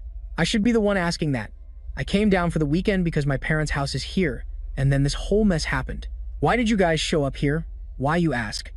Yoo Hee-it lowered his sword and commanded, Choi Aaron, Yeon Ring, get ready. Yes, sir. The monster trio charged forward aggressively, facing a horde of stone-armored and winged goblins of all kinds. Yoo Hee-it smirked and drew his sword, saying, we came here to do this. As soon as he finished speaking, he swung his sword in a single slash, taking out a whole bunch of goblins. Yoo Hee-it confidently plowed right into the goblins' faces, and with a single swing of his arm, the entire horde, from big to small, collapsed. Yoo Hee-it rolled his shoulders and remarked, not too shabby. The people behind him, especially Seyuk, who was witnessing Yoo Hee-et's terrifying power for the first time, had their jaws on the floor. Seyuk wondered to himself, is this guy always such a monster? Among them were even high-level demons they had never fought before in mock exams, and he really cut them all down with just one strike? Just then, a man appeared like a shadow next to Ju Hyuk. I've discovered a dungeon. It seems to be the source of this disaster. It's 5 kilometers from here, and the area is swarming with monsters. What about the agents from the Ventric family? They're each evacuating civilians while trying to contain the damage caused by the monsters. Moron, has your constellation not awakened yet? He still hasn't responded. Ju Hyuk fell silent for a moment. It's been 3 months since that girl went on vacation, and there's still no sign of her. Anyway, catching monsters isn't that hard. I guess she's only capable of fighting small fry enemies. Understood. Tell those Ventric guys to stop playing dress-up with their cloaks and help the evacuation by healing the people. What? The newcomer seemed stunned by the criticism. It was so harsh. That would be more helpful in restoring your family's tarnished image, wouldn't it? Fine. Even though he's got a sharp tongue, His reasoning is persuasive, so I'll go with it. So, can we head to the center of the disaster now? Before that, Aaron, Yen Lang, you two go eliminate the monsters attacking the civilians and evacuate them along with the others. The two girls accepted the order without hesitation. Ju Sozian, clear a path to your family's estate with Siyuk. Sozian was displeased upon hearing this. Why are you pairing me up with this muscle-brained idiot? Yeah. Seyuk shot her a death glare. I can already tell this squad is going to get along just great. But that wasn't what Ju-yuk was concerned about. So, shall we go? Let's head to the center of the disaster. A formidable squad of monsters stood guard in front of a tiny gate. The guy from the Ventric family looked into the distance and pointed it out to Ju-hyuk. That slightly raised area over there looks like the entrance to the dungeon. The two of them were standing on a rooftop, looking down. The monsters were positioned below. There were fewer high-level monsters, but overall, their numbers were still massive. I think a strategy where all our family's agents gather and break through a single point, with you, Jae-yuk, following behind, could be effective. This Ventric guy was very eager to play the role of strategist, but his plan didn't convince Ju-hyuk. That strategy is completely ordinary, and it would take too much time. However, that does seem to be the best option, but do you have any other suggestions? Ju-hyuk gave a very sinister smile. I do. The guy flinched when he saw Ju-hyuk climb onto the railing, and of course, Ju-hyuk leaped down in a flash before the guy could stop him. The goblins below looked a bit dumb, but they were quick to smell an enemy. They spotted Ju-hyuk before he even landed, but while their senses were sharp, their reactions were still slow, so they took the full force of Ju-hyuk's direct sword strike. The guy on the rooftop watched with his jaw dropped. What the heck? He took down all those monsters in a single blow? Now, the rumors about a powerful contractor being a high school student are starting to make sense. A power on par with the constellation, Kim. Ju-hyuk was unaware of his thoughts, merely looked at the pile of monster corpses at his feet and remarked, nice. Earlier, Ju-hyuk had signed a contract with Luminous to use her abilities, which are quite useful, aren't they? Well then, let's hurry into that dungeon. Oh, right, she told me to wear this ring to defeat the dungeon boss, right? Ju-hyuk remembered the witch's advice and immediately put on the ring.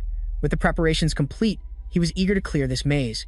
Meanwhile, in England, on Ventrix Street, the lights were still on in the Ventrix family castle, as Adelia had not yet gone to sleep.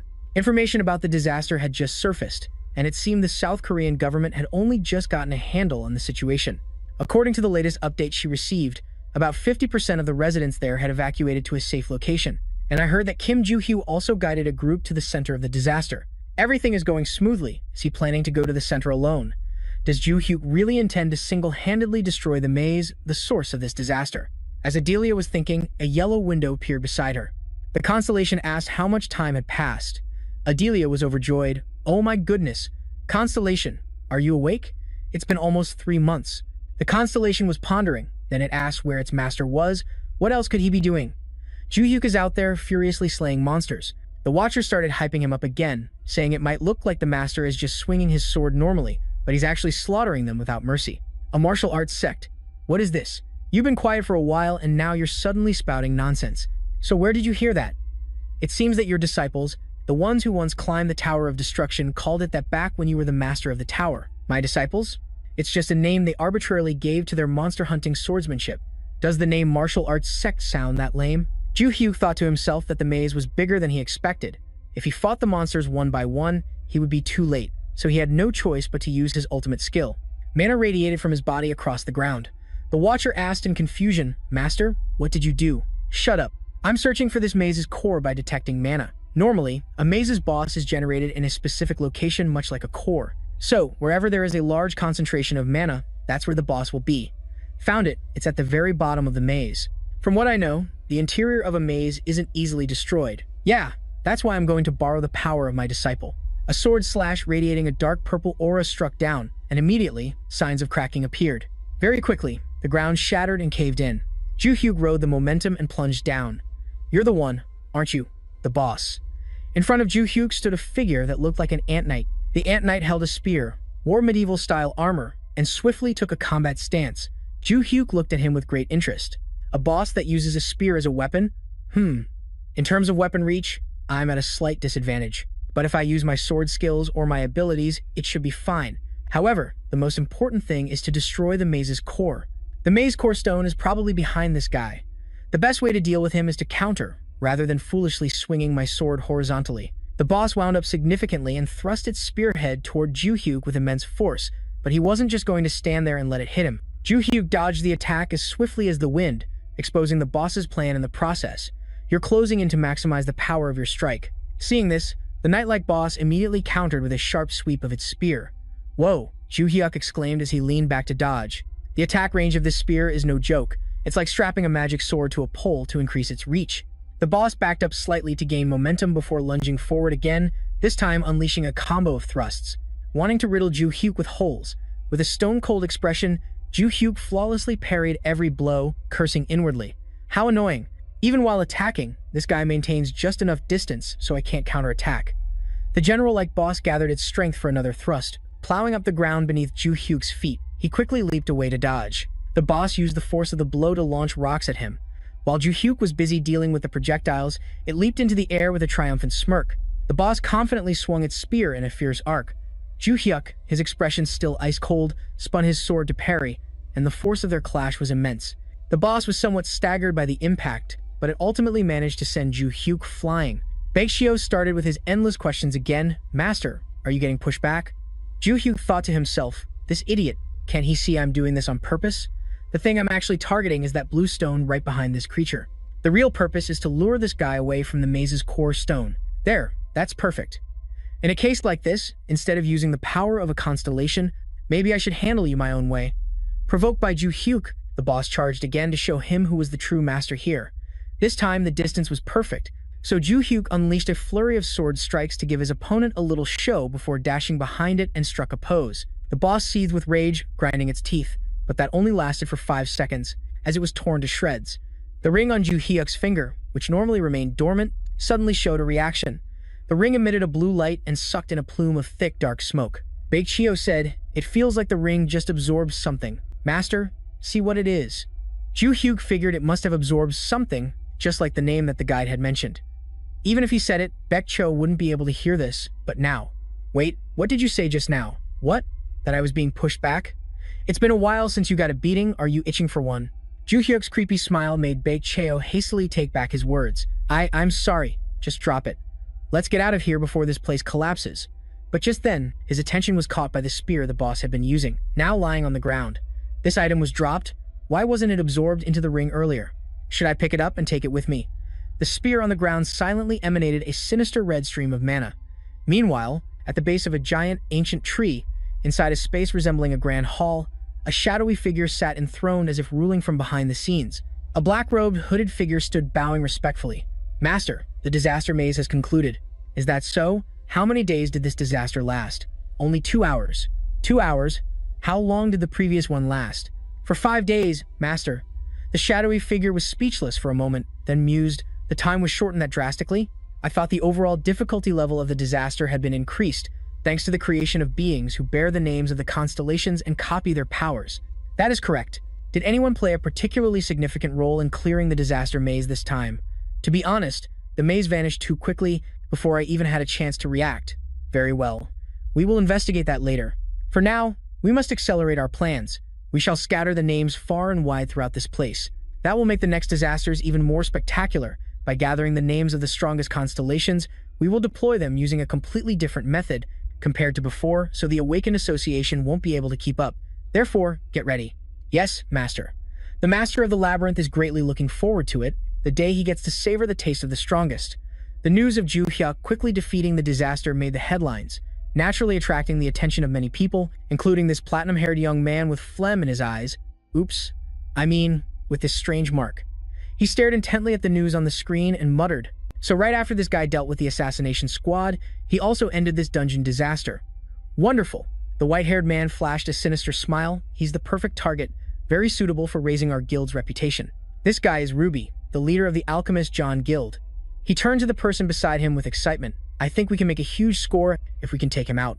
What do you think? The person sitting with Ruby was a figure in a black, hooded cloak, wearing a broken mask with only a single hole.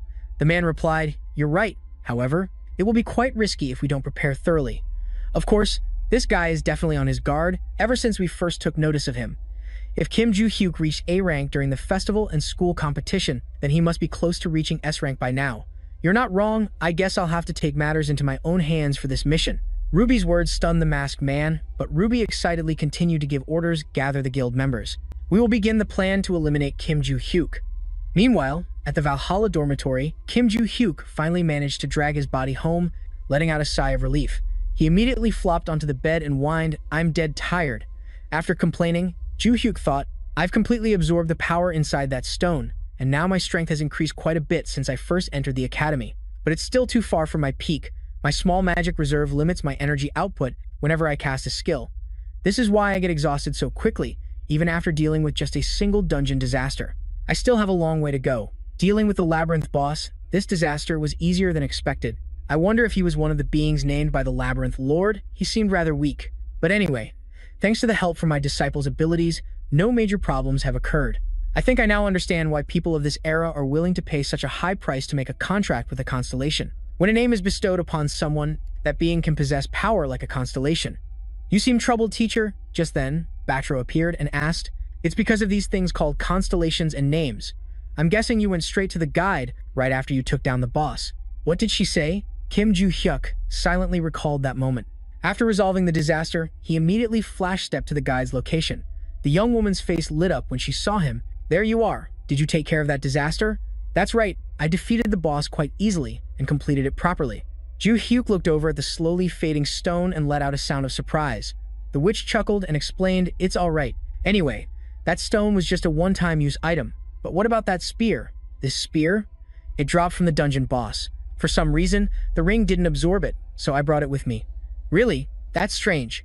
The witch also found this hard to believe, but she quickly changed the subject. "Can I see that ring?" Joo-hyuk took off the ring and gave it to the guide. She inspected the ring, which was emitting purple mana, for a moment and then said, "Very good. It seems to have absorbed the right name. Here, take it back." She added, "This is just the beginning. As I said before, the names might be passed on to different individuals. There's a high chance that high-level names will be used by the Labyrinth Lord from now on. Many strong opponents will appear then. I'll try to find out exactly who they are, but it's likely they come from the Tower of Destruction, the place you've been through before. It's those bastards." Just thinking about it made Joo-hyuk feel incredibly annoyed. "And now I'll have to clash with them a lot." He clutched his head, thinking about that bunch. "It's driving me crazy. Hang in there, you can do it." "All right, we'll meet again soon. Before the names are passed on too far, I hope you'll weaken their forces." Now he was lying here and grumbling. "Well, she said that the stronger, higher-level names might be passed on again." Batcher replied, "I understand. The people from the Tower of Destruction? I was in that tower once, but for some reason I don't remember anyone there." "Well, on the first floor, there were only basic monsters." "That's right. Those people probably didn't have any names to lose. It's highly likely that bunch will come from the second floor or higher." "That's right. From now on, the number of annoying bastards will increase as they are granted names." "Wait a minute. If those guys from the Tower of Destruction come down, won't you turn back into a labyrinth insect like them?" Batcher was so shocked his interface glitched. "What? No. No way. Didn't I tell you, Master, that I was forced to become a member of that tower? Damn it. That stuttering just makes me more suspicious. Try saying that damned Labyrinth Lord." Batcher nearly used all his life force to curse that phrase twice. Joo-hyuk gave a wry smile. "You don't have to repeat it a second time. But all right, you pass." Batcher let out an unconcealed sigh of relief. However, Joo-hyuk still felt that something wasn't quite right. Even if he was forced, why didn't Batcher have that power? Looking at all his disciples and the other constellations, even if they couldn't directly affect this world, they could still provide a portion of their power to the person who made a contract with them, right?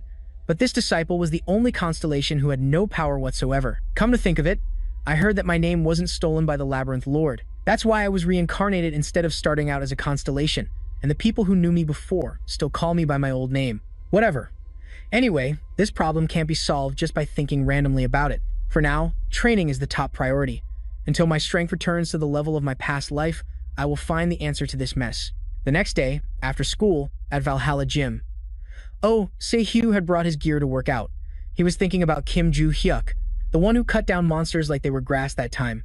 The more he thought about it, the stronger he seemed, but even so, I still don't want to acknowledge that strength. However, after witnessing what he did in the disaster dungeon, even though I couldn't help him, but I had to admit he was too good, and not just Kim Joo-hyuk, but even the 3 people he trained could easily take down the monsters. If I could also be taught by Kim Joo-hyuk, thinking that. He burst into the training room calling out for Kim Joo-hyuk, but only Arin was there, wiping her sweat and blushing, and the two of them just stared at each other, frozen awkwardly. Half an hour earlier, Arin was running breathlessly when Joo-hyuk spoke up. "You can stop here." Arin immediately sighed in relief and stopped. Joo-hyuk thoughtfully handed her a towel. "Here you go." "Ah, thank you. So, Are you done complaining about not keeping up with the pace now? Of course, I'm ready for the next, higher level of training. You complained quite a bit when you first started. That's because I didn't know the results would be this amazing. Aaron chimed in, I don't like this. But it looks like the nagging kitten has finally caught up, huh? While the newcomer, Sojun, doesn't seem to be doing too well. The girl lay on the floor panting heavily. This is some insane training, but it's wonderfully exciting. When you were watching our training session, didn't you know what it would be like? I didn't think it would be this exhausting. If you can't handle it, you should just give up and go back where you came from.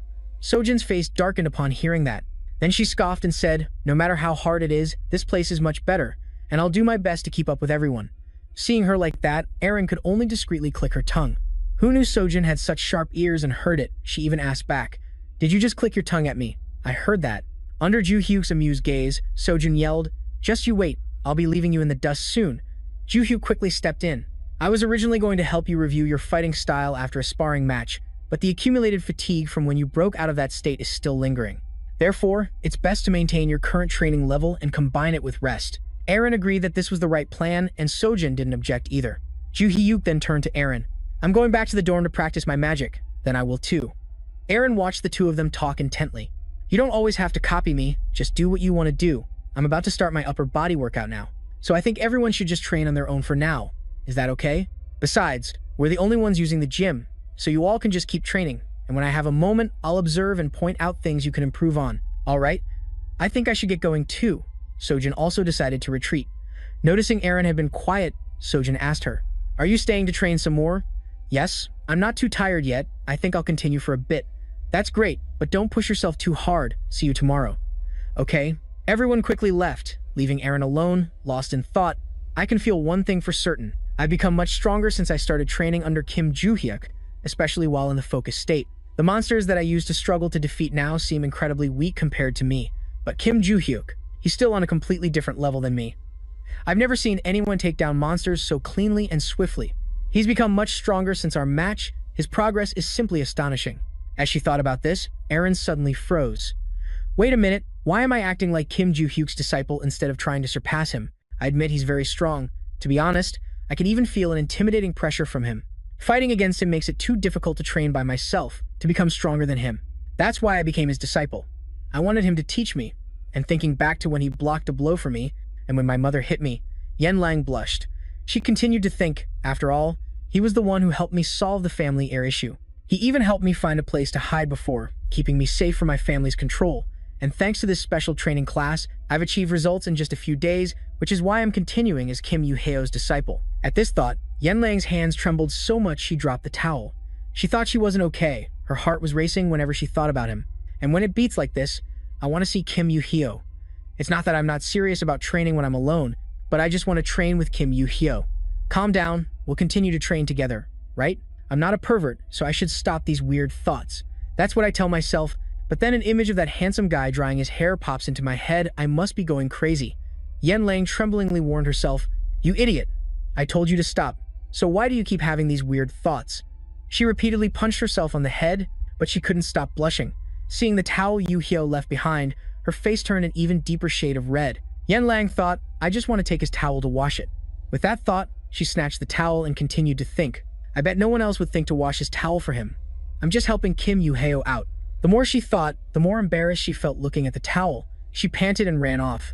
But even running couldn't stop her from thinking about Krat. There's no one here, right? So I'll just wipe my face a little. With that thought, she brought the towel to her nose to smell Krat's scent. And just then, Yu-hyo jumped in and caught her in the act. Of course, he didn't know what Yen Lang was thinking, so he was just surprised to see her there alone. But Yen Lang thought he had seen her sniffing his scent and became murderous. Did you see my dark secret? My shameful act? A shameful act? Yu-hyo asked, confused. You saw it? Yen Lang's face was beet red, her eyes welling up with tears, and she swung her fist straight into Yu-hyo's stomach. The young man looked tough, but this blow nearly knocked him out, causing him to throw up everything before collapsing on the floor. Yen Lang was still sobbing, oh my god.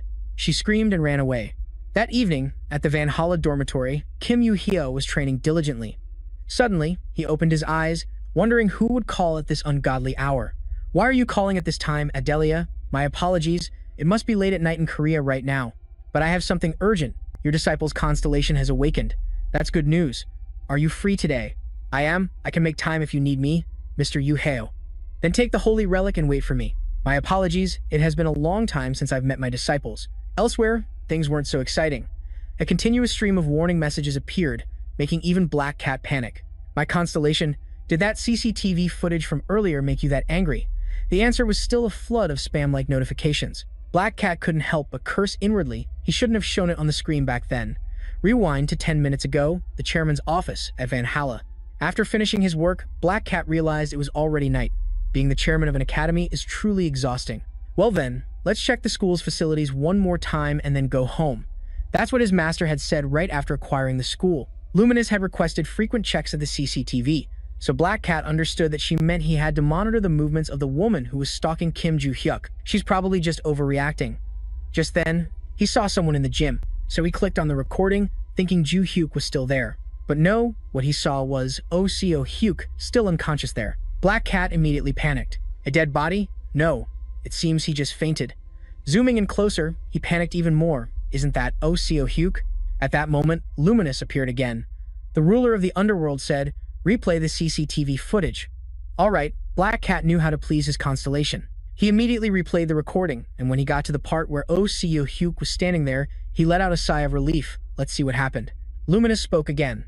The ruler of the underworld said, "I see."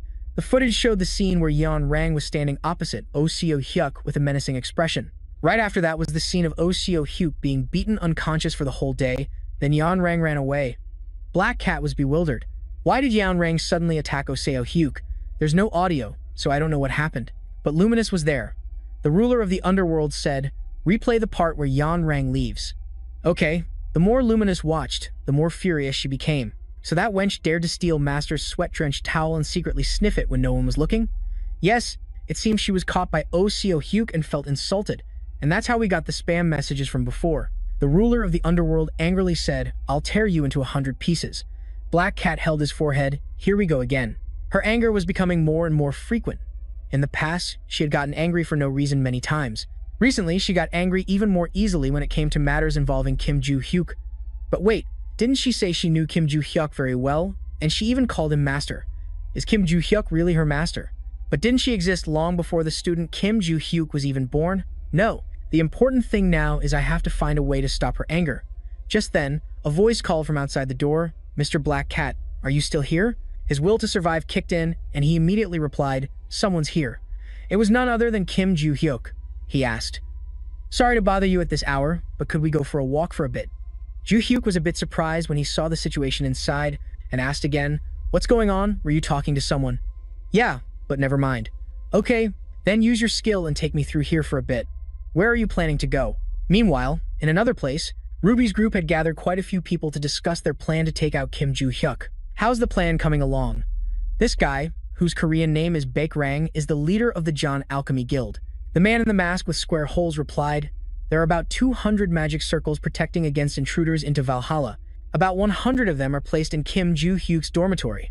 Really? Baek Rang was a bit surprised but didn't give up on his original plan. It's fine, anyway. They'll become useless against the power of the constellation. Yes, the leader's constellation, the immutable alchemist, is essential for magical and defensive abilities. Once the leader neutralizes all the magic circles, you and the 4 of us will head straight for Kim Joo-hyuk, and then we'll cast a spell to conceal our attacks, and the remaining members will take care of Kim Joo-hyuk's friends. You mean the students who participated in stopping that dungeon disaster? Yes, not only will we deal with Kim Joo-hyuk, but we will also eliminate those guys, and our names will be known throughout the world. Man, we'll be labeled as cowards for only daring to target high school students. But for villains like us, that's a compliment, so shall we begin? This guy is truly cold-blooded, sparing neither the young nor the old. The operation to assassinate Kim Joo-hyuk and his companions. Just then, someone interjected. I knew it. White Fang and his lackeys were stunned. I was planning to watch a bit longer and wait for the right moment, but now you're saying you're going to assassinate him? You've arrived as a very familiar group of 4. We should have dealt with you a long time ago. Forget about the surveillance and all that stuff. Well, we were planning to deal with you as the constellation said anyway, so let's just move the plan to today. These words shocked White Fang to his core. He stammered, unable to form a sentence. Why? Don't you understand just by looking? Purple hair brushed their hair aside, revealing a mark on their neck like a tattoo of the character One. White Fang looked on in horror. The one-horned god? It can't be that guild. Purple hair scoffed. What's wrong with this guy?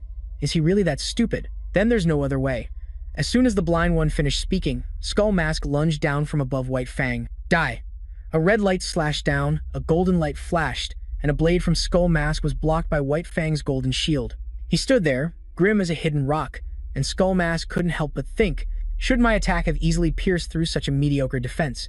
I don't know why you want to kill me. White Fang unleashed his mana, knocking Skull Mask back.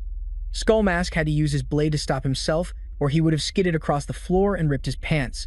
I'll show you how different the power of an S-rank constellation is. White Fang flew into a rage after being ambushed. Bait Kang was seething with anger, unleashing a torrent of mana. Purple Hair was also surprised. An S-rank constellation? That's right. The blind one affirmed while covering his face. The constellation he made a pact with is the Immutable Alchemist. Bait Kang was surprised they knew so much. Are you surprised that we know about the constellations? But whether we know or not, you're still a pretty famous person. You see, what? The sacred artifact you're currently equipped with, it's a sacred artifact from the Age of Decline, isn't it? So the S-rank constellation I was looking for and all the work I did were for nothing? Purple Hair was indignant, and the cloaked figure also commented, that's right, after all, the sacred artifacts from the Age of Decline are all famous for having powerful constellations residing within them. In addition, that alchemist named John accidentally became famous because he happened to obtain a sacred artifact and became an S-rank constellation. As a result, the demand for sacred artifacts from the Age of Decline skyrocketed on the market. But, despite receiving such a powerful constellation, all he does is basic stuff like creating a villainous guild. It'd be strange if that didn't sting. White Fang raised a hand glowing with mana. I don't want to hear that kind of talk from you bastards. Like you people. He threw a punch, and 5 magic circles appeared over his head. The 4 fugitive reapers saw spear-tipped chains shooting down. What is that? Magic circles? How could he have set up something like this in his own base? Bai raised his hand, and a magic circle shot towards the back of the purple-haired woman's head, but it failed to shatter her head. Damn it, just dodge it. This attack is dangerous, that bastard. Just how many magic circles did he set up in his own lair? This is such a pain. The purple-haired woman cursed non-stop, while Bai knew that monsters like them could sense incoming attacks. He didn't know what skills they possessed or what constellation granted them power, but he was still confident he had the upper hand. Bai had personally set up approximately 1,200 magic circles in this mansion, and he was confident they couldn't dodge them all. And with the absolute defense skill of the Immutable Alchemist, with this power, Bai was certain he wouldn't lose to their magic or die at their hands. He wouldn't have used this if it wasn't a critical situation, but that no longer matters. Bai swung his arm for another punch and shouted, "Die!" But this time, the group stood as still as statues. Are you trying to kill us with those magic circles? Then why don't I feel any pressure at all? That purple-haired woman has a seriously foul mouth. No wonder she has to cover it. It's probably been cursed 7,749 times. Meanwhile, Bai was on the verge of an existential crisis. I'm sure I activated the magic circles. We detected one of your magic circles the moment we stepped inside.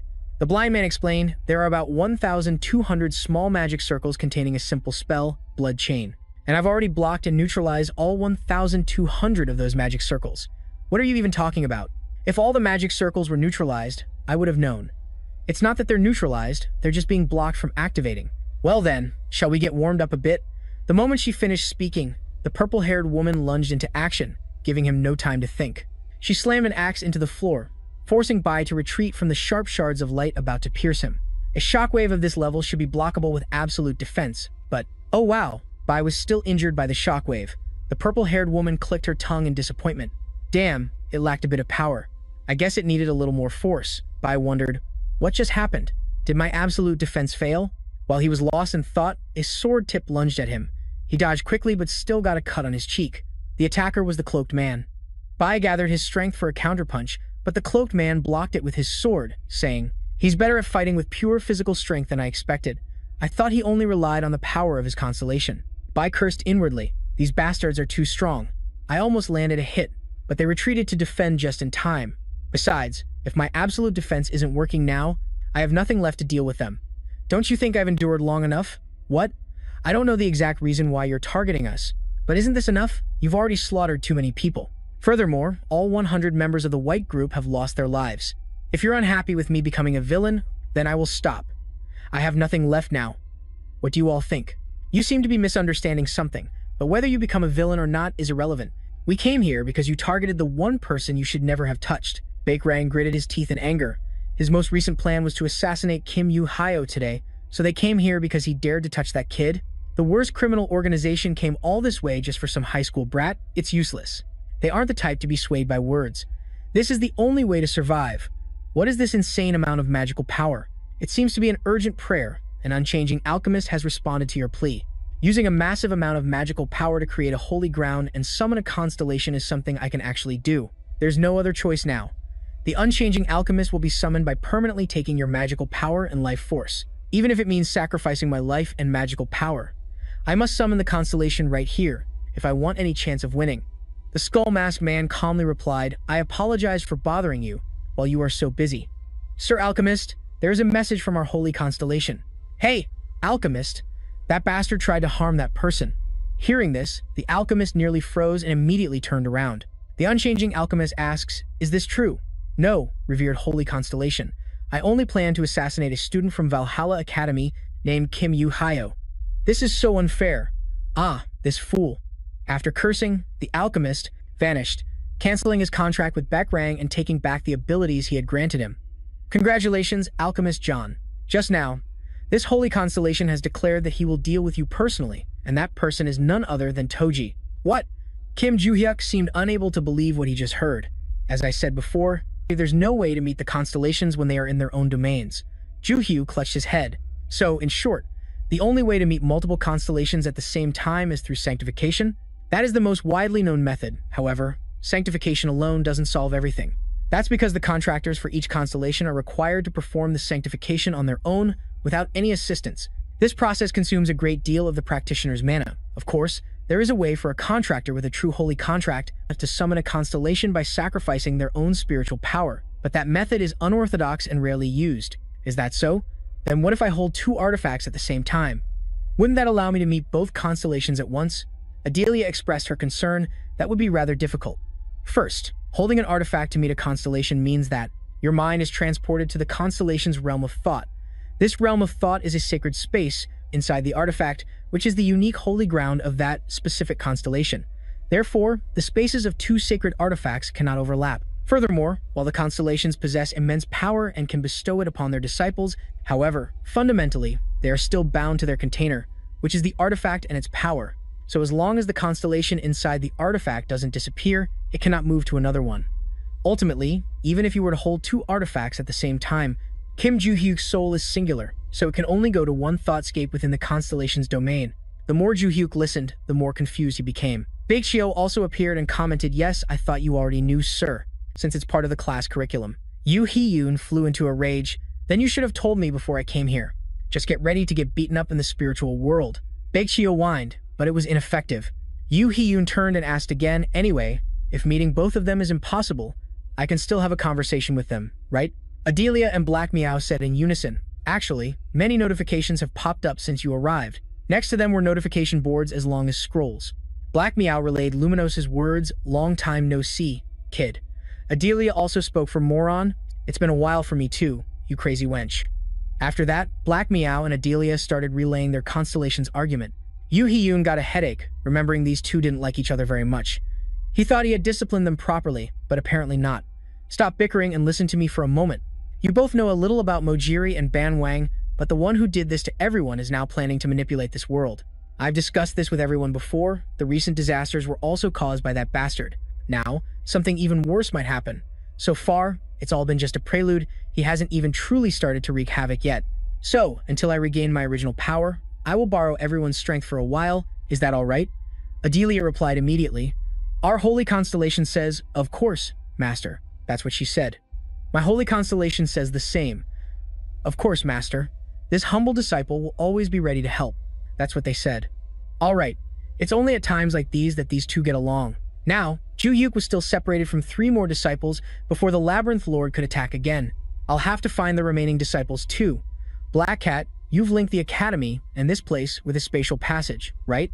I might have to come here often in the future. All right, the passage we used to get here is still open, right? Yes, it's still connected to the entrance. Then I'll return to Valhalla first.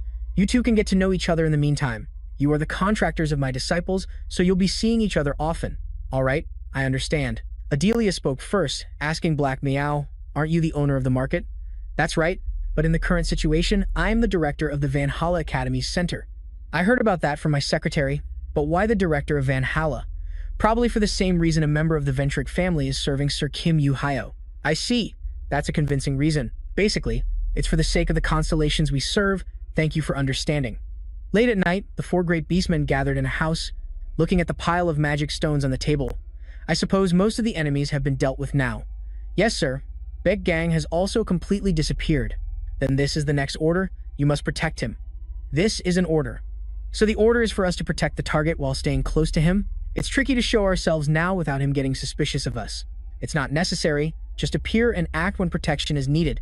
So we just continue to hide our presence and follow from behind? Is that all we have to do? You can reveal your identities if that person says one word, ooh, ooh, ooh. Are you sure about that word, sir? Because no one here understands it. But Toji was adamant that was it. The next day, at the Valhalla gym, what the hell? Huh, Seo Hyuk. Don't worry about that. Instead, please accept me as your disciple. What's this now with Seo Hyuk and his bruised face asking Ju Hyuk to take him as a disciple? I don't want to. You don't want to? Yes, just as I thought, the rumor is true. What rumor? There's a rumor that you're trying to build a harem by only accepting female disciples. Huh. Which bastard spread that ridiculous rumor? Ju Hyuk, pissed off, immediately explained, from the very beginning. These two came to me asking to be taught. Yeonrang is the only one I've accepted as a disciple. That's why, if you don't want to die, don't say I'm building a harem. I just heard about it. Besides, I'm busy enough taking care of these three. Do you think I have time to take care of you too? Is that so? But Ju Hyuk felt extremely regretful. He only refused because he had to prioritize these three, but having more people to fight against the monsters would also be good, because our side would become stronger. Suddenly, Ju Hyuk had an idea. Yeonrang, you teach him. Me? Using your whole body and synergistic combat power is good, so you need more practical combat experience. Yes, I know that. For now, I'll go train first. You two discuss what you need to. Okay, Seo Hyuk was happy. Let's get to know each other, then our training will be effective. Seo Hyuk and Yeonrang faced each other, full of tension. What? What do you want to say? You stepped on my face while I was unconscious. You probably did it because you were embarrassed. Were you embarrassed about wiping your sweat? If that's the case, I'll be more careful from now on. Yeonrang realized she had wrongly accused him, but she only felt relieved. Because her dark past wasn't exposed? Covering it up, that's right. Be careful from now on. Just talk, don't hit me. Okay, girl? With that settled, Yeonrang cheerfully took Seo Hyuk to train. Ju Hyuk also felt relieved. Just when he thought he could breathe, the girl Aaron next to him asked, "Next week is a holiday. Are you planning to go anywhere?" It's already the holidays. We still haven't taken our final exams, right? I think we only did a multiple choice test or something, didn't we? That was the final exam. Usually, the final exams focus on practical combat skills, so the written test was a bit too simple. Besides, we're not in a real combat situation right now. Ju Hyuk also didn't expect that to be the final exam. In addition, they didn't have to do a practical test because they had already cleared a dungeon. But that doesn't change anything, does it? I'll still come here and train. I want to train a little more. Hearing that, Aaron insisted on doing the same. Ju Hyuk told her to stop clinging to him and do something else, but Aaron said she was doing it because she wanted to. I want to train and get stronger like you, that's all. Besides, she still had to go home for her air training classes. So Zian also insisted on staying to train. A week later, at the American Hero Academy, Beck, the Academy's president, stared thoughtfully at the blazing red sword on his desk. Not long ago, Logan, the destroyer, had come here. Beck thought he had come to see his child, but no. He came to announce that he had taken care of all the guys who had bothered his kid. Beck had already heard about that. Logan commented that they were nothing special. The leader was even torn to pieces before he got there. Beck believed they had an internal conflict, but Logan doesn't know the real reason either. He regrets not finishing him off himself, but there's another matter. I attacked to see if I could find any clues about Blood and Boy, but there was nothing. Blood and Boy, a mysterious villain organization, was the one that finished off Logan's father. And what about that sword? I brought it along because I like the look of it. It's called the Berserker Sword. The sword that made its users slaughter the entire Blood Moon Guild? I thought it had disappeared. For some reason it appeared at those bastards' place. Anyway, it seems this sword has been psychically linking with me a lot lately, it seems. Don't tell me you've been enchanted by it. If that were the case, the school would have been destroyed by now. I'm still perfectly lucid, it's just that it keeps talking, so it's a bit annoying. Teesk, that's why I came here to ask. Can I store it in this academy's holy relic vault? Of course, but I have one question. What did that sword say to you? Logan said it plainly, find my master. And now Beth is looking at it. Because the constellations within the holy relics are reacting violently, the sword can't be kept in there. Now Beth is thinking about that message to find its master. Does that mean the constellation inside the mad sword has a master? Just then, an explosion occurred in a classroom over by the garden. Bach was stunned, thinking, was that an accident? but it's currently vacation and there are no students there. A young man with white hair and red skin crashed onto Bach's desk, or more accurately, he looked like a demon. Looking at the blood-red and ferocious demon before him, Bach panicked. Who are you? Are you the leader of the group that attacked this academy? The demon stuck out its tongue and asked back innocently. Huh, what group? I came here alone. But Bach understood it as, this demon attacked the Hero Academy all by himself. He got past the security and all the protective magic circles. Furthermore, his appearance is not human. What are you? Me? Are you asking for my name? Well, normally I would have dealt with you just for asking that question. But since I'm in a good mood today because I just got my name back, I wonder if I should tell you. Bach wondered. Got his name back? The demon continued. If this body is the reincarnation of Lester. Bach was stunned. Reincarnation? I've heard about that group of demons before. My real name is the Red Demon. You said Red Demon? That's not a common name around here. If that's the case, allow me to introduce myself as well. Bach straightened his clothes in front of the Red Demon's confused face and said, I am Bach, the principal of the Hero Academy, and in my prime. It felt like he was about to lose his mind. As soon as Bach finished speaking, he flash-stepped toward the Red Demon, using his eerily colored fist to punch a hole straight through him. That's truly surprising. You've made a pact with a constellation that has explosive power? Bach was deeply shocked to hear the Red Demon say that. You even know my ability. The Red Demon sneered, looking at Bach as if he were a fly. Bach was still in shock that he was unharmed, when that last blow was a powerful one, not some weak little jab. He's truly no ordinary foe. While he was lost in thought, the Red Demon finished warming up his arm muscles and returned a blow to Bach. The Red Demon's hand touched his flesh, causing it to burn, and a deafening explosion shattered the academy's walls. Bach was hit so hard he was knocked rigid. I'm really enjoying this feeling of losing my mind, like in my youth. The Red Demon chased Bach all the way outside and kicked him straight down, planting him into the ground. Damn, I want to just crawl into a hole and die. Bach staggered to his feet, thinking, this guy is seriously strong. What kind of demonic power is this? Ho, you haven't kicked the bucket yet? You're quite durable. You're different from the trash lying over there. Bach looked to the side. Could the reason no one had arrived despite such a major incident be because they had all been murdered by that guy? Bach gritted his teeth in anger, his body radiating green mana. You bastard! Bach slammed his two fists together, channeled his power, and then punched straight into the ground. Seeing the sharp green spikes aimed at him, the Red Demon just sneered. A terrifying explosion erupted, but Bach believed he was likely unharmed by that attack. But his goal was to block the man's line of sight. Then Bach quickly launched another attack. This was the real one. The punch unleashed a shower of shockwaves, and after delivering it, Bach was panting heavily. Not bad, but if you want to satisfy me, you'll need a much bigger explosion than that. The Red Demon swung his hand to slap Bach's head off, but it was no use. Bach hurriedly raised his arm to block. But the skin that came into contact with the Red Demon's hand quickly broke out in a cluster of blisters. Then, that part of his arm exploded. This arm wants to retire. Bach also felt like retiring, not wanting to be a principal or anything anymore. But luckily, he had only fallen and wasn't dead yet. You're still alive? Even when I was a constellation of rebirth, I've never met a contractor this strong. How interesting. What? You're a constellation? Yes, I am a constellation under the name Tyrant King. A notification panel appeared before Bach. The one who loves explosive art is in shock. The one who loves explosive art is in shock. Important things are repeated multiple times. Bach wondered about the constellation's reaction. What did this mean? Don't tell me he's actually a constellation? The Red Demon laughed with glee. Since I have nothing to play with now, die. He reached out to grab Bach's head. Just then, hey, you with the horns. Stop bullying the old man and play with me instead. Du-Hu appeared out of nowhere, carrying a sword over his shoulder with a hand in his pocket, wearing a very punchable smile. Du-Hu's sudden appearance left both the Red Demon and Bach completely stunned. Bach struggled to sit up and squinted at the young man before him. Who is that young man? He looked so familiar. Suddenly, a name popped into his head. Wait, don't tell me. When he saw Du-Hu's face clearly, Bach couldn't hide his astonishment. He silently uttered a name, Du-Hu of Valhalla Academy. In contrast to Bach's surprise, the Red Demon smirked, looking at him with contemptuous eyes as he asked, Who are you? Did you come here to die too? Du-Hu casually retorted, his tone full of provocation. Cut the crap, I'm here to defeat you. He looked confidently at the Red Demon, then let out a little "oh" and said, By the way, I think I know who you are.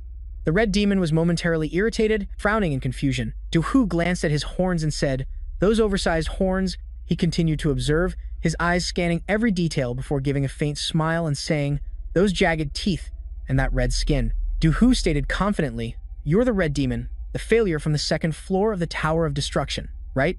Upon hearing the word failure, the Red Demon angrily shouted, Failure? Who the hell are you? He laughed, his eyes full of provocation, and said, You fool. A blue aura of mana enveloped Du Hu's body. He said arrogantly, Just take a hit from me, and you'll soon remember who I am. When he saw that blue mana, the red demon instinctively frowned and said, That mana feels strangely familiar, but his anger quickly made the red ogre charge and attack him, shouting, I don't care, just die. Facing his attack, Du Hu calmly raised his sword to counter. The red ogre never expected that his powerful punch would be blocked by a flimsy sword, and he let out a gasp of surprise. But then, he suddenly became excited and advanced to attack. Du Hu swung his sword and slashed his arm. After this strike, the red ogre clutched his arm in pain. It was then that he suddenly realized something and said, This feeling, now I remember. The oppressive feeling from him made the red ogre realize, and he spoke, You're the martial god? He looked at him in utter amazement and said, I never thought you'd be reborn in a new body. Du Hu calmly replied with a cold gaze, Is that so? I also never thought the bastards who were once defeated by me would be running around pretending to be constellations. But the red ogre retorted defiantly, You're the one calling it pretending to be constellations. After we lost our names and bodies, people just started calling us that and worshipping us. At that moment, the red ogre smiled confidently and said, But now I have both, so things aren't the same as before. He pointed directly at Ju Hyuk and said, After taking your hit, I've realized it. The red ogre laughed mockingly. Compared to back then, you've gotten weaker now, martial god. Facing his words, Ju Hyuk calmly replied, You're just stating the obvious, aren't you? I'm still a high school student, didn't you know? The red ogre smirked and said softly, I see. In an instant, he channeled magical power into his hand and said, If that's the case, the red ogre quickly rushed forward, yelling, This is my chance to take your life. Ju Hyuk immediately blocked the blow with his sword. After observing this punch, he suddenly noticed something unusual. Countless sparks of fire appeared in his hand, and a loud explosion rang out, its destructive force sending smoke flying everywhere. Ju Hyuk quickly backed away to dodge. At that moment, the red ogre seized the opportunity to charge, yet he faced him with a calm expression. The red ogre advanced to attack, the force of his blow cracking the ground all around. After this attack, the red ogre, thinking he had landed a hit, burst into laughter. He approached Ju Hyuk and asked, Are you going to keep running? Faced with his provocation, Ju Hyuk frowned and thought, It'll be a long time before I'm as strong as I used to be. He recalled the past and thought to himself, When I fought the Snow Clan's constellation in the mental world, I was able to hold my own because I had nearly all of my former power there. But fighting a constellation that has manifested in reality is a bit difficult. He watched the red ogre's frenzied attacks and couldn't help but ponder, putting everything else aside, if a loser from the second floor can give me this much trouble, dealing with the rest will probably be even more troublesome. His silent demeanor made the red ogre think he was scared. He laughed and shouted, Running is useless. The distance between the attack and Ju Hyuk closed in, and the red ogre said menacingly, I'm putting my all into this one. As soon as he finished speaking, a massive explosion erupted, sending thick smoke everywhere. Its destructive power astonished Becky, who quietly wondered, just how big was the scale of that explosion? Was he not fighting me with his full strength earlier? He secretly felt worried for Ju Hyuk. He's been dodging until now, but that attack will be hard to avoid. Just then, a powerful voice spoke up. I guess I should stop being stubborn and rely on my disciple for a bit. A powerful sword strike was unleashed. Much to his astonishment, that sword strike sliced right through the red demon's arm. In the blink of an eye, his arm was severed and fell straight to the ground. The red demon let out a pained groan, immediately collapsing to his knees in agony, followed by a series of writhing sounds. Ju Hyuk stood there calmly, raising his slightly blood-stained sword. The red demon clutched his arm in pain and asked, How were you not caught in that explosion? You shouldn't have been able to dodge that. Ju Hyuk smiled and replied, Well, I didn't dodge it. He continued, I just slashed it away. His calm voice made the red demon extremely horrified. He gritted his teeth and thought, I can suddenly feel a different kind of magical power. Did he borrow someone else's power? The red demon began to look at Ju Hyuk warily, and as soon as he realized he couldn't win, he immediately turned and fled. The red demon silently decided, I have to run. It took a long time to get my name back. I can't die before I've accomplished anything. His face darkened as he tried to encourage himself. It's better to live in shame than to die in glory. As long as there's life, there's hope. Seeing the red demon's fearful retreat, Ju Hyuk spoke up in annoyance, You're pretty clear-headed. What a strange bastard. After destroying the school and killing almost everyone, you're running away just because you feel like you're about to die? Ju Hyuk channeled his mana into the sword and continued, That's why you're a loser. His bloodshot eyes stared at the man as he cursed, You damn red demon. Ju Hyuk excitedly swung his sword towards him. The red demon hadn't gotten far before he was hit by the attack, his face split in two by the slash. The red demon angrily cursed, Damn it. In an instant, the red demon's body was sliced in half. Ju Hyuk, however, calmly turned away. After a single fatal slash, the red demon was completely defeated. Juhyuk happily walked over and held out the ring in his hand. In just a moment, the red demon was absorbed into his ring. A moment later, the red demon's entire large body had completely vanished. Juhyuk looked at the ring curiously and wondered, it can even absorb this guy? Suddenly, a pain groan was heard. Juhyuk was startled, only then remembering Beck, and he rushed over to check on him. I was so focused on that guy that I couldn't protect you. Are you okay? Beck let out a pained sound and replied, I'm still alive. Juhyuk took out his phone and said, my healing abilities are still weak, so let me call for emergency services. Beck replied gratefully, thank you. Suddenly, Beck asked curiously, you're Juhyuk from Valhalla Academy, right? Hearing this, he moved the phone slightly away and answered, that's right, even the teachers at this school know my name. Beck struggled to sit up and said, you're that famous. Juhyuk spoke up worriedly, suggesting, it'll take a while for the ambulance to arrive, so please lie down, okay? Beck looked at him and quietly introduced himself, it's all right. Although my introduction is a bit delayed due to the commotion, my name is Beck, I'm the chairman of the board for this Hero Academy. He bowed his head slightly, sincerely expressing his thanks, and I should have said this sooner. Thank you for taking care of that guy. Juhyuk shook his head and replied, no, if anything, I arrived a bit late. Suddenly, Juhyuk stood up, looked at his phone and said, they said help will be here soon, so please rest assured. Beck smiled and replied, thank you. Seeing that he seemed to be okay, Juhyuk quickly said his goodbyes. Well then, I'll be taking my leave. Beck was stunned, you're leaving already? Juhyuk quickly opened a portal, and before leaving, he left a message. I have no more business here, so long. With that said, he turned his back, stepped into the portal, and disappeared. He left Beck with a contemplative look, as if pondering something. Suddenly, a voice called out to Beck. The person who spoke was Rogan, who rushed over and asked, what the hell happened here? Seeing Beck sitting on the ground panicked him, and he had to step forward to check on him. I rushed here as soon as I heard that the Hero Academy was attacked. Are you okay, Beck? Suddenly, calling out to Rogan, Beck looked at the newly arrived ambulance and said hesitantly, since the ambulance has arrived, I'll tell you the details about this later. That afternoon, at the hospital, the members of the Hero Academy were seriously injured and would require a long period of treatment. Compared to them, Beth couldn't help but feel lucky. Everyone was seriously injured, but fortunately, most of them survived, all thanks to Juhyuk for dealing with that guy quickly and calling for an ambulance in time. Rogan walked over to his hospital bed, crossed his arms, and ordered, now, tell me what happened. Beck quickly recounted the entire incident. After a long while, Rogan was so shocked that he exclaimed, Juhyuk from Valhalla Academy showed up and took down an official constellation? Beck nodded in confirmation. That's right. I don't know if he's a true constellation, but he possesses an incredibly sharp intellect and an overflowing source of mana. Rogan then hesitated, looked at him, and said, well, it's true that powerful pseudo-contractors can handle low-level official constellations, but isn't he only 17? Beck replied, that's right. Do you know him? Rogan recalled Juhyuk's face and answered, he's the one who defeated my kid in the duel, isn't he? What else? He's also captured many villains. Perhaps all the top-tier contractors know his name. Suddenly, Rogan remembered something and asked, also, the difference between a villain and a constellation is like heaven and earth, so what happened? Beck casually said, and replied, about that. A few seconds later, Beck slowly spoke in an uncertain tone. I could feel a very strange flow of magical energy from that boy, right before he finished off that constellation. I think it might belong to the constellation he has a contract with. Rogan said doubtfully, a 17-year-old student can already sign a contract with a constellation? Isn't that a bit too young? However, Beck answered with certainty, it's true, and that powerful mana felt quite familiar. Rogan asked, familiar? Suddenly, Beck let out a sigh before slowly speaking, if I'm not mistaken. He recalled the scene at that moment and said, it was exactly like the mana I felt at the market. Hearing about the market, Rogan said, I heard the constellation who created that place is called the Anonymous Leader. Does that mean he has signed a contract with her? Beck shook his head and said, I'm not sure, but it was the same source of mana I felt. Rogan pondered for a moment before asking, where is he now? Beck replied in a not-so-certain tone, he must have returned to Valhalla Academy. Rogan's eyes widened in shock as he asked, he went back?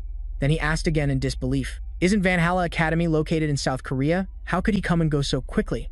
Beck hesitated for a long time. After a moment, he spoke up. I think he used instant teleportation. Rogan was even more shocked to hear that. Instant teleportation? Beck quietly nodded. That's right. The moment Juhyuk returned, a linear space opened up and he stepped into it. He gently looked up and said, perhaps he can teleport through space thanks to the ability of his constellation. Suddenly, the killing intent emanating from Rogan greatly astonished Beck. He called out, Rogan, Rogan was startled and withdrew his killing intent, saying, "There are very few contractors who can use instant teleportation." Beck replied, "I know, because not many constellations possess this ability." Rogan's hand clenched tighter and tighter. A deep voice rang out as he said angrily, "Don't tell me that Ju Hyuk is involved with the organization I'm looking for. I have to investigate immediately." That night, at Valhalla Academy, in a certain room, Black Cat stood perfectly still, as if waiting for something. Suddenly, at that moment, a spatial gate opened, and Ju Hyuk stepped out from the space-time portal with a sigh. Seeing Black Cat there, he was startled and asked, "What the? Are you waiting for me?" Black Cat replied solemnly, "Yes, sir." He stared at Ju Hyuk and said, "The constellation has ordered me to support you with everything I can, so I watched your battle just in case anything went wrong."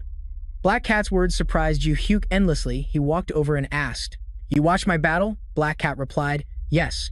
I created a linked spatial hole and watched you fight through it." Hearing that, Ju Hyuk clicked his tongue and said, "Damn it. To think you can do something like that, that's terrifying."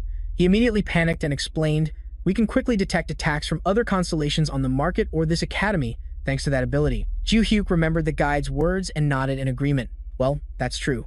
He suddenly recalled that the guide had said, "Next week, someone with a title will appear there."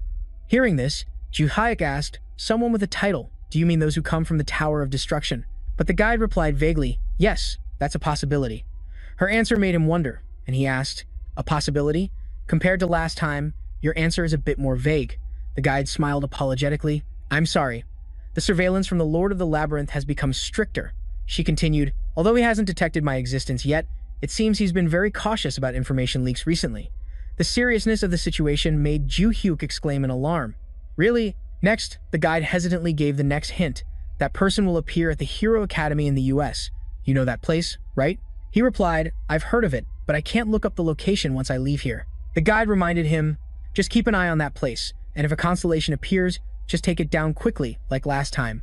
Ju Hyuk replied with interest, "Got it." At this point, the guide suddenly said hesitantly, "And after today, it might be a little difficult for us to meet." He asked, "Because of the surveillance you mentioned?" She smiled, hummed softly, and said, "You must hide yourself well so you can continue scheming when needed." She said, "In return, I will teach you how to use the ring I gave you. Were you able to take it off last time?" Ju Hyuk quickly took the ring out and gave it to her as the stern guide began to instruct him. "The ring has two uses," she said. "The first is to convert a constellation's title into a stream of energy and turn it into your own power. The second is to utilize the skills converted from that title." After explaining the ring's uses, the guide added that each method has its limitations. With the first method, you can't make the entire power of the title your own because we are not labyrinth lords who can fully absorb a title. We can only obtain the residual power from those titles when we defeat evil constellations. She raised her second finger and said, "The limitation of the second method is that you cannot improve the skills you acquire." Hearing this, Ju Hyuk asked curiously, "Even you can't do it?" She replied, "That's right. For example, if you absorb the title of a constellation with the water jet ability, when you use that constellation's ability, no matter how strong you are, or what your abilities are, the power and pressure from the shot will still only be equivalent to when the constellation used it." The guide said sternly, "It all depends on how effectively you utilize this ring. Perhaps later you'll be able to break that limit." Back in the present, Ju Hyuk suddenly stared intently at the ring on his hand. His eyes sharpened. "My goal is to quickly achieve ultimate power." Ju Hyuk silently made his resolve. "That's why I will absorb all the power from the constellation's title and make it my own." Just then, the ring on Ju Hyuk's hand suddenly emitted a surge of energy. But in just a moment, the energy vanished as if it had never existed. Ju Hyuk frowned, observing the ring curiously and wondering to himself, "That's it?" He quietly sensed his own power, a thought flashing through his mind. Have I really gotten stronger? Nothing's changed at all. Suddenly, a voice rang out, interrupting his train of thought. "Excuse me, Mr. Ju Hyuk." Only then was he startled into remembering that Black Cat was still in the room. He said, "Sorry, I was lost in thought and didn't notice." Black Cat replied politely, "It's all right." After a moment of silence, Ju Hyuk broke the awkward atmosphere by asking, "So, why did you call for me?" He quickly got straight to the point. "You defeated the Red Demon at the Hero Academy, correct?" Black Cat spoke, recalling each of his attacks. "The technique you used to defeat the Red Demon was the spatial slash, wasn't it?" Ju Hyuk admitted without hesitation, "Yes, that's it." Black Cat thought to himself that it was just as he expected. Then he suddenly made a request. "Could you demonstrate it for me?" The sudden request made Ju Hyuk pause for a few seconds, and finding it strange, he asked, "Ah, you also have a contract with the same constellation. Can't you do it?" Black Cat answered hesitantly, "Yes, that's true, but..." Black Cat said embarrassedly, "It's shameful. But to be honest, I'm not as skilled at using the spatial slash as you are. If it's not too much trouble, could you teach me that technique? Ju Hyuk looked bewildered and scratched his head, saying, "You'd be better off asking the constellation, but whatever." Hearing that he had accepted the request, he bowed respectfully and thanked him. That night, the two of them, Ju Hyuk and Black Cat, were crossing a mountain. To find a suitable place to perform the spatial slash, he suddenly stopped in a secluded area and said, "This place will do." In a small clearing deep within the forest, Ju Hyuk took out his sword to perform the spatial slash. His silence left Black Cat utterly confused. Ju Hyuk channeled mana into his sword and began to instruct seriously. "First, focus your mana into the sword. When you've accumulated enough mana," he said, swinging his sword, "then swing and simultaneously release the power as you slash." A massive slash appeared, tearing through space to this quiet place. The wind howled where the slash passed, and an ancient tree directly in its path took the full brunt of the attack. The tree's trunk was severed in the blink of an eye. After executing the attack, Ju Hyuk lowered his sword and said nonchalantly, "Well, that's the gist of it." Ju Hyuk turned back, asking with a faint smile, "Easy, right?" Behind him, the tree had collapsed. The mark of its terrifying destructive power still scarred the ground. Black Cat was stunned for a few seconds, remembering the mechanical voice of the constellation, when the constellation taught him the spatial slash in a vague, disjointed manner with no specific guidance, with the ruler of the lower world just saying, "Rotate your hips a bit." The ruler of the lower world would say, "Why can't you do it?" That was exactly why he had asked Ju Hyuk, his constellation's master, for guidance, but his unbelievably concise and simple teaching method made Black Cat skeptical, but he supposed it was a case of like master, like student. His quiet demeanor made Ju Hyuk raise an eyebrow curiously and ask, "What's wrong? Do you need me to demonstrate again?" Black Cat hastily shook his head. "No, I'm fine." Suddenly, a strange sound echoed, catching Ju Hyuk's attention. Oh, in the distance, a mountain range suddenly began to shake violently, as his slash had cut right through it. In the next moment, the entire mountaintop broke in two, collapsing with a tremendous roar. Seeing this, Ju Hyuk stood frozen, completely speechless. Black Cat turned to him in alarm and asked, "Did you slash through the space of the mountain behind us too?" He numbly nodded. "Yeah." But an unbelievable thought couldn't help but cross his mind. "I only meant to slash across the forest, and I even adjusted my mana, so how was the mountain still split in two?" He looked suspiciously at the ring on his finger. "Is it because I absorbed the title from the ring?" This thought made Ju Hyuk incredibly excited. "Am I this strong just from absorbing the remnants of its power?" He turned and said, "Let's call it a day. Next time, I'll definitely teach you the proper stance." Black Cat nodded in agreement. "All right, let's head back." He began clearing branches out of their path, muttering a complaint, "Next time, I'm definitely clearing out these bushes." But by now, Ju Hyuk was completely lost in his own thoughts. Although he had been skeptical at first, "I've definitely gotten a lot stronger, haven't I?" "Awesome." His eyes grew sharper. "Those bastards from the Tower of Destruction, I'll absorb every last one of you if you dare to set foot down here."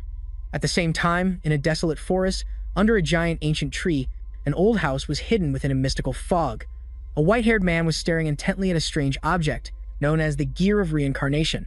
This subordinate of the Master of the Labyrinth stared at the Gear of Reincarnation with a pensive look. Tiny motes of light emanated endlessly from the Gear of Reincarnation, and his expression grew colder by the second. Just then, a low voice suddenly broke the silence. "Spilot." A man in a hooded cloak stepped out from the shadows. It seemed to be their signal. The Master of the Labyrinth's subordinate replied. The red-haired man across from him lowered his cloak and asked, "Have you finished sorting the titles?" The white-haired man replied nonchalantly, "Yes."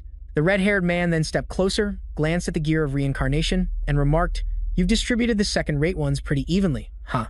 Suddenly, he noticed the spear in the white-haired man's hand, and the red-haired man asked, "Is that why you're clutching that spear so tightly?" After getting no response, he angrily yelled, "Aren't you going to answer?" Just then, the white-haired man slowly spoke. "You don't need to know the reason. You have a weapon too." The red-haired man touched the sword at his hip and retorted, "Carrying a weapon is different from clutching it in your hand." The white-haired man replied defiantly, "To me, they're both the same." His cold reply infuriated the red-haired man. The red-haired man gritted his teeth, rage boiling inside him. He was just chosen by the Labyrinth Lord 300 years ago, and he dares to speak to me as an equal just because we share the same position? This disrespectful bastard. The red-haired man's eyes blazed with ferocity. "If it weren't for the Labyrinth Lord's favor, I would have killed you long ago." But just then, a flash of light suddenly appeared from the Gear of Reincarnation, catching the red-haired man's attention. The red-haired man exclaimed in shock, "Huh? A title suddenly vanished?"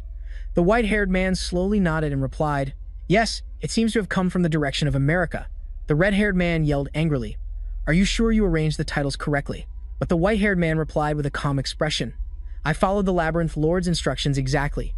The red-haired man frowned in confusion and asked, while it's true that some would disappear, isn't this a bit too soon?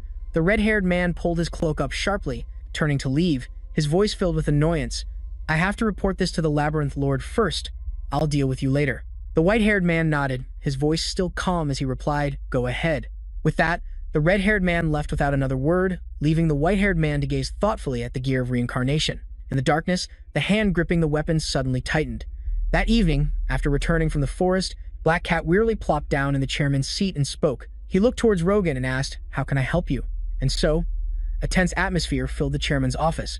Rogan stood there, staring intently at Black Cat with a serious face, and Black Cat could feel the weight of his gaze. Not wanting to prolong the silence, he took the initiative to speak. What brings you here? The one and only, Rogan?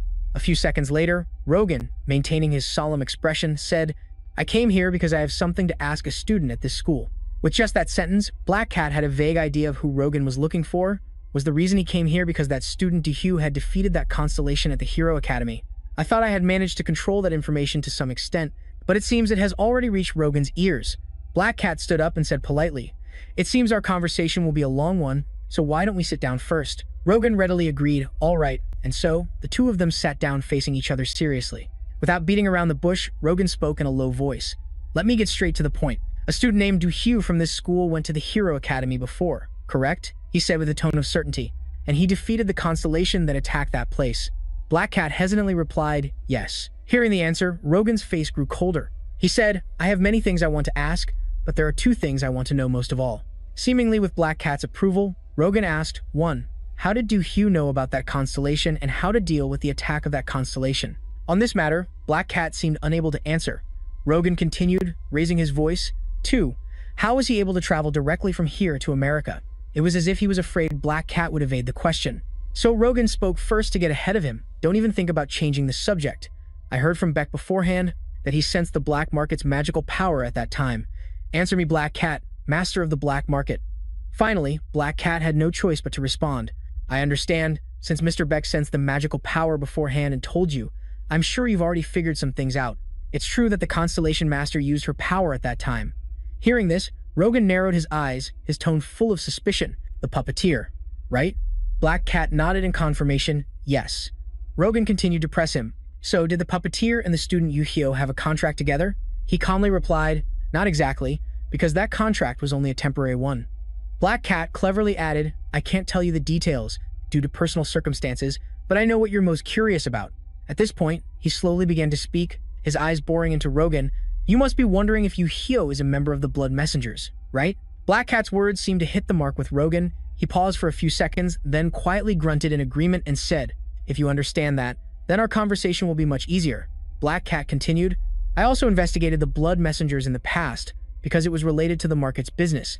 At first, I thought they were just another group of villains like any other, but it turns out they are indirectly related to you. Hearing this, Rogan said agitatedly, that's right, those bastards killed my father. Rogan explained that before, after gaining some power, I went all out to eliminate all the villains to find them, but I couldn't find a single ringleader. It was as if they had vanished overnight. He said helplessly, the only thing I could find was, but right after that, Rogan's eyes suddenly became sharper, and he said in a cold tone, all members of the Blood Messengers are contractors who can use teleportation. Black Cat agreed, that's what I found out as well. Just like you, I couldn't find their whereabouts either. Then he said with certainty, but Yuhio is not a member of the Blood Messengers. It's true that he can travel to America quickly and come back, but that is merely a power of the Constellation Master whom I serve. Hearing that, Rogan asked with a surprised look on his face, a power of the puppeteer? Black Cat nodded and replied, yes. He calmly explained, to be precise, it's a part of her ability. One of her abilities is to detect an attack from a constellation, faster than anyone else. Rogan relaxed, relieved, so that's how it is. Black Cat simply replied, yes. Suddenly, his voice turned stern again. Do you think I'll let you off the hook just because you said that?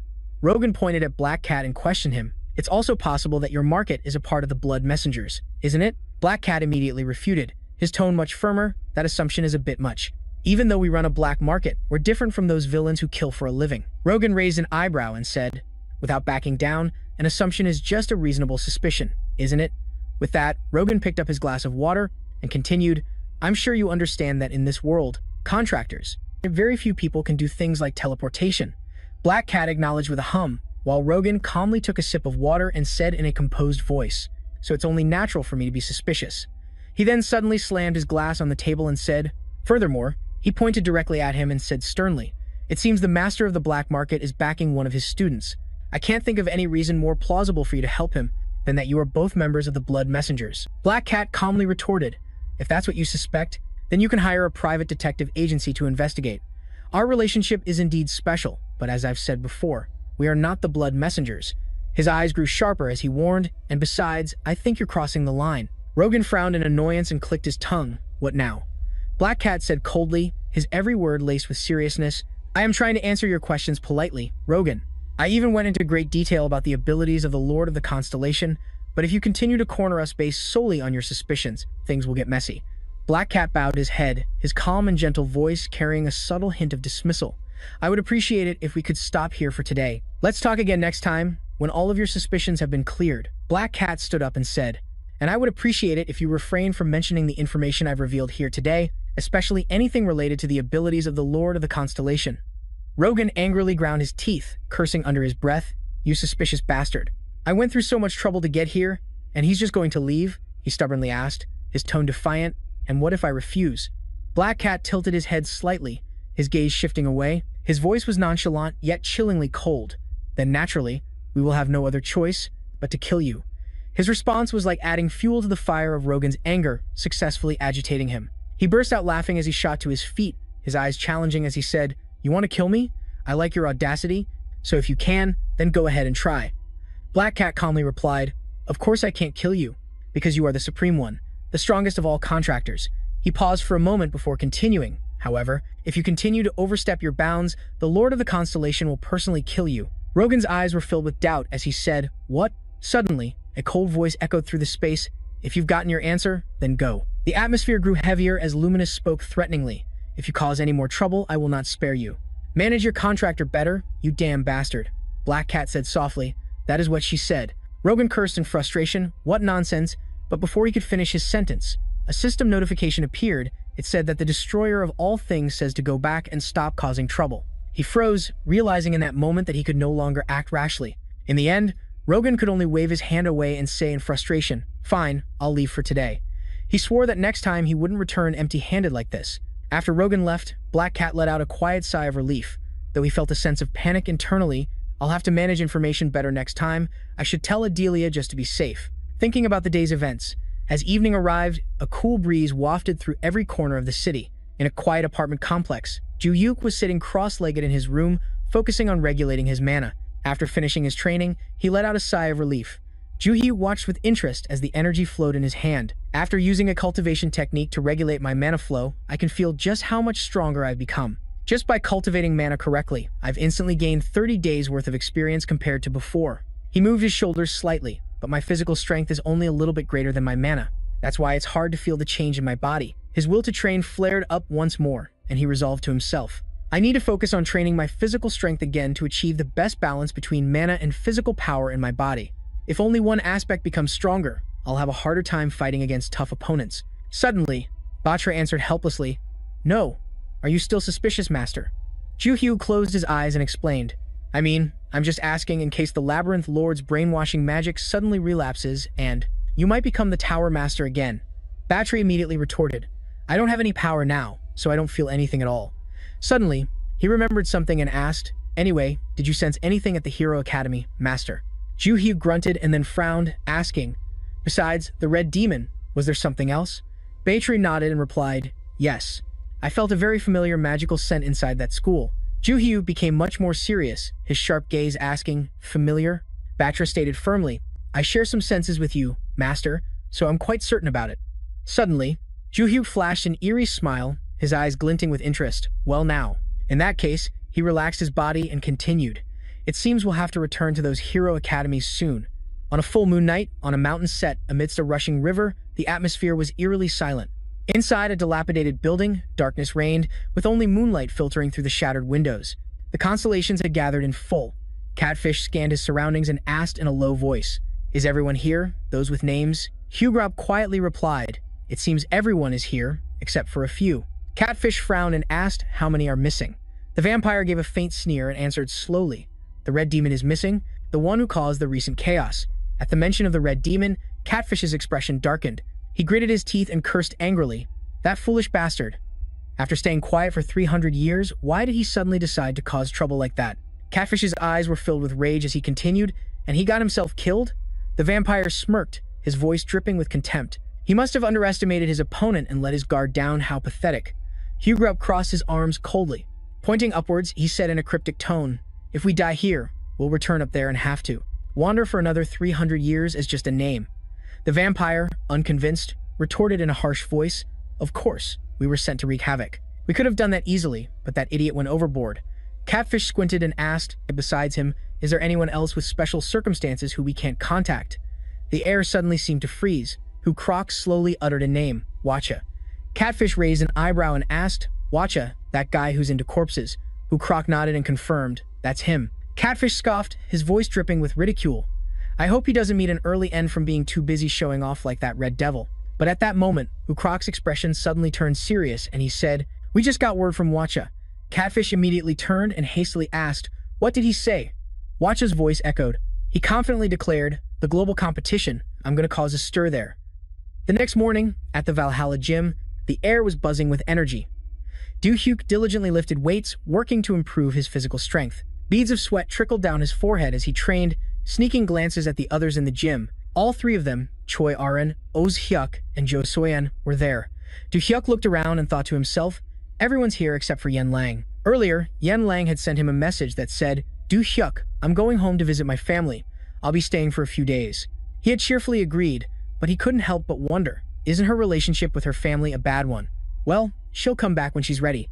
After some training, Doohyuk told everyone it was time for a break. The three of them stopped at once and replied, okay, yes. Doohyuk quickly grabbed a towel to wipe away his sweat. Just as he was about to take a break, someone approached and called out to him.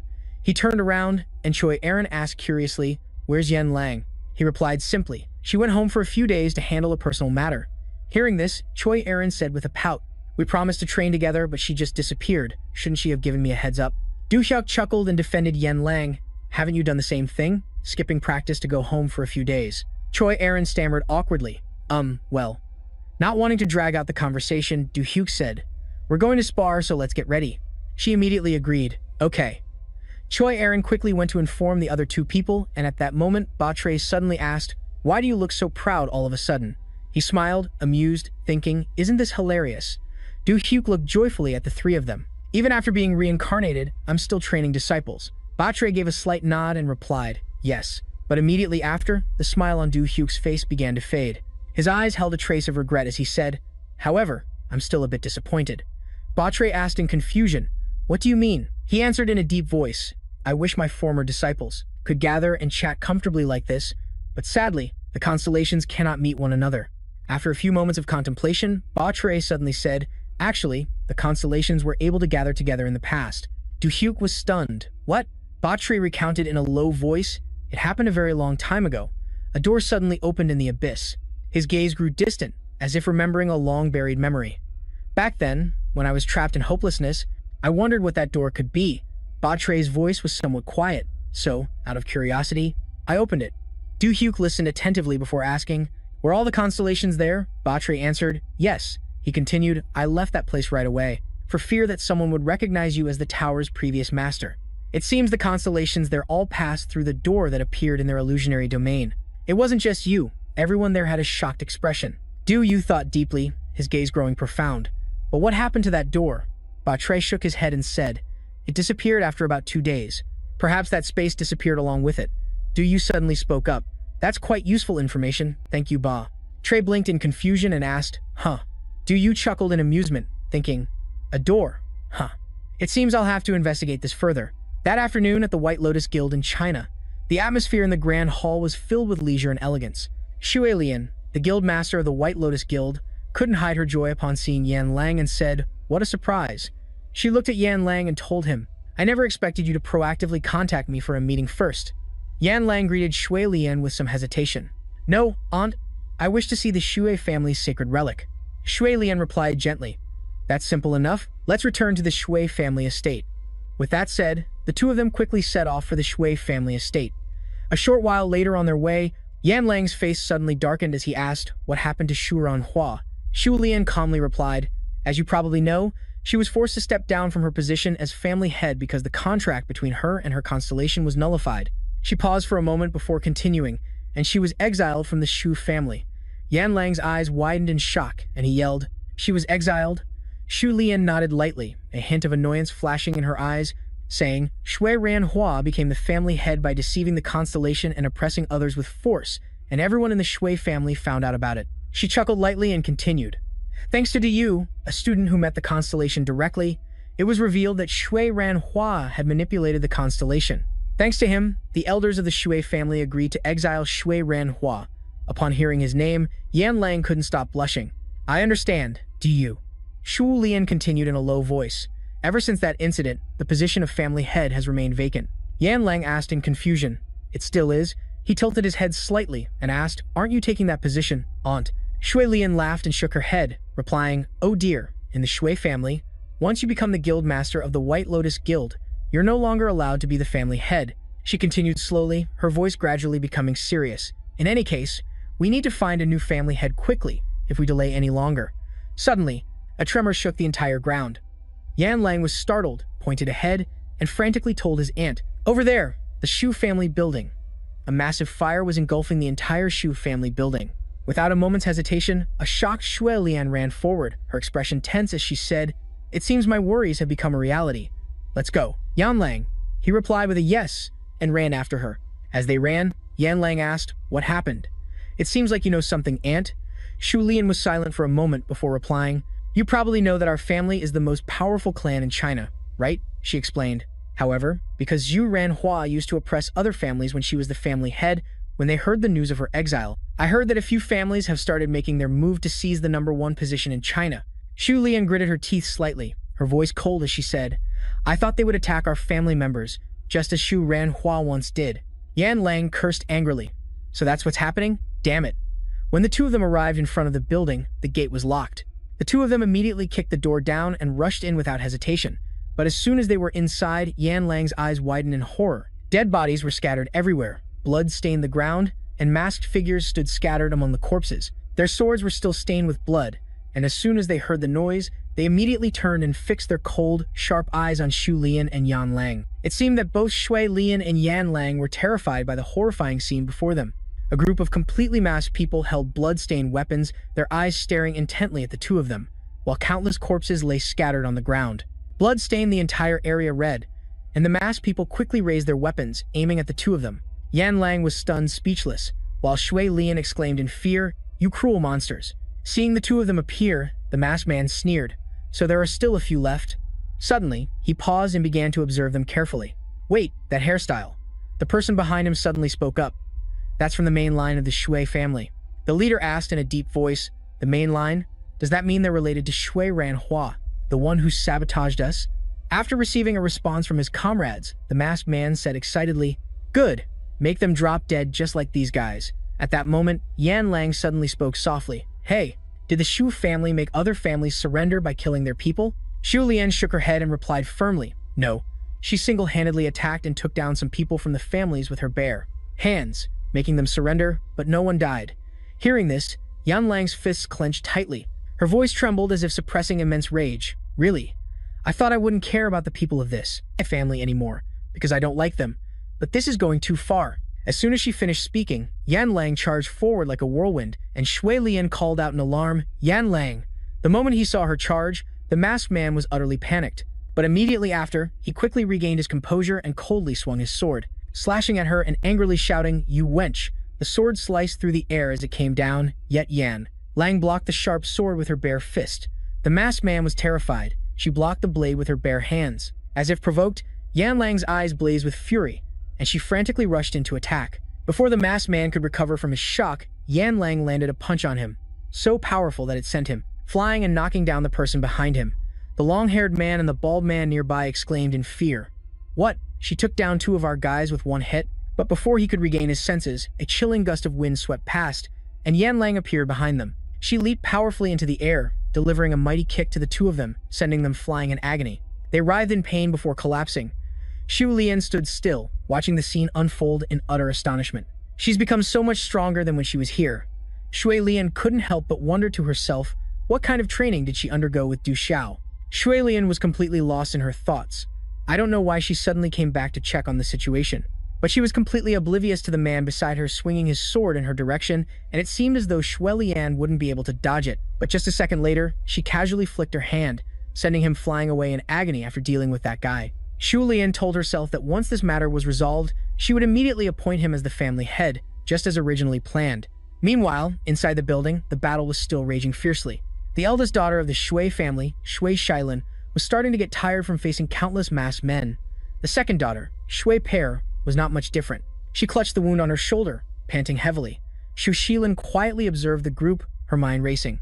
Because they launched a surprise attack, we were caught completely off guard. At a glance, it seems like they are members of different families. Could it be that they know we don't have a leader right now, so they came to attack us? Her worried gaze shifted to Shu Per. Although the elders managed to escape to safety while we were buying time, it looks like Per is exhausted. Shui Shilin gritted her teeth in frustration. Her eyes showed a mix of helplessness and anger.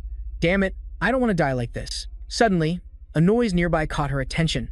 Over there, Yan Lang was fiercely throwing her punches, attacking each of the masked men. Alongside Yan Lang, Shui Lian was just as formidable as each of her ice techniques was incredibly sharp. The terrified screams of the masked men rang out continuously, leaving Shu Shilin and Shu Pierre completely stunned. Upon seeing Yan Lang and Shui Lian, Shui Per couldn't help but burst into tears, sorrowfully calling out to her aunt and Yan Lang. Yan Lang glanced over the battlefield and said with a serious expression, I'm sure you have a lot you want to say, but save it for after we've crushed these bastards first. Per immediately nodded and quickly wiped the tears streaming down her face. Beside her, Shu Shilin joked cheerfully. Who would have thought the two strongest members of the Shui family would come to our rescue? What a relief. Seeing them arrive, Shu Shilin felt a surge of new strength. She charged forward excitedly, saying, Let's give it our all too. Her sudden burst of power caught a masked man off guard, and he took a direct punch before he could dodge. Per agreed. That's right. She coldly swung her sword, attacking two masked men who were struck by the blade, crying out in pain. Shu Per attacked relentlessly, her sword strike swift and cold, giving them no chance to counterattack. But just then, a man suddenly appeared behind her. He viciously raised his sword, but before he could swing it down, a foot appeared and kicked him right in the face. In midair, Yan Lang leaped majestically, landing a blow to his face.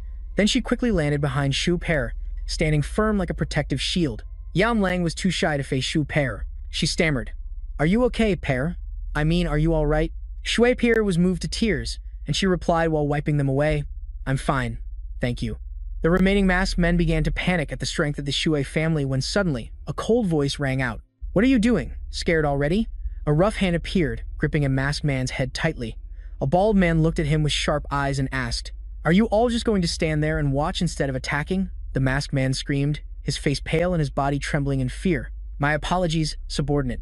The bald man said in a low voice, each word a warning to those around him. Those wretches are running wild because you all are acting so weakly. He brutally grabbed his head, yanking it up as if it were a useless object. He snarled, You pathetic bastard. With his bare hands, he crushed the masked man's head, splattering blood everywhere in an instant, shocking the four onlookers. They couldn't hide their astonishment. The scene before them was too brutal. At that moment, Shu Lian suddenly spoke up. Although he's wearing a mask, considering his size and strength, I think I know who he is. Shui Lian looked at the bald man and said he is the head of the Qian family, Qian Huanghao. After being identified, Qian Huanghao took off his mask, laughed, and cursed. Damn it, so that means wearing a mask is useless now, right? The head of the Qian family, Qian Huanghao, admitted frankly. That's right, I am the head of the Qian family, he said confidently. As you might have noticed, all these people are members of the Qian family. We have gathered here today to reclaim our position as the supreme family in China. Immediately, Yan Lang retorted, You didn't just gather here, you've been causing chaos and slaughtering people everywhere. Qian Huanghao smirked and said nonchalantly, We are only doing what your family head did to us. Don't like it? He raised his blood-stained hands, his voice casual. But since I admire your fighting spirit, I will make the four of you an offer, he said, looking at them with contemptuous eyes. If you become slaves to our family, we will stop and withdraw. His offer made Yan Lang furious. She immediately objected. After our family head scared you so badly you couldn't even lift a finger. You come back to do this now? Have you no shame? Get lost, Baldy. Qian Huanghao laughed and cursed. You arrogant wench. You're right, your family head certainly made me suffer a lot. His eyes looked sharply at Yan Lang, his voice full of contempt, but now, without your family head. His eyes filled with brutality as he screamed, "You're absolutely nothing." As soon as the words left his mouth, he viciously swung a fist at Yan Lang, but she didn't back down. She quickly launched a counterattack. Behind her, Shui Lian suddenly smirked contemptuously and said, "How foolish." She softly uttered, "Let me tell you, that girl is stronger than the previous head of the Shui family, by a lot." Qian Huanghao powerfully swung a flaming fist towards Yan Lang. Yan Lang met his attack without hesitation. Just when it seemed they were about to clash, Yan Lang suddenly let out a gasp. In her eyes, Qian Huanghao's body suddenly became motionless. She wondered in confusion. What? He's standing still like a statue? But then, Yan Lang immediately realized something. No, it was just that her opponent was moving in super slow motion in her eyes. I can see through my opponent's movements. To a certain extent, but not to the point where it's this slow, right? She suddenly thought of Du Xiao and a sinister smile appeared on her face. Is this the result of training with Du Xiao? This is awesome. Yan Lang immediately took advantage of the situation, dodging the attack while throwing a counter punch. After landing the blow, Yan Lang coldly turned away, her eyes filled with disdain, not even bothering to look at him. Qian Honghao was hit, his body staggering as he coughed up a mouthful of fresh blood. A look of disbelief flashed across his face as if he couldn't believe his eyes, and a second later, Qian Huanghao collapsed to the ground. His subordinates behind him stared wide-eyed in terror. She defeated the clan leader. They immediately scattered in all directions. "Everyone, run! Hurry!" Yan Lang trembled with anger, furiously cursing the trash. "Are you running because you can't beat me?" When the Qian family members had all fled, Yan Lang turned back to her eldest sister. "Second sister, let's go help those who have fallen." Xu Shulin replied subconsciously, "Okay." She smiled and said to Xu Lian, "Aunt, now I understand why you recommended Yan Lang to be our clan's leader." Xu Shulin looked at Xu Lian and voiced her approval, "And I agree with it." She gently pointed towards Shui Pear and asked, "You must think so too, right, Pear?" Xu Pear replied with a yes without any hesitation. Xu Lian was silent for a moment, then smiled and said, "I understand." Her gaze suddenly became more serious. Meanwhile, Yan Lang was busy helping the injured. After the fierce battle at the Shui family's estate, Xu Lian suddenly took Yan Lang to a place filled with ice and cold. Yan Lang looked around bewildered and asked, "Where is this place? Didn't we just go inside the house?" Xu Lian replied softly, "This must be your first time here, Yan Lang." Xu Lian stopped walking and began to introduce the place. "This is the Constellation Room, where the sacred artifacts of our Shui family are kept. This snow plane is a one-of-a-kind barrier to protect those sacred artifacts." Yan Lang took it in seriously. "I understand." Xu Lian glanced ahead and said, "Anyway, it seems we've arrived." Suddenly, she thrust her hand forcefully into the snowdrift in front of them. The white snow seemed to be hiding something underneath, and a treasure box was unexpectedly pulled out. Xu Lian opened the box and said, "This is the sacred artifact of the Constellation Lord, Shen Shu Fang." Yan Lang stepped forward in amazement to observe it, asking blankly, "This is it?" "But it looks just like an ordinary gauntlet." Yan Lang looked at the gauntlet and couldn't help but wonder, if I had this sacred artifact, could I become stronger and faster, like Choi Aaron? Suddenly, she blushed with embarrassment at the thought. "And once I get stronger, Du Xiao will watch me train more, and he and I could be in the special training class together, right?" Seeing the expression on Yan Lang's face, Shui Lian gave a faint smile, then suddenly asked Yan Lang, "You like this sacred artifact, don't you?" Yan Lang subconsciously replied with a yes. Xu Lian spoke slowly. "I know you didn't contact me just because you wanted to see this sacred artifact.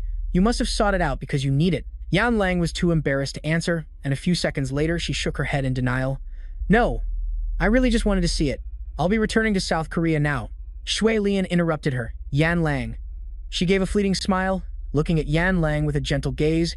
"Your face has already said what you want to say, so you don't need to lie to me. Besides, I have no intention of scolding you." Xu Lian asked bluntly, "What is your purpose for coming here?" Yan Lang had to admit, "You're right, Aunt." The energy emanating from the gauntlet was incredibly powerful, Yan Lang said. "This may sound sudden, but I want to make a contract with the constellation within this sacred artifact. I don't know the details, but I know it's the only way for me to become stronger." Hearing this, Xu Lian asked in confusion, "Haven't you already become strong enough while training with Du Xiao?" Yan Lang replied, "That's right, but I'm talking about a different kind of power, and that's all I can tell you, Auntie." Xu Lian was silent for a moment before softly calling out to Yan Lang, "I have a method I'd like to suggest to you. Would you like to try it? Will you become the head of the Shui clan?" Yan Lang was completely startled. Her eyes widened as she shouted, "What?" This suggestion made Yan Lang quickly respond, "What are you suddenly talking about, Auntie? I've never thought about becoming the clan head."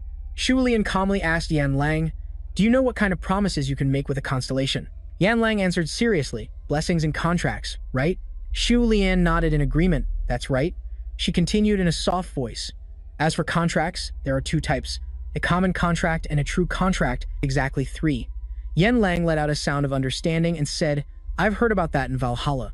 Unlike a common pact which can be made with many people, a true pact can only be made with one person, right? Tuyet Lian nodded and replied, correct. She looked at Yan Lang and continued, and you can possess an unparalleled power, one that no common pact's power can ever match. This new information made Yan Lang skeptical. Really? Tuyet Lian asked seriously, so if a clan has a guardian constellation, then usually, that guardian constellation will form a pact with the head of the clan. You said you wanted to become stronger, didn't you? She offered her advice. Then becoming the clan head and forming a pact with the constellation's lord is the fastest way to become stronger. Although the offer moved Yan Lang, she tried to deflect, but it's still too early for that now, isn't it? I'm only 17 years old.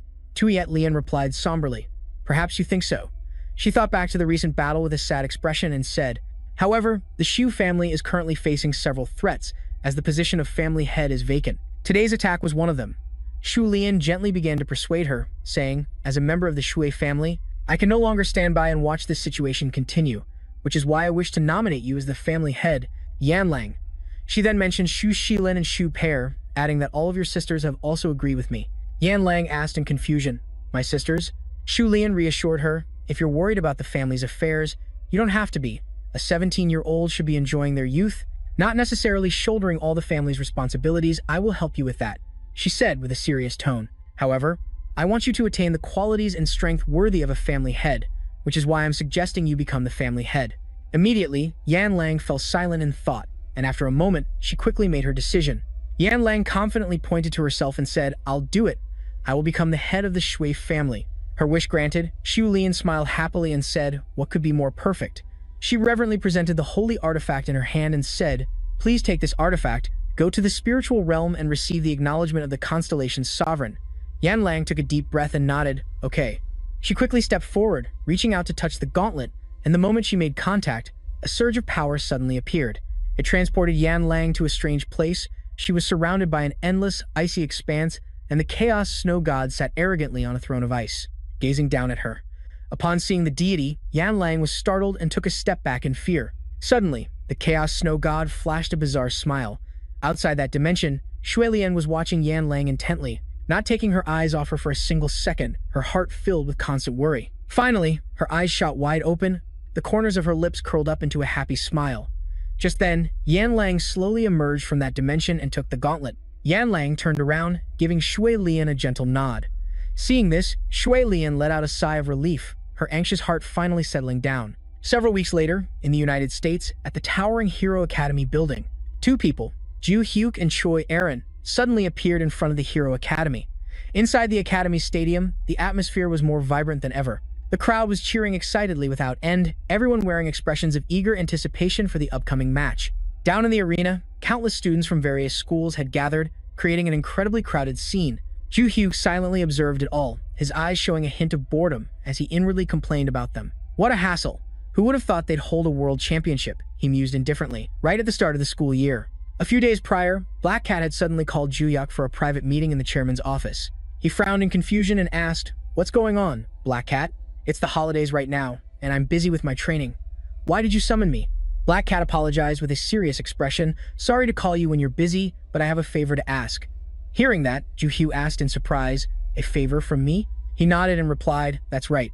Black Cat then asked, do you know that the school year starts next week? Ju-Hyuk scratched his head in confusion and replied, is that so? I forgot to check the date, so Black Cat leaned back in his chair and continued.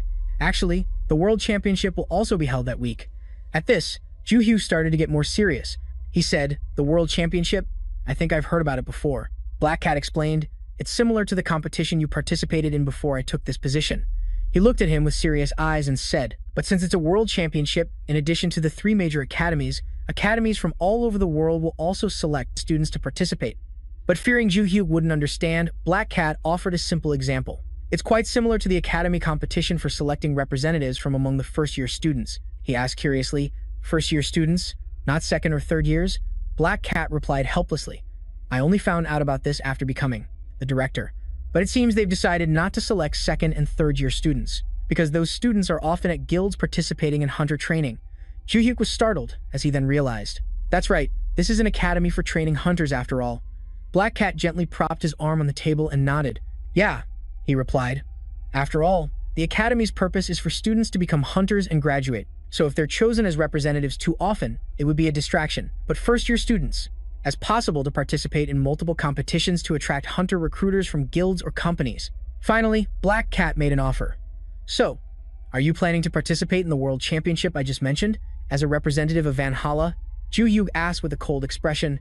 Is that what you wanted to ask me? After thinking for a moment, Ju-hyuk asked, where is this tournament being held? When he heard the question, Black Cat cheerfully replied, at the Hero Academy in America. Ju-hyuk was completely shocked to hear that. It's there? Wasn't that place attacked and completely destroyed just a short while ago? Black Cat looked at him and said, I heard that thanks to you, it didn't suffer any major damage. After that, the academy was rebuilt. Then, Black Cat switched back to the topic of the competition. It seems they're going to hold the World Championship on a set date in America. It's a long-standing tradition, even if it means they had to race against time. Ju-hyuk slowly spoke. Is that so? His indifferent attitude made Black Cat say dejectedly, Fine. If you don't want to be the representative, I'll ask another student from the special class. But before he could finish, Ju-hyuk cut in. I'll participate. Black Cat was so stunned he couldn't believe his ears. What? Ju-hyuk said calmly, I agree to participate, since I also want to visit the Hero Academy. Just then, Batra suddenly appeared and asked, Is it because of that familiar magical power you sensed earlier? He nodded and replied, That's right. It might also be related to my disciple. At that moment, Black Cat suddenly spoke up. I see. So do you want to bring another student with you? Ju-hyuk grew pensive. Another student? Black Cat nodded and began to explain. At the World Championship, each academy sends 2 representatives. If you weren't going, I was planning to choose students from the special class. Will you consider it? After careful consideration, Ju-hyuk said, In that case, can we send Yan Lang? Other than me, she's probably the strongest one there is, Black Cat reminded him. Even though she is in the special class, she isn't a student at our Valhalla. Only then did Ju-hyuk remember with a start. Ah, that's right. After thinking for a moment, Ju-hyuk made his final decision. Then I'll go with Choi Erin. During our battles these past few days, she has maintained excellent performance. He nodded and said, I understand. Suddenly, Ju-hyuk recalled the guide's words and thought to himself, besides that, there are a few things I'm still worried about, so maybe I should bring Moji's ability as well. Ju-hyuk remembered a previous time when the guide suddenly appeared and said in a rush, We're in trouble. He had been sitting and thinking in his room when she appeared and said that. He asked in alarm, What happened that made you call me so suddenly? Ju-hyuk walked over to inquire, Didn't you say that for the time being, it would be difficult for us to meet? Were you mistaken? The guide replied hastily. This is urgent, so I had no other choice. I apologize for showing up so abruptly, she said, panting for breath. The red demon wasn't the only one who appeared last time. She stated coldly, all of them from the 2nd floor of the Tower of Destruction have appeared. Hearing this, Ju-hyuk's expression turned serious. He rolled his shoulders and said, If this were before my reincarnation, it wouldn't be a big problem even if those bastards showed up, but now, it's a bit difficult. The guide said with concern, Perhaps they won't cause trouble all at the same time. The Labyrinth Lord must have ordered them not to do that, because killing people indiscriminately would only tarnish their reputation. The human guide, out of fear, spoke hesitantly. But all of them have already arrived here, so I can't predict what they'll do next. It will be hard for me to warn you, like before, so please be careful. Ju-hyuk smirked confidently and said, Be careful? I don't think you should be saying that to me. He warned her seriously. You're the one who should be careful, guide. Don't overexert yourself and get caught by the Labyrinth Lord. The guide let out a light laugh and said, It's been a while since someone cared about me like this. She smiled and accepted his warning. All right, I'll be careful. See you later. Back in the present, Ju-hyuk stood in the middle of the arena, feeling uneasy. After all, I managed to quickly sign a temporary contract with Moji and gain some extra abilities before coming here, but was I worrying too much? Suddenly, a voice called out to Ju-hyuk. He turned to look at Choi Erin and asked, What is it? Choi Erin blushed and said, I heard from the director that you recommended me to be the representative for Valhalla Academy along with you. She smiled and said, Thank you, Ju-hyuk. I'll do my best not to be a burden to you. Ju-hyuk grunted in response, It's not that difficult, so just relax, we're going to win anyway. Choi Erin smiled and nodded. At that moment, 2 people were watching Ju-hyuk intently. The brown-haired man among them was Logan Jr., a first year from the Hero Academy. He looked at him and thought, Ju-hyuk. Just as I expected, he's here. Watching the 2 of them whispering happily, Logan Jr. said to himself, If he's here, then Valhalla will be a strong contender for the championship. He suddenly spoke up, We still have an unsettled score with him. The blonde girl beside him nodded in agreement. That's right. That blonde girl was a first year from the Hero Academy, Melissa. She looked at Ju Hyuk and said, I'm just grateful that he rescued us in the Great Forest Eye. Otherwise, we would have died at the hands of that villain. Hearing that, Logan Jr. awkwardly adjusted his clothes a few times and said, Actually, me too. I just want to use this tournament as an excuse to talk to him. He asked curiously, I want to know how he became so strong. Just then, a solemn voice suddenly spoke up. Greetings. Bach stood on the podium, looked at everyone, and introduced himself. It's a pleasure to see all the students and spectators who have come to attend the World Championship. I am Bach, the chairman of the Hero Academy's council. Seeing that everyone had gathered, Bach said, Before this tournament, our academy was attacked, so I understand that many of you are feeling anxious. Of course, my current appearance is also a result of this attack. He spoke in a reassuring tone. However, the main culprit of the recent incident has been dealt with, and the damaged buildings have been rebuilt. Furthermore, during the tournament, we have made security our top priority, so the number of security personnel has been increased to over 200, Bach said confidently. Therefore, please rest assured. After briefly talking about the Hero Academy's situation, Bach began to speak about the competition. Now, I would like to explain the details of this tournament. He began the introduction. The World Championship will take place over 2 days and 1 night. The mission on the first day will be to clear the labyrinth. At this moment, Rogan was watching the screen intently from a distance. Rogan stared grimly at the projection screen. Suddenly, a gentle voice spoke up. Well, Rogan. This white-haired woman who just entered was none other than the renowned Lenia from the Contractors Association. She asked gently, Why are you here? Rogan turned with a stern expression and questioned, I should be the one asking you that. What are you doing here, Lenia? Lenia frowned and retorted, I'm working. What do you think?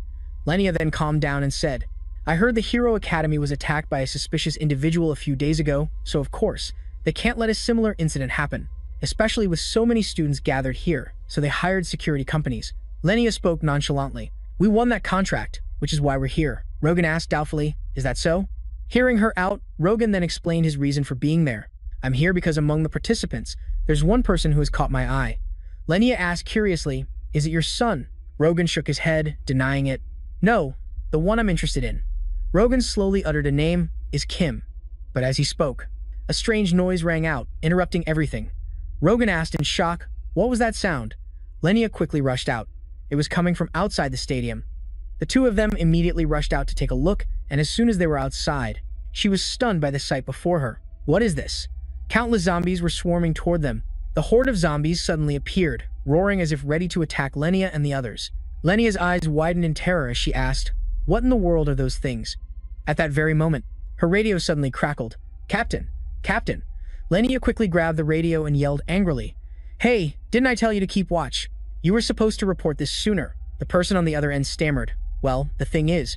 The blonde man looked at the horde of zombies before him, and then said hesitantly, These things. He panicked as he suddenly saw a zombie burst out, shouting, They just burst up from the ground. Hearing this, Lenia's face went pale. What? The next second, Lenia suddenly leaped over the railing, and told Rogan, I'll deal with these zombies. Rogan nodded and replied, Understood. With that, Lenia quickly jumped down, coming face to face with the horde of zombies.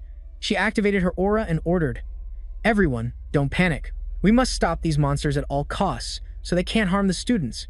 Everyone shouted back in unison, Yes. Sensing the danger from Lenia, the zombies roared and attacked immediately. Lenia didn't hesitate and swiftly retaliated. After observing them, Lenia reassured everyone, These monsters have extremely low endurance, so don't be afraid. The people behind her replied, Understood. Watching the zombies endlessly crawling up from the ground, Lenia thought in frustration. Even though their stamina is weak, there's just no end to them. Has a catastrophe occurred? In the middle of the fight, Lenia suddenly turned to ask the girl with glasses on her team, Have you seen anything that looks like a labyrinth around here? The girl replied while fighting, No ma'am. Lenia, unconvinced, muttered to herself, Impossible. How can this many monsters appear without a catastrophe? She couldn't help but worry about the students inside the stadium. They came from underground, so the situation inside the stadium must be very dangerous.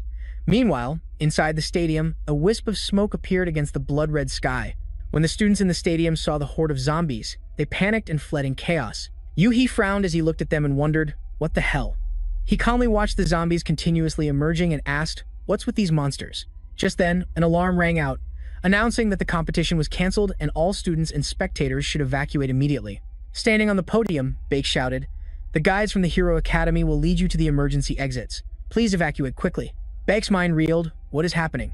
Last time it was a constellation attack, and this time it's a catastrophe? Seeing everything unfold before his eyes, he couldn't help but feel guilty. I stubbornly pushed for this competition when it should have been postponed. This is all my fault. Just then, an instructor from the Hero Academy, Jack Rover, looked at Beck with concern and said, "Chairman, you need to get out of here. Please come down." Suddenly, Beck said calmly, "Go to the entrance and help the students evacuate, Jack Rover." Jack was taken aback, unconsciously mumbling a confused yes. Beck rolled up his sleeves and stared grimly at the horde of zombies, saying, "I will eliminate these monsters until all the students and spectators have evacuated." As soon as he finished speaking, he lightly punched his fist, creating a powerful blue energy, and then shot forward. A zombie cried out in surprise, seeing Beck appear and frantically raise its fist at him. Beck threw a punch forward, and an explosion sent 3 zombies flying. Yu-Hyo watched silently from the side. Explosive power, now I see how he could fight the Red Demon. His expression turned grim. He glanced at the zombies behind him and thought, this whole situation feels familiar. It feels like there's no way to end them if we keep fighting them like this. Suddenly, a thought flashed through his mind. I remember now. On another side, the zombies roared as they charged forward. Choi Erin readied her weapon to face them. She quickly drew her sword and, in a single slash, cut down all the zombies in her path. The overwhelming power made the zombies shriek in chaos, their bodies dismembered by Choi Erin's slash, torn to pieces. The audience seized the opportunity to escape, watching as the zombies continued to charge forward in waves. Choi Erin thought in bewilderment, I've handled quite a few, but there are still this many? Suddenly, Do-Hugh appeared and said, "Don't waste your strength needlessly. These bastards will just keep appearing endlessly anyway." Choi Erin softly called out, "Do-Hugh."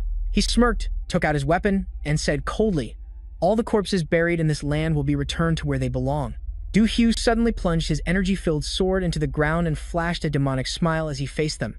He suddenly thought of Moron and whispered, just as expected of that fool's ability, this is the best way to deal with this mob. Meanwhile, on Bach's side, he was diligently taking care of the zombie horde with his powerful punches. Suddenly, the sight before him made Bach's eyes widen in shock as the horde of zombies in front of him began to melt away. Bach lowered his fist and stared blankly at them. What is this? The monsters are melting. Witnessing this immense power, he frantically looked around. None of the guides possessed this kind of power. Who could have done this? Then he saw Do-Hugh, weapon in hand, and Bach wondered to himself, don't tell me, it's Do-Hugh again? After dealing with this wave of zombies, Do-Hugh turned to Choi Erin and said, this is actually just a temporary solution. They will reappear soon enough. So don't overuse it and just handle them in moderation. Choi Erin softly hummed in agreement. She asked curiously, what about you? What are you going to do next? Do-Hugh let out a breath and excitedly touched his ring. Shouldn't we catch the bastard who caused this incident? At that moment, in a pitch-black room, a cloaked figure was intently watching everything unfold. Watcha suddenly felt a chill run down his spine and slowly uttered a few words. How strange. He nervously placed his hand on the table and stammered, I can't sense the demons inside the stadium. We had enough materials, so there shouldn't be a shortage. Huh? Watcha anxiously wondered. Is there a powerful contractor there? But dealing with that number should still be difficult. He slowly spoke, if he dies. Suddenly, Watcha laughed excitedly and said, before he becomes the one whose name is called, I'll make him insanely beautiful and cute.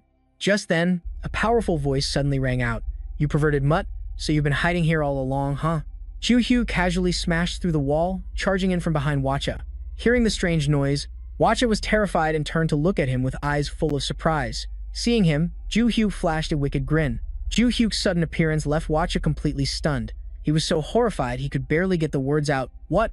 How did you get here? Ju-Hyuk, weapon in hand, began to raise his knee and asked him back, is there any other way? He delivered a powerful kick and answered, your own disgusting magic led me right here.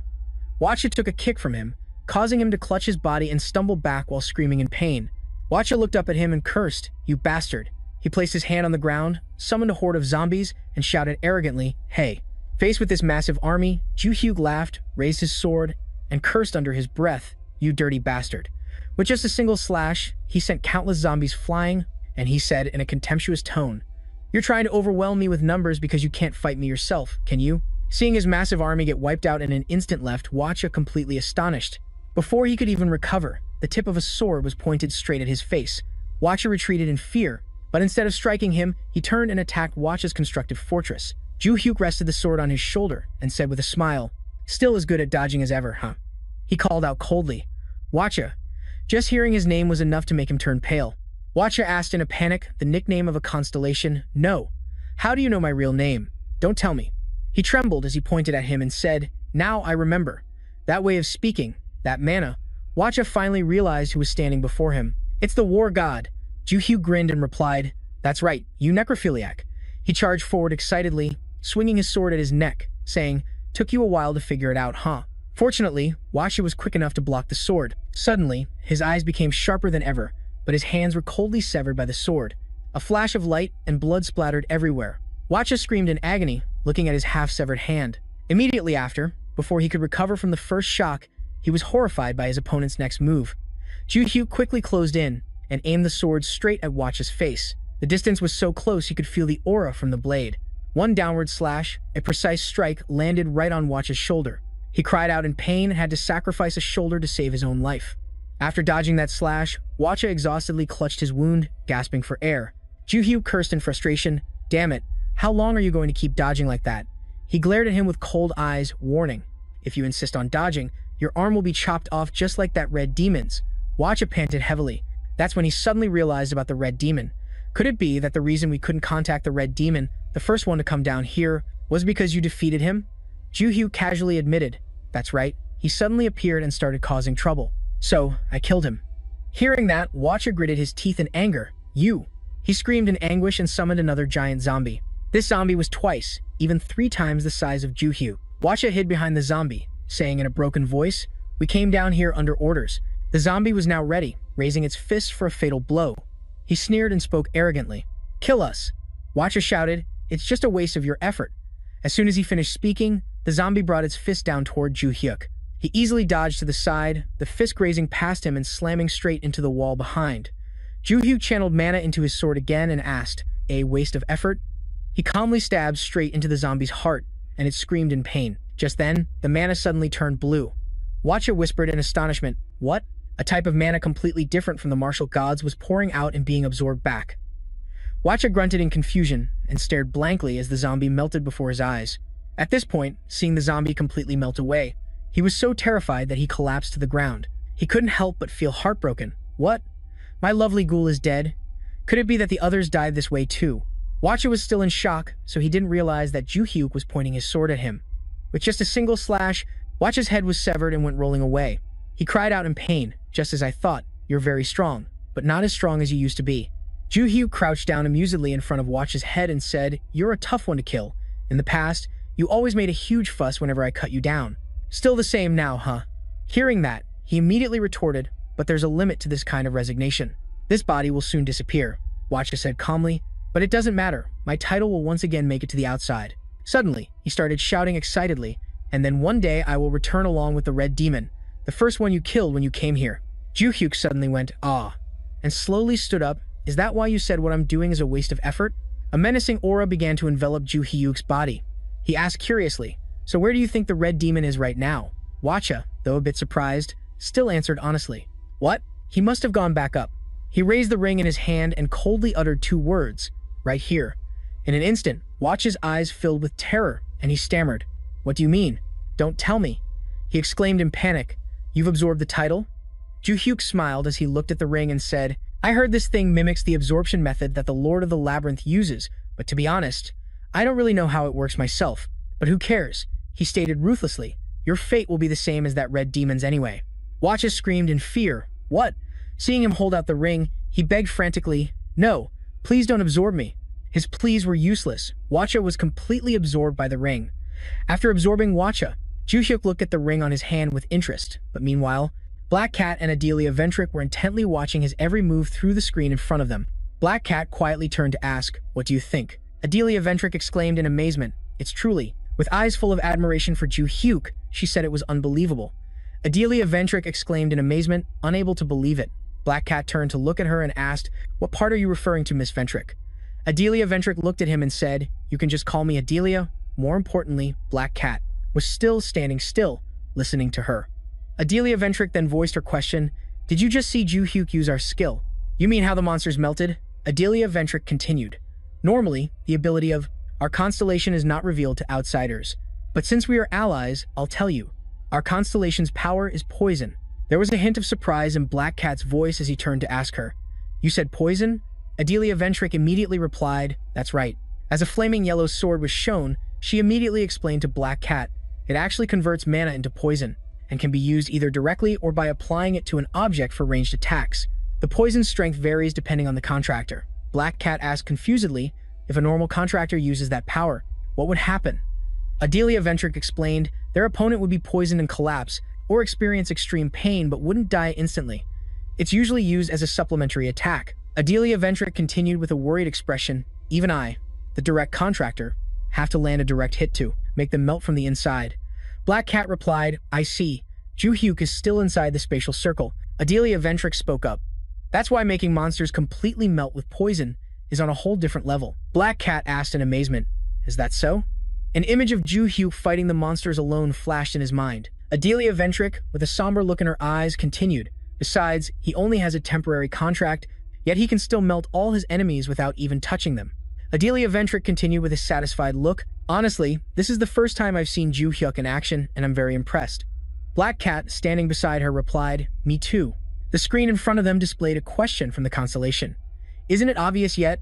Adelia Ventric looked a little surprised after reading it. She looked confused as the constellation, a mysterious figure in a plague doctor mask, said, although poison is my specialty, it was the master who helped me improve its application. He is definitely on another level. Adelia Ventric looked at the screen, smiled, and said to herself, you're right, I was the one who couldn't see it clearly. She then said to Black Cat, when Ju-hyuk returns, I want to ask him for a favor. He turned his head in surprise to look at Adelia Ventric and asked, a favor? Adelia Ventric smiled and said to Black Cat, I want to ask Ju-hyuk to be my master. The scene shifts to the desolate ruins, somewhere in the city. A gloomy atmosphere hung in the air as Lenya sat in silence. Behind her, two soldiers were supporting each other. She shouted an order, all uninjured personnel, tend to the rest and make a preliminary assessment of the damage. A man wearing glasses immediately replied, understood. Lenya wiped a wound on her face, thinking to herself in confusion, what just happened? She looked into the distance, frowning as she thought, there haven't been any dungeons nearby recently, yet hordes of undead kept pouring in, and then they suddenly stopped. She recalled Ju-hyuk's smug smile, remembering the moment he appeared. Terrifying monsters with hideous teeth charged to attack her. She bravely rushed forward to fight them off. One by one, Lenya took them down with her powerful punches, the monsters falling to the ground in succession as a hand reached out to close their eyes. Seeing their kind being taken down, the monsters became even more frenzied, charging forward more ferociously. She panted heavily, cursing under her breath. Damn it. Lenya frowned and gritted her teeth at the monsters, thinking, no matter how many we take down, their numbers don't seem to change. She gritted her teeth, her hands clenched into fists. To make matters worse, the Godspeed Punch skill isn't suited for dealing with large numbers of enemies because it consumes too much mana with each use. Lenya frowned in frustration, thinking, these creatures must be coming from somewhere, but where could it be? Her eyes widened in surprise as a student in a school uniform suddenly appeared before her. She thought to herself, what the hell? Where did he come from? A school uniform? No way. Is he a student? Seeing the monsters rushing towards the student, Lenya yelled in alarm, hey you student, get out of there. But contrary to her worries, Ju-hyuk smirked, pulling out his sharp dagger. With a gleeful smile, he forcefully stabbed the dagger into the ground. A strange blue light radiated from the ground as it shattered. All the monsters surrounding him froze in place, and the body of one began to slowly melt. The other monsters started showing similar signs. The girl watching from behind was utterly astonished by this scene. She put a hand on her hip and frowned, thinking, at first I was confused about who it was, but it turns out to be Ju-hyuk, the guy who's been getting famous recently. He finished everything in a single blow. Lenya couldn't believe her eyes, wondering, is this really happening? The invading horde of monsters vanished as soon as Ju-hyuk made his move. Rogan called out, Lenya, are you all right? Startled, Lenya turned and exclaimed, Rogan. She asked him, is everything okay inside? He immediately replied, yes. Rogan told her. By the time I got inside, the students from Valhalla and Beck had already handled everything. Lenya frowned at him and asked, you mentioned you were interested in one of the members, didn't you? Rogan replied, that's right. Lenya then asked, is that person Ju-hyuk? He looked slightly surprised and replied, you're right. She continued, would you believe me if I told you he was the one who finished this whole mess? He asked in astonishment, what? She frowned and said loudly, he charged right into the middle of the Andes horde by himself, stabbed his sword into the ground, and made the entire horde of monsters melt. After that, the Andes completely stopped their attack. Rogan stroked his chin and thought, melted, you say? The ruler of the underworld, who is said to have a contract with Juju, doesn't possess that kind of power. He then recalled Black Cat's warning. I hope you won't reveal this information to anyone. Please be especially careful with our constellation's power.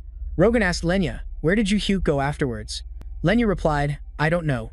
Rogan crossed his arms and said, I guess it can't be helped.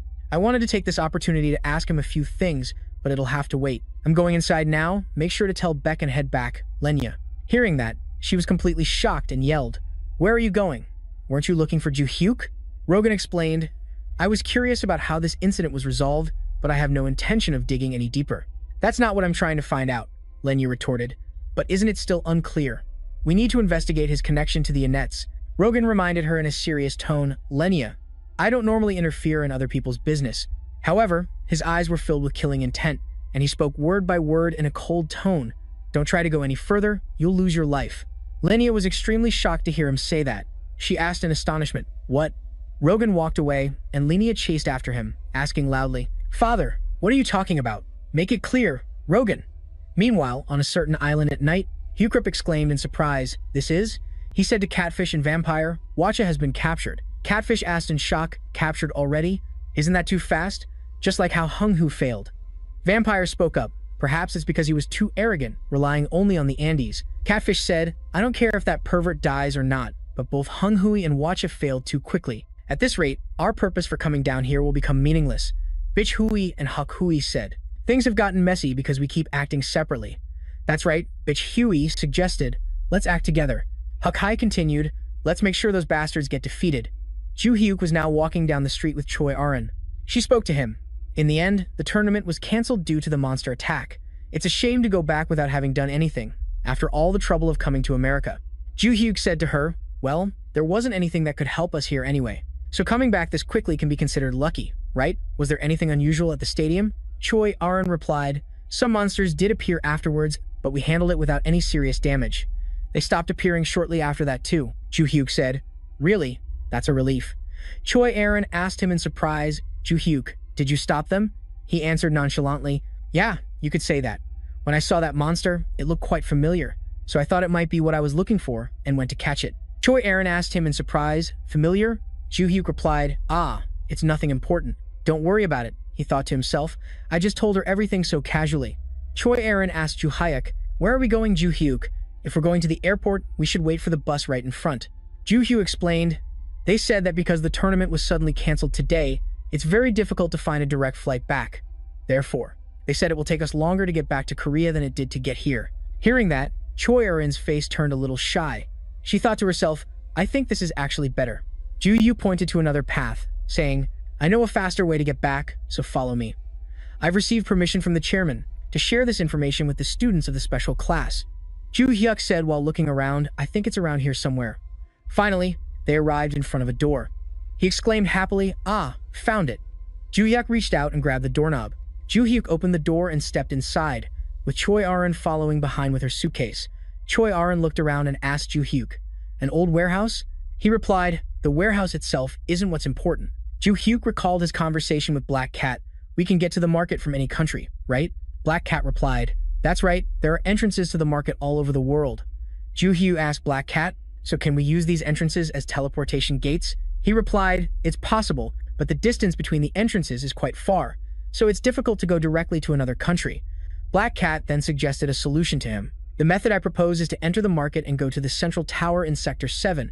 From there, you can go to the gate to connect with other nations through the tower again. Black Cat continued, if we use that method, there will be no problem for the special class students. When using it, we will use a secret passage to enter and leave the tower, so the normal market users won't feel uneasy. Seeing the school uniform, Ju-hyuk replied, I understand. Chairman Bridget reminded him, if you want to come back here, you can do it directly from the tower. Chairman Bridget, you said last time that you connected the tower and in Hala, right? Then I understand. In the warehouse, Ju-hyuk noticed something. He pointed to a door and said to Choi Aron, this way. She exclaimed in surprise, what? The door was gradually opened by Ju-hyuk, and light shone on Choi Aron's face. Ju-hyuk and she had just stepped out of the door into a strange city. At that moment, in a certain building, a door was about to slam shut. Ju-hyuk opened the door and entered, followed by Choi Aron. He turned back and told her, you did a great job today. You go on ahead.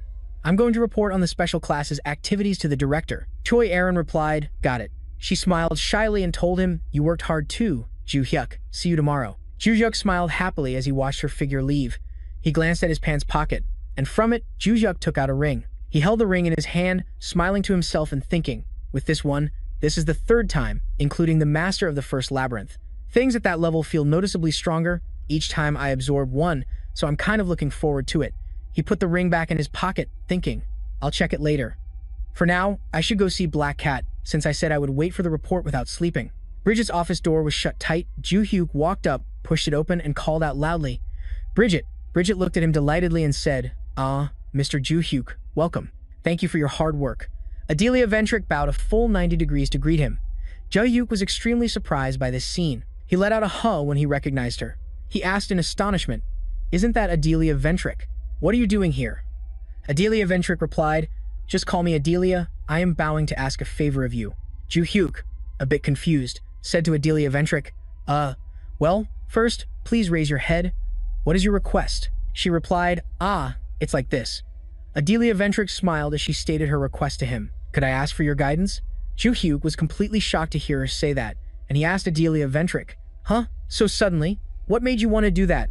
Adelia Ventric explained, Actually, we have been monitoring Joo-hyuk's achievements. Hearing that, he replied, Are you saying that you've been monitoring me? He shifted his anger, and Joo-hyuk angrily shouted, This was your idea again, wasn't it, Black Cat? Being called out, Black Cat hurriedly explained, no, last time we saw, it was the constellation. Black Cat recalled what he had seen on the computer screen. The screen displayed, The master of the netherworld will become enraged and kill you, leaving no trace if you speak of it. Joo-hyuk was bewildered, not understanding what was happening, and asked Black Cat, What is it? Adelia Ventric immediately signaled for him to shut up. Black Cat replied, It's nothing. Adelia Ventric spoke up, Anyway, I saw Joo-hyuk use the constellation's unique skill to capture monsters, and I was truly impressed. She bowed again, pleading with him, Can you teach me too? Joo-hyuk scratched his head in confusion and said, Last time it was Black Cat, and now it's you. Can't you learn from Luminous and Bangkwang? It wouldn't be any different if I taught you. Black Cat and Adelia Ventric stood still, listening to him speak. Both you and Black Cat have already learned how to use your abilities by contracting with a constellation, so the way you draw out power is the same as mine.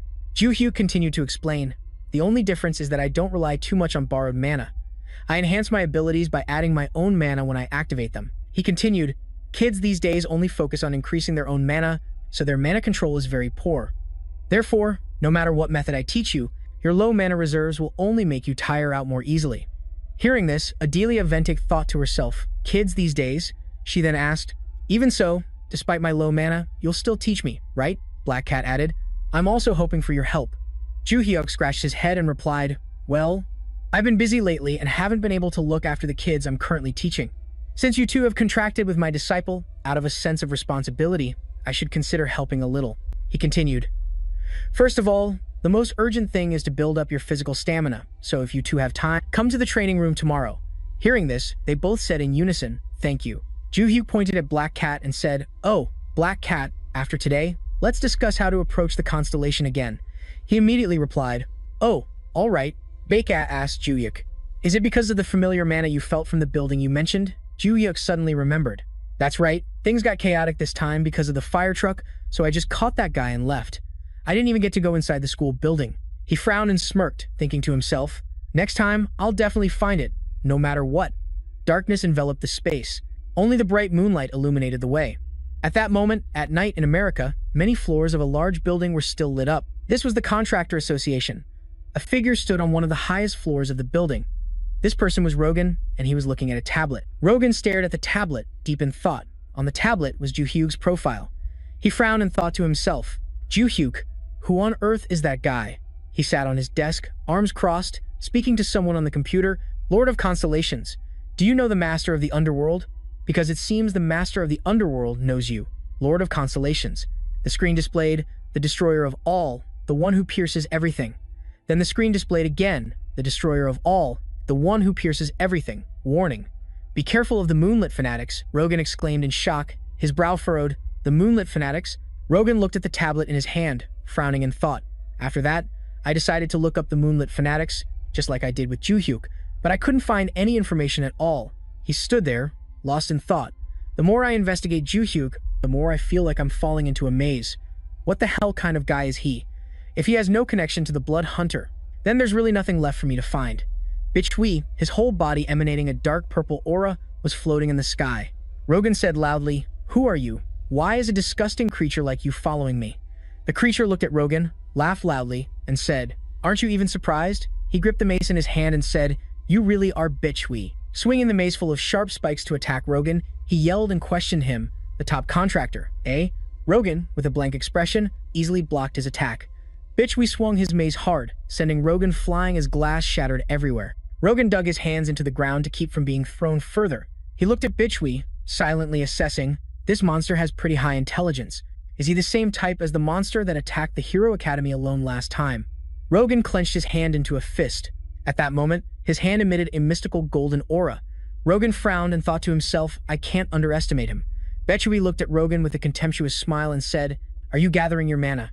He rushed towards Rogan, shouting, "Then try to block this." He swung his mace to attack, but Rogan on the other side was not to be outdone. He gritted his teeth and threw a punch in response, the mace with its dark purple aura clashing with Rogan's fist. Boom! A huge explosion erupted, sending Bitch-wee flying. He only had time to let out a cry of pain. Bitch-wee got up from the rubble, laughing loudly as he said, "You're pretty strong, aren't you?" Rogan looked at him with contempt and said, "I don't want to be praised by a monster like you." He continued to swing his fist towards Bitch-wee. Crash! With a loud explosion, the ground cracked into many pieces. Even the outside of the building was affected by Rogan's punch. Meanwhile, at the Contractors Association, Lenya's office shook violently. Lenya shouted in surprise, "What was that? What was that tremor just now?" She looked around, thinking to herself, "An earthquake? No, that vibration came from the floor above." Lenya looked up at the floor above, frowning in astonishment as she thought, "Don't tell me something is happening in Rogan's room." The dust from the impact slowly cleared, revealing Rogan in a defensive stance. He looked at his own fist with an expression of disbelief. Rogan thought to himself, "I'm sure I landed a very powerful blow on him." He looked at the rubble at his feet and wondered, but where did he disappear to? Suddenly, the mace appeared behind Rogan's head. Although he was taken by surprise, Rogan luckily managed to raise his hand to block in time. Bitch-wee swung his mace again, continuing his assault. Crash! Rogan was thrown backward forcefully. He coughed dryly and said angrily, "Damn it." He thought to himself, "He's too strong." Rogan looked at Bitch-wee, assessing him. "At least I know now that he's no ordinary monster. If he were a low-level monster, I would have been able to deal with him already, even if he's an incarnation of a constellation." Bitch-wee looked at Rogan with a scornful laugh, speaking in a condescending tone. "What's this? The top contractor? And this is all you can do?" Rogan frowned in anger, gritting his teeth as he thought, "Shut up. I haven't even used half of my strength yet." Bitch-wee smirked at Rogan. He thought, "I need to make direct contact with him to activate it, but I can't even get close enough to touch him." Suddenly, a voice called out, grabbing Rogan's attention. "Rogan, what's going on?" Lenya approached, asking him worriedly, "Are you okay?" "I heard a really loud noise, so I brought the association's security with me." Rogan exclaimed in shock. Lenya looked ahead, frowning as she spoke. "Perhaps because it's early in the morning, I'm the only association member still in the building, that's why I ran over here myself." She screamed in shock when she saw Bitch-wee. "What the hell is that?" He seemed extremely amused by her expression. Bitch-wee said, "I was planning to play with him slowly, but now there are pests crawling all over the place. But oh well, it doesn't matter." He suddenly charged forward to attack, taking Lenya's group completely by surprise.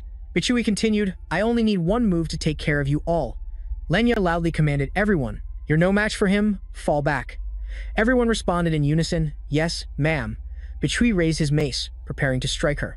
Lenya also prepared to counter, fiercely throwing a punch glowing with golden light at Bitch-wee. Even though he was surrounded by streams of golden energy, Bitch-wee still wore a bright smile, and Lenya frowned in astonishment. She wondered how he dodged her powerful blows. I aimed directly at his path, she clenched her fist again. She thought, then neither of us has a way out now. Lenya frowned, gritted her teeth, and charged at Bitch-wee. His face took the full force of her fist, and Lenya thought, I hit him. Only a thick cloud of dust remained in front of Lenya, and she stared in shock, wondering, what is this?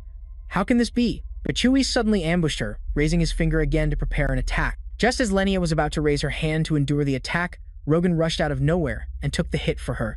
Lenya cried out in shock, "Rogan!" Rogan clenched his fist and reminded Lenya, "That guy didn't dodge your attack earlier." He continued, while blocking Bitch-wee's assault. He created an illusion and only reveals his true self when he attacks. He sneered. He wondered, did he see through my illusion eye? Bitch-wee stepped back, thinking, if that's the case, I'll retreat and use an illusion to conceal my body, and then I'll just have to target them again. Suddenly, Bitch-wee gritted his teeth, his eyes wide with shock. A foot was pinning his neck down. Rogan smirked victoriously, and around him now, an ethereal golden light radiated. Rogan said, "What's wrong? Can't run away anymore?" Bitch-wee struggled, trying to get free from under Rogan's foot. Rogan glared at him with murderous intent and said, "Try and take this one hit from me. Then, he raised his hand, clenched it into a fist, and counted. 1. Rogan punched Bichui, yelling, "My punch!" But Bichui showed no reaction to Rogan's blow. Rogan trembled, unable to believe his eyes. He wondered, "What is this? My body suddenly can't move."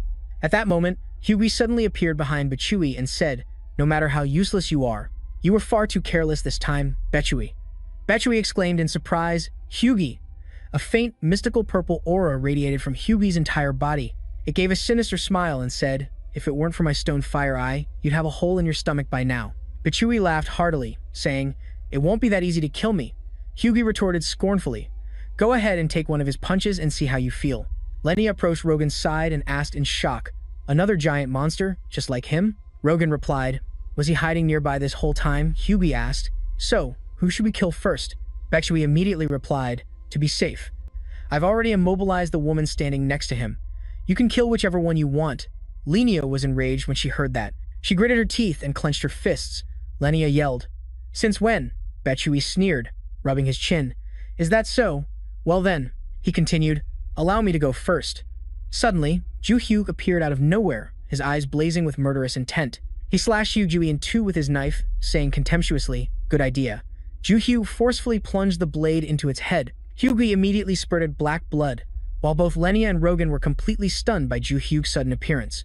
Seeing his companions slaughtered by Ju Hyuk, Bichui became enraged and shouted in disbelief, "What the hell?" Rogan, still in his attack stance, yelled out in shock, "Ju Hyuk."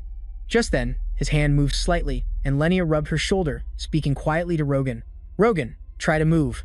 Rogan let out a soft grunt. Suddenly, Ju Hyuk cut in, drawing everyone's attention. "Back then, you bastards always caused trouble whenever you were together. Huck Wei always had the eyes of a killer, and you just used your fingers to fight me." He turned back to look at Bichui, sneering as he continued, "That's why I killed Huck Wei first back then." "Do you remember Bichui?" Hearing what Ju Hyuk said, Bichui was stunned and stood silent. Bichui looked at him questioningly. "What are you rambling about?" "Wait, how do you know my name? And you even said you've killed us before." Rogan approached from behind and said, "Are you Ju Hyuk? I'm Rogan. I don't know how you got here, but thank you." Ju Hyuk immediately recalled Black Cat's warning. "Someone's been looking for you lately, Ju Hyuk. It's Rogan, the #1 ranker of the Contractors Association. You might run into him if you charge into the building that was just attacked, so make sure to keep an eye out." He looked at Rogan, frowning as he thought to himself, "So this is the person who's been looking for me? I hope I haven't made an enemy of him, have I?" Bichui angrily swung his mace, shouting, "It doesn't matter who you are. How dare you speak so insolently to me?" He slammed his mace down where the two of them, Ju Hyuk and Rogan, were standing. Fortunately, they both reacted quickly and dodged Bichui's attack. He yelled, "Stop spouting nonsense." Rogan turned to ask him, "Based on what you said, you know these two monsters? Do you have a strategy to take them down?" Ju Hyuk thought to himself, "I spoke without thinking again." He said to Rogan, "Did I say that? A strategy?" He looked at Bichui and thought, "I remember that to defeat him, you have to react the moment he attacks and destroy him before he turns into an illusion. If I'm not mistaken, when Huck Wei died, that guy." Bichui glared at him, cursing angrily, "You bastard, could it be?" Suddenly, he turned and left. Everyone was astonished, thinking, "Is he running away?" Lenia exclaimed in surprise, "What the hell? Are you running away?" Rogan also asked in amazement, "Why is he running away? Is when he was overwhelming us all by himself? Shouldn't we go after him?" Ju Hyuk watched Bichui's retreating figure and said, "The thing that's running is just an illusion. His real body will be somewhere near this illusion." The sword in his hand suddenly emitted a golden light that was mystical. He thought to himself, "I just need to release the light to make that illusion disappear, but I can't use my disciple's power right now. I want to fight using only the power absorbed by the ring, so I didn't even make a temporary contract." Ju Hyuk frowned and thought, "Well, there's no other way. This will be a bit messy, but I'm going to slash through this entire building." Rogan shouted in shock, "Constellation, what's happening all of a sudden?" His words caught his attention. Rogan said in surprise, "The martial god? Who is that?" The screen displayed, "The Constellation of Destruction," exclaimed in surprise, "The martial god?" Ju Hyuk sighed and said with a smile, "I was wondering why I felt a familiar magical power emanating from you, but now I understand." Rogan called out in astonishment, "Ju Hyuk." Ju Hyuk spoke, "Long time no see, Jang. You're here too? I'm in a hurry, so let's make a temporary contract. Does your contractor have a holy relic?" The screen displayed, "The Constellation of Destruction says yes." The Constellation of Destruction urged, "Hand over the holy relic now." Lenia shouted, "Hurry up." Rogan said, "It must be in here." Lenia frowned, urging loudly, "Hurry up, it must be in here." Betchui flew out of the building. Lenya added, that bastard escaped through the window. Ju Hyuk held out his hand and said, the holy relic? Hurry up. Rogan hurriedly placed the rosary in his hand. Ju Hyuk put the beads on his wrist, smirked, and said, all right then. Betchui hastily fled. He thought to himself, damn it, damn it. Now I know why Wacha and Hong Hui were taken out so quickly. He frowned and thought, the martial god has returned. Even though he seems to have been reincarnated as a kid, that magical power is definitely his. As Betchui fled, he thought, I can't transmit messages continuously like Wacha. I have to quickly inform the others about the martial god's return. Ju Hyuk was hot on Betchui's heels, his arm glowing with a mystical golden aura as he threw a punch at him. The golden light blinded Betchui. He let out a startled grunt, followed by a massive explosion. He was sent flying, his body covered in wounds. Betchui cried out in agony. Ju Hyuk looked down at him on the ground and smiled triumphantly.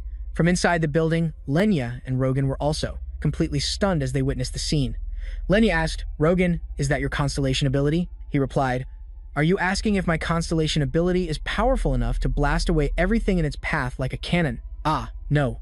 Rogan frowned and added, but that attack definitely carried the power of a constellation. Is it possible for someone who just formed a contract to use their ability to this extent? He watched Ju Hyuk, saying, Ju Hyuk, he never ceases to amaze me and pique my curiosity. The sun began to rise in the east and at the base of the building. Many ambulances and police cars had appeared.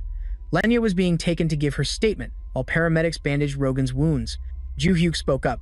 Well, I'll be taking my leave now. Rogan turned toward the voice and asked in surprise, you're leaving already? Ju Hyuk replied, yeah, I've accomplished what I came here for. Besides, I want to avoid media attention. Rogan asked in astonishment, accomplish your goal? Was stopping those monsters your goal? Ju Hyuk scratched his head and replied, well, you're not wrong. He sighed, what a pain. Ju Hyuk looked at Rogan and thought, if I just leave it like this, will he go and ask for Hana again? But I also want to wrap this up quickly and get going. A sharp glint flashed in Ju Hyuk's eyes as he thought, wait a minute. According to Black Cat, isn't he the association's #1 contractor? Getting him on my side will definitely be useful later. Ju Hyuk said, I'm tired today, so let's talk some other time. Rogan replied, all right, my apologies. Ju Hyuk told him, when the time is right, I'll come to the Hero Academy to answer your questions. Rogan said in surprise, is he not using formal speech? Ju Hyuk smiled and continued, I'll give you a specific time. I'm grateful, seeing as you're the contractor for Zhuangying. Well then, I'm off. With that, he turned to leave. Rogan reached out to stop him, shouting, wait, a screen suddenly appeared. On it, the constellation of destruction said, let him go. He wondered, the constellation? The screen appeared again, and the constellation continued, you should use honorifics with him as well. Rogan stammered, honorifics? Yes, sir. From behind, Lenya called out, Rogan, she said, I was about to hand this case over to the police, but I can't find the monsters' bodies anywhere. Do you know where they went? Rogan replied. You didn't see? They vanished into thin air a moment later. Lenya crossed her arms and sighed in frustration. Damn it, there really are all kinds of monsters. This is going to be a hassle to prove to the insurance company. I need to find the CCTV. She then turned to question Rogan. Is Ju Hyuk gone? And who is he anyway? The monsters we faced today were no joke. They were too strong for ordinary contractors. Rogan said with a pensive look, who is he? We'll find out soon enough. He silently watched Ju Hyuk's departing figure.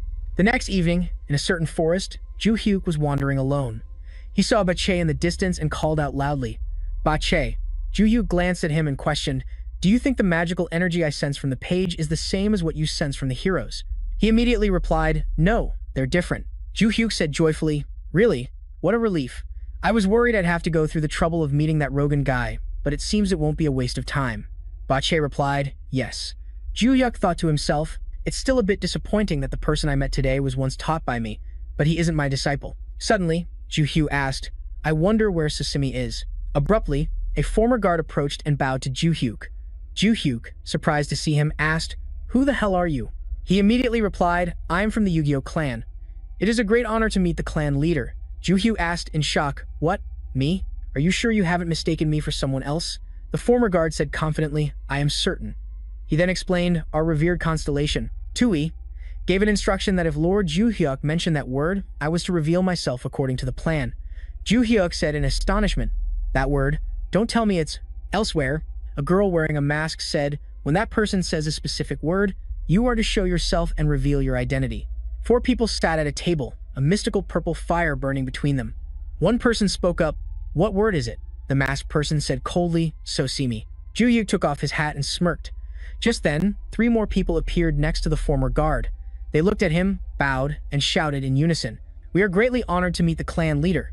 Ju-hyuk then asked, "Did you bring the holy relic?" The former guard replied, "Yes, we did." Ju-hyuk said, "Give it to me." The man respectfully presented it with both hands. "Here it is." Ju-hyuk took the holy relic and smiled softly. Night gradually enveloped the area. Ju-hyuk surveyed his surroundings. In front of him were abandoned houses amidst piles of rubble. Everything here looked desolate and ruined. In front of a house hung a sign that read Divine Martial Arts Sect. Ju-hyuk smirked and said, "The Divine Martial Arts Sect? Huh. It's been a long time since I've seen this sign." He continued, "Long time no see, so see me." "Huh?" Ju-hyuk called out loudly, "Sosimi, are you here? Stop hiding and come on out." Sosimi was still hiding shyly behind the door. She stepped out timidly. Sosimi immediately knelt and bowed to him. Ju-hyuk walked over to help her up, saying, "You haven't changed a bit, have you?" "Stand up." Sosimi replied politely, "Yes." Ju-hyuk remarked, "Even your disposition is the same as in our dojo from 300 years ago." His words made Sosimi feel extremely shy. She said, "To us, the Divine Martial Arts Sect isn't just a dojo, it's also our home." Ju-hyuk scratched his head and said with a laugh, "Well, I didn't know you valued it that much." Ju-hyuk thought to himself, compared to the present world, the world 300 years ago, Ju-hyuk recalled a memory from 300 years ago, when he stood arrogantly on a cliff. Looking down, he thought with a sigh, "What a chaotic place." Below the cliff, 2 groups were preparing to clash. On one side were humans with sharp weapons, and on the other was a horde of hideous monsters. One man was so scared he started crying, but still had to grit his teeth and charge into battle. Swoosh! Ju-hyuk's group immediately jumped down to support the other group of people. The bodies of monsters lay scattered everywhere. Du-hai and his 2 disciples easily took down the horde. In such a chaotic world, a person like me who only knew how to hunt monsters could survive. The villagers were overjoyed. They even offered him gold as a thank you. By protecting merchant caravans, they would pay me in return, or I would take on quests as a hunter, setting out to hunt monsters or destroy labyrinths. The 3 of them entered a marketplace. The world back then was full of suffering, but I lived in that world, without having a single thing to complain about. He smiled as he watched his 2 disciples happily eating skewers. Ju-hyuk suddenly noticed something. A poor family was trying to sell their child to someone else. During that era, people bought and sold other people as slaves. The father happily handed over his daughter, and the buyer seemed very pleased with her. He reached out and brushed her hair back. By then, the little girl's eyes were brimming with tears. Although it was becoming rarer, human trafficking still occurred from time to time. Seeing this, he was extremely satisfied and immediately gave the girl's parents a large bag of money. They were overjoyed to see the money. The father coldly pushed his daughter away, and poor parents would sometimes sell their children, in hopes of receiving a large sum of money. They blissfully stared at the big bag of money in their hands. Du-hai watched this scene and remarked, "I really hate that kind of thing, because I was a slave when I was a child." Despite himself, he glared at them with a menacing look, and the buyer, seeing this, raised a knife to threaten him. That action only angered Du-hai more. He gritted his teeth, clenched his fist, and rushed forward to land a punch right in the man's face. "That's why I don't just attack slave traders. With my disciples, if we catch them, we kill them on the spot." His actions drew the attention of many people. Du-hai turned to look at the father who was willing to sell his own flesh and blood, with eyes full of killing intent. The man, terrified, waved his hands and backed away, and the girl's parents quickly turned and fled. Du-hai angrily furrowed his brows as he watched them go. Suddenly, his gaze shifted to the little girl beside him, who was crying pitifully. She reached out and grabbed the hem of his shirt, and in the process, I ended up taking in a few homeless children as my disciples. Du-hai looked down at the little girl and smiled. That was also when a small problem started to arise in the life I had planned out. He stood with his arms crossed and his eyes closed, thinking, "Initially, I planned to work hard as a hunter while I was young and save up enough money, then retire and train just a few disciples to continue the fight against the slave traders, basically establishing an automated hunting system. However, although being a hunter was enough to support myself, my 3 disciples were all training diligently, but ever since I started raising disciples, I could barely save any money at all, and since I had taken in enough disciples, I decided to give them a stage to prove themselves." He rubbed his chin and smiled faintly. In those days, many noble families and martial arts schools vied for power. Competing for power, clans like the Jin Musin clan were all fighting amongst themselves. After discussing it with my disciples, we decided to first name our martial arts school. The abandoned little girl shouted, "The Divine Martial School." And so, we founded the Divine Martial School. Du-hai carefully hung up the sign, and his disciples were overjoyed to see it. He looked up at the sign and remarked, "And so, we founded the Divine Martial School." He looked at the sign and smiled to himself. "We established the Divine Martial School so that we could raise and train my disciples in a systematic way, and because I wanted to profit from my disciples. His disciples were extremely happy when the sign was hung up. Even though I was very strong, I started my journey and learned skills that weren't suitable for me. And I didn't have any innate talent either, so I quickly reached my limit, but my disciples were different. Under my guidance, they were able to learn skills that were suitable for them, and all of them were extremely talented. He looked at the little girl he had just taken in, so I decided to train my disciples to the point where they would no longer need my teachings, so that when they grew up and spread their schools, they could take on new disciples. Ju Hyuk secretly rejoiced thinking about the money he would make, and I would take a reasonable portion of the donations and the profits generated from the total of those donations. At that time, I thought I could just sit back and relax and enjoy my old age. Ju Hyuk looked up in frustration, but no. Just as my disciples had grown up and were about to expand their influence, the Tower of Destruction appeared. Before him was a massive, towering structure. With relentless thunderstorms raging outside, the Tower of Destruction was surrounded by bolts of lightning. Ju Hyuk looked at the tower with an angry frown, and his memory stopped there. Returning back to reality, Ju Hyuk and Sasami both silently looked up at the old sign. Suddenly, Ju Hyuk spoke up. I'm sorry for spacing out like that. It just reminded me of the old days. Sasimi immediately replied, "It's all right, Master." He asked her, "What did you do after becoming a constellation? And how did you find me?" Sasimi answered, "I knew that you would be reincarnated, Master." She continued, "Shortly after I became a constellation, a notification appeared. Hearing this, he thought to himself, just as I suspected, even Sasimi." Sasimi said, "So I chose a human who could become my subordinate as my first contractor. And then I established Yu-Gi-Oh! And continued to operate it with 4 members. I named the organization Yu-Gi-Oh! To signify that you, Master, are the only one I recognize as the leader." Hearing this, Ju Hyuk said in astonishment, "What?" Sasami continued, "So I killed everyone who claimed to be the strongest, except for you, Master." Ju Hyuk asked in shock, "You killed all of them?" Sasami replied softly, "Yes." She immediately explained, "Of course, I didn't just kill people indiscriminately. When someone received the title of the strongest, we would observe them very carefully, and as soon as they revealed that title, we would kill them." Ju Hyuk asked Sasami in confusion, "Then how did you find me?" She replied, "We used a similar method." Ju Hyuk rubbed his chin and smiled to himself. If I had said just one wrong word, I might have been killed by my own disciple. What a relief. Sasami then explained to him, "That's why we killed those who claimed to be the strongest swordsmen, like John Sin and an evil organization called the Blood Hunters, which specifically targeted strong contractors." Ju Hyuk exclaimed in amazement, "You've really killed a lot of people." She spoke up, "I believe it was because of this method that I was able to meet you again, Master, after your reincarnation." Ju Hyuk asked in shock, "What?"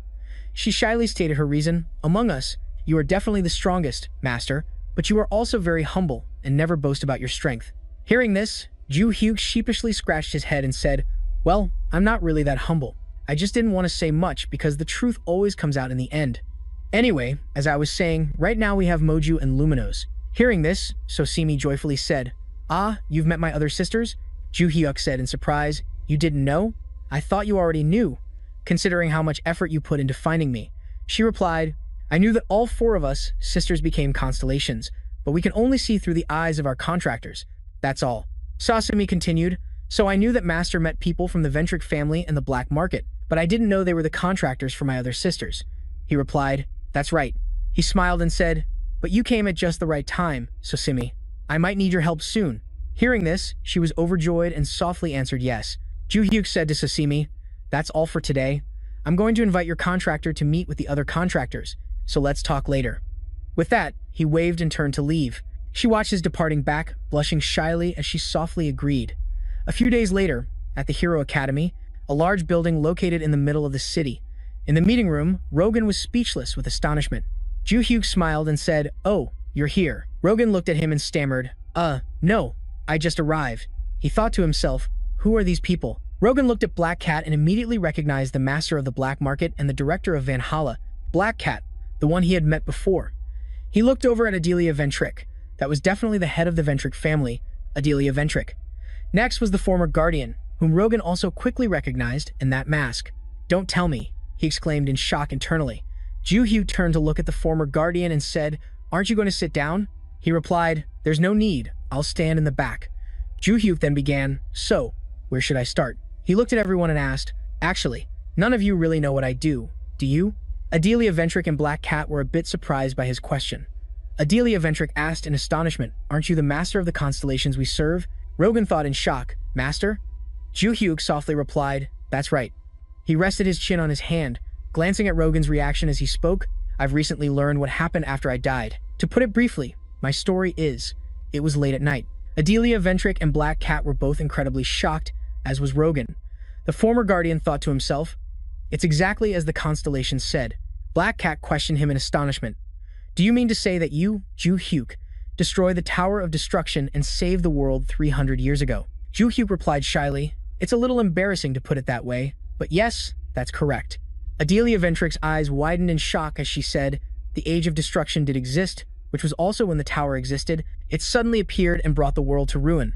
Black Cat continued, but the records only say that the tower collapsed after releasing monsters all over the world, so we didn't know that you, Ju Hyuk, were the one who destroyed it. Ju Hyuk was very surprised to hear this and said, didn't Moju and Luminous say anything about this? Adelia Ventric immediately replied, actually, aside from being with you, Ju Hyuk, the constellations never communicate with anyone else. Black Cat said, what about the ruler of the world? He recalled that time. Luminous said with a blank expression, the Tower of Destruction? I only remember going in there with my master. Brekket continued, that's what he said. Ju Hyuk asked in surprise, is that so? He rubbed his chin and thought to himself, it seems even his own disciple doesn't remember anything before becoming a constellation. Huh. Oh well, now that they've met me, they'll slowly regain their memories. Ju Hyuk continued, by the way, all the people who were even a little famous back then have become constellations, which is why the constellations started appearing after the Age of Destruction. Hearing this, Adelia Ventic asked in shock, does that mean all the constellations died during that time? Ju Hyuk replied, perhaps not all of them did, but most of them did. Brekket then said, I see, so that's why the constellations react so strongly to artifacts from the Age of Destruction. Ju Hyuk continued, and I've mentioned this before, but the one who created the Tower of Destruction is causing countless disasters and sending constellations here. Rogan remained silent the entire time.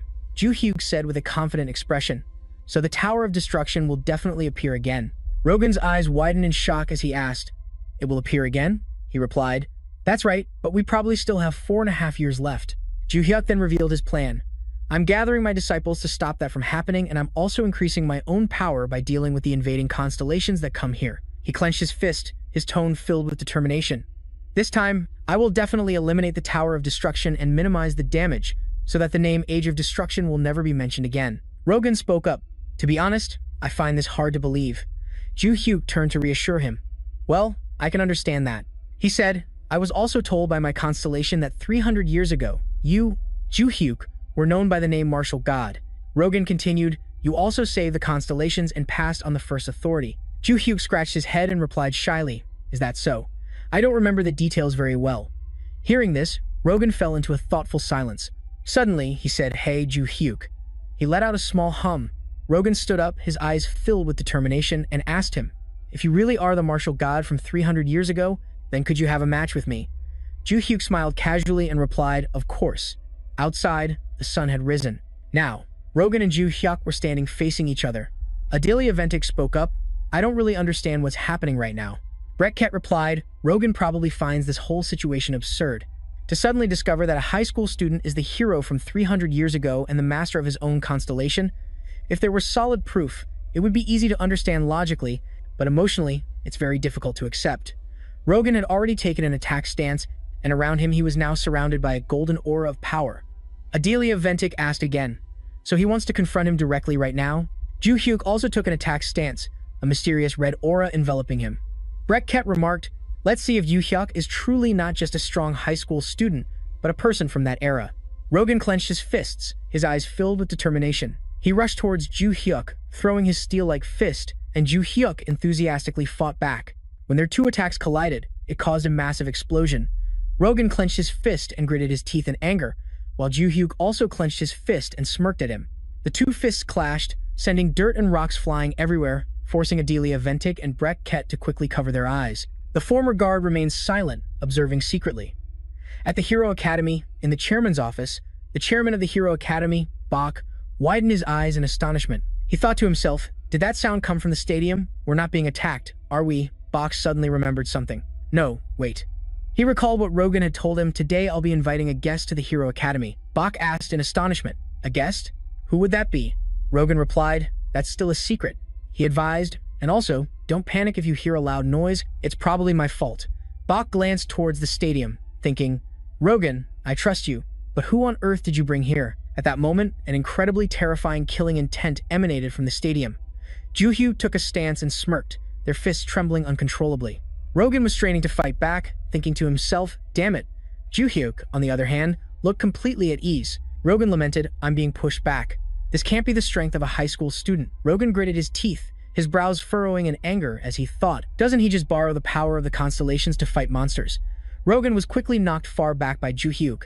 Rogan said to him, Ju-hyuk. Ju-hyuk grunted, and Rogan continued, mind if I use magic?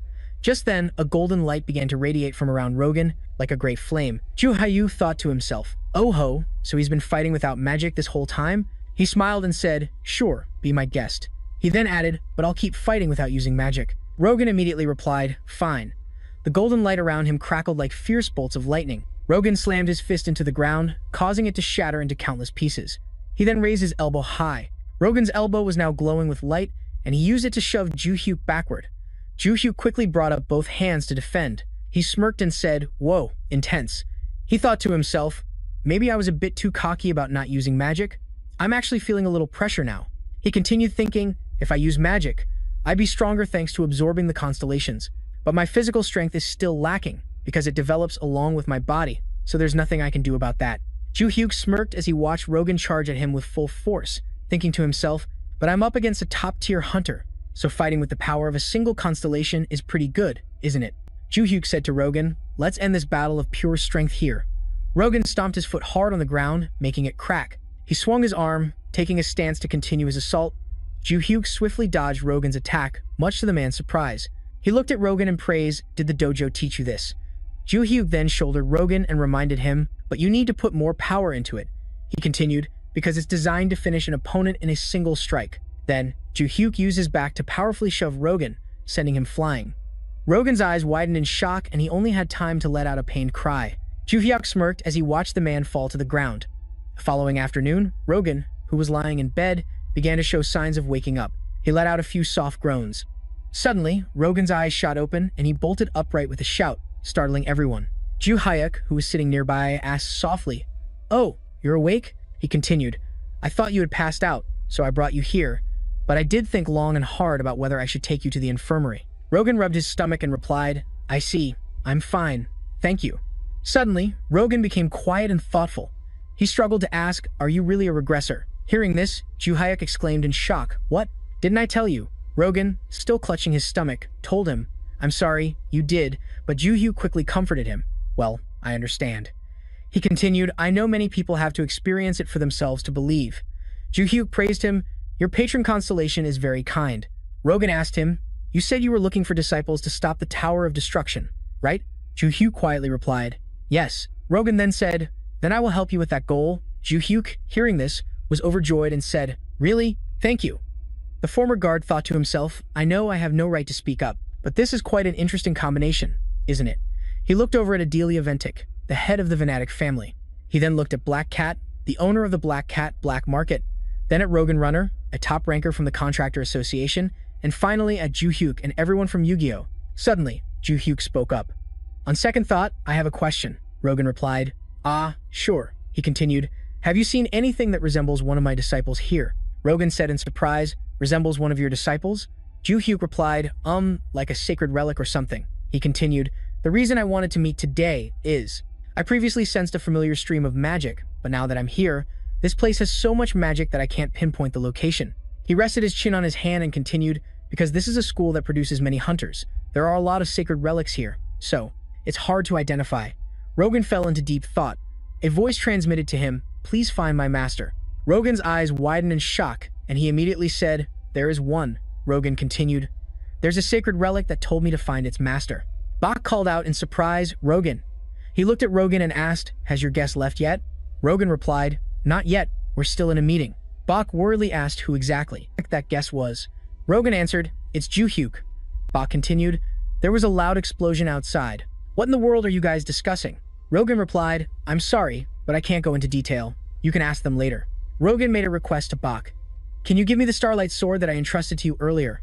Bach scratched his head and said, ah, that sword. He continued, to be honest, it's been a real headache. Rogan asked in surprise, it's been a headache? Bach then pressed a control button, and the sound of a cabinet moving was heard as the display case slowly opened. Rogan and Bach went inside. With a serious expression, Bach said, "The Starlight Sword can't be kept here." Inside was a sword emitting a terrifying red aura, and the wall clearly showed signs of destruction from something incredibly dreadful. A sword appeared, emanating an evil energy from its entire being. Looking at the sword, he was utterly shocked. What the hell? Did the light sword cause this? Bach, with a similarly startled expression, replied, "It seems so." The two began to argue, but both of their faces were filled with worry. Rogan asked, his face beaded with sweat, "Didn't you say you were going to store it with the other sacred relics? That place should be secure enough to block magical power." Bach explained, "Of course I intended to store it there," but he recalled the time he went to store the sword walking down the hallway, which was pitch black, to the locked room. He pressed the fingerprint scanner to store the sword, but when it opened, something surprising appeared inside. He said, "I couldn't." Rogan asked, "Why not?" Bach answered, "The relic guardians released their magic to block the entrance." A vast amount of magic appeared in that room, an immense power that blocked his path, while a fearsome magical aura flared up from his body. He continued, "And the light sword also began to emit unstable magic, as if it were reacting to that other magical power." He continued to explain, a look of reluctance on his face, "So I had no choice but to bring it here." His eyes grew serious, a hint of fear in them as he continued, "But even this place can't withstand the Kwang Kiem." The magical power, or more accurately, the dark energy on the sword hanging before them, seemed even more malevolent. As Bach spoke, the streams of dark energy were gathering more and more around the sword, radiating from it. It was even causing the storage room to slowly collapse, despite being enveloped in a magical sealing circle. He continued to explain, "So I wanted to discuss with you how to deal with it, and you arrived just in time." While Rogan fell into deep thought, he seemed to be pondering something. He suddenly turned his head and asked, "Have you ever heard the phrase, 'find my master,' that I mentioned before?" Bach said, bewildered, "Ah, I've never heard anything like that, ever since the Kwang Kiem became like this." Rogan furrowed his brow, lost in thought. He said, "Is that so?" As his hands reached for the sword, Bach raised a hand to stop him. "Rogan." The sword seemed to sense someone trying to take it, and it unleashed terrifying streams of dark energy. Rogan's hand touched the hilt, and an immense power enveloped his hand. He lifted the sword, feeling the sword's enormous magical energy. The blade was blood red, and the power surrounding the sword was diminishing. Bach watched in astonishment, his pupils shrinking. "The Kwang Kiem's magic is fading?" He thought for a moment, then asked Rogan, "What is this?" Holding the nearly powerless sword, Rogan pondered something before saying, "I don't know either." He sheathed the sword at his hip and turned to Bach. "Well then, I'll take it back with me." Bach asked, puzzled, "Right now? I thought you had a meeting?" Rogan said seriously, "That's right, I'll bring it to the meeting." Bach was shocked by his words. "What?" he asked uncertainly. "What kind of meeting are you having?" Rogan smirked, a calculating look on his face, as he pushed open the door and walked out of the crumbling room. Rogan's face no longer showed fear, but a calm expression instead as he said, "Sorry, Bach, you'll understand everything soon enough." Behind him, Bach's face was still frozen, unable to compose himself. Although he didn't understand what was happening, he still chuckled and said, "Good grief, he's still a lone wolf as always, but he always keeps his promises. I believe in you, Rogan." Cutting to another scene, he brought the sword to Du Hugh, saying, "I've brought it." He took the sword with both hands, sensing the power within it. His face was extremely serious as he said, "Something is very strange." He held the sword and announced to the meeting room, "I can't sense any magic from the sword," Rogan explained. "It became like this when I held it," he continued. "Actually, it was the same when I brought it back to the academy." Du Hugh raised an eyebrow and asked, "Really?" Rogan put on a thoughtful expression, placing a hand on his chin, and said, "That's right. But," Rogan continued, "I often hear a voice coming from it, saying, 'Find my master.'" Du Hugh pondered this, looking back at the sword in his hands. He closed his eyes, trying to concentrate and feel the sword he was gripping tightly. His eyes snapped open, his brow furrowed as he thought, "What is this?" Then he spoke up, "I can't enter its inner sanctum." Adelia said in surprise. "What?" he asked, puzzled. "I don't quite understand this. Is this normal?" She stammered. "That's right, entering the inner sanctum requires consent from the constellation," she continued. "So if the constellation refuses, you won't be able to enter." He stared at the sword, pondering. Refuses? He communicated with his sword through his thoughts, asking, "Hey Batcher, can you feel the magical power you mentioned from that sword?" Batcher replied, "It's a bit faint, but I can definitely feel it." He asked again, "So is there no other way to handle this?" Batcher stroked his chin thoughtfully. "Actually," he said, "Kim Hunno, do you remember what I told you last time?" Confused by his words, he asked back, "What do you mean?" Batcher crossed his arms and continued. A door once appeared in the illusionary domain. He suddenly remembered. "Ah, you mean that." It was an image of Beatrice standing before a large door with intricate patterns. He asked again, "You said that. Behind the door is where the constellations gather, right?" Beatrice recalled opening that door and replied, "That's right." Remembering the scene he saw, he continued. Thinking back, there wasn't just one door in there, but many different doors around it, and he saw all sorts of different people. He continued to describe what he saw. Behind the constellations were many doors leading to the illusionary domains where they live. He saw flashes of power emanating from the people who appeared behind those doors. Batra voiced his own speculation. "If I'm not mistaken, when I stepped through the door to enter that place, I could also enter the illusionary domains of other constellations by using their doors." Ju-hyuk said, "That makes sense," but he suddenly thought of a problem. "But there's a problem." Batra asked, "What problem?" He looked intently at the two people before him, telling them what he knew.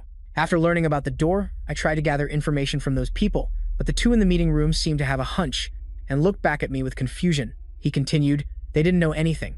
Hearing this, Batra said thoughtfully, "That's understandable, because it happened a very long time ago, and for a short period, so there are probably some constellations who don't know about it.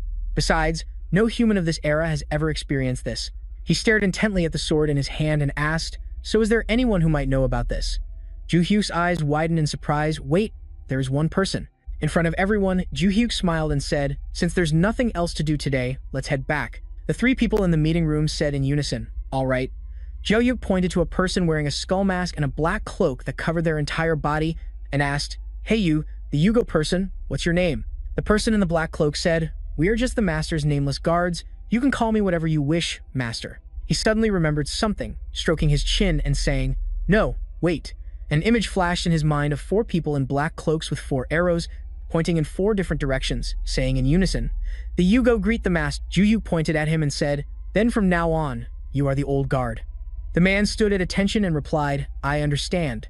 Ju-hyuk smiled and spoke, "You should also go back and talk to Adelia and Black Mew today. I'm sure Sosimi wants to talk to her other sisters too." Adelia and Black Mew both turned towards the masked person. He replied, "Yes, sir." Outside, the sun was setting. The last rays of sunlight glinted off the building's windows. Ju-hyuk's voice echoed, "Well then, let's go home." Everyone replied in unison, "All right." A few days later, in a simple house in a dense forest, the female guide was smiling and saying, "Long time no see, how have you been?" Ju-hyuk was talking with her under the flickering candlelight. He said, "Forget about that. I know the second-rate constellations have already descended, so I'm a bit worried. I'm trying to absorb everything I can find." Ju-hyuk continued to speak with a smile, staring intently at the small object in his hand. "But because of that, I became stronger, so I'm very grateful." Ju-hyuk said calmly, "We met at just the right time." She asked in surprise, "What?" His eyes locked firmly onto the guide's, and he asked with a slight smile, "Do you know about the door where the constellations gather?" In a flash, as the candlelight flickered, the guide rested her chin on her hands and said with a smile, "Ah, you mean the arena, don't you?" He wondered. "The arena," the guide explained, her eyes filled with confidence. "Right after creating the constellations, the Lord of the Labyrinth created a special space." The guide continued her explanation. "That space can be entered through doors that appear in the constellation's domains, and that is the arena." He placed his hands on the table, frowning slightly. Why was such a space created? She explained, "It was created for the constellations to fight one another, and even though they lost their original names, epithets were still bestowed upon them." He asked, "Like Lord of Hell, that kind of thing, right?" The guide replied, "Exactly, epithets are just like that." Her voice seemed to melt into the room's void. As she continued to share what she knew, they eventually become a part of their names, thus carrying power that varies with each constellation. And the Lord of the Labyrinth opened the arena to amplify the power held within those epithets. Ju-hyuk asked again, "But it seems the arena vanished rather quickly, didn't it?" The guide rested a finger on her cheek, recalling, and then spoke. "That's right, it seems the arena didn't go according to the Lord of the Labyrinth's plan, but I still don't know the exact reason why." Ju-hyuk crossed his arms, frowning as he asked, "If the Lord of the Labyrinth created the arena and then shut it down personally, that's a problem. I was about to ask if there's a way to reopen the arena, but it seems we'd have to face the Lord of the Labyrinth to do so, wouldn't we?" The guide smiled, raising her index finger. "Ah, that's not an issue, because the arena was opened by a constellation acting on the Lord of the Labyrinth's command by using their own power." Ju-hyuk exclaimed in astonishment. "What?" The guide continued, an imposing aura radiating from her. "And another thing, the reason I called you here today is because I've found that constellation, along with all the other second-rate constellations." Ju-hyuk said enthusiastically, "Everything is falling into place today. I want to hear all about it." Scene change. A dilapidated, ruined school emerges from the darkness, where a boy with saw-like teeth and a large lock on his chest appears. He He shouted, "You bunch of stupid scumbags." Known as the Constellation, the Keykeeper, with his small frame and the giant key on his back, he sat with his fists clenched on his thighs. "Why are you all just standing there doing nothing? At this rate, we're all going to disappear," he muttered to himself in a panic. "Even if I die, I'll just return with the name I received from above, so it should be fine, right?" He recalled the monsters that had appeared before, continuing, "That's because they sometimes come down here." The more he thought about it, the more terrified he became, trembling, as he bit his nails, whispering, "If I'm left with only my name and have to wander for hundreds of years, that would be truly terrifying. Don't they know that?" Long ago, in the pitch-black sky, there was only a flickering light within the trunk of a tree. He reminisced, "Because we don't have bodies, we can't feel anything but utter despair, drifting and circling around some tree, with only our minds conscious, and only able to see things for some reason from time to time. A floating fruit suddenly becomes a constellation fruit. This process repeats every day, and as memories flood back, he frowns in annoyance. Back then, I wasn't a fruit, and right after becoming a constellation, my body was taken away, leaving me to just float around. After materializing, I was finally able to come down here, but now I have to disappear?" The Keykeeper grumbled with a frown. If those two, Bitchwi and Hukwi, had succeeded, things wouldn't have turned out like this.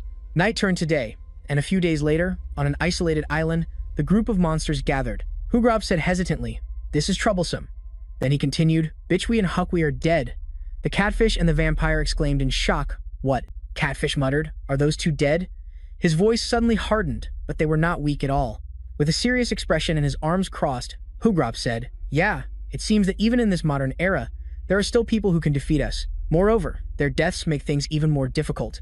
The vampire asked curiously, "Why is that?" Hugrab asked them in a stern voice, "Do you know how we are able to exist?" The catfish pondered. The vampire replied, "Isn't it because of the names we received that we were able to materialize?" He answered, "That's right, but I'm asking about how we maintain our own existence." The catfish said calmly, "By using mana to fill these fragile and brittle bodies of ours." "What else could it be?" Hugrab replied, "Exactly." Hugrab then continued, "If we are alone and do nothing, we can maintain our existence through the mana we absorb. But because we've gathered like this for our plan, there naturally isn't enough mana to go around. That's why the Lord told us to gather on this island." Then he seriously explained the reason. "Because a large floating magic stone is buried here." Hearing this, they were astonished, and the green-hooded demon said, "No wonder I can sense a huge amount of mana." His companion next to him added, "So that's the reason." Hiding behind that demon was the Keykeeper, who looked at them in surprise. Another monster repeated, "A large floating magic stone?" The vampire frowned, "But what's the problem with that?"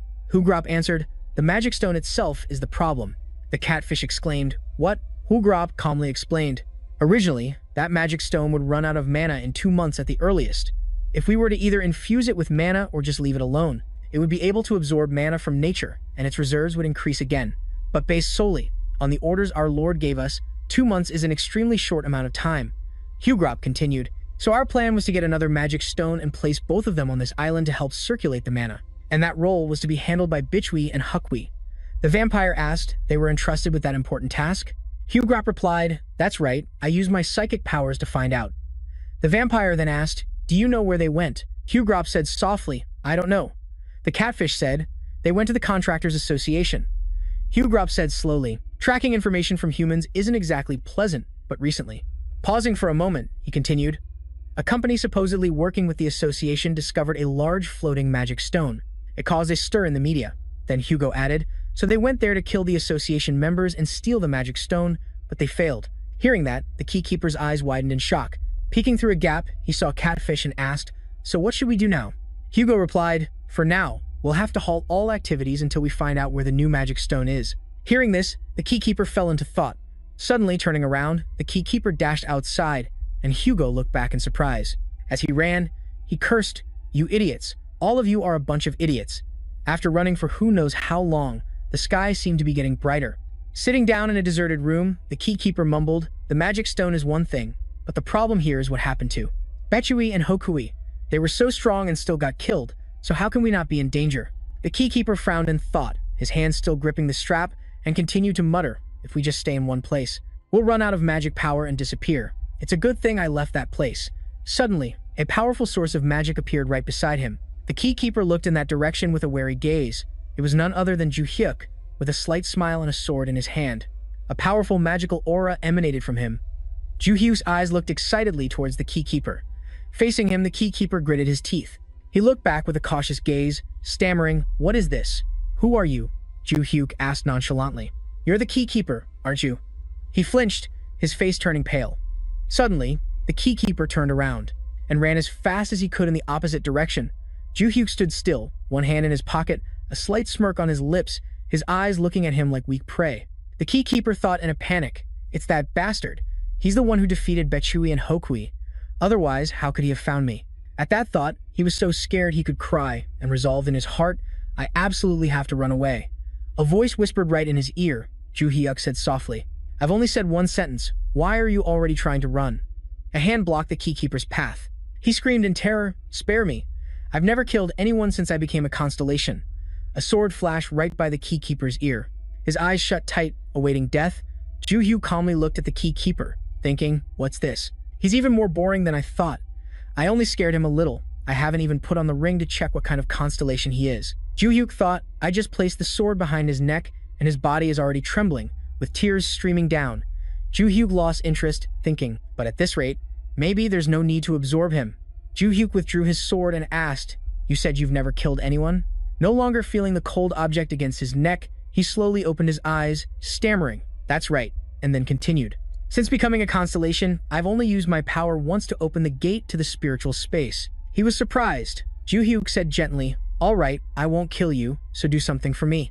Wiping the corner of his eye, the keykeeper asked, "What is it?" Ju Hyuk said directly, "The gate you created led to the arena, didn't it?" The keykeeper's eyes widened in shock. Ju Hyuk smiled and asked in a threatening tone, "Can you open it again?" The dark clouds in the sky began to part. Down in the ruins, two people were discussing something. Ju Hyuk concluded, "So, in short, you can't open it by yourself, can you?" The keyholder hesitantly replied, "Yeah," then said softly, "You've probably realized it by now, but right now, I don't have enough mana." He replied, "Yeah, it seems so." The man stared at the ground beneath his feet and said, "With the small amount of mana I have, it's impossible to open the gate to the spiritual space of all the constellations and connect the virtual spaces." The keyholder continued to explain, "Thanks to the artifact, I was able to have the mana of my original self, expand my abilities, and strengthen myself to accomplish it." Ju Hyuk repeated, "An artifact?" He asked, "So that means you can't do it now, right?" The keyholder replied, Ju Hyuk furrowed his brow and thought, "Damn it, if that's the case, then even if I absorb him and use his ability with the ring, I still won't be able to do it, because the ring can only help me use the constellation's inherent abilities." The keyholder bit his thumb, frowning in thought, when his eyes suddenly lit up with realization. He asked directly, "We've never met before, so I don't know for sure, but you must be very strong, right?" Ju Hyuk turned and replied, "Yeah." The keyholder smiled and continued, "Then help me get something. Once everything is ready, I can open the arena's gate." Ju Hyuk immediately asked, "Get what?" The man said with a bright smile, "The artifact fell down here with me." Scene changed to China, on a mountain peak at an ancient estate. A sigh was heard. Yan Lang rubbed her bicep, smiled brightly, and said, "It's been a while since I've gotten to stretch my legs like this, huh?" Facing her were skeleton soldiers. They held shields in their hands. Yan Lang flashed a menacing smile, raised a powerful fist, and punched straight into the head of the skeleton in front of her. Its face immediately shattered, then its entire body exploded, causing the others to shatter along with it. Standing on the bone fragments, Yan Lang grinned, her eyes filled with excitement. She looked at her fist and thought, "So making a contract with a constellation gives you this much power." Turning to look at the pile of dry bones on the ground, Yan Lang thought excitedly, "I only used a little bit of my strength, and they've already shattered. I can't believe it." She smiled and thought, "It's just like Ju Hyuk said."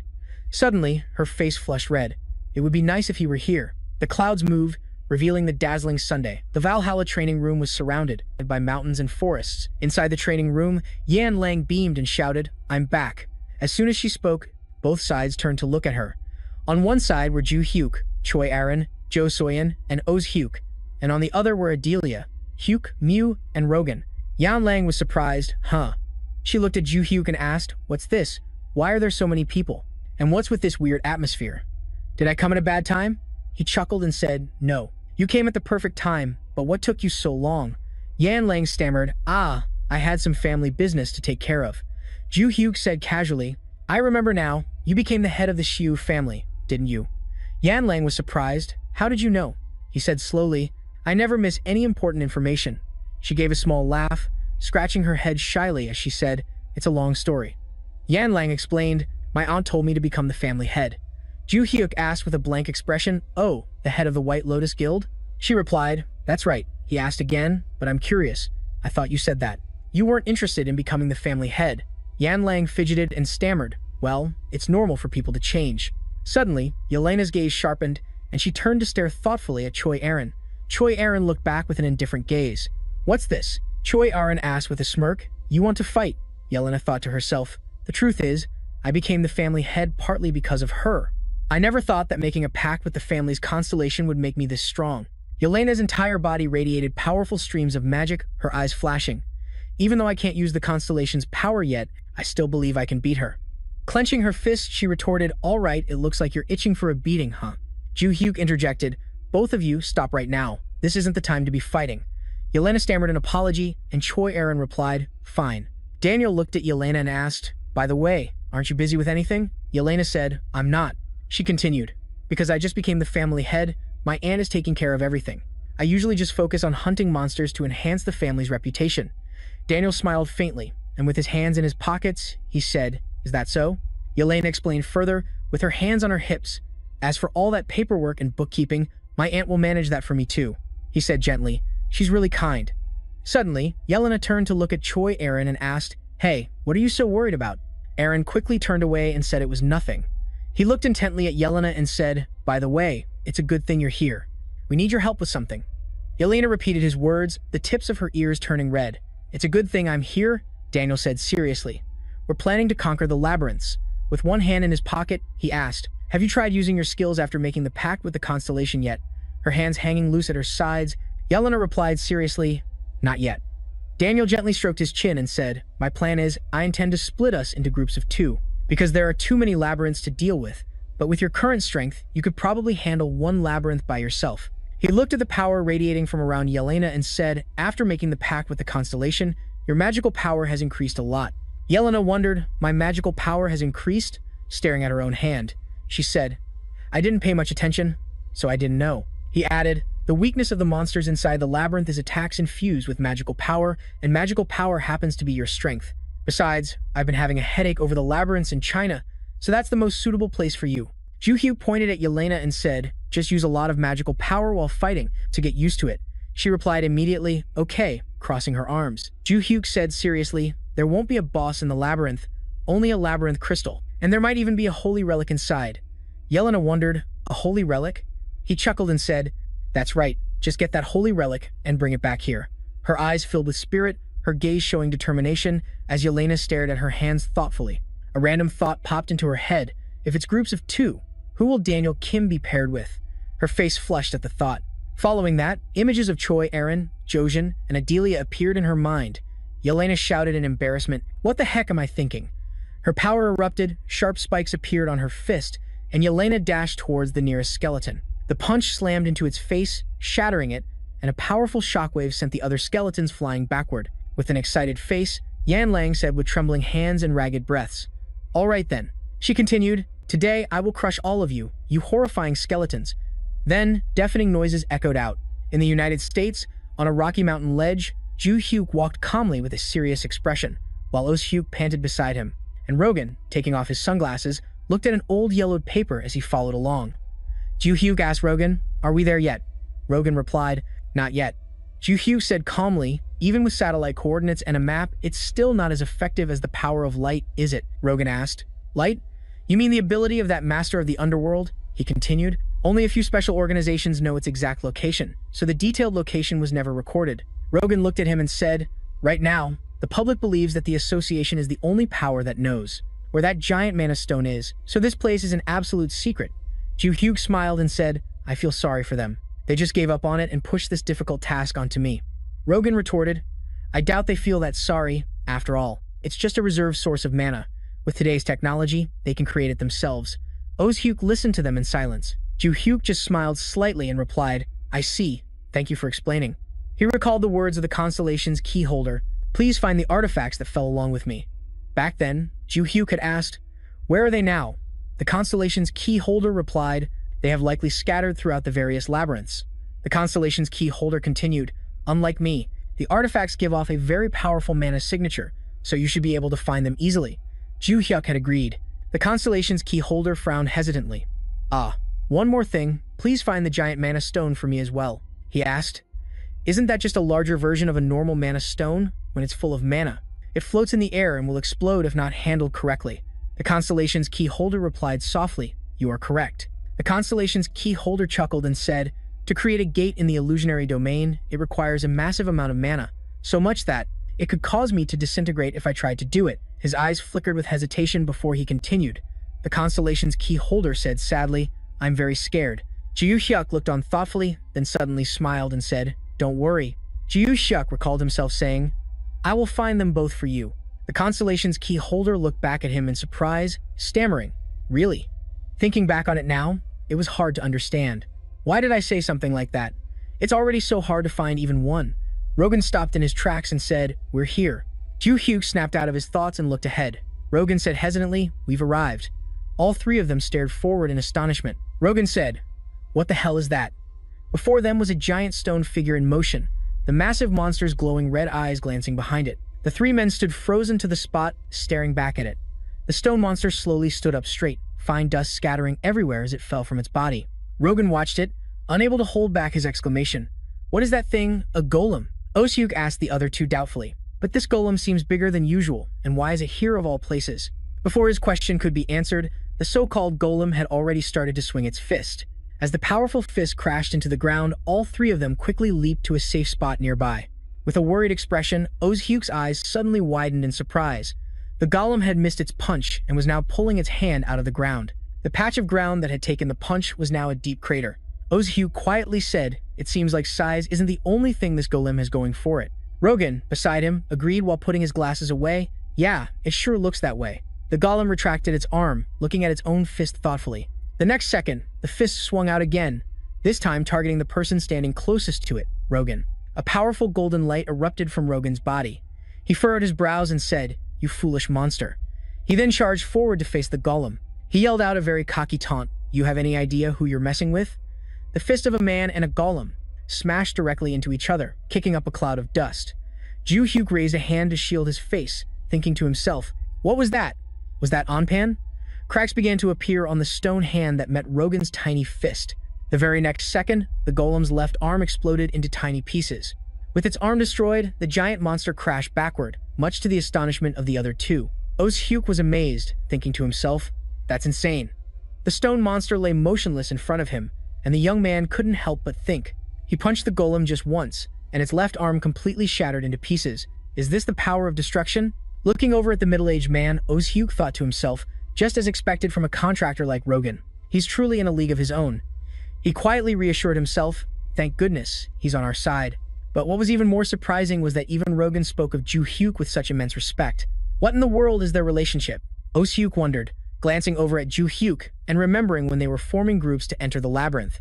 A drop of sweat trickled down his face as Osyuk thought, "I really thought I was a goner, but we actually pulled it off. Thanks to that, I get to witness the power of these living legends." Osyuk was endlessly amazed. Rogan suddenly spoke up, "Something's a bit strange." The golem lying motionless in front of him made him suspicious. The shockwave from that blow should have completely shattered it, but it still looks surprisingly intact. Jiu Hyuk spoke up to reassure him, maybe it's because it's so massive. So the force and shockwave weren't enough to destroy its core? Rogan replied, "Yeah, that's very likely the reason." Just then, Jiu Hyuk suddenly dropped into a stance, then sprang forward, swinging his sword straight at the golem's chest. Clang! The sword slammed into the center of the golem's chest. Jiu Hyuk was completely stunned, staring at his sword, which was now stuck. He wondered, even Lysos can't pierce it? The unconscious golem's eyes suddenly flew open. It raised its head, staring intently at the troublemaker on its chest. Jiu Hyuk gasped in surprise. The empty space where its arm used to be began to shift as golden streaks of light flared up. The stone fragments that had been shattered earlier were now reassembling themselves. Osyuk's eyes widened at the sight as he watched the giant fist swing out once again. But this time, the target was Jiu Hyuk himself. He quickly raised the sword Lysos to block. The powerful force of the punch directly hit the sword, knocking him backward. Jiu Hyuk forcefully stabbed his sword into the ground, stopping himself from flying further back. Once he had stopped completely, he said, "Ah, I see." Looking at the golem that was emitting a powerful light, Jiu Hyuk calmly analyzed. That walking rock must have absorbed that massive floating magic stone. The other two were stunned and asked one after another, "What?" "Ah." Jiu Hyuk stood protectively in front of them and asked, "You need to cast an anti-magic spell to block that stone pillar's existence, right?" Rogan replied, Yes, we have a contractor casting a spell on it. Ju-hyuk continued, but honestly, it would be extremely difficult to completely block the existence of that magic stone. The amount of magic it contains makes that nearly impossible. Hearing this, Rogan was very skeptical and retorted, "But I can't feel any magical power at all?" Ju-hyuk answered, "That's because the contractors did their best to prevent humans from detecting it." This sentence directly silenced Rogan. Ju-hyuk continued, "But it's different from creatures made of magic." Looking at the aggressive monster before him, Ju-hyuk stated firmly, "It was able to come here because it can sense even the faintest remnants of magic." Os-hyuk glanced at the golem in confusion and said, "So when I saw it digging in the ground earlier," Ju-hyuk finished his sentence for him, "it was actually trying to absorb the excess magic and channel it through the magic stone. That's also why the sharp decrease in the number of other monsters around here is definitely because it killed them all." After saying that, Ju-hyuk thought to himself, "Still, this is surprising. It got this big just by absorbing faint remnants of magic? Then that massive floating magic stone must contain an incredible amount and quality of magical power." Then, the young man looked at the golem with annoyance. "If I had known it would come to this, I would have brought my disciple's skill with me." What a pain! Immediately after, he held out his hand to Rogan and asked, "Rogan, let me borrow the holy relic." Hearing this, the man hurriedly searched his coat flap to give it to him. Ju-hyuk smirked with delight and said, "I'll show you a real one punch." Meanwhile, in the labyrinth in England, a large stone cave had a dim light emanating from within. A tired breath was heard. Brad Cat asked with concern, "Han, are you okay?" The pale blonde girl hesitantly replied, accompanied by ragged breaths, "Yes, I'm fine. It's just been a while since I've used all my strength like this." That blonde girl was Adelia Ventic. She rested her hands on her knees, trying to catch her breath to continue. "Usually, the servants of the family take care of monsters like these, so I'm a bit exhausted." Brad Cat replied, "I see. After all, you are the head of a great family." He raised his hand to his black cat mask and said, "I also broke a little sweat, since it's been a while since I've fought monsters too. Excuse me." After saying this, the black cat mask was removed from Brad Cat's face. A handsome face was revealed as the jet black mask no longer covered it. This action directly made Adelia Ventic blush in astonishment. Brad Cat let out a sigh of relief after taking off the mask. He was about to relax for a moment, but a movement beside him piqued his curiosity. Looking at Adelia Ventic's dazed, speechless face, which made Black Cat suspicious. Thinking she was uncomfortable with him taking off his mask without permission, he proactively spoke up, "Oh, sorry, I was a bit hot. I'll put my mask back on." Hearing this, the girl immediately stopped him. No, wait," she blushed and asked, "Is it okay to take off your mask?" Although Black Cat was still confused, he replied, "It's fine. I just have a responsibility to hide my face as the owner of the black market. But today, I'm not the owner here." He gripped his magic staff tightly and continued, "Besides, in a way, we're fellow disciples, right? I think it's okay between fellow disciples." Adelia Ventic stammered in reply, "Oh, I see." She recalled the time Ju-hyuk assigned her the job and thought to herself, she had actually felt conflicted when Ju-hyuk told her to enter the maze, saying it was an extension of her combat training. But this moment washed all of that away. Thinking about it, she shyly touched her face and said to Black Cat, "Well then, from now on, could you show your face more often?" The hand that was about to put on the mask paused upon hearing her words, his cheeks slightly flushed. Black Cat replied, "All right, I'll keep that in mind." Just then, a yellow control panel appeared. The performer said, "Can't you two hurry it up a bit?" Another dark blue control panel appeared. Not to be outdone, the ruler of the underworld said angrily, "Shouldn't we be carrying out our master's orders instead of flirting?" Adelia Ventic. Startled by the content on the yellow screen, Black Cat also saw the angry message addressed to him and hesitated to retort. "When did I ever do that?" "All right," he shyly turned to his teammate and said, "I think we've been taking a break for a bit too long." Adelia Ventic also blushed and replied, "You're right." He put on his mask and said, "Then let's get going." Adelia Ventic agreed, and the two of them continued to dash forward. On the giant monster's side, at this moment, the golem bent its arm, its whole body radiating killing intent, and threw another punch at the ground, which Ju-hyuk managed to dodge by jumping. He leaped towards his two teammates with a serious expression. "Pay attention, Rogan." Ju-hyuk's call raised his spirits. Glancing at a string of beads worn on his ear, Ju-hyuk smirked and said, "This is how you use the one punch." The golem's powerful descending fists slowed down slightly, as it sensed the movement on this side. The stone monster frowned, turned to look at them, and swung a fist towards Ju-hyuk at high speed. A deafening sound echoed. Ju-hyuk was stunned, and Rogan was hardly any calmer than him. Ju-hyuk's swing sent the stone monster flying and even dented the space behind it. He retracted his arm, remarking amidst the astonishment of the man behind him, just as expected, "The power of this fist art is truly immense. It's been a while since I've thrown some real punches." Rogan was astounded by this result. He couldn't help but think, was that the one punch? He completely destroyed the golem and the mountain behind it. So this is the true power of destruction? Ju-hyu didn't let Rogan think any further, placing the beads in his hand and saying, "Here, it's quite useful." Rogan quickly accepted it and said, "My pleasure." Staring at the string of beads in his hand, Rogan was lost in thought. Could it be that I still haven't used my inherent power to its full potential? He quickly called out, "The young man who looks even younger than me, Mr. Ju-hyuk?" Ju-hyuk responded with a "huh?" And Rogan stood up straight and spoke in a serious tone. "If you're planning on coming back, could you teach me that one punch?" Ju-hyuk turned to stare at him for a moment. Then, as if he had found a kindred spirit, he smiled brightly and made a promise. "No problem. If we find one more giant magic stone, I'll teach you," Ju-hyuk said, then pointed forward. Rogan stroked his chin thoughtfully. "Another one? Of course. The Association's alliance has one too, so we just need to take that one." Ju-hyuk quickly replied, "Good. If everything goes well, I'll return one." Rogan hesitantly repeated, "If everything goes well?" Without pausing for too long, Rogan continued, "I understand. As I said before, I think we can replace it with an artificial storage system." Ju-hyuk chuckled, pointed behind him, and said, "All right, let's continue digging the hole the golem dug earlier and find the magic stone." "I had a feeling this would happen, so I brought some people who can break a sweat." Rogan and Ozhyuk replied in turn, "Understood. Okay." A few days later, in a dilapidated house from which purple light was constantly emanating, a voice suddenly rang out. "Hey!" The constellation's keyholder couldn't help but gape at the sight before him. In front of him were 3 magic stones, along with a smirking Ju-hyuk, who said, "I've brought the treasures and the giant floating magic stone." The constellation's keyholder couldn't help but ask again, "You really brought all of them? And all 3 stones too?" Ju-hyuk calmly stated, "I brought 3 just in case," recalling the scene of the former guardian handing over his stone. Ju-hyuk thought to himself, "Yeah, 2 are from Rogan and 1 is thanks to Sosumi. They said that stone is used to receive orders from Sosumi, or something." The next second, he spoke and handed the bag he had been carrying on his shoulder to the kid in front of him. "Here, these treasures."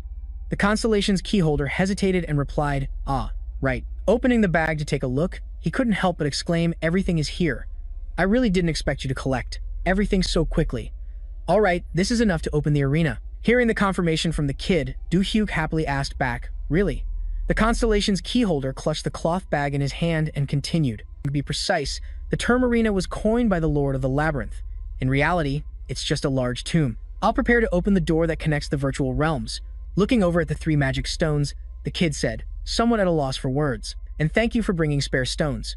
But looking at the amount of mana each stone contains, I think 1 is enough." However, Ju-hyuk refuted his words. "Don't worry about them. They have their own uses." The keyholder asked doubtfully, "Huh." Suddenly, Ju-hyuk turned to ask about something else. "Huh. There are other constellations that have descended to conquer, on the Lord's orders, right?" That question made the keyholder jump. He silently bowed his head without replying. Seeing this, Ju-hyuk casually continued, "If you're being silent out of loyalty or something, don't bother. You think the only thing I know is your location?" The keyholder's whole body began to tremble. He stammered, "Well," Ju-hyuk cut him off. "I'll use these to deal with them." He looked at the magic stone that was continuously emitting a purple light. The constellation keykeeper whispered, "The giant magic stone is floating. What's next?" Ju-hyuk commanded, "Then hurry up and connect the arena to the virtual realm." The keykeeper immediately complied, "Ah, all right." Hearing his compliance, Ju-hyuk turned to call his man, former guardian. The former guardian in a black cloak immediately appeared and answered, "Yes." Ju-hyuk began to assign the mission, order the other guards to watch him until the gate is opened, and prepare Sosumi for me to make a preliminary contract. The former guardian listened in silence, then replied, "Understood." Ju-hyuk continued, but in a softer tone, "If there's any sign he's communicating with other constellations, then take care of him immediately." The former guardian replied again, "I understand." The scene then shifted to another dark area. A hand slammed down on the table as someone angrily shouted, "Damn it!" The owner of that hand was Catfish, and the table he just struck shattered into 2 pieces, startling everyone around him. Catfish questioned in a low voice, "When are we ever going to get out of this place? If this keeps up, we're all going to die for nothing." He then turned to ask Hugo, "Is there any news from the Lord of the Labyrinth?" Hugo replied with his arms crossed, "Not yet. There's been no word since we came down here." Veins bulged on Catfish's head in anger as he continued, "All the others died for nothing. We can't let that happen to us." Just then, the vampire also spoke up. "I agree with him. We can't just stand here waiting to die, can we?" Getting some support, Catfish continued with his idea, "I think we should go out there and slaughter a bunch of them right now. What do you think?" Hugo remained silent. A moment later, a strange voice suddenly spoke up. "I think your idea is incredibly stupid." Startled, Catfish whipped his head around, and the vampire also looked back in surprise. Standing beside them was a young man who had appeared out of nowhere. Ju-hyuk rested his staff on his shoulder, looking at the bewildered group. He calmly said, "I've been standing here for a full 10 minutes, but you guys didn't even notice," and just kept rambling on. Ju-hyuk raised his eyes and said in a menacing tone, "Don't worry about disappearing on your own, because I'm going to personally make you all disappear very quickly." Catfish frowned at the newcomer. He asked irritably, "Who the hell are you and where did you come from?" The vampire beside him also wondered aloud, "I couldn't sense any mana from you. Is that why we didn't notice you?" Seeing that the person before him remained completely unfazed, the vampire continued to press, "Who are you to speak so insolently? Are you looking to die before we even get to you?" Just then, Ju-hyuk suddenly said something out of the blue. "Sosimi's ability is excellent, but there's one problem." A faint light began to appear around his body, faint streams of light. Ju-hyuk said arrogantly, "When I conceal my presence, you can't sense a single drop of mana. That's why you're all spouting nonsense, not even knowing who you're talking to." The sword he had resting on his shoulder was now poised to strike. Ju-hyuk said, "You'll find out once I've taken you down, you low-life scumbags." His words instantly stunned the three creatures, Catfish, the vampire, and Hugro. Suddenly, Hugro screamed in a panic, "Get down." A blinding blast of power shot forward. That blast of power came from Ju-hyuk's sword. A single swing from him sent the heads of several nearby minions flying. Catfish was also standing nearby, but he managed to duck just in time and survived. After witnessing the man's brutal power, Hugro panted heavily and declared, "Even though his appearance has changed, I still recognize him." A bead of sweat trickled down his cheek as he continued without a hint of doubt, "That's the martial god." The space suddenly fell silent, and the group looked around, startled. The vampire asked blankly, "Where did he go? I can't sense him anymore." Hugrop immediately replied, "That martial god said he'd conceal himself, so he must be somewhere in this building." After he erased his presence, the other creatures were completely stunned. Suddenly, a gust of wind swept by, slicing a deep gash across an unlucky victim's neck. The glint of a blade flashed, swiftly decapitating a few more. Fear spread, and Hugrop couldn't take it anymore. His body began to radiate mana as he said, "Damn it, that bastard is playing with us." Hugrop slammed his hand on the ground, creating a purple magic circle, which then formed a square-shaped barrier. The catfish monster asked in alarm, "Where did you just go?" He replied with his head down. He used his ability to create a barrier around this building. Hearing this, the vampire immediately retorted, "What good is a barrier against the martial god? Isn't that just trapping ourselves in?" Hugrop rubbed his wrist and replied, "It has to be effective." Glancing at the two helpless bodies on the other side, he said flatly, "You still don't get why these two died? The martial god killed them." Hugrop continued to explain, "Of course, it doesn't matter if we die, because only our physical bodies will perish, while we will be reborn. However, I won't be able to carry out the labyrinth plan anymore." The next second, a sharp blade suddenly appeared, aimed right between Hugrop's eyes. A hand swiftly shot out and shattered the blade with a punch. While he was still stunned, the vampire pulled back his fist and asked him, "Are you okay, Hugrop?" He jumped to a safe spot and replied, "I'm fine. It seems he hasn't gone anywhere. He's just invisible." Hugrop continued to voice his speculations with a slight smile. "So even if he's concealed, the barrier will still be effective. Everyone can surely feel it, right? The martial god has gotten weaker." This surprising conclusion startled the nearby creatures, and the catfish monster spoke up in agreement with Hugrop. "That's right. He's not in his original form, but in a new body. He must have been reincarnated or something and hasn't regained his full power yet." The vampire beside them also added, "Besides, if he were still as strong as before, we wouldn't even have the chance to be talking like this. Our heads would have been long gone." As the vampire was speaking, a blurry figure silently lunged forward. A razor-sharp blade slashed down on the vampire's head, sending blood splattering everywhere, as the attacker followed through with the swing. The blurry figure of Ju-hyuk fluidly readied his sword and swung with all his might, sending a shower of dark red liquid spraying out. The vampire, who was just slashed and thought to be dead, reappeared. "You've revealed yourself again for my clone, martial god." The creatures who were anxious just moments ago were now floating above. Ju-hyuk smiled triumphantly. Hugrop reached out and called to his comrades, "It's time. Focus all your power on the clone." The whole group focused their power in one direction, believing in Hugrop's words. "He's weakened, so we can stop him." A huge explosion erupted. Hugrop reassured everyone, "I've created a barrier, so just make the ground explode." The flames gradually faded, and smoke billowed up endlessly. The ruins before him allowed Hugrop to lower his hands, panting heavily, "Well done, you horned one." This voice, like that of a messenger from hell, made Hugrop freeze. One of his horns was grabbed by Ju-hyuk, who was leaping up from behind. This time, he didn't rush to take him down, but asked cheerfully, "You said stop me, not kill me, right? I'm very impressed with your foolish little minds. You still knew you couldn't kill me, even though I'm weakened." Having his horns grabbed tightly made Hukrok extremely uncomfortable. He ground his teeth in anger. At this point, Du-hyu was no longer playing around. He began to raise his sword high and said, "As a reward, I will grant you release." The blade thrust forward forcefully. A brutal scene unfolded in a blur.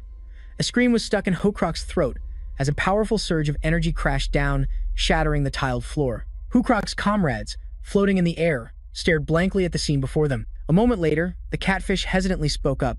"Is Hukrok dead?" The vampire said doubtfully, but he was clearly weaker. Or was it just an illusion? Du-hyu withdrew his sword, stood up straight, let out a breath, and said, "Actually, it's true that I'm weaker than I used to be. With one blow, I could have annihilated all four of you." As if sensing the approaching danger, none of the others dared to speak. Du-hyu toyed with his sword and said casually, "Besides, dealing with you one by one is a real hassle." So, he snapped his fingers with a loud crack. "I've prepared a gift for you." As soon as he finished speaking, a rift suddenly appeared on the ceiling above. The vampire turned back in confusion to look, then said, "What the hell is that? Why is it suddenly glowing up there?" And when he saw clearly what was within that glowing rift, the vampire's eyes widened in disbelief. Two magic stones slowly descended from the rift. Du-hyu stood below, calling up to the creatures. "Pretty cool, right? Giant floating magic stones." He continued, as the two magic stones slowly radiated a surging magical power. They were very common in the old days because you could easily channel mana through them, but I hear they're not used anymore, which makes sense. Seeing the group above, silent and afraid to move, Du-hyu spoke again in a mocking tone. "When it's charged with enough magical power and the core is impacted, it explodes." The catfish couldn't help but ask upon hearing this, "Martial God?" Du-hyu didn't answer the question directly and instead said, "It's been a while. You bastards are a real pain. Let's not meet again." As he finished speaking, he clenched his hand into a fist, and the magic stones, as if on command, began to plummet. As they neared where the group was, they shot right past them and continued downward. The magic stones slammed into the ground. The very next second, the entire area erupted in a massive explosion, shaking the very fabric of space. Scene change: a massive, ancient tree, perhaps over 1,000 years old, had a wooden door at the base of its trunk. Inside was a globe, emitting a flickering, bright red light. A figure was peeking stealthily from behind the doorframe. It was the red-haired female guide. She hesitantly observed the scene inside, as the reddish glow gradually turned pitch black. Her mind flashed back to the cabin in the woods. The hesitant voices of the guide and Du-hyu were heard one after another. So, to sum it up, that's right. Except for the key keeper, everyone else is gathered on the final island, the guide concluded. "From what I know, that's correct." She placed her two hands on the table, speaking thoughtfully. "I can't assess the situation down there in real time, but the location probably hasn't changed much." Hearing this, Du-hyu stood up and said, "All right, I'll go right away." The moment Du-hyu turned to leave, the guide reached out to stop him. Wait," she asked. "Can I borrow the names you've absorbed?" Du-hyu asked in confusion. "Lend you the names I've absorbed?" "What? I absorbed them immediately to become stronger, so I'm not sure if there are any left." As he spoke, he began to search his storage ring. Ju-hyuk handed the ring to the guide. She held out her hand to receive it and said, "Thank you, I believe it's still good." Ju-hyuk responded and then asked, "But what are you planning to do?" He just saw the girl across from him holding the ring he had just given her. Her entire body emitted a faint blue light. The light vanished, and the guide opened her eyes and said to Ju-hyuk, "You're planning to confront all the constellations, right?" Ju-hyuk replied, "Right." The guide continued, "It would be very troublesome if too many constellations suddenly disappeared." She dropped the ring back into Ju-hyuk's hand, a slender finger raised to the corner of her lips. The guide explained with a faint smile, "I will use the names I've absorbed to deceive the Lord of the Labyrinth." Space and time shifted again, returning to the present with the glowing red globe. The guide gently stepped closer to that red sphere. Then she raised her hand and blew a breath. A thick black aura flew forward, the dark energy from the guide growing more and more. Finally, those streams of energy swirled around, enveloping the red globe. The guide looked at the result and whispered a sigh of relief. She quietly thought, "Good. With this we can avoid surveillance for a while, although there will be signs after the constellations are captured." Suddenly, someone shouted, startling the guide, "Who are you?" The sharp tip of the newcomer's spear was pointed directly at her throat. This young man was a subordinate of the Lord of the Labyrinth. He maintained his stance with the spear and began to question her. "I've never seen you before. What are you doing?" The guide froze, thinking anxiously, "No way. I can't believe I got caught." However, being quite experienced, the guide raised both hands in a gesture of surrender and said, "Calm down, I'm not doing anything. Look, nothing has changed at all." The seemingly weak voice of the girl in front of him made him hesitate, but this subordinate still didn't lower his spear. But he began to speak to the guide in a softer tone. "I don't know how you got here, but this isn't a place just anyone can enter. First, I'll have to take you before the Lord of the Labyrinth. The hand holding the weapon wavered slightly as he continued. Go and explain your identity and purpose to him. The Lord will decide your fate. The female guide raised her hand to block the spear tip. She thought anxiously. This is bad. My actions will be restricted if I go see the Lord now. She glanced lightly at the young man and decided she had to get out of this situation. The guide turned to face him directly and began to plead. Can't you just go back and pretend you never saw me? I'm just a nameless constellation who happened to wander in here. But no matter what she said, the young man stuck to his original stance. My duty is to guard this place and report any irregularities. Stop pretending and come with me. The guide smiled gently with a friendly intention. Negotiating? All right. Your loyalty is truly admirable. Why don't you put down the spear first? Hearing those words, the subordinate of the Labyrinth Lord suddenly frowned. He asked back, annoyed, loyalty? I don't have such a thing, he said angrily, then slammed the butt of his spear hard onto the ground, tightening his grip on the weapon. He frowned deeply and told the guide, don't make assumptions about me. I'm not doing this willingly. This is just a duty since I was granted this title 300 years ago, without any of my memories. The female guide listened to him silently and thought to herself, 300 years ago, the subordinate of the Lord of the Laby. Kung looked at the spearhead in his hand and continued, but the truth is, I'm not strong enough to refuse this mission. Therefore, I am just holding on to it. But at this point, he stopped talking, silently conflicted with himself. Holding the weapon, this phrase kept replaying in his mind. Afterward, the Labyrinth Master's subordinate dismissed his thoughts and ordered the girl before him. Never mind, forget what I just said and follow me. Just then, the guide spoke nonchalantly. You're confused about who you are, aren't you? The young man asked back in astonishment. Did you just read my mind? The guide replied nonchalantly. Yes, I have a talent for that. She extended her hand and said invitingly, don't you want to know who you truly are? The young man opposite her asked hesitantly, who do you say I am? Seizing the opportunity, the guide continued, you said you suddenly received this mission 300 years ago, correct? I can introduce you to someone who might know your identity. Hearing this, the Labyrinth Master's subordinate bowed his head and pondered for a moment. He silently watched the guide state her condition, but in return, you are not to tell the Lord about what happened today. The guide asked, what do you say? The young man remained silent, his mind quietly weighing the options. A few days later, at that same old warehouse, the three of them, Ju-hyuk, Break Cat, and Adelia Ventic, stared wide-eyed ahead as the keyholder's voice rang out, it is finally done.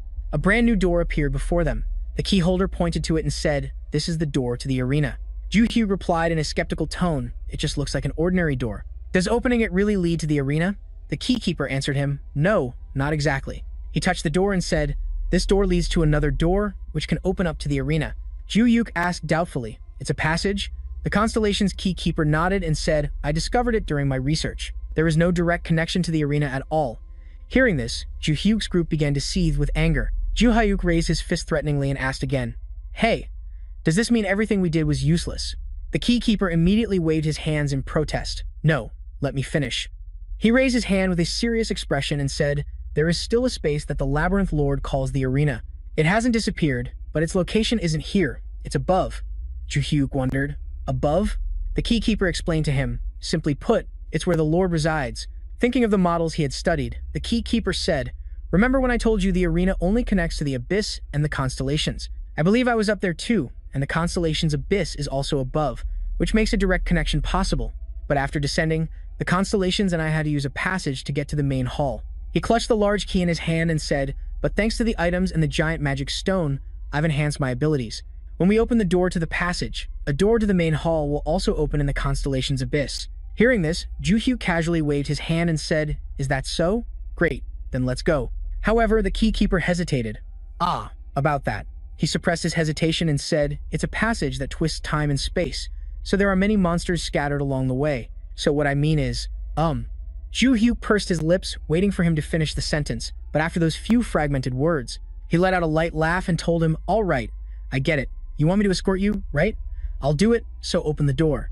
Hearing what he wanted to hear, the keykeeper immediately returned to his excited state and replied, thank you. Ju-hyuk turned to call the two people behind him, Adelia, Break Cat. They both answered in unison, yes. He commanded, if a door opens in the abyss, tell your constellations not to enter. Adelia and Break Cat quickly bowed and replied, understood. Ju-hyuk then turned to the former guardian, tell Sosimi as well, former guardian. The masked man immediately knelt to receive the order, understood. With everything settled, Ju-hyuk turned to the keykeeper, opened the door. He raised the key, which was almost as big as his body, and replied, yes. The The key turned, the large door swung open, and the air from inside rushed out. Ju-hyuk observed the situation and exclaimed, "It looks intense in there." Then, Ju-hyuk called the keykeeper again, who replied wearily, "Yes." Ju-hyuk's handsome face tilted up. He said, "If you don't want to lose your life, stay close to me." The man replied with a start, "Okay." With that, Ju-hyuk took the lead. "Let's go." Both of them dashed forward at once. Just as they entered the gate, two ferocious monsters charged at them, the large, hairy hand of one slamming down in front of Ju-hyuk, and the keykeeper, causing the ground to shatter. Ju-hyuk was not afraid at all. He smirked, raised his sword, and with a single slash, easily cut the first two monsters in half. The two monster heads fell at their feet, leaving the keykeeper speechless with panic. At that moment, Ju-hyuk called to him from ahead, "Don't just stand there spacing out. If you don't want to die, follow me." The keykeeper snapped back to his senses and replied, "Ah, right." Ju-hyuk rested his sword on his shoulder and continued the journey. A horde of monsters appeared one after another, only to be swiftly dealt with by his gentle sword strokes, their severed pieces falling one by one, clearing a path for Ju-hyuk. He smirked and said to the person behind him, "All done, let's run." The keykeeper quickly replied, "All right." Suddenly, Ju-hyuk's eyes widened in surprise as a new door appeared. On it were several stationary, inactive gears. Ju-hyuk hesitated. "That door?" The keykeeper immediately answered him, "Yes, that's the door leading to the Great Hall." The next second, the Constellation keykeeper looked up in shock as a hairy body fell from above. It was a giant creature with a form that seemed to be a combination of many different animals, and it stood blocking the way between the door and the two newcomers. Its mouth, full of sharp fangs, opened wide, growling incessantly. Ju-hyuk frowned and wondered, "What is this thing? I've never seen a monster like this before." The Constellation keykeeper clutched the large key to their chest. They said in a frightened voice, "It's because this tunnel distorts space-time, so it mutated accordingly." In contrast to the other's timidness, Ju-hyuk scoffed and said, "And here I was worried that my disciple's ability would collapse this tunnel, so I didn't prepare anything. But it seems destroying it could be fun too." "Step back." The monster didn't let him say any more and began to attack, its giant, veiny hand punching down hard. Ju-hyuk leaped up, successfully dodging the deadly fist, raised his sword, and let out a slight smirk. The razor-sharp blade slashed forward once more, and the monster's left arm immediately spewed black blood, causing it to let out a loud roar. Its severed arm regenerated quickly and swung towards Ju-hyuk, who easily dodged to the side, even cheerfully taunting it. "Your regeneration is pretty good. I thought a few slashes would be enough to dice you into 100 pieces." At this moment, Ju-hyuk's sword flared with a dark red aura, and he said, "Well, that's not enough."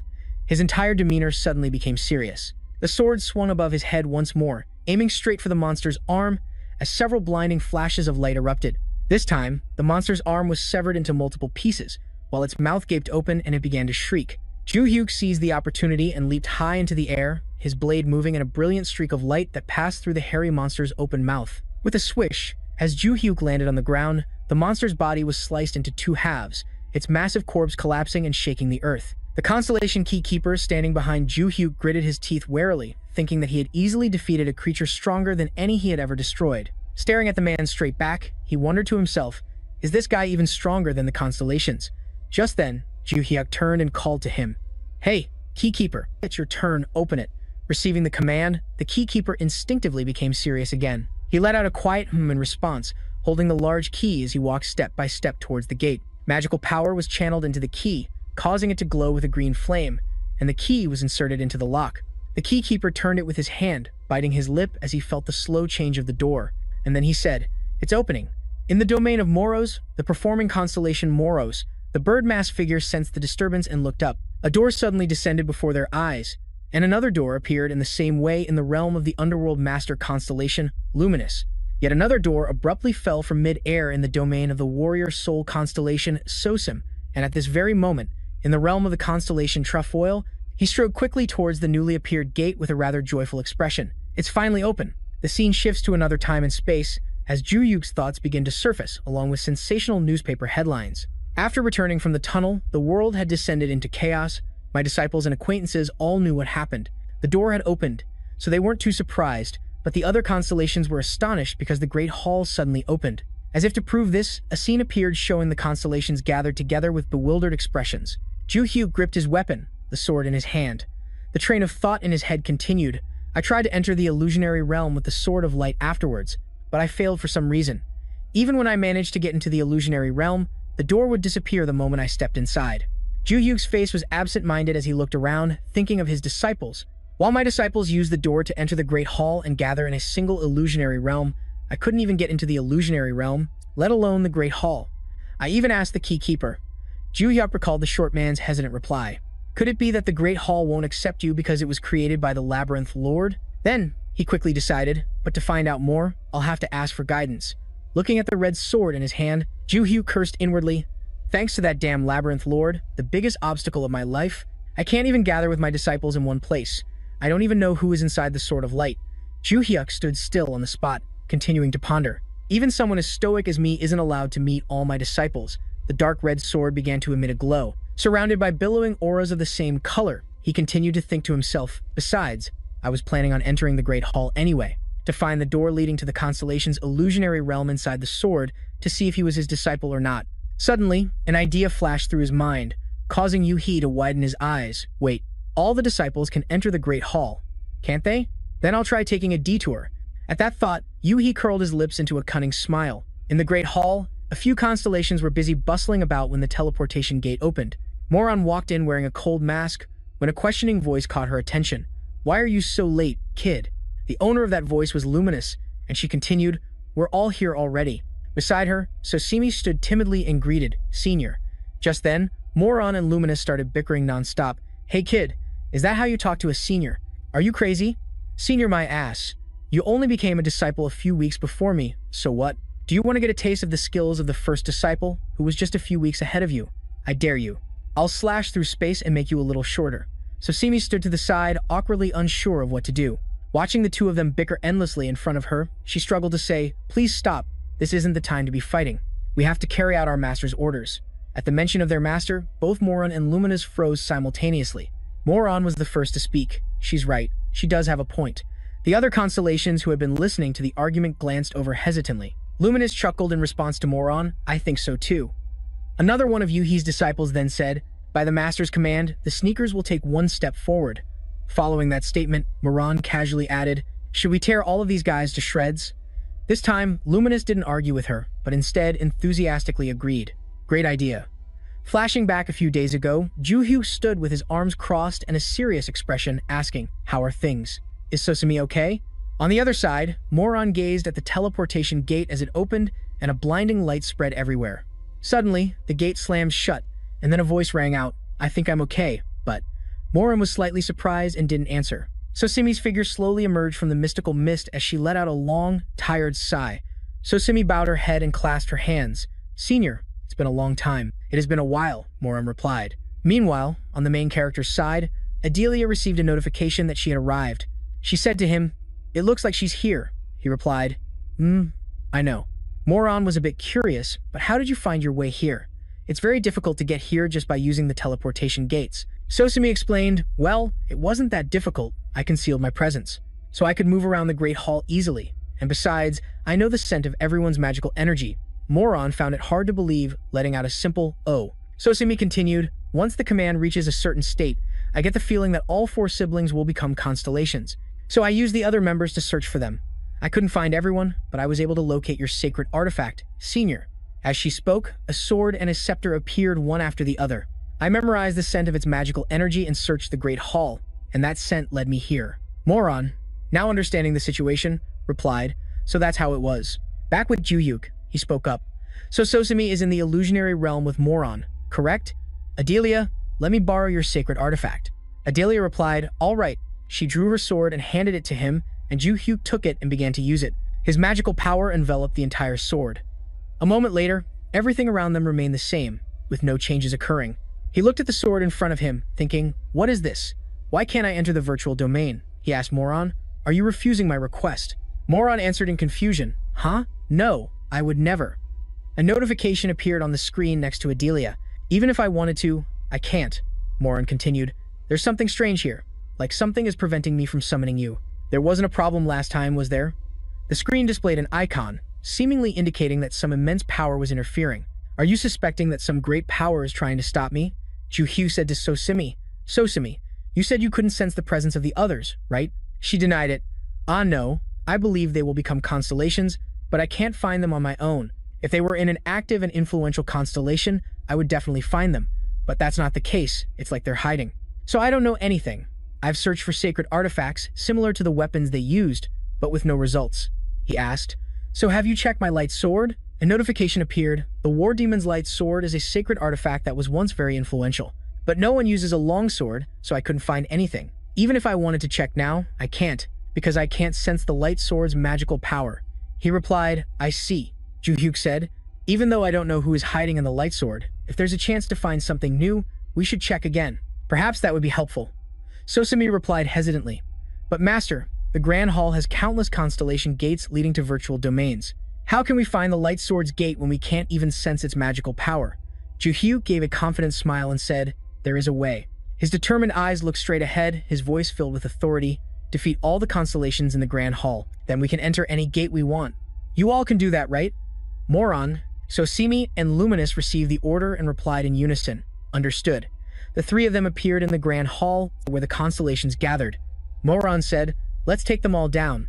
Luminous, full of excitement, replied, "Sounds great." As the two moved forward, a voice rang out making them stop. Sosumi said, "Wait, seniors. First, we need to let them know whose disciples we are." She placed her hand on the ground. Then, a strong tremor occurred, and a building slowly rose from beneath the earth and rock. The building had a large sign in front, "School of the Martial God." Luminous's eyes filled with excitement as he exclaimed, "Oh my, you can do that even in the Grand Hall." "Ah, our memories with Master are flooding back." In his memory, Sasami said, "Once when I came to the Grand Hall, I tried to create a territory. Just like in the virtual domains, I used my magical power in the same way, and it succeeded. That sign makes me feel nostalgic." "Well then, the first constellation we have to deal with is..." Her slow voice and powerful tone made Luminous and Moron curious. Sosumi said in a cold voice, "Ever since I became a constellation, I have recorded all the constellations that dared to speak ill of our master, whether through contracts directly or secretly in the Grand Hall. When the constellation's contract is no more, but to this day I still haven't been able to get my hands on the constellation itself." The other two looked at her in silence. Moron smiled lightly and nodded in agreement. "That's right, you're very timid, but you're the only one who pays attention to everything around you," Luminous said with a deathly glare. "Then shall we destroy the first constellation?" The constellations were bewildered by the sight before them, chattering amongst themselves. "Wait, do you see that?" The constellation next to them hesitated. "Yes, that's the gate of the martial god, right? When did that building appear?" One of them burst out laughing. "The martial god died 300 years ago. Why would they still build something for him? I really don't get it." He had just finished speaking when he received a devastating kick to the face, Moron pinning him to the ground with her foot. Behind her were Luminous and Sosumi. The three of them faced the constellations, and the battle officially began. One of them frowned and said, "What? How are you?" "Wait, I know you. You're the fanatics of the martial god." Luminous replied with a murderous aura. "Come on, fanatics? That sounds so creepy. We're just his best disciples, that's all." Power from her palm pierced through their heads one by one. They cried out, some dying before they even understood what was happening. Sasami praised, "That's a variation of a space-cutting spell, right? That's amazing." Luminous smiled, "Thanks." Sasami dashed straight ahead. In a perfect zigzag, she created cuts on the necks of each constellation, so fast that they couldn't even react. Moron thought to herself, "I can't let them get ahead of me." She knelt down, a sword in her hand. Her hand tightened on the sword, and she plunged it into the ground. Luminous asked, "Is that poison? Are you trying to kill us too?" Moron said, "Just watch." At that moment, the constellations before them were in agony, some standing, some collapsed. The entire scene was utter chaos. Luminous said, "So you can even choose a target for the poison attack?" Moron replied, "That's right, but it's a bit difficult. And also, look at the guy you just took down." Luminous looked over. Moron continued, "Their wounds are healing. It seems like the constellations can't kill each other." Indeed, the wound on the guy from before was gradually closing. Luminous said, "It seems so." Moron suggested, "Well, that's fine. We can still crush their morale, make them terrified." Luminous smiled, "Sounds good." A series of continuous attacks ensued. Accompanied by countless screams, a young man stared blankly at the scene before him, wondering, what in the world is going on? Aren't they the disciples of Han-Oh? Are they fighting other constellations? The one who spoke was the guardian constellation of the Chojin family, the Blade King. A hand rested on his shoulder, and a voice said, "I suppose so." The Blade King looked to his side in surprise. "Huh?" The other person was the guardian constellation of the Osan family, the Fist King. He said, "It's been a long time since I've seen your true form, Blade King." The Blade King replied, "Yeah, long time no see. It feels a bit strange for you to call me Blade King." The Fist King looked helpless. "Well, what can you do? We've forgotten our names and only have these titles." The Blade King said, "But it's a bit embarrassing." The Fist King looked at the battle before them, wondering, by the way, who are those constellations causing a ruckus over there? The Blade King answered, They are the disciples of Hun. Oh, you don't know them? Probably not. You've never met them before. Have you heard of the Martial God sect? The Fist King replied, Yes, I've heard of it. Isn't that the sect founded by the Martial God? The Blade King explained, The Martial God you're talking about is Hun Oh, and they are his disciples. The Fist King replied, Ah, I see. He rubbed his chin and said, I've definitely heard stories about the Martial God. They say he was the strongest in our time, right? I heard he single-handedly dealt with most of the disasters, and all his disciples are also very strong. But this is the first time I've seen them with my own eyes. The Blade King realized something and said, All right, you were stuck in the countryside back then. That makes sense. The Blade King looked at the sword in his hand, reminiscing a little, his face unable to hide his joy. The one who taught me basic swordsmanship was none other than the Martial God himself. Thanks to him, I was able to create my own techniques and travel everywhere to prove myself. And that's how I met that fist-wielding fool in the countryside. As he spoke, he glanced to the side, and the Fist King replied irritably, I don't want to hear that from someone who only knows how to use a sword. The Blade King continued, I was really surprised back then. While I was traveling around teaching people how to protect themselves from monsters, you had already established a dojo and were teaching martial artists. And on top of that, you even taught them unarmed self-defense techniques, right? The Fist King, receiving an unexpected compliment, felt a bit shy. He scratched his head and said, Come on, that's really embarrassing to hear. Suddenly, the Fist King frowned, his voice turning cold. Thinking back, we failed when the Great Annihilation occurred. Monsters poured out everywhere like crazy. All we could do was evacuate those under our protection. An image of the two of them fighting fiercely was recalled. The Fist King's voice was filled with anger. Somehow, we managed to face the endless waves, but in the end, we ran out of strength and died. The Blade King listened in silence. The Fist King continued, The martial arts we were taught were to help people fight against monsters and protect their lives. But since we both died, doesn't that mean we failed? The Blade King nodded, I agree. That's why even as a constellation, I still dedicate myself to training, to create the perfect swordsmanship. The Fist King replied, Me too. I discovered that after becoming a constellation, we can become stronger. Furthermore, as he said this, his expression changed and he broke into a smile, looking at the disciples of the Martial God fighting before him. He uttered a sentence, I'm interested in them.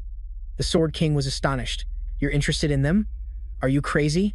The Fist King growled, Not in that way. You idiot. I mean, I want to fight. Even so, it's better not to get involved with them. They're completely insane. The Fist King didn't listen, leaving with the words, I'm going, before leaping up. He landed hard on the ground, drawing the attention of the three people. An excited voice rang out, I've heard the stories. You're the disciples of the Martial God, right? He shouted, Let's fight. Luminous said indifferently, What's with that hot-blooded idiot? Moron replied, I don't know. Sasimi spoke up from behind. He is the Fist King, one of the protector constellations for the 5 Korean families. Luminous said, So what? Sosimi explained, We've never crossed paths, because he had nothing to do with us. But after becoming a constellation, he grew stronger and became the protector of the Osan family, helping them secure a position as one of the 5 great families. Luminous asked doubtfully, We were planning to suppress all the constellations anyway, but why did you come here on your own? The Fist King pointed and said, As disciples of the Martial God, I heard you became very strong after becoming constellations. I don't get many chances to fight strong opponents, so I thought this might be my chance. Luminous said, Compared to our master, our skills aren't even worth the dust on his fingernail. So Simi, her eyes filled with a sharp glint, replied, Exactly. The word strong can only be offered up and used to describe. Our master? The King of Fists was surprised. Well now, this is the first time I've seen someone get mad for being called strong. So, will you ladies fight me? Show me what the disciples of the Martial God are capable of. His challenging demeanor angered Luminous. She frowned. How impudent. We should split him in 2. Before she could finish, Moron said, Wait, I'll handle him. A sword materialized in her palm. Luminous was surprised. What? Moron said calmly. He's not one of the Martial God sect fanatics. He knows we are the Master's disciples. If we avoid him or deal with him half-heartedly, it will tarnish our Master's reputation. Of course, with the Master's teachings I will win, but I will show him something, because I am his disciple. Her entire body began to radiate an incredibly fierce power, the Martial God style. The King of Fists also got into his stance. He replied, All right, now that's more like it.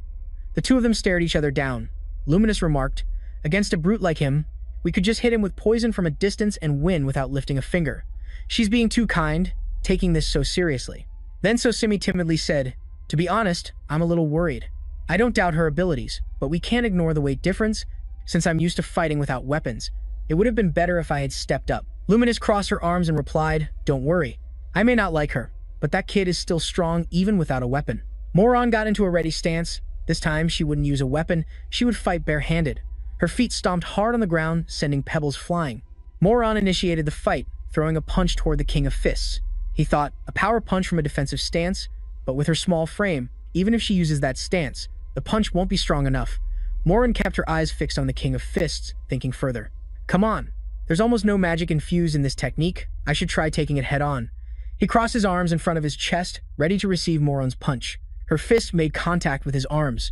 The King of Fists smirked and thought, what's this? This is nothing. Suddenly, his own arms slammed into his face, and he screamed. Moron's blow was truly powerful. You could see that the punch had caused an explosion. The King of Fists was sent flying. He thought to himself, I was careless. It was clearly a power punch, but the moment it reached me, it became a close-range fist. Instead of using her forward leg for the power punch, she shifted the power to her other leg. She didn't just use her own body weight, but also used the ground as support to amplify her power. Her martial arts sense is insane. Below, Moron stood as steady as a mountain. The King of Fists laughed. Good. Now that's more like it. I've grasped your power, so I'll go all out too. He gathered his strength, aimed at her position, and struck down. Take this. An explosion erupted below, and the entire scene was covered in a thick cloud of dust. Sasami and Luminous, standing nearby, had to cover their faces. Sasami analyzed carefully. I think he really is the patron constellation of one of the 5 great families. Even a single punch from him can cause an explosion like that. Luminous said, however, Master once said this, the bigger the technique, the bigger the opening it leaves. On the other side, Moron had already gotten behind the King of Fists. She raised her leg high, preparing to deliver the finishing blow to him. A powerful strike came down. The King of Fists hadn't even regained his bearings and could only scream in pain. Before his vision went completely black, he thought, damn it, the back of the neck. The size difference doesn't matter. With a small body, all she had to do was aim for the vital points. Moron's strength was terrifying. That kick slammed the King of Fists' entire body into the ground. Debris flew from where the Fist King was, beaten unconscious, his body covered in wounds, sprawled out on the ground. Luminous crossed her arms and said coolly, just as expected, he's nothing special. Moron, who had just landed, also agreed, that's right. Moron continued, now that the nuisance is gone, let's get moving. Luminous replied, sounds good. Behind a portal, the faint figure of a person could be seen silently watching everything. That person was Ba-Tre. Witnessing everything, he broke out in a cold sweat. Ba-Tre fearfully closed the portal, hesitating on whether he should open it again. Suddenly, Du-Hyuk's voice rang out, Ba-Tre, how are my disciples? Startled, he stammered, I haven't checked yet. Du-Hyuk said angrily, I had to ask you because I couldn't watch them myself. Are you trying to get yourself killed? Ba-Tre's face darkened, and he said nothing. He hesitated, reaching for the portal, perhaps feeling the immense power radiating from beyond it. His arm trembled as he thought, so scary, Master Huno's disciples have already started wreaking havoc in the Great Hall. They won't see me as an enemy, will they?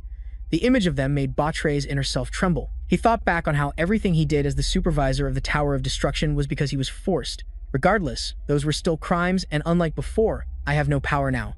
Du-Hyuk's voice rang out again, aren't you going to check yet? Ba-Tre quickly replied, I'm on it. He grabbed the portal's handle, slowly pushed the large gate open, and peeked his head out to observe.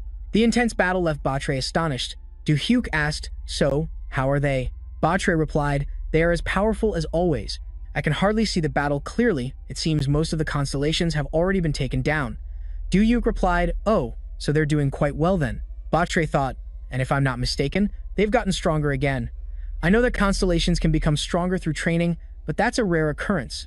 This is incredible. Suddenly, a voice spoke up. Oh, that's Luminous's voice. With a terrifying expression on her face, she looked at Ba-Tre and said, long time no see, you piece of trash. So see me worried? It seems our 2 senior sisters have. Moron said, oh no, she's found Ba-Tre. Moron thought, Master gave us specific instructions. We're not supposed to touch Ba-Tre for now. Does she even know that? Ba-Tre feigned surprise and asked, you know me. I've never met you before. Luminous, brimming with killing intent, replied, is that so? Lord Ba-Tre, the supervisor of the Tower of Destruction. I, however, remember very clearly how you looked down on us from the top of the tower as if we were just ants. Isn't that right? Ba-Tre recalls that moment. His mouth hesitates as he says, did I do that? Luminous approaches menacingly. I really want to deal with you just like the constellations behind me, but Master ordered us to restrain ourselves. So just go hide in your tiny little room. Finishing her words, she kicks Ba-Tre hard, sending him flying back behind the gate. His body slammed hard onto the floor, making him cry out. Luminous warned, "We'll remember this door and make sure never to enter it. But if you dare come out, even if I can't kill you, I'll make you wish you were dead." After saying that, she closed the portal. Batre, having yet to regain his composure, sat motionlessly on the floor. On a gloomy and extremely remote island, Du-hyuk contacted Batre telepathically. He called out, "Batre, Batre, what's wrong? Why aren't you saying anything? Have you met my disciples yet?" Suddenly, a voice called out, "Hey." Yen Lang asked, "Why did you summon just us to this island?" Behind her were Choi Arin and Break Cat. Yen Lang looked around and asked, "Also, what happened here? The buildings are destroyed. The ground is shattered. Was there a war here or something?" He looked at the ruins in front of him and replied, "Well, something like that." Ju-hyuk said seriously, "The reason I called you here is to teach you the next step." Aaron replied, "The next step?" He pointed and gave a command. "Break Cat, I called you here for a different reason, so just stand by and watch." Break Cat acknowledged the order. Understood. He turned to the other two and continued, "You two have one thing in common, which is that you've both made a sacred contract, and now you're both keeping up with my training regimen. At this level, I think it's time to make better use of the constellation's power, so I'm going to set a goal." "Choi Aaron, you're carrying a Wundo sword, right? Let me see it," she replied. "Okay." Aaron handed her sword to Ju-hyuk. "Here." He took it and said, "All right." Ju-hyuk walked straight ahead with the sword, leading them to a more open area with less vegetation. Ju-hyuk closed his eyes to concentrate, saying seriously, "It's not my style to swing a sword, but a demonstration must be taken seriously." As he finished speaking, he opened his eyes and got into a ready stance, power flowing from his hand into the sword, which emitted a powerful light. Aaron was blinded by the light. She squinted one eye and thought, "This is my family's attribute, lightning. I guess Ju-hyuk can do that with just a contract." He quickly drew the sword from its sheath, decisively slashing towards the mountain in front of them, splitting it in two as the peak came crashing down. As the mountaintop fell, it sent the seawater below splashing up violently. Ju-hyuk smiled faintly.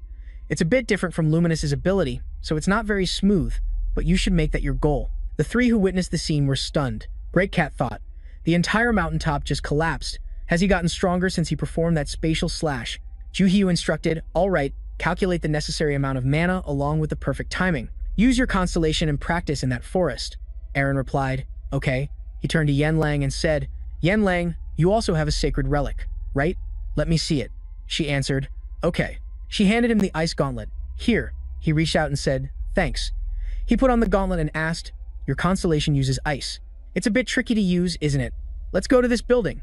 Yen Lang replied, "Okay." The two arrived at the base of an abandoned building. Yen Lang wondered, "The ground here is a real mess. Is this the scene of an explosion?" He replied, "Well, don't worry about that. Watch closely."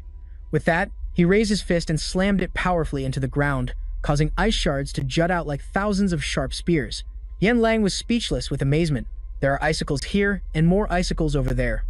In an instant, the entire large building was covered in a layer of frost. Ju-hyuk said, "This is your goal." Yen Lang stared intently, seeming not to have heard him. She thought, forget about creating a few ice cubes. He covered the entire building in snow and ice. It's even snowing, just like winter. After a moment, she finally exclaimed, "That's amazing, Ju-hyuk." He took off the gauntlet and returned it to her. "What are you so surprised about? This is the power of your constellation. With enough practice, you'll be able to do this soon enough." She asked happily. "Really?" He replied, "It's possible, if you set your standards a little high." Ju-hyuk thought, "All right, it's time to ask Break Cat about that matter." Time passed, and in another place, Sosumi looked up, having discovered something. She said, "Senior, I think I've found it. The sorcerer's virtual space." Before her was a gruesome scene. Ruined buildings, with blood staining a vast area. Everything in sight was a desolate ruin, with not a single person around. It looked incredibly desolate. Luminous asked if that guy had found the illusionary domain, and Moron wondered as well. "Really?" The three of them stared thoughtfully at the building. Luminous spoke up. "Yeah, he likes things that are red and black." Moro said, "Even the scent of this illusionary domain is very familiar, but we still need to confirm it to be sure. In that case, we'll have to get through this wall. That should be fine. Let's go." They crouched low and went deeper inside one by one. Luminous was getting a little winded, her breathing quickening, but even though she was tired, Luminous still made a random comment. "If I knew we'd have to crouch this low, I would have just blasted a hole from the beginning, but it looks like someone isn't bothered at all." Moron shot her a look and said, "Wanna die?" Suddenly, Moron, who was in the lead, discovered something. They had passed through the narrow passage into a room. All around them were piles of scrap stacked up into mountains big and small, with a powerfully built man sitting right in the middle. His entire body radiated an overwhelming killing intent. Sasimi said softly, "Senior sister, that red outfit." Moron replied, "Yeah, it's our junior brother." He turned around and spoke. "What's this? Have the disciples of Du-hyuk all gathered?" Luminous spoke up, "Long time no see, junior brother. What's the deal with this illusionary domain?" "It's all red and black," he replied. "Someone like you shouldn't be saying that, my two senior sisters." With that, he stood up. Luminous angrily yelled, "What did you say?" The eyes of their so-called junior brother grew serious as he asked, "How did you all get here? Didn't you all become constellations?" Moron answered, "The Great Hall opened. We came through there." He scratched his head, thinking, then said, "The Great Hall? The arena? It's been a very long time. I don't want to see anyone." Moron was surprised. He said, "I fell into despair after becoming a constellation, but when I learned that Master had been reborn, I was overjoyed. Yet I couldn't find Master for 300 years. As he said this, he angrily clenched his jaw. "Because it's extremely difficult to search for Master in the real world when you're a constellation, I tried to find a way through the relic I was inhabiting. I ordered my keepers, but instead of listening, they were just mesmerized by my power." Moron said, "That's probably because your will and strength are too powerful. You should have just kept quiet for a while." He continued, "But just as I was starting to feel hopeful, because someone appeared who could handle this power, he abandoned me in a basement. So I gave up and decided to just rot away in silence. Go back." Moron said calmly, "In that case, you'll be surprised to learn why we came here." He looked at her in confusion. Moron removed her mask, smiling faintly.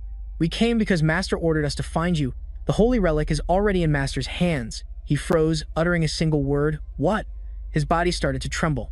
"So Master has really returned?" Moron replied, Yes." Luminous said with concern, "Calm down." He fell to his knees on the ground and yelled, "Master." He then began to kowtow, slamming his head forcefully onto the floor. Sasami was confused. Is he always like this?" Moron replied, "Yes." She then added, "That's why Master calls him by the nickname the Eccentric." He raised his head, revealing a large wound on his forehead with blood streaming down. But this guy felt no pain. Instead, he laughed maniacally. Moron glanced at Luminous and made a sarcastic remark, "I still don't get why he didn't give you that nickname, junior sister." Luminous said, "Shut up. What do I have to do with this?" Time slowly passed. He finally stopped, blood dripping down as he panted for breath. Moron asked, "Are you done?" He replied, "Yeah." That was so refreshing. "Thanks, senior sister. I'll clean up and get ready to see Master." He raised a hand to the wound on his forehead. Moron said her goodbyes. "All right, we're leaving now. See you later, junior brother." The three of them turned and left. Elsewhere, the high blue sky was filled with gently drifting white clouds. At the Contractor Association, inside a room, Rogan's eyes widened in surprise. This is..." Ju-hyuk spoke up. "I told you, didn't I? If things went smoothly, I would return it." Behind him were Black Cat and a giant magic stone, and he handed the stone over to Rogan. "Here." Rogan was impressed by the stone. He stared at it intently, asking, "Thank you, but it's twice the size of the one you received." He replied, "Well, what's done is done. I suggest you just take it." Ju-hyuk smiled knowingly. "Just as I thought." Back on the island from before, Black Cat asked Ju-hyuk, "Did you call?" He answered, "Yeah, come with me." Ju-hyuk thought, "If I'm right, this island has a giant magic stone buried on it." Thinking about the characteristics of the constellations that had descended upon the real world, it was obvious they were all overflowing with mana. If entities with physical forms continuously emitted mana like that, they should have vanished by now. The forms of the vampire, the catfish, and a few other creatures raised his suspicions, yet they had all gathered here without dissipating. He reached out to use his magic. There could only be one reason. Somewhere on this island, there had to be a giant, floating magic stone that was providing a stable flow of mana to the constellations. "It's here." An image of the stone, surrounded by mana, appeared. He was surprised. "It's here." Ju-hyuk ordered, "Black Cat, move this mass of earth that's radiating mana." Black Cat replied, "Understood." He didn't forget to remind him, "Be careful. You know what happens when a magic stone is handled roughly, right?" Black Cat remembered, "That's right, it could explode." Back in the present, Rogan looked at the stone before him, thinking it had been moved safely and was still intact. How did he bring it here? A system window appeared. Black Cat quickly read the notification. Black Cat called out to Ju-hyuk. He turned and said, "It seems the constellations have found your disciple." He smiled, as expected. "So it's the one from the Sword of Light?" Black Cat replied, "That's right, it's your disciple." Ju-hyuk said, "All right, don't tell me who it is just yet. Since there are no other disciples who use a sword, I want to confirm it myself." Black Cat replied, "Understood. Shall we go back?" Ju-hyuk said to Rogan, "Rogan, we're leaving now. Visit Valhalla if you want to learn how to throw a punch." He replied, "Yeah, thanks." Ju-hyuk and Bridget stepped into the spatial gate, then they both disappeared. A flash of light appeared in a room at Valhalla Academy. In the middle of the room was Bridget's nameplate. The spatial gate appeared, and the two stepped out. Ju-hyu let out a tired sigh. Bridget noticed something strange and spoke up. "Who are you?" The man in front of them remained silent. Ju-hyu and Bridget stared at the strange man in front of them. Bridget spoke up, asking, "Who are you?" "Strangers aren't welcome here," he replied. "My apologies, I should have introduced myself sooner." Just then, he continued, "My name is Frank Rodmiller, and I am the Commander-in-Chief of the Night Order." His information was updated. Commander-in-Chief of the Night Order, 5th rank contractor. Frank Rodmiller. He continued to speak. Even the contractors of Europe are awaiting instructions from the constellations. Unlike in England, the great families are the ones who truly hold the power, especially regarding the movements of those families' patron constellations. According to my information, the 9 great families of Europe have contacted each other and formed an alliance. They have also organized a very large force, enough to compete with the United States or our association. The leader of that alliance is my Rodmiller family, which serves the King of Nights constellation, and that is why we established the Night Order. The Venchik family in England has refused to join the organization. Ju-hyuk and Black Cat listened patiently as Frank spoke. "I understand the alliance's background, but I don't understand why you're here." The man replied, "Ah, that's right.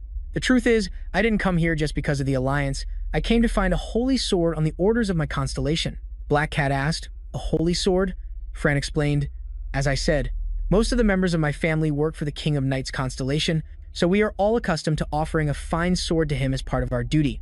We have collected swords from all over the world, and I previously received some intelligence stating that there is a sword." At this point, his expression became serious, that can make its wielder obsessed with killing. "This is something no one wants." Both of them seemed to understand, and he continued, "And that sword is in the hands of the fallen tyrant, Rogan." He recalled the past. "We trusted the American Contractors Association, and we also trusted that #1 contractor. However, he disappointed us by carelessly handing the sword over to someone else. It was then passed to the chairman of Valhalla Academy, who is also the master of the black market. You, Black Cat." Fran pointed at Black Cat and said loudly. His eyes radiated killing intent, and his voice was unreserved. "I cannot sit idly by while the sword is in the hands of someone like you, so I propose you hand the sword over to us. The knightly order, how about it?"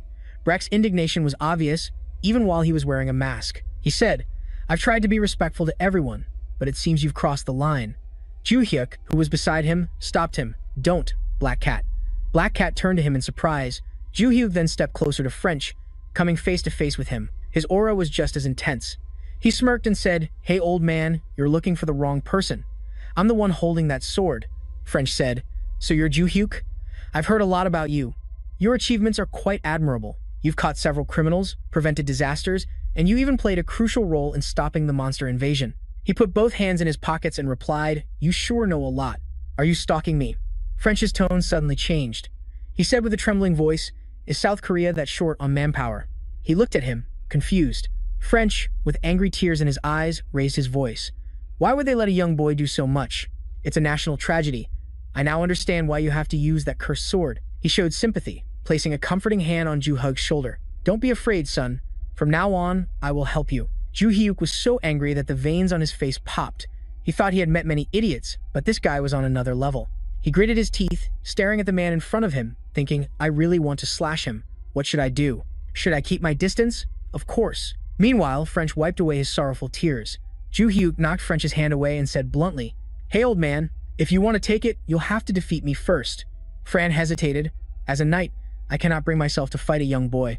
Outside the building, darkness blanketed the silent surroundings, while inside, Ju-hyuk and Frank prepared to face off. Frank made a suggestion. "Student Ju-hyuk, I'll hold back and won't use my sword. How's that?" His words were clearly looking down on him. Ju-hyuk said confidently, "Don't regret this, because I won't be holding back." Before this, he called for Black Cat. Black Cat replied, "What is it?" Ju-hyuk's voice and expression slowly turned menacing. "Take a few of your followers and teach that Night King a lesson for me." Seeing that expression, Black Cat broke into a cold sweat and quickly replied, "Understood." Frank made the first move. He gripped the sword at his side and stepped forward. "I'll go easy on you, so try not to lose too quickly." Ju-hyuk, holding a sword, replied, "I'll go easy on you too." Meanwhile, Black Cat in the background began the task he was just given. Ju-hyuk gripped his sword tightly and said coldly, "Because I don't forgive those who mess with me." He raised his sword. Without even drawing his blade, he slammed the scabbard directly into Frank's sword, and Frank exclaimed, "Such power." Frank thought, "He's just using a wando, and he hasn't even unsheathed it, yet he's this powerful." Ju-hyuk, holding the sword with one hand, said, "You actually blocked that. as expected of the commander-in-chief. Frank assessed, "What an arrogant brat." Angrily, he swung his sword down and roared, "I am the commander-in-chief of the Knight Order, Frank Rodmiller." The ground where his sword struck cracked, and he said, "Did you think the vanguard of a great family would be this weak?" Realizing Ju Hyuk's formidable power, he began to use his mana, and Frank firmly gripped his sword and charged forward. He unleashed a flurry of strikes at him, and Ju Hyuk thought to himself, "Sword intent? That's a lot of mana, a whole lot." With that thought, a contemptuous smile spread across his face. Ju Hyuk, still holding his sheathed sword, leaped into the air and said, "Of all the people I have ever met," the slash from his sword created a trail of white light. A charismatic afterimage of Ju Hyuk appeared behind him as a series of explosions erupted, and he continued, "You are the most despicable one." He moved swiftly toward Frank's position, and Ju Hyuk looked down on him with contempt. "You talk so much about the Knight's Code, or that duty to save the world, or whatever. But the moment you're about to lose, you unleash a mana-filled attack on a worthless kid." As soon as he finished speaking, he swung his sword fiercely at Frank, and Ju Hyuk grinned with delight as mana radiated from his entire body. With just a bit of force, he sent Frank flying, and his sword was knocked from his grasp as Frank slammed into the wall behind him. He winced and said, "Damn it, his mana blew me away." He collapsed to his knees. His face showed disbelief at encountering a young man who wielded such extraordinary power, and he thought to himself, "What? This is truly surprising. It'll be hard to get my sword back now. I need to contact my constellation." Frank's status window appeared. He stared in confusion as the words "The King of Knights" appeared and then quickly vanished. "You crazy bastard." The window glitched. Frank couldn't contact the King of Knights constellation, and his mouth fell open and his pupils widened, too stunned to speak. The constellation sent a short message to Frank Rodmiller, "You useless oaf." The moment he saw those words, he was stunned. Agape and speechless, Frank Rodmiller cautiously asked, "Venerable constellation, what do you mean by that?" But before he could get an answer, a voice suddenly cut in, "Looks like you found him." Frank Rodmiller looked up just in time to see Ju Hyuk lunging at him with a knee strike. A powerful strike grazed Frank Rodmiller's shoulder, causing him to cry out in pain as Ju Hyuk calmly retracted his leg. He stopped at knee level, leaving a deep crater in the wall. He chuckled, "Don't bother dodging. It's only a matter of time." Frank Rodmiller was completely stunned, staring in shock at the ruined wall beside him. He thought to himself, "He shattered the wall with a single kick. It would have been dangerous if that had hit me." But then Frank Rodmiller suddenly grew suspicious. "What did you mean when you said you found him?" Ju Hyuk nonchalantly slung his weapon over his shoulder and smirked. "Who knows? I'd normally explain things in detail, but for someone like you, I have nothing to say." The next second, he attacked directly. Ju Hyuk's attack was so sudden that Frank Rodmiller couldn't react in time and could only brace himself to block. His entire body was thrown backwards, his heavy feet scraping a long line across the ground. A sense of danger welled up inside Frank Rodmiller. He had not only barely managed to block the attack, but he couldn't even land a hit on him. "If only I could borrow my constellation's power."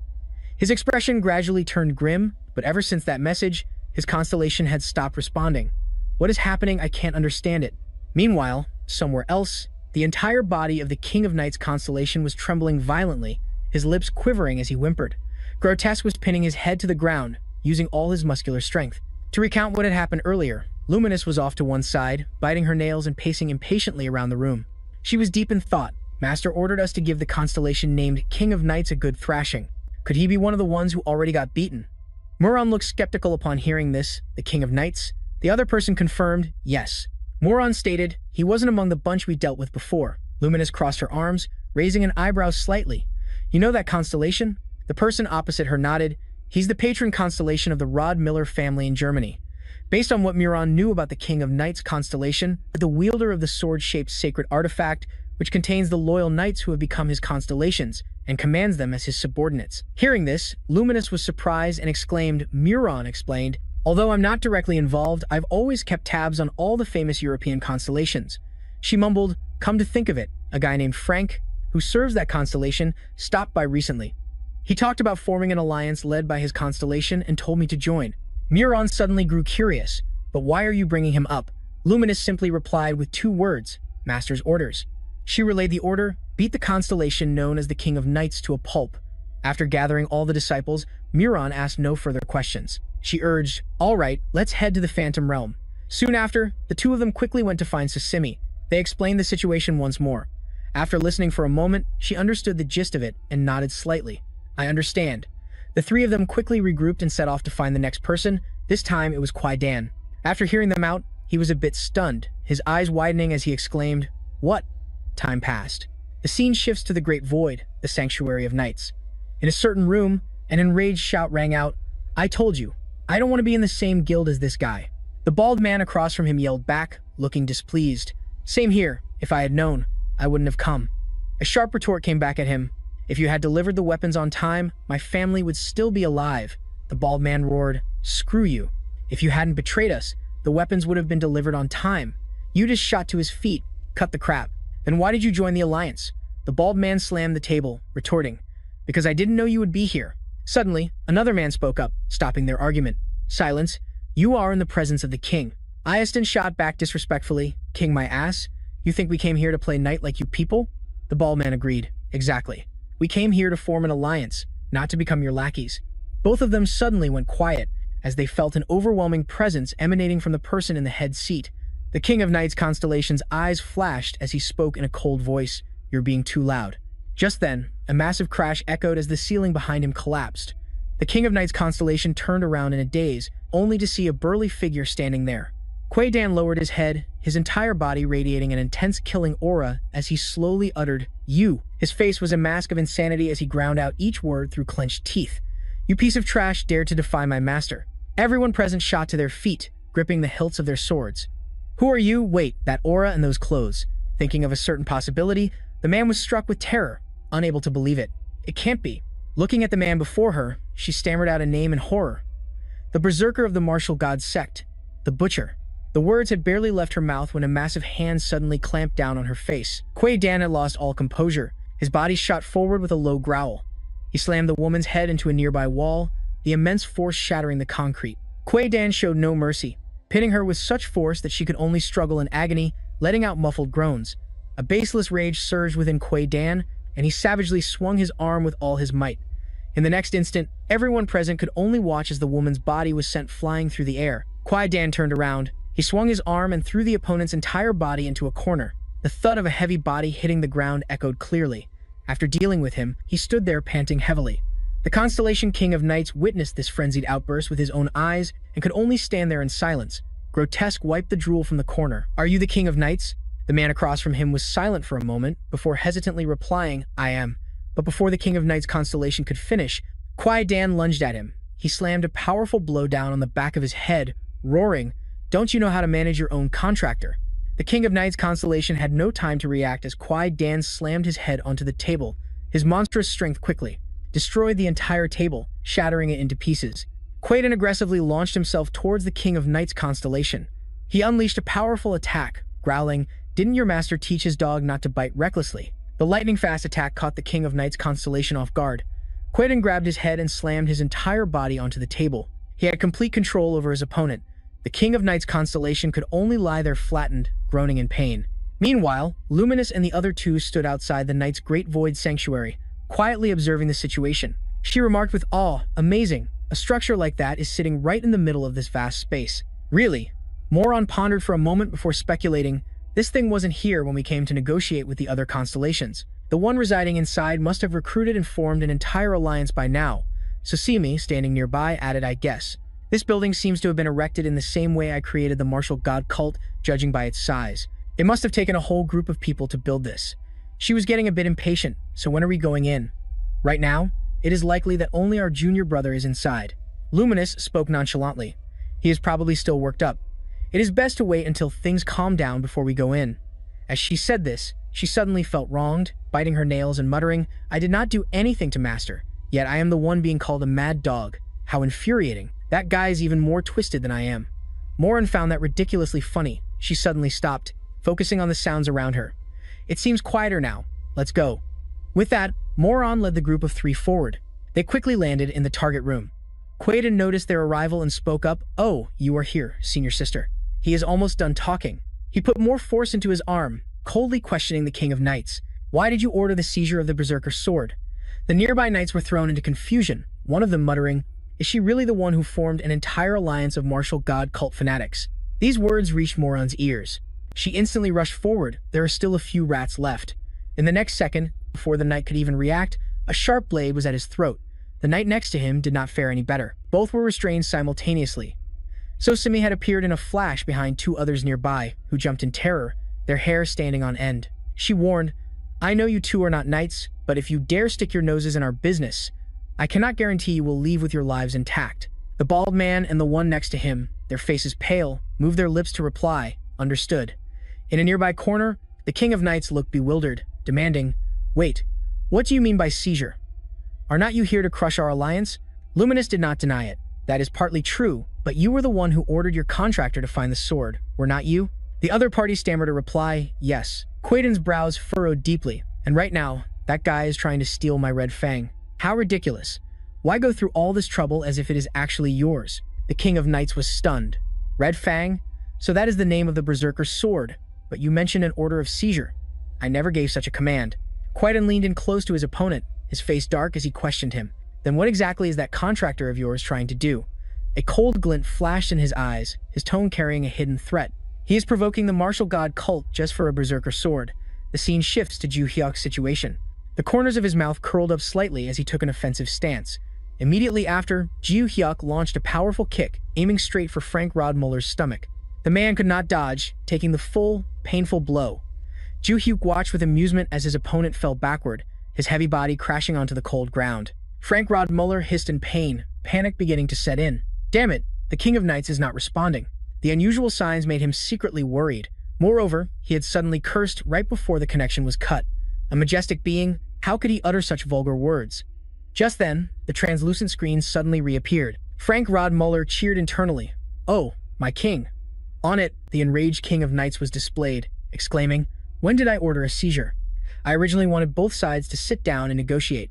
A line of text hit Frank Rodmuller right in the eyes. "Give up the berserker sword and surrender." He could not believe his eyes. "What is this? What about our pride as knights?"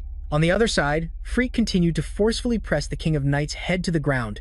As a threat, he roared out a command. "Shut up, apologize to us, and surrender." Frank Rodmuller couldn't resist, smashing his head against the ground and screaming, "I'm sorry." Seeing this, Ju Hyuk scoffed. "What's this? An order from your constellation?" The man, still face down on the ground, helplessly admitted, "Yes." Ju Hyuk crouched down to look closely at Frank Rodmuller, his voice dripping with sarcasm. "How humiliating. You surrendered the moment you were told." He slowly stood up. "Forget it. I wanted to fight at first, but this isn't fun anymore. Get up." Frank Rodmuller scrambled to his feet and stammered out a thank you, but was caught off guard by the next words. "But you'll have to take one hit first." He was stunned. "What?" Ju Hyuk smirked and muttered, "If people like you keep causing trouble like this, it's going to be extremely annoying." Immediately after, streams of energy swirled around his fist. Ju Hyuk chuckled. "So you'll have to take this punch," he kindly added, "and after this is over, remember to deal with those on your side, who are thinking of messing with me." Frank Rodmuller backed away in fear, waving his hands frantically. "I can talk to them about that." Ju Hyuk didn't bother listening to his excuse, letting his fist do the talking instead. "I've had enough of this." The next second, he lunged forward and landed a memorable punch on Frank Rodmuller. Pain shot up his spine. Frank Rodmuller gasped, his face pale. His body went limp and collapsed with a thud, his head hitting the ground once more. Ju Hyuk pulled his hand back, like a satisfied look on his face. "Black Cat." The other party immediately replied, "I am here, sir." He gave an order, "Send that scumbag back where he came from. I'm going to check on the berserker sword." Black Cat respectfully obeyed, "As you command." Time passed, and night fell upon a secluded forest. A sword was carefully displayed in the middle of the room, surrounded by intense streams of energy. Ju Hyuk quietly examined it. The corners of his lips curved up slightly. "The flow of magic has been restored. Now I know what it is." He slowly touched the hilt of the sword. "The thing residing in this sword is..." Soon after, Ju Hyuk gave a faint smile and spoke softly. "It's been a while, hasn't it, Freak?" Freak was prostrated before him, bowing his head deeply to show respect. When he looked up, his forehead was bleeding, yet Freak's expression was one of pure excitement. Master, it's been so long since I've seen you." Ju Hyuk laughed. "Still have that habit of slamming your head on the ground like before? You're bleeding, wipe it off." The other man obediently did as he was told. After a moment, Ju Hyuk looked down at him, hesitating on how to begin. "Well," he sighed to himself, "this is bad. This is a big problem. It seems this guy doesn't remember his real name after becoming a constellation." Ju Hyuk hesitated, feeling a bit awkward about using his nickname. "But why did I even give him the nickname Blockhead? I mean, he really is a blockhead, but still." Freak noticed the discomfort in his eyes. "Are you troubled because you don't want to use my nickname? Just call me Blockhead like before, it's fine," he suggested eagerly. "Or you can call me by my constellation name, Butcher, for example." Ju Hyuk sighed. "I'll call you Blockhead. Now stand up." He suddenly grew curious. But why suddenly choose a sword as a sacred relic? Haven't you always fought barehanded? Kwaidan smiled. Ah, are you talking about the Red Fang? He enthusiastically explained the reason. In the beginning, you also primarily fought with a sword, didn't you? So I also wanted to choose the Red Fang as a trophy in my life. Yu Hao didn't expect this, staying silent for a few seconds before curling his lips into a slight smile. I see. He shyly rubbed the back of his neck. If this sword can help me find a withered sword, then that's fine.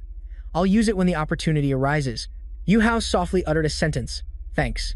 Hearing these words, Kwaidan was so moved he was on the verge of tears. Master, I'm the one who is eternally grateful to you. The large man just buried his face and sobbed, his muscular back trembling slightly. Recalling a time over 300 years ago, Kwaidan had also stood before the previous incarnation of Yu Hao with his head bowed just like this. Back then, he had asked with concern, "What's wrong, kid?" Kwaidan used to be very scrawny, his bangs obscuring his face. He mumbled, "Please, sir." His body was covered in all sorts of injuries, yet his eyes were filled with determination. "I beg you, please teach me martial arts, so that one day I can make my bullies regret it." Luminous timidly peeked her head out the door. "Master, the meal is ready." Her words suddenly stopped. She frowned slightly at the scene before her. Kwaidan was pleading earnestly with Yu Hao. "Please teach me martial arts, so I can get revenge on those who bullied me." Moron and Sosimi came out, and seeing Luminous just standing there, they curiously asked, "Junior sister, what are you doing? We're ready to eat. Why haven't you called Master yet?" She stammered in reply. "That kid came to see Master." Moron looked doubtful about the kid. In front of them, Yu Hao stood with his arms crossed, his face expressing refusal. "I don't know what you're talking about. You want me to teach you martial arts? That's impossible." Kwaidan pointed behind him and pressed. "Then what about that sign? Isn't this a dojo?" Yu sighed helplessly. "No." The disciples put it up on their own without asking first.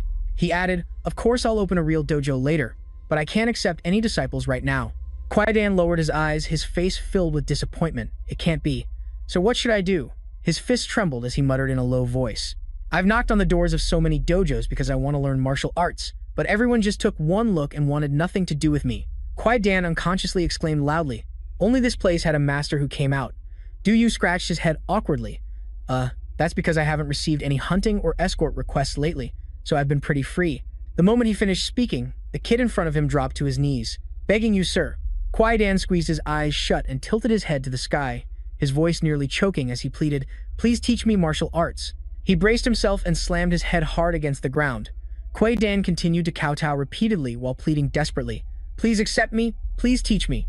Not knowing what to do, Yu could only exclaim, "Hey, hey." In the end, he had no choice but to give in. "All right, I'll teach you. Stop kowtowing." Hearing this, Kwaidan beamed. "Really?" Luminous bit her finger and muttered, "If you ask Master while kowtowing like that, he'll agree. Maybe I should try that too." Moron grimaced at her. "Are you crazy?" Yu helplessly ruffled his hair. "Just a moment ago, another kid came saying he wanted to fight me to create a sword technique. Now it's a kid who wants to learn martial arts. This isn't something I can teach in 1 or 2 days." He lowered his gaze and spoke softly. "Well, I can give you a little peek anyway." Hyuk suddenly asked a question. "Do you know where the guys who beat you up are?" The oddball, holding his forehead, answered dazedly. Yes." After hearing that, Hyuk immediately started rolling his shoulders. The corners of his mouth turned up slightly, lead the way. Not long after, the scene changes to a secluded alley. A few guys holding a bag were gathered around, chatting. The one with the buzz cut looked down, carefully trying to open the bag in his hands. The next second, a pile of sparkling gold coins caught his eye. His buddies leaned in to look as well. The bald one exclaimed in awe, "We're loaded." The buzz-cut guy laughed gleefully. "That's right. That kid looked like a beggar, but he had so much money." The bald one recalled with a sigh, "I don't know what kind of bag that brat was carrying. Who knew we'd hit such a jackpot? If he has so much money, he should share it with people who can't afford to live comfortably like us, right?" The buzz-cut guy chuckled. "That kid really put up a fierce fight. Didn't you guys go a little too hard on him?" The long-haired guy smirked mockingly and agreed. Yeah, they were lost in their chatter. They were completely unaware of Hyuk and the oddball getting closer. Hyuk inquired, "Are those the guys over there?" The oddball nodded in confirmation. "Yes." The man beside him asked doubtfully, "So what is that they're holding?" The oddball immediately replied, "My entire fortune, the money I saved up by doing odd jobs." The movement from their direction quickly caught the attention of the 3 guys. The buzz-cut one was surprised. "What? Isn't that the kid we beat up? Did he bring an adult with him because he's mad about losing his money?" The oddball angrily pointed and yelled right at the group. "You cowards ganged up on me to steal my money. Have you no shame?" The buzz-cut guy frowned, looking annoyed. "What a damn little brat." He was about to charge forward but was stopped by the long-haired guy. "Wait." He felt a little uneasy. That guy next to the kid looks familiar. In just a few seconds, the long-haired guy's eyes suddenly widened, and he exclaimed in alarm, "I remember now." He pointed at Ju Hyuk and said, "He's the sect master of the martial god sect." The bald one mumbled, "I've heard of it too. Isn't it located nearby?" Ju Hyuk listened to their comments in silence. A vein popped on his forehead. The sign is still up, but they don't accept disciples, and the few disciples they do have are all female. Plus, they all look very strange and are very young. The bald one sneered, "I heard they're strong, but that's all just rumors." The buzz-cut guy got into a fighting stance. "So he's nothing special then, huh?" He mockingly started a conversation with Ju Hyuk. "Hey mister, you can tell how miserable we are just by looking at our clothes, right? We have to mug people to survive." There wasn't the slightest hint of remorse in his voice. "So, please go easy on us growing kids. That's an adult's job, after all." Ju Hyuk smirked and replied, "That's if you were actually decent kids." He leisurely began his story. "When I was young, I was very, very poor, completely broke. Even so, I still managed to survive by doing all sorts of menial jobs, whether it was running errands, farming, chopping wood, or even hunting." As he continued to speak, Ju Hyuk's gaze grew colder. "But I never took advantage of anyone," he stated. "Of course, I also wanted to make easy money.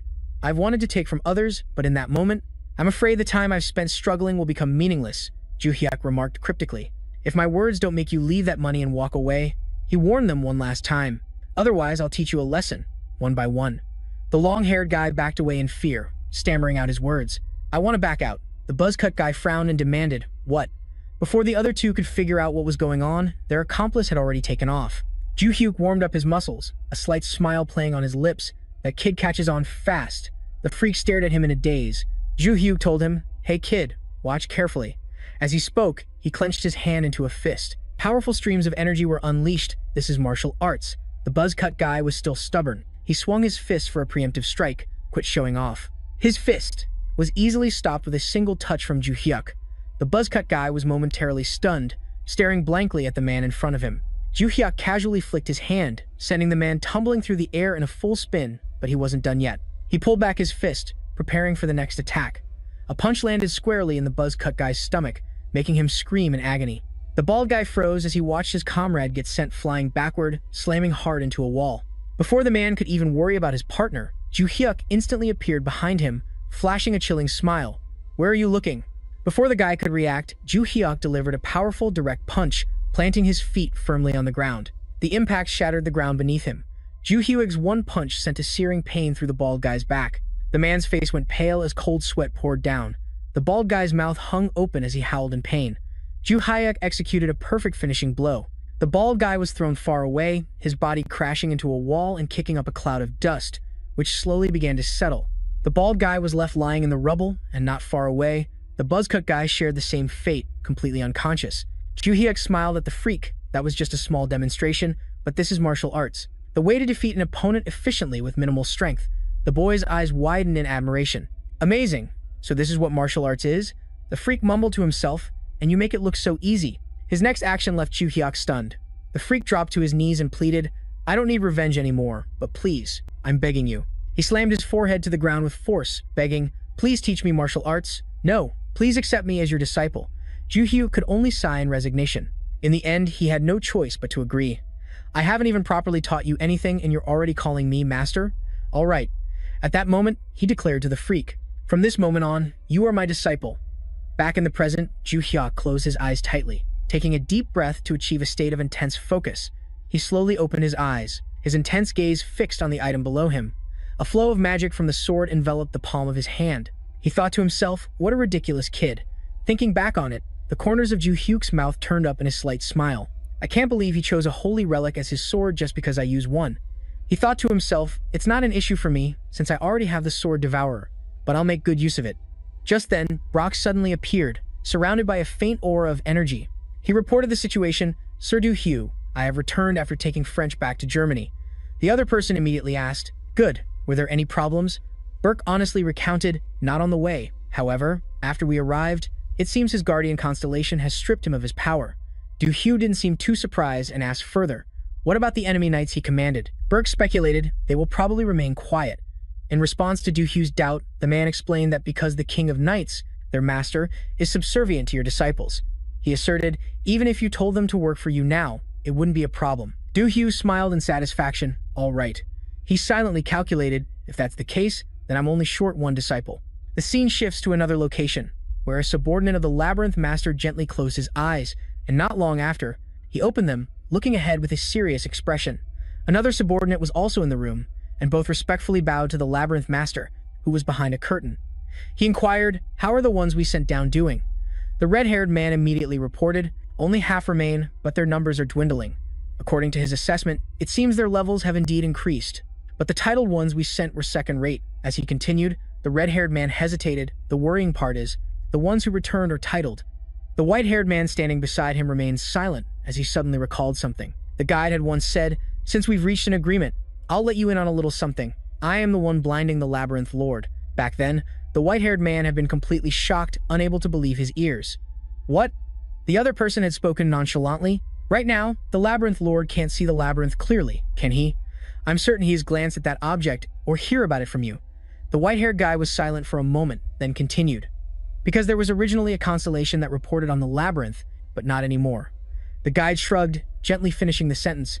"That's because the name of the constellation sent down as an intermediary of the disaster, right?" The white-haired guy was stunned. "How do you know that?" The other person didn't give a clear answer, only replying with a vague statement. "I'll tell you later. And the reason I'm blinding him is simple." From what she knew, the second-class titles of the Tower of Destruction would. The white-haired man frowned slightly. "Eliminate them all at once? Are you going to send an army of elite contractors to do that?" His reaction made the guide laugh. "What's this? Have you misunderstood?" The corners of her lips curled up slightly as she raised one finger, softly said, "There's only one person." Hearing this, the pupils of the white-haired man contracted. He moved his lips, murmuring, "What?" The guide continued slowly. "In short, that's why I don't want the fact that the titles will disappear at the same time to be revealed, because if they all vanish at once without a clear reason, he will immediately send down a swarm of higher-ranked constellations." She concluded, "Therefore, I will make those marks disappear gradually." The other person nodded slightly, showing they understood.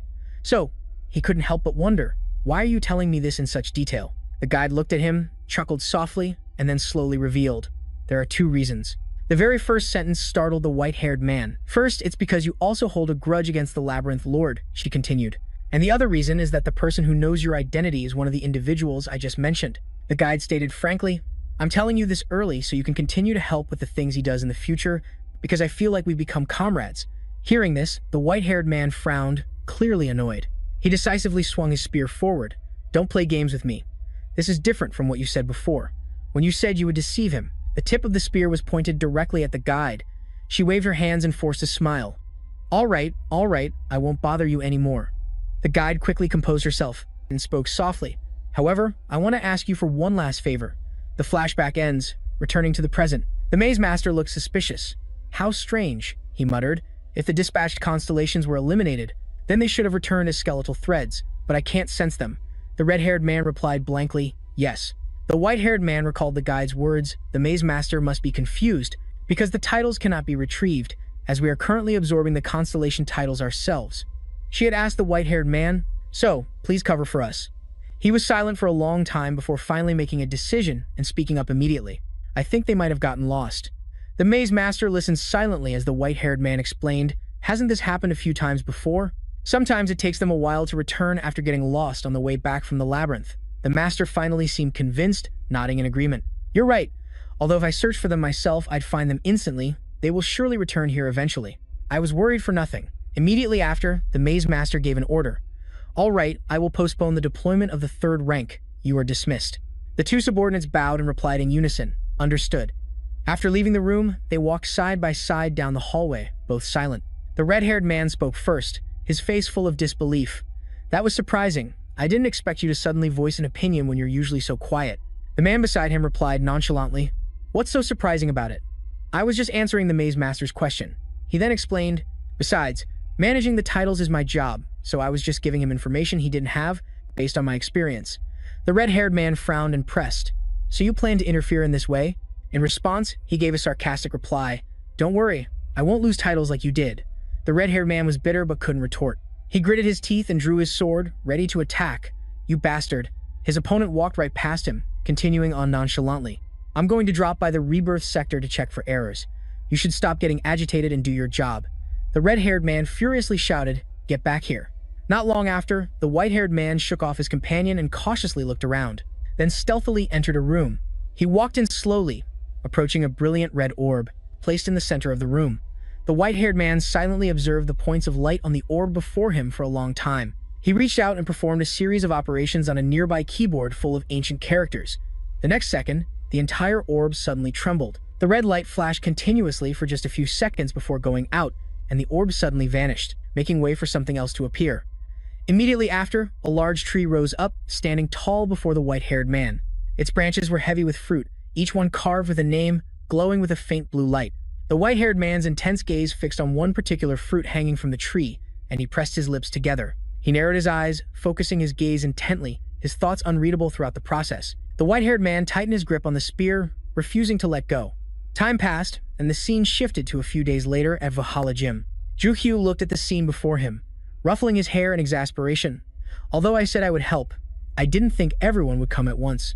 Black Cat and the two people beside him remained silent, their intense gazes fixed on him, speaking volumes. Ju-hyo faced the three people's eager stares. Black Cat and the two beside him were silent for a moment before one of them spoke up, breaking the silence. First was Contractor Alias 1, the one and only, Rogan. He stated seriously, "You promised to teach me the ultimate punch, so I came." Standing next to him was the master of the black market and chairman of Valhalla Academy, Black Cat. He explained, "I remember you said you'd take a look at my stance for using the space / so that's why I came." The last person was the vice head of the Venchik family, Adelia Venchik. Her cheeks were flushed as she spoke hesitantly. "I also came for a similar reason. I once saw you, Ju-hyuk, use the poisoning ability of the constellation, a protector during the World Championship, so I came here to ask for your guidance." Ju-hyuk had no choice but to accept all three, a slight smile playing on his lips. "All right, I'm free today. Follow me to the training room." He led the way with the other three following closely behind, while curious onlookers watched them. So Jian rested her chin on her hand and grumbled with a puzzled expression. What's the deal with Kim Ju-hyuk? Those three are always so formal with him. It was the same way last time. Se-hyuk sighed and expressed, "I don't even want to try and figure it out anymore." His intense gaze rested on Ju-hyuk as he muttered in a low voice, "But one thing is for sure. He's overwhelmingly strong, stronger than anyone else here," Se-hyuk affirmed with certainty. Not long after, Ju-hyuk led the other three into the training room. They lined up neatly in front of him. Ju-hyuk got straight to the point. "I can't talk much today, so I'll just focus on the essentials. But first," he pointed at the person opposite him, Black Cat. "Wouldn't it be easier if you took off your mask? You're going to be sweating buckets under that thing."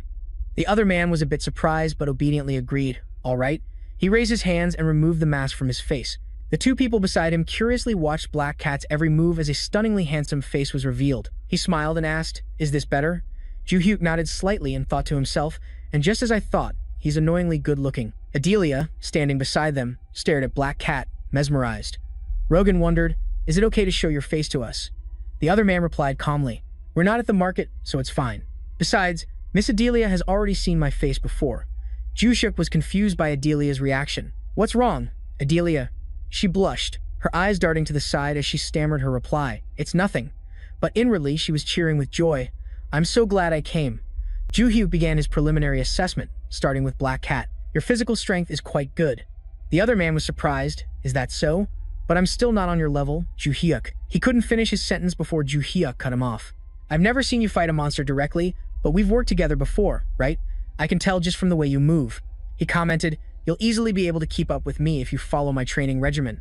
Black Cat blurted out, "You're being too generous." He thought to himself, "I worked so hard to destroy the labyrinth and eliminate the potential threats to help Ju-hyo after his rebirth. It seems all the complaints I had to listen to.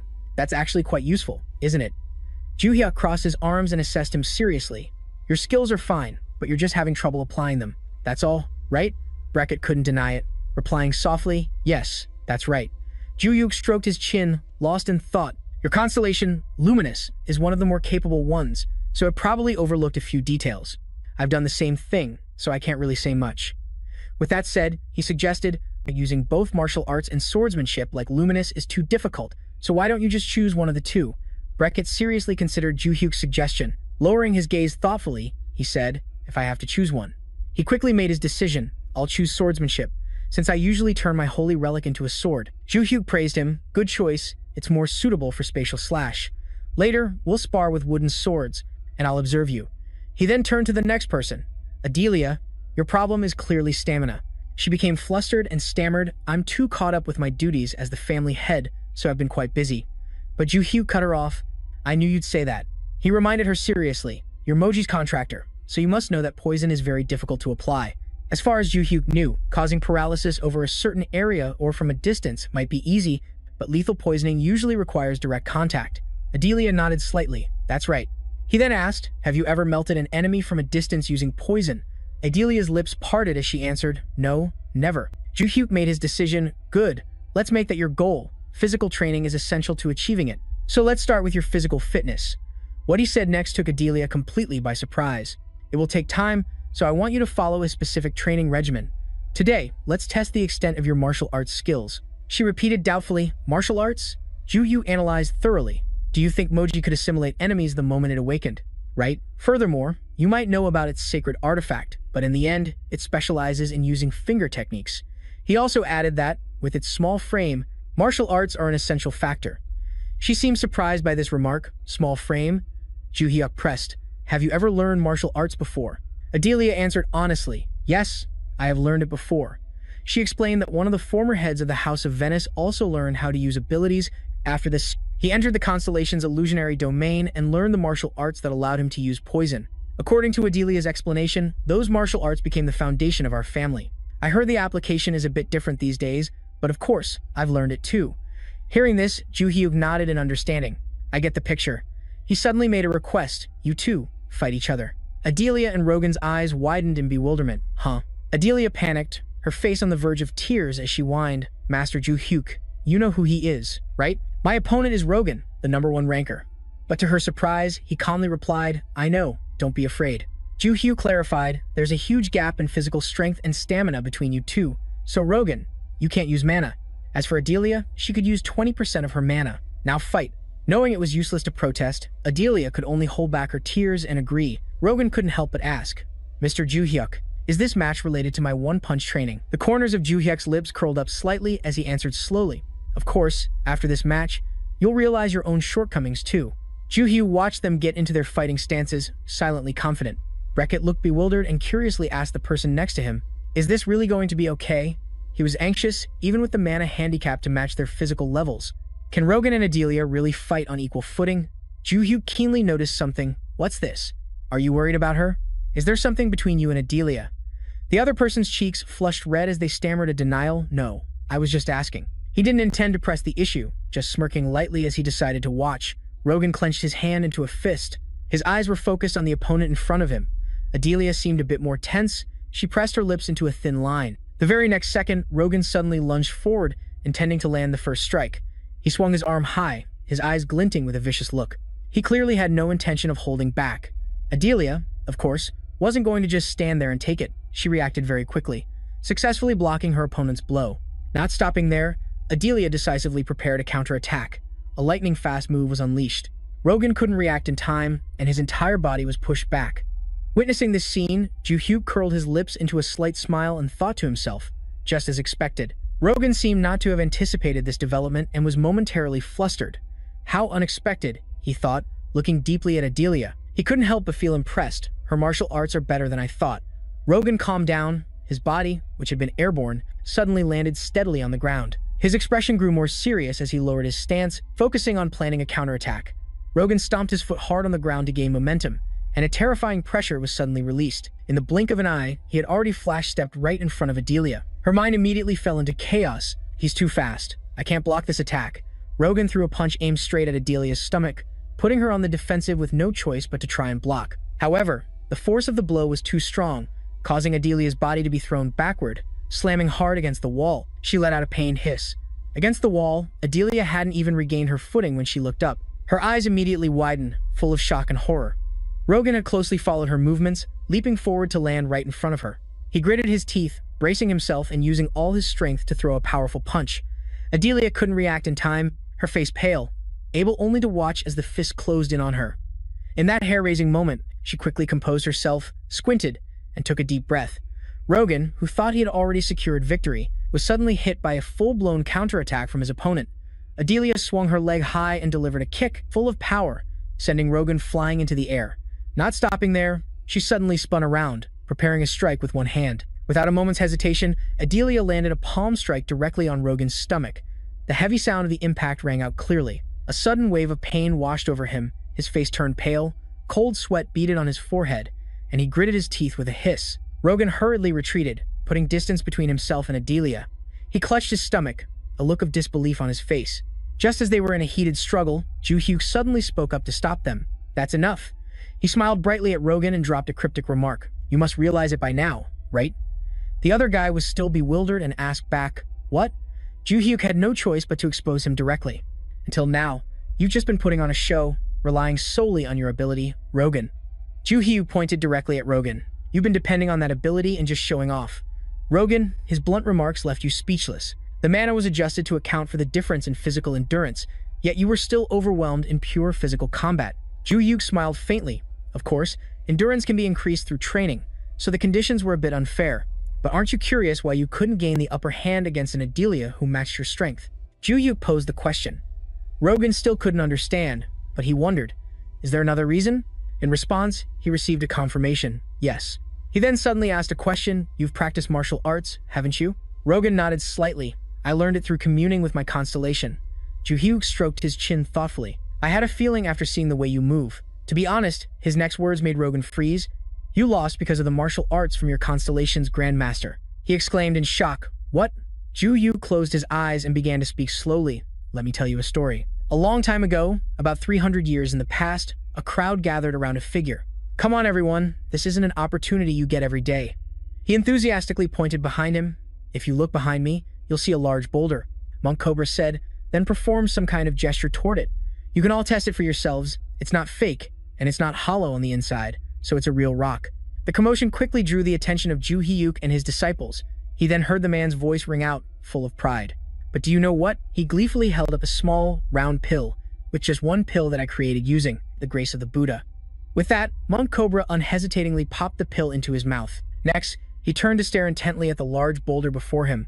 Monk Cobra slowly closed his eyes, clasped his hands before his chest, and muttered, "Amitabha Buddha." The next second, his eyes shot wide open, and he clenched his hand into a fist. Monk Cobra took a stance, swung his arm, and delivered a punch that lightly touched the large boulder. Moron's eyes widened in doubt. What was that? It didn't even look like he hit the rock. Ju-hyuk said nothing, just silently observing the situation with his eyes narrowed. Monk Cobra's punch created a small dent on the surface of the boulder, but just a few seconds later, cracks suddenly spread out. The entire massive boulder crumbled into pieces. Monk Cobra calmly remained in his stance. After a moment, he retracted his hand, smiled at the crowd, and said, "What do you think?" "I only punched it lightly, and this huge rock shattered." Monk Cobra took the opportunity to advertise, "Now, with these pills, even you can possess inhuman strength." He cheerfully offered, "This inhuman strength pill costs only 10 coins.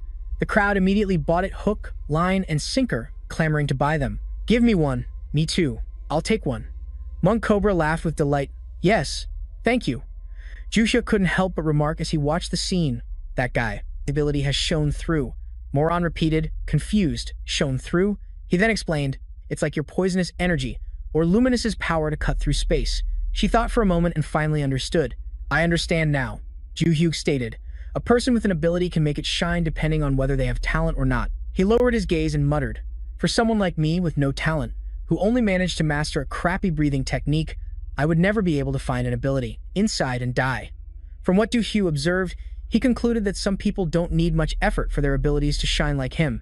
At this thought, he suddenly frowned. However, setting aside that talent, using his power like that to trick people is irritating. Time continued to pass, and the scene shifts to a deserted garden.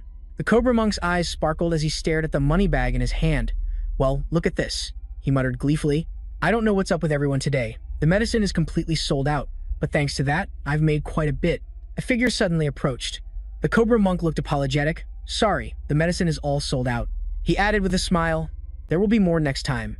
However, the other person silently raised a hand, leaving the Cobra Monk bewildered. The next second, Ju-hyuk flicked him hard on the forehead.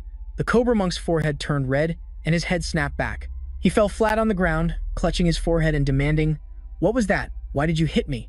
Ju-hyuk put his hands in his pockets and spoke casually. "Hey, why are you going around scamming common folk?" He sneered.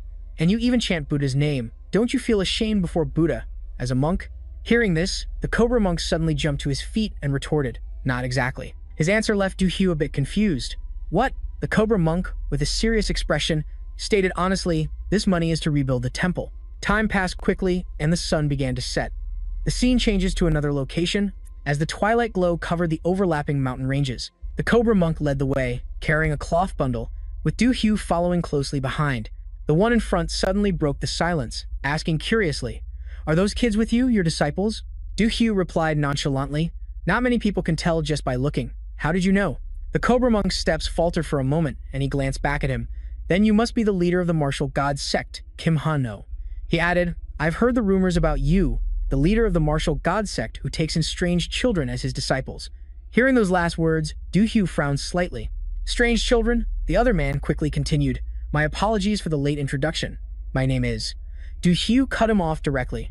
"Forget it. You don't need to tell me your name." He smirked. "I already decided to call you Cobra Monk the moment I saw you scamming people."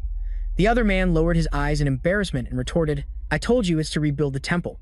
Du Hugh shrugged and replied with a smile, "That's why I left my disciples behind and came to check if it's true." He shared, "Any other time, I would have been too lazy and just ignored it, but I haven't had much to do lately."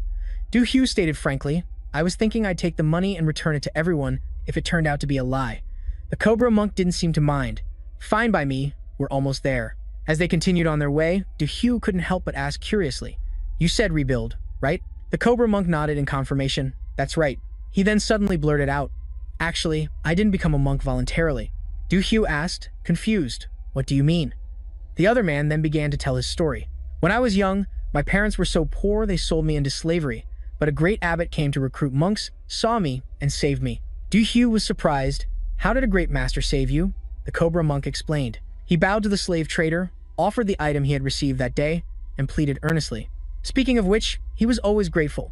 Fortunately, because he was a famous grandmaster, the slave trader let me go.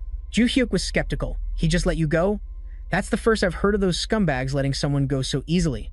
Monk Cobra didn't seem to mind, smirking slightly. He was an extraordinary person. His name was Grandmaster Hyun Deok. According to his story, Grandmaster Hyun Deok took him in to live at the temple where he was the abbot. So Monk Cobra grew up wanting for nothing. He drifted into reminiscence. It was a small temple, so it was just me and Grandmaster Hyun Deok. What happened next was deeply etched in Monk Cobra's memory as a giant golem attacked the temple. His voice suddenly trailed off. During that surprise attack, he barely managed to evacuate me and died from the golem's strike. The temple was destroyed, and I escaped after picking up the Grandmaster's prayer beads, Monk Cobra shared. Only after some time had passed was I able to collect his remains and give him a proper cremation. At this point, he forced a smile. In the process, I discovered the Grandmaster's Sarira, and I had an idea. I wanted to rebuild the temple where I lived with him, and a stupa to enshrine his Sarira. Monk Cobra summarized, "That's why I've been accumulating funds, even if it's not very righteous." Du Hugh listened in silence for a moment, then mumbled in a low voice, "Is that so?" He suddenly became curious. "Then what about the golem that attacked the temple?" Monk Cobra shook his head slightly. "I don't know. It seemed to be digging around the temple and then disappeared. I haven't seen it since." Not long after, he stopped walking and said with an excited smile, "All right, we're here." Du Hugh's gaze landed on the sign in front of them. "Seichim Temple?" Monk Cobra nodded in confirmation. "That's right." Du Hugh glanced around. "What's this? It looks quite large and stable."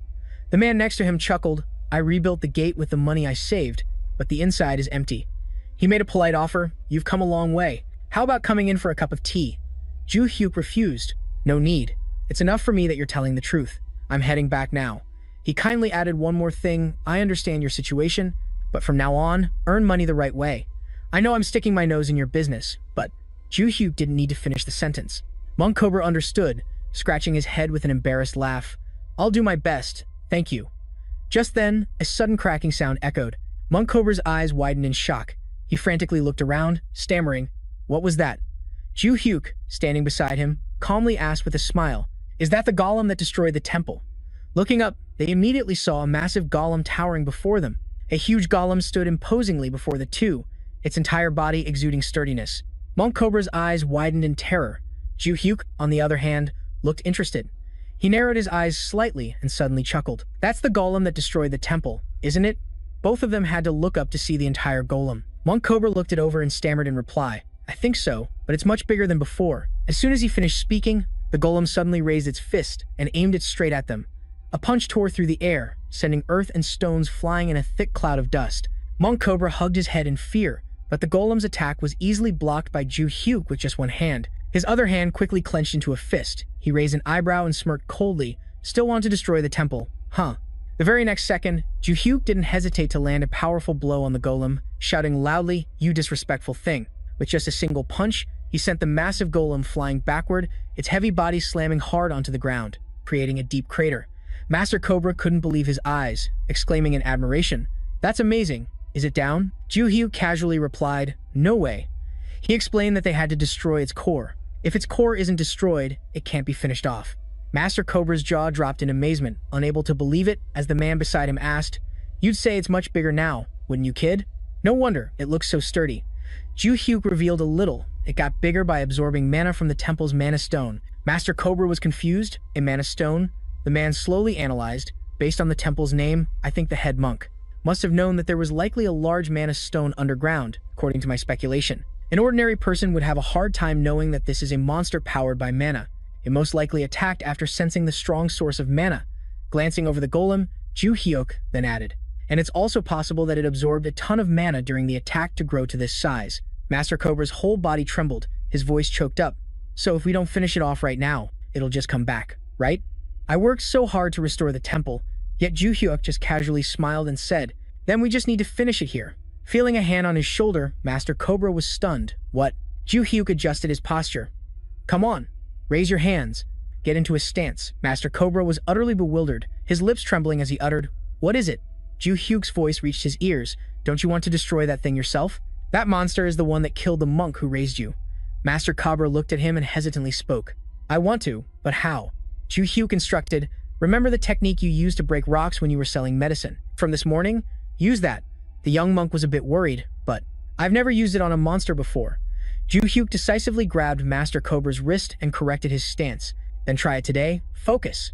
Master Cobra obediently followed Ju Hyuk's instructions, clenching his fist tightly. He slowly instructed, and Master Cobra followed each step. "Channel all your magic power into it." As soon as Ju Hyuk finished speaking, around Cobra Lion's body, a stream of pale yellow energy began to glow. The golem before them managed to get back up, glaring aggressively at the two of them. The golem took a heavy step and swung its arm down for a terrifying punch. In that hair-raising moment, Ju Hyuk suddenly became excited, urging Cobra Lion, "Finish it." His eyes widened in fear, and he let out a loud shout to muster his courage. Cobra Lion gritted his teeth, braced himself, and swung his fist forward with all his might. His fist quickly collided with the golem's solid punch, and pain shot through Cobra Lion's knuckles. He gritted his teeth, mustering all of his strength. The golem still stood imposingly before Su Homing. It glared and growled, but just a moment later, a sudden crack appeared and slowly began to spread. The giant golem was crushed into pieces as heavy chunks of rock came crashing down. Su Homing remained in his initial attack stance. The solid stone exterior cracked open to reveal a red core inside, and as he watched the massive amount of debris fall before him, Su Homing was stunned, his eyes filled with disbelief. Ju Hyuk didn't hold back his praise, destroying the core in just one blow. "You've got talent." The other party replied with a shy smile, "Thank you. He was well aware that I was only able to do it because you transferred your mana to me." Ju Hyuk chuckled, "I like that humility of yours." Su Homon looked down at his fist, muttering in a low voice, "If I could have done this sooner, maybe senior brother D.O.K. would still be." These words reached Ju Hyuk's ears completely. A moment later, he smiled and spoke, "Hey kid Su, want to be my disciple?" Ju Hyuk's offer was so sudden that Su Homing was immediately flustered. "Huh?" Ju Hyuk nonchalantly extended the invitation. "I have many talented disciples like you. Join me, and I will nurture your abilities." A smile appeared in Su Homeng's eyes as he clenched his fist and mumbled, "A disciple, huh?" However, the answer from Su Homong was not what everyone expected. "I'm sorry, but may I say no?" He glanced back and sincerely expressed, "I want to protect this temple. Even after it's restored, I don't want to leave." Ju Hyuk didn't intend to force him, so he smiled, turned, and left. "That's a shame, but all right." And so, time continued to pass. The evening sun colored the nearby mountain. Ju Hyuk recalled that since then, he would occasionally visit Kim Seok Temple to check on things. The kid is developing his own martial art based on the punch he used to destroy the golem. In Ju Hyuk's memory, the kid worked very hard to develop a martial art with a one-hit kill philosophy.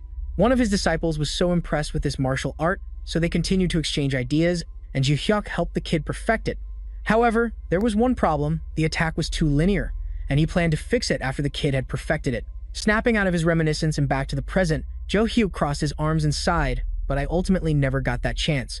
Rogan frowned slightly, unable to contain his curiosity as he pressed, "Why not?" "Jew," he said it was because of the Tower of Destruction. Black Cat's suspicion was confirmed, and as expected, Ju Hyuk smiled and continued, "After all, this is a good opportunity, isn't it?" He pulled himself together and continued with the instruction. "I'll point out where everyone needs to make corrections, so follow closely." They all agreed in unison. In the time that followed, Ju Hyuk diligently taught each person one by one. First, he discussed swordsmanship with Black Cat, then he thoughtfully gave a series of pointers to a confused Adelia. Ju Hyuk didn't neglect anyone, and he meticulously corrected Rogan's mistakes as well. After a struggle in the training room, Rogan stepped forward to express their gratitude. "Thank you for your guidance." Black Cat, standing beside him, bowed in thanks, while Rogan excitedly shared his thoughts. "I originally just came to relearn the one-inch punch, but I didn't expect you to help me look over all of my martial arts skills." Ju Hyuk chuckled softly. "I've always regretted not pointing out the flaws in that kid Sue's martial arts back then. Start moving more fluidly. Don't just move in a straight line." He kindly gave some advice. Movement is an essential element for both one punch and space slash. So don't just release mana all around you, release it with speed and precision. The other person nodded as if he understood completely. Ju Hyuk looked at the other person, Adelia. As for her, seeing she was out of breath, he swallowed the words he wanted to say. Smiling wryly, he decided to let her recover her stamina first. Rogan and Beckett cheerfully said their goodbyes. "All right, we're leaving now." Adelia managed to utter, "I'm leaving too." Ju Hyuk smiled back. "Okay." The sky outside had turned to night, and under the bright moonlight, he leisurely walked away. Ju Hyuk thought to himself, they'll be able to handle future disasters now. He suddenly fumbled inside his pocket, still feeling a bit anxious. The problem here is that those third-floor beings could come swarming at any moment. Ju Hyuk stared at the ring in his hand, a thought crossing his mind. He told himself, just in case the guide wants a new body, I didn't absorb the second-floor beings I caught last time. But just then, Bachi suddenly contacted him. Kim Ju Hyuk was suspicious. "What is it, Bachi?" The other person rambled on, "Just tell your disciples this. If they see me in the Great Void, tell them not to attack me." Ju Hyuk frowned and urged, "Do you think you're in a position to make demands? Why are you suddenly saying this? Speak up." He made his stance clear. "If I find the reason acceptable, I might consider it." Bachi fell silent for a moment, finally making up his mind. "Okay, I'll tell you." Then, he blurted out a cryptic sentence. "It's them." Bachi's tone was filled with urgency. He announced, "The Tower of Ruin. They're in the Great Void." Bachi exclaimed urgently, "The Tower of Ruin? They're inside the Great Hall?" Ju Hyuk frowned in confusion. "What? Explain it to me clearly." The other person composed himself and slowly recounted, "When I went to scout the Great Hall and when your disciples were forcing the constellations to kneel, I was hiding there. Things seemed quieter recently, so I went to check on the situation again." The sight at that time surprised Bachi, but there were almost no constellations inside. "I thought maybe they had returned to their own worlds, or had gathered somewhere else." Ju Hyuk cut in, repeating, "Gathered?" The other person confirmed, "Yes, there are some ruined areas and buildings under construction, so they might be gathering there." He had a theory. The recent chaos must have made them act this way, and while I was observing the surroundings, at that moment, a dark figure suddenly appeared from behind Bachi. He was stunned. The cloaked person smiled warmly and greeted Bachi, "Tower Master." Hearing this, Ju Hyuk frowned slightly. He muttered, "Someone from the fourth floor?" Bachi nodded in confirmation. "Yes. His nickname is the Anonymous Strategist." Ju Hyuk thought for a moment. "I've never heard of him." The other person explained, "That makes sense. True to his name, he always hides in the shadows to plot and act, and your disciple was the one who dealt with him. So you wouldn't know." A hint of tension crept into Bachi's voice. "He told me himself that he's currently managing the constellations in the Tower of Ruin." Hearing this, Ju Hyuk grew even more suspicious. "But you said he's from the fourth floor, so how can he lead them?" Bachi honestly recounted. He said it couldn't be helped. "Do you still remember the tower's characteristics?" Ju Hyuk carefully replied, "Yeah. The higher you go, the stronger the beings there are, right?" In response, the other party confirmed that was correct, based on what Bachi knew. The Tower of Destruction has a total of 6 floors. The first floor has very strong monsters, and the ones on the second floor are already strong enough to have earned names. He explained that the third floor is for beings with unique names, and from the fourth floor and up are those with great names. The fifth floor is home to the 4 heavenly kings, who were personally chosen by the Lord of the Labyrinth. In his next sentence, Bachi's tone grew even more serious, and the 6th and final floor is where I used to be as the Tower Master. He recalled his conversation with the strategist from earlier, who said he had become the leader now because neither I nor the heavenly kings were there. Ju Hyuk kept walking, silently conversing with Bachi in his mind. Was he the only one you met at the Tower of Destruction? He quickly stressed that so far, yes.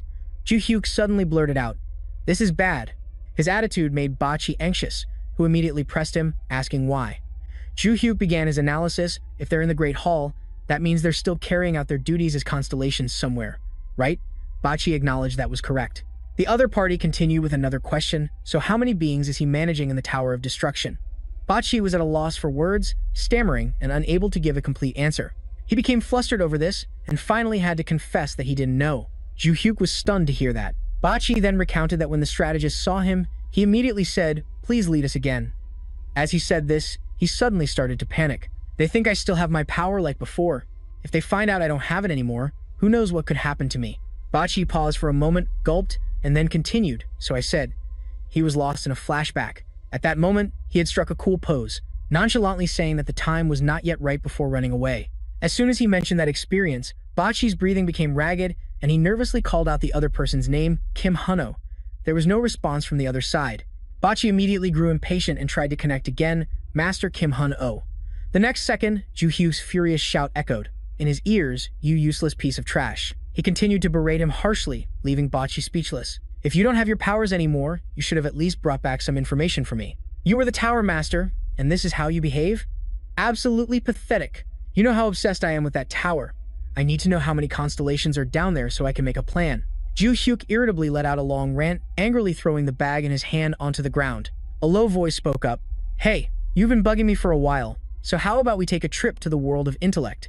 Bachi was astonished and stammered. "What?" Ju-hyuk's next words made his face turn pale. "It's been a while since you've had some sense beaten into you." Bachi frantically tried to stop him. "You can't, Master. You need a constellation's permission to enter." Ju-hyuk retorted in a low voice. "Then I'll just have to ask my disciple." The other party was immediately left speechless. He took a deep breath, trying to regain his composure. "Let's think this through carefully first. Except for the ones on the 5th floor. The other constellations are probably still active, right?" Bachi obediently answered, "That's right." Ju-hyuk stroked his chin in thought.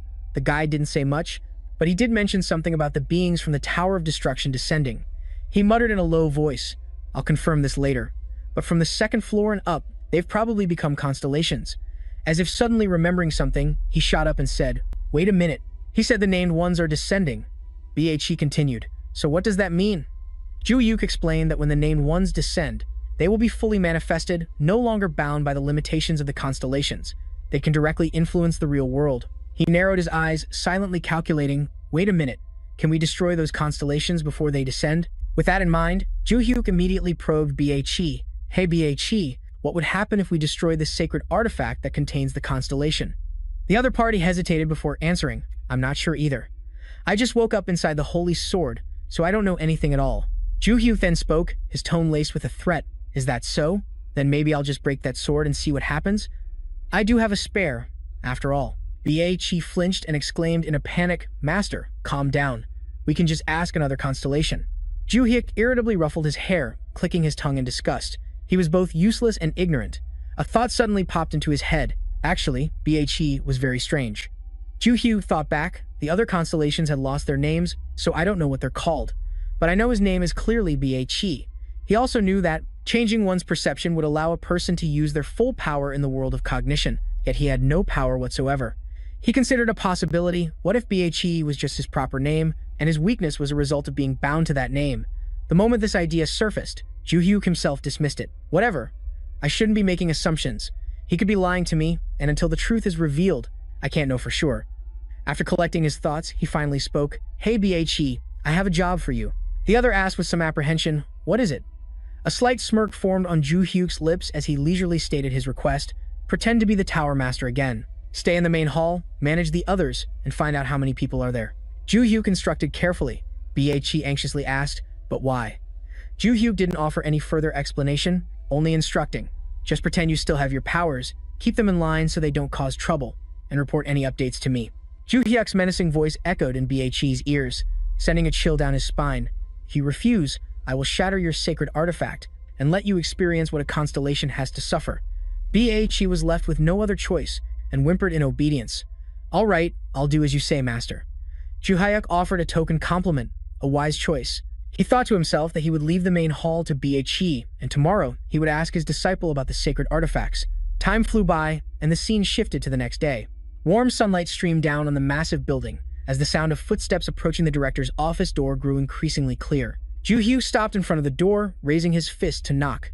Hearing the knock, Breckhead looked up and quickly said, All right, can you wait just a moment? The person in front of him stood up, leaving with the words, I hope you'll reconsider, Breckhead. Just say yes. All right. The other person strode towards the door, immediately locking eyes with Ju-hyuk, who was waiting outside. Sang-cheon's sharp gaze landed on Ju-hyuk. Calmly meeting his stare, Ju-hyuk gave a polite nod as a greeting. Hello. It's been a while, coach. Sang-cheon responded coldly. Kim Ju-hyuk. You've gotten quite famous these days, haven't you? Allow me to reintroduce him. This is the head coach of the combat department, Lee Sang-cheon, who made a sarcastic remark and then immediately turned his back and left. All right, I'm off now. Ju-hyuk felt curious. That was Coach Lee Sang-cheon. Did you two have something to discuss? Hearing his question, Beck hesitated for a long moment, not knowing where to begin. But soon after, he confessed honestly, we were talking about him wanting to resign from his coaching position at Valhalla. Beck's answer stunned Ju-hyuk. Coach Lee Sang-cheon, isn't he the top coach? The other man nodded slightly. Yes, that's right. He said he's only discussed it with me so far. He hasn't told anyone else. He also added that he plans to stay until the end of the year before he quits. Ju-hyuk found it hard to believe, frowning as he muttered, that's not a discussion, that's an announcement, isn't it? After finishing his story, Beck changed the subject. So what brings you here today? Ju-hyuk was then reminded of his reason for being there. I have a question for Luminous, he asked. If a holy relic is destroyed, what happens to the constellation inside it? Luminous, from within her space, listened carefully to every word Ju-hyuk spoke and quickly provided an answer. The constellation will likely be unharmed. Seeing Ju-hyuk's doubt, Luminous quickly explained. The spiritual realm of the holy relic will disappear, and the relic itself will become an ordinary object. As for the constellation, it is simply expelled and left to wander. Ju-hyuk keenly picked up on the word wander, and she confirmed it. Yes, like a ghost, you could put it that way. As far as she knew, any item imbued with magic has the potential to become a holy relic. As for the wandering constellations, they are drawn to familiar magic or to items they once used, which have become holy relics. At this point, Luminous let out a soft sigh. Fortunately, our old weapons were well maintained, so we were able to settle into them easily. Ju-hyuk crossed his arms and lowered his head, lost in thought. So that's how it works? I never expected that. Luminous seemed confused. What part didn't you expect? He chuckled softly and answered in a quiet voice. I didn't expect you to know. I was just asking on a whim. Hearing this, she giggled happily. I see. Luminous went on to explain that the first thing I did after becoming a constellation was to recreate the environment where I lived with my master. Her voice was tinged with a dark excitement. A gloomy purple hue, looking as if monsters could appear at any moment, the desolate landscape was exactly as I remembered it. Ju-hyuk was a bit speechless and muttered, It feels darker than I remember. Luminous then recalled a past event. My first contractor saw it and asked, Lord Constellation, can I make this place more meaningful? Details about him were still etched in her memory. He was a merchant, and he realized that I could link spaces from a sub-dimension, so he opened a shop there. Over time, he brought people over and built a marketplace. As she continued her story, Luminous's voice filled with satisfaction as she described its potential. I turned it into an underworld black market, where merchants and customers began wearing masks to conceal their identities, and thus the market was born. When the Age of Constellations began, the market started to focus more on holy relics. We would track constellations that were bound to artifacts and descended into them, which is how I came to know about all this. Luminous explained in detail, saying the master of the underworld told her that's how she would find out about this. Ju-hyuk nodded in understanding. I see. Just then, Luminous suddenly covered her face and exclaimed, Master, I'm so touched. Before Ju-hyuk could understand what was happening, she struck a pose of infatuation, giggling with her hands on her cheeks. You came to me first, which means I'm your favorite disciple, right? He replied bluntly with a harsh truth. You weren't even the first one. Hearing this, Luminous froze solid, her lips trembling as she uttered, Huh? Ju-hyuk then explained, Ever since I met So-shin, the guardian gods have been constantly hiding their presence and following me. I asked him first, and he didn't know. He added, Since I guessed nonsense wouldn't know either. That's why I came to you. Upon hearing this, Luminous slumped over in defeat. I see. She then suddenly blurted out a crazy question. Can I kill my junior sister? Ju-hyuk was at a loss for words. Did you think I would say yes? Didn't you say constellations can't kill each other? As soon as he finished speaking, he frowned and thought to himself, then that means we can't kill those bastards from the Tower of Destruction either, as long as they're still constellations. This is so frustrating. Ju-hyuk ruffled his hair in annoyance, gritting his teeth as he wondered. Anyway, should I try to find the location of their holy relics? I don't even know what determines where they manifest. Breck spoke up tentatively. Is there anything else you'd like to ask? Ju-hyuk shook his head slightly. No, that's all for now. He rubbed his chin, then suddenly remembered something. Wait, there is one more thing. Breck paused for a moment. Yes? Ju-hyuk confirmed once more. You said Instructor Lai wants to quit? The other party nodded. Yes, that's correct. The next second, he made a decision that astonished Breck. I'll go talk to him. Ju-hyu frowned with a look of regret. It would be a real shame to lose him. Time continued to pass quickly, and it was already late afternoon. The sunlight cast long shadows on the building below, and a few figures sparsely populated the hallway. Lilia, holding a stack of documents, walked slowly as she made an introduction. This is the senior instructor for Valhalla's Labyrinth Monsters. Lilia suddenly saw something and her steps faltered. The figure of Ju-hyuk walking ahead quickly entered Lilia's line of sight. She immediately switched into fangirl mode, her eyes sparkling. Ju-hyuk. I haven't seen him since he transferred to the special class. Could this be fate? Lilia mused to herself, and I'm also suffering from writer's block for my monster thesis. Wait. Seeing Ju-hyuk walk up to Sang-xian, her whole body froze in surprise. Lilia quickly hid around a corner, peeking out to eavesdrop. What's going on? The instructor and Ju-hyu looked so serious. On the other side, Sang-xian was frowning, his face clearly showing his impatience. What is it, Kim Ju-hyuk? Do you need something from me too? Ju-hyuk replied calmly. Yes, if possible, I'd like to speak with you privately. The man closed his eyes wearily and finally agreed. A consultation? Fine, he suggested. My office hours are over. Let's go to a cafe instead of the office. Ju-hyuk naturally accepted. Okay. Lilia, hiding behind the wall, thought to herself, normally I wouldn't pry, but since it's Ju-hyuk, I'm too curious. Following the two figures from a distance, she silently resolved to follow them. The scene changes to a nearby cafe, its decor a mix of classic and modern styles. Ju-hyuk and Sang-xian casually found an empty table and sat across from each other. Sang-xian seemed a bit impatient, slowly picking up his cup and taking a leisurely sip of coffee. In the seat right behind him sat a figure in a hat and glasses, their face obscured. He was quietly watching Lilia, pretending to drink coffee, feeling incredibly tense inside. I guess this is close enough to eavesdrop? On the other side, Sang-xian put his cup down and got straight to the point. So, what is it you wanted to talk about? Ju-hyu looked him straight in the eye and spoke deliberately. His next sentence made the eavesdropping Lilia choke so hard she spat out her coffee. I heard you're about to resign. The noise she made was so conspicuous that both Ju-hyuk and Sang-xian turned their heads to look. Lilia quickly averted her gaze. Her mind raced. It can't be. Instructor Sang-xian is quitting? Sang-xian turned his gaze away from her, frowning and letting out a sigh. It seems the new chairman can't keep his mouth shut. Yes, it's true. He made no attempt to hide it, stating frankly, for the first time, I feel completely helpless as an instructor. And it's your fault. Ju-hyuk was surprised to hear this. Huh, the instructor slowly explained. I was once very proud of teaching here at Valhalla. He began, I used to be a hunter myself, even the strongest in South Korea. I built our White-Silver Guild into a top-tier guild. Speaking of what happened afterward, Sang-xian's voice trailed off. But no matter how strong we got, the monsters never seemed to lessen. There were too few contractors, and even fewer active hunters. Then Chairman Sim Deok-un invited me to join the academy as an instructor to train the next generation of hunters. He continued, I asked him what he planned to do about the scarcity of constellations, since contractors who secure one have such an overwhelming advantage. He told me it wouldn't be an issue, as he had collected many powerful artifacts back when he was a hunter. Sang-xian took another sip of coffee, letting out a faint sigh. And so I accepted his offer to become an instructor. He paused, lost in memory. As time went on, my students graduated and became hunters, clearing dungeons and fighting monsters across the globe. With every success, I felt more certain I had made the right choice. At this point, Sang-xian suddenly slammed his coffee cup on the table, laughing mockingly at himself. But that's all over now. He looked seriously into Ju-hyuk's eyes. Do you know what the trend is these days? Sang-xian didn't wait for an answer. To put it simply, it's to follow Kim Ju-hyuk around to get into the special class.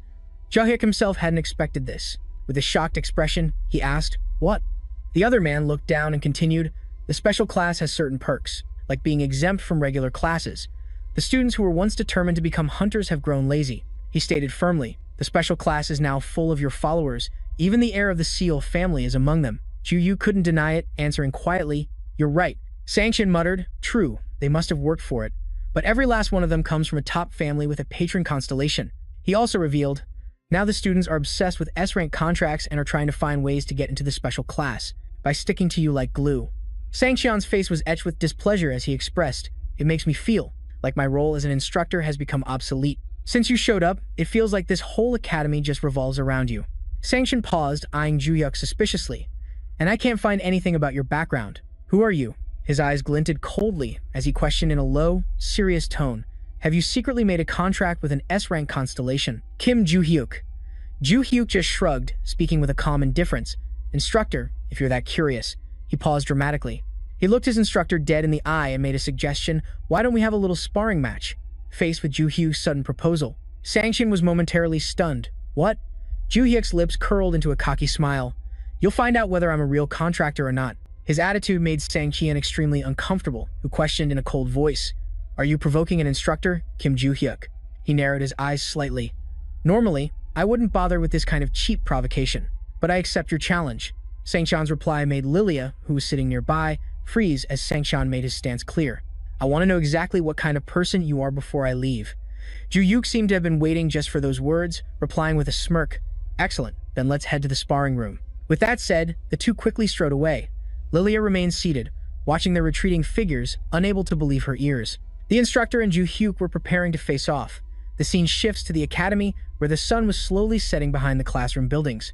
In the fading daylight, Brett Cat stood silently before the window with his hands clasped behind his back. He gazed outside, remaining quiet for a long time. It was unclear what was on his mind. Flashing back to the previous conversation between Brett Cat and Ju Hyuk, he had been taken aback by the other's proposal. "I'll talk to him," Ju Hyuk mumbled, looking down, "that it would be a disgrace if I lost to him." He then suddenly added, "Actually, I'm also thinking of dropping out." Brett Cat was startled to hear that. "Huh? Really?" Ju Hyuk shared honestly, "The reason I enrolled was because I received a notification about the revival of the Tower of Destruction. For some reason, it pinpointed the exact location of my heavenly sword. He even specified that the location was the constellation's Valhalla room. After that, it guided me to Liman." Brett Cat fell into deep thought. Valhalla, the labyrinth manager. The person opposite him nodded slightly. "Yes, after that happened, but notifications related to Valhalla stopped appearing, which means I no longer have any business here." Ju Hyuk added, "Besides, I also gained a new disciple, and you and Luminous became directors. Life and training have been pretty relaxed lately, so I stayed." Brett Cat nodded in understanding. "I see." Ju Hyuk revealed, "Since I decided to stay, I've been looking into the instructors." Brett Cat immediately asked, "Why? If you wanted, I could have given you their files." The other man shook his head slightly. "That's just information on paper. I did my research through an investigation group that the former guardian of So Sim is acquainted with." He explained, "Most of them are honest and diligent, though a few have complicated pasts." According to Ju Hyuk's investigation, among them, instructor Lee Sang-cheon is known for being exceptionally strong. Brett Cat agreed. "That's right," he explained. "He single-handedly built up the Silver Guild, the top-ranked guild in Korea, to its #1 position. Other hunters and contractors all call him a legend." Ju Hyuk quickly added, "And he didn't achieve that with the help of a powerful constellation." He muttered with his arms crossed, "I heard he contracted with a constellation below A rank, though I'm not certain." Brett Cat replied hesitantly, "Is that so?" Ju Hyuk's lips curled into a slight smile as he specifically emphasized, "Not to mention, he opposes the dependency of contractors on their constellations these days. He's a good man. Unlike most contractors of this era." As he spoke the last sentence, a hint of regret tinged Ju Hyuk's voice. "But it seems he has accepted the current selection standard based on the power of the constellations and was forced to go along with it." Beckett listened intently, nodding in response. "I understand." Ju Hyuk suddenly revealed some information. However, he seems to have been opposing some of Valhalla's activities recently. Beckett froze for a moment, exclaiming in shock, "You know about this?" Ju Hyuk replied nonchalantly, "Like I said, I dug up some information. I hacked into the Academy's internal private mail server." Beckett caught the gist of it and shouted in alarm, "You hacked the internal mailbox?" The other man didn't flinch at all, calmly continuing, "You'll know if you check the former director's mailbox. He sent an email complaining about the Academy's management system." The words caught in his throat, and Beckett choked up, admitting in a low voice, "I know." According to his investigation, Valhalla operates on donations from noble families, and in return, the children of those donors are guaranteed admission and get to stay in better dorms. Beckett added, "Instructor Lee Sang-chan understood and accepted the Academy's situation, but he demanded that the teaching process remain fair. The previous director agreed and established principles based on that. Speaking of what happened recently, he also felt a headache, but this year he sent an indignant email about students being admitted through donations." Ju Hyuk ventured a guess, "It's probably because of Rocky Ventic. Sang-shin knows Rocky is causing trouble." He explained, "Adelia tried to cover it up by sending money and even arranged a counseling session with me." Speaking of which, Ju Hyuk sighed helplessly. "While I was investigating, I found something else. Rocklin, that piece of trash who claimed to be an exchange student admitted to Valhalla. Turns out that was just a lie. From what I've gathered, he bought his admission with a donation after being expelled from an academy in England. The whole exchange student thing was just a cover." Ju Hyuk immediately deduced a possibility. Lee Sang-cheon must have been discovering the truth and felt helpless about the situation. He must also feel that Valhalla has now become one student's playground, which is why his desire to leave has intensified. Ju-hyuk concluded, pausing for a few seconds, then suddenly blurted out, "And I might just be the one to stamp his application." Ju-hyuk analyzed the situation carefully. "Perhaps after seeing you become the director and witnessing the events surrounding me, even though I didn't cause the trouble, this situation is all too familiar to him." At this, he lowered his gaze and said, "To be honest, I don't care if someone makes a fuss or quits because of me, but losing Lee Sang-chan would be a great disadvantage." Beckett hesitantly asked, "May I ask why?" The other man calmly replied, "It's simply a waste." He stared intently at the palm of his hand, muttering in a low voice, "After being reborn and learning about the tower's return, I've reevaluated my mistakes from the past." Right after that, Ju-hyuk clenched his hand into a fist. "First, I lacked strength. Second, the hunter's ranks were too low." Hearing this, Beckett asked doubtfully, "Low ranks?" Ju-hyuk immediately clarified, "A lack of strength was unavoidable. I had a terrible start and no talent, so I couldn't have gotten stronger without experiencing a major incident." His expression was serious as he made his assessment. The reason for the second mistake was a lack of time. Ju-hyuk recalled the old days. "I built a martial arts school with my disciples. I didn't recruit members, but I intended to accept more once my group of disciples reached a certain level." He concluded with a decisive statement, "But I was unable to do so." Black Cat hesitantly asked, "Because of the Tower of Destruction?" The man opposite him slowly recounted, "My disciples and I tried to deal with the Tower of Destruction, but we couldn't stop the monsters and geniuses that poured out from it." What happened back then was deeply etched in Ju-hyuk's mind. The surviving hunters sacrificed themselves to stop the chaos. But the devastation was so severe that the period became known as the Age of Ruin. His voice lowered slightly. "There weren't enough strong hunters. That's why we couldn't stop that event." Black Cat tried to change the subject. "What about now?" Ju-hyuk fell into deep thought. "Now," he frankly remarked, "the total number of hunters is greater, and hunter trainees are also all over the world. Compared to the past, the weakest hunters have become stronger, but the strongest have become inferior to those of the past. Hunters had to train themselves to enhance their magic and strength, but nowadays it all depends on the constellations." Ju-hyuk thought for a moment, "But with more hunters, it will help us prepare better for the next Tower of Destruction. However, the number of hunters I can support is limited." At this point, his eyes filled with determination. "So we must try to retain skilled trainers to raise the standard of future hunters." Bradley recalled the entire conversation, that voice still echoing in his ears. "Just remember that I will use force if necessary." Bradley thought to himself, "That last sentence made me a bit worried, but I'm quite surprised." He couldn't help but feel moved. He had thought the boy didn't, but it turns out he has his own way of thinking. Bradley concluded, "It shows that he's really serious and about stopping the Tower of Destruction." The scene shifts elsewhere, as twilight falls upon the sturdy building below. In the training room, Sang-cheon had already chosen a wooden sword, looking sternly at the person opposite him. Ju-hyuk calmly met his opponent's gaze, the corners of his mouth even curving up slightly as a group of people gathered at the door. Crowding together, they peeked inside the training room.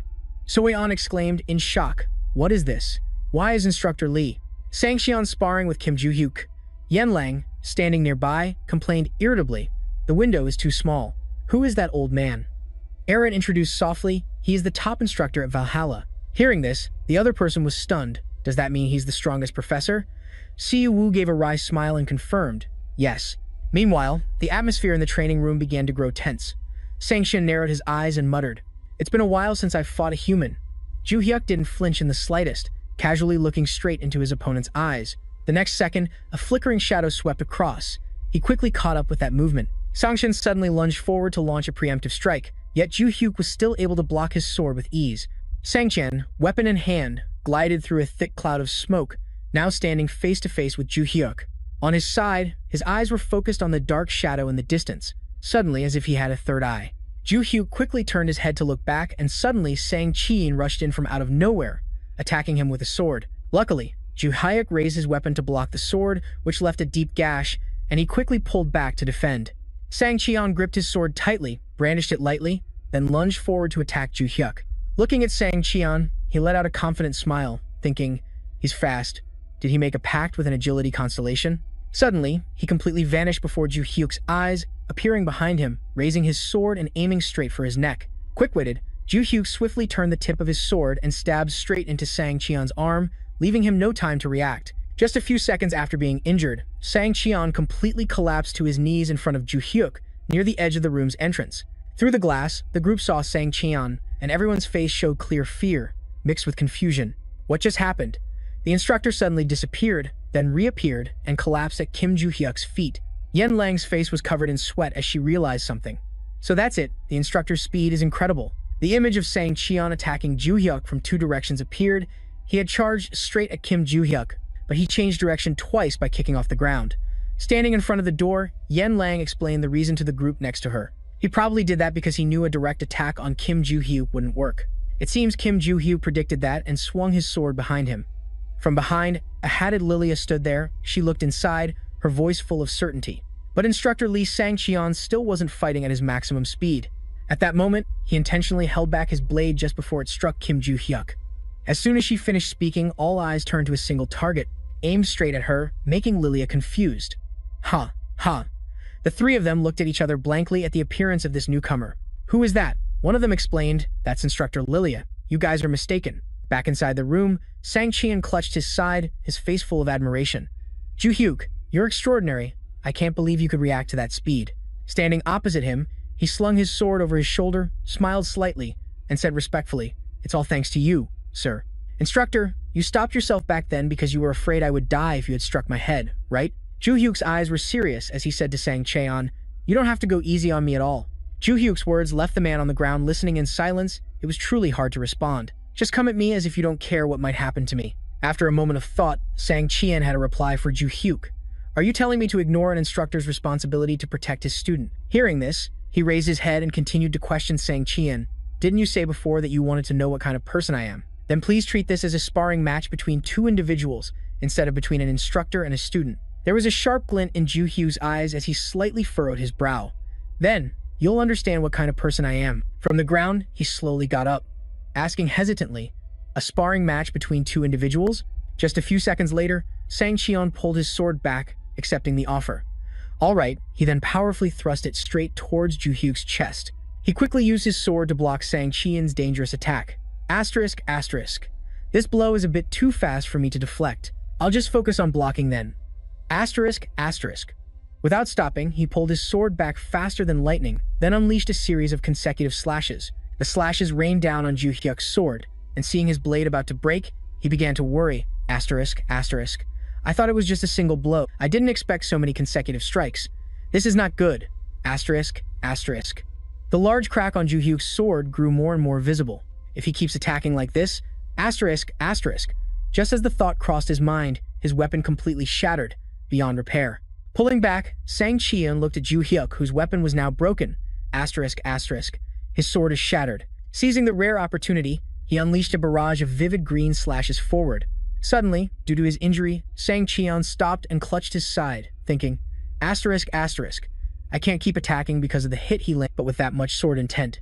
Asterisk, asterisk. His eyes suddenly widened as if he had seen something completely unexpected. Through the smoke, a figure stood opposite Sang Qian. It was none other than Ju Hyuk, still completely unharmed. Observing Ju Hyuk, he was quite surprised, praising him inwardly with admiration. Not a single scratch on him, even though those were phantom blades filled with sword intent. Asterisk, asterisk. How? Asterisk, asterisk. As the smoke cleared, he raised his hand, which was scratched, and brought it to his lips to blow on it gently. Asterisk, asterisk. Did he make a contract with Did he deflect the attack? Asterisk, asterisk. Then Ju Hyuk looked towards Sang Qian and began to speak. Asterisk, asterisk. I hate explaining things, but I will say this.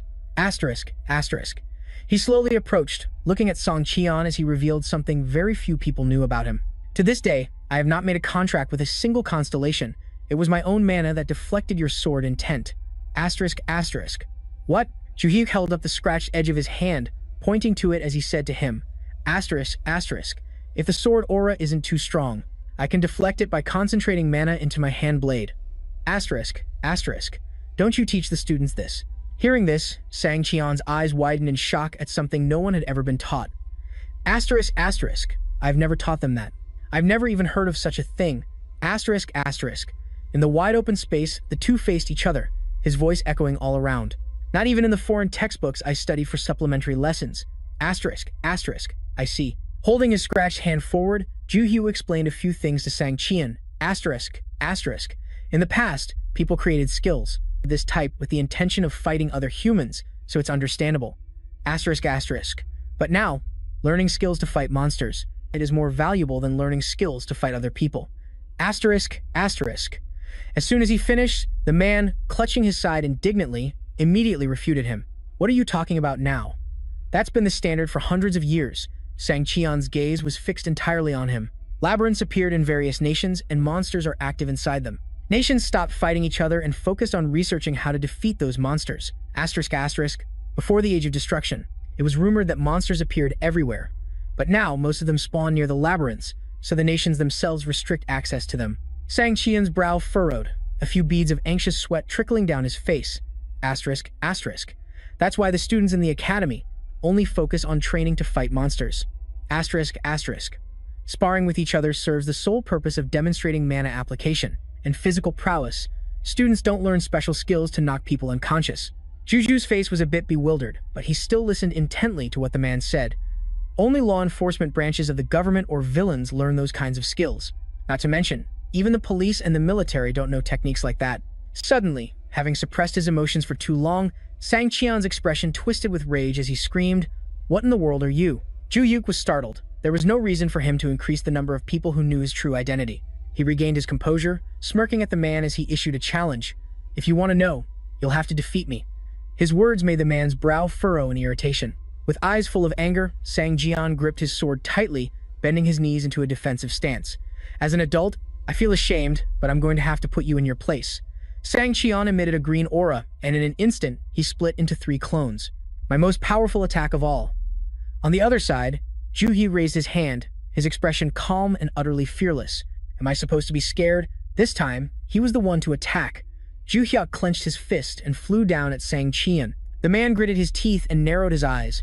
Then a green flash appeared, followed by a series of bright lights as the clones of Sang Qian charged forward.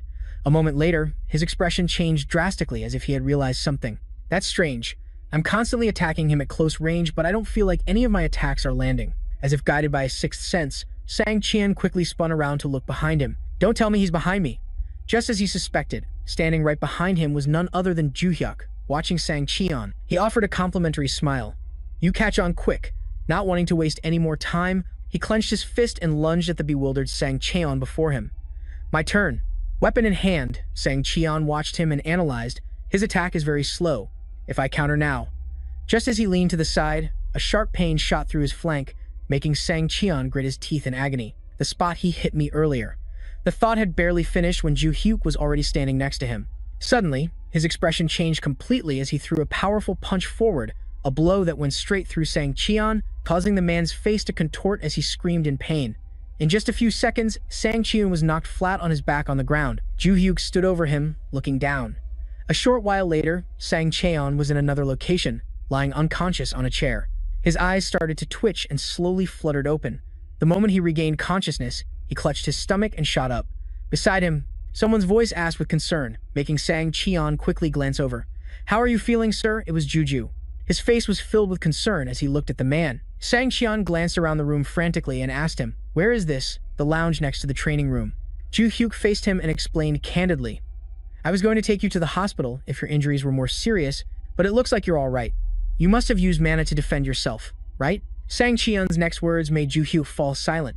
"You weren't using your full strength, were you?" "I could tell." Sitting on the chair and clutching his stomach, he said to him with some hesitation, "I seem to have caused a bit of a scene, haven't I? A trainer like me, even going all out, still lost to a student." Sang Qian looked at Ju Hyuk and spoke of his future plans. "Perhaps it's time for me to step down from this position." As soon as he finished, the young man's lips stammered, "I." His gaze was fixed on Sang Qian opposite him. "I hope you won't give up, sir." Ju Hyuk hurriedly explained to him, his voice full of remorse. "I'm truly sorry for ruining the school's atmosphere. I didn't expect the existence of the special class to affect the other students this much." Sitting in his chair, Ju Hyuk raised his hand towards Sang Qian to state his point. "Even though I still skip regular classes, I can't be lazy in the special class." This made the man opposite him nod in agreement. "That's what I was thinking too." The image of Ju Hyuk's friends training diligently flashed before his eyes. On my way to the sparring room, I looked over the training area and saw a student from the special class. They were doing some extremely intense training that other students rarely do. Looking at him, Sang Qian made a guess. "Did you create the training schedule yourself?" It seems like each of them is doing different exercises. Ju Hyuk, sitting opposite him, nodded. "That's right." Ju Hyuk told him what they were aiming for. Their physical conditions and fighting styles are different, so we're just trying to cover our weaknesses and enhance our strengths. Something like that. Hearing him speak, Sang Qian could only bow his head, praising him admiringly. My goodness, you teach even better than I do. Looking at Ju Hyuk, Sang Qian voiced the questions on his mind. Then why not continue the special class like this? Why don't you want me to resign? He didn't hide anything, looking at the man and speaking honestly from the heart. Because I'm not good at teaching groups of regular students, and even if I did teach, no matter how well, I'm still just a student, not an instructor. The school wouldn't take it seriously. On the contrary, I think it would be a great loss if you resigned, sir. Ju Hyuk's words made Sang Qian's voice falter. You're embarrassing me by saying that. Looking him straight in the face, he spoke with a reassuring tone to Sang Qian. If you resign because of me, sir, then I'll drop out and disband the special class too. Seeing the stubborn student, his eyes narrowed, showing clear irritation. Kim Ju Hyuk, even if the atmosphere at school has changed because of you, it doesn't mean they want you to leave. His eyes remained fixed on Sang Qian, listening to the man's questioning. And you're planning to disband the special class, even though you were the one who created it? Then what was your purpose in the first place? Then, Ju Hyuk leaned forward, looking up to tease Sang Qian. As the loser of the match, you seem to be asking a lot of questions, sir. Seeing the man's silence, he closed his eyes with a smile and explained, I'm just kidding. Since I've already asked you to stay, I'll give you some information. Getting back to the main point, Ju Hyuk explained, the special class is a type of special task force.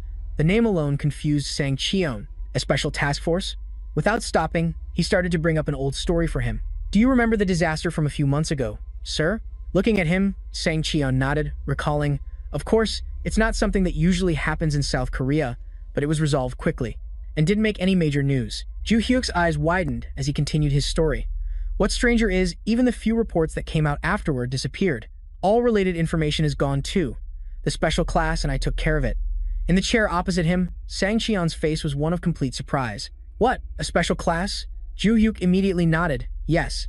He began to explain to Sang Qian how they solve problems. We arrive on the scene faster than anyone else and prevent damage, resolving incidents involving monsters. Of course, that time there was an official team of 5 involved, but ultimately, that will be the direction the special class takes. Ju Hyuk's gaze was serious and his voice dropped a few tones. I haven't told anyone else about this. Ju Hyuk's words left Sang Qian stunned, his mouth hanging open in shock. I'm only telling you. The head coach frowned, looking down as he hesitantly voiced his suspicion. Does that mean that you're creating your own organization with the students? Ju Hyuk raised his finger, pointing right at Sang Qian, confirming the idea. That's right, you could put it that way. Hearing this, the coach put a hand to his forehead with a weary expression. A group of students handling monsters and dungeons by themselves, as if remembering something, Sang Qian quickly looked at him and asked, the hunter guilds and the government handle that. Students like you don't need to get involved in things like this. He just smirked and retorted mockingly. Do you have any idea how long it takes for them to get to the scene? The time frame Ju Hyuk mentioned left Sang Qian speechless for a few seconds in shock. 30 minutes. He placed both hands on his knees and leaned forward to look at him. In that time, the special class evacuated the civilians, eliminated the monsters, and collapsed the dungeon on their own. By the time the others arrived, everything had already been resolved. Understanding Sang Qian's concern, Ju Hyuk immediately added, besides, the members of the class are stronger than adult contractors, so you don't have to worry about them getting injured. Looking at the coach, he said sincerely, but if we think about the more distant future, then I believe you will be of great help. This confused Sang Qian. Why would you think that? A series of dark silhouettes appeared as Ju Hyuk spoke, because in the future, there will be more calamities than ever before, and for that exact reason, he looked at Sang Qian with conviction and asked for his help. When that time comes, neither the special class nor I will be able to handle everything by ourselves. We need more hunters.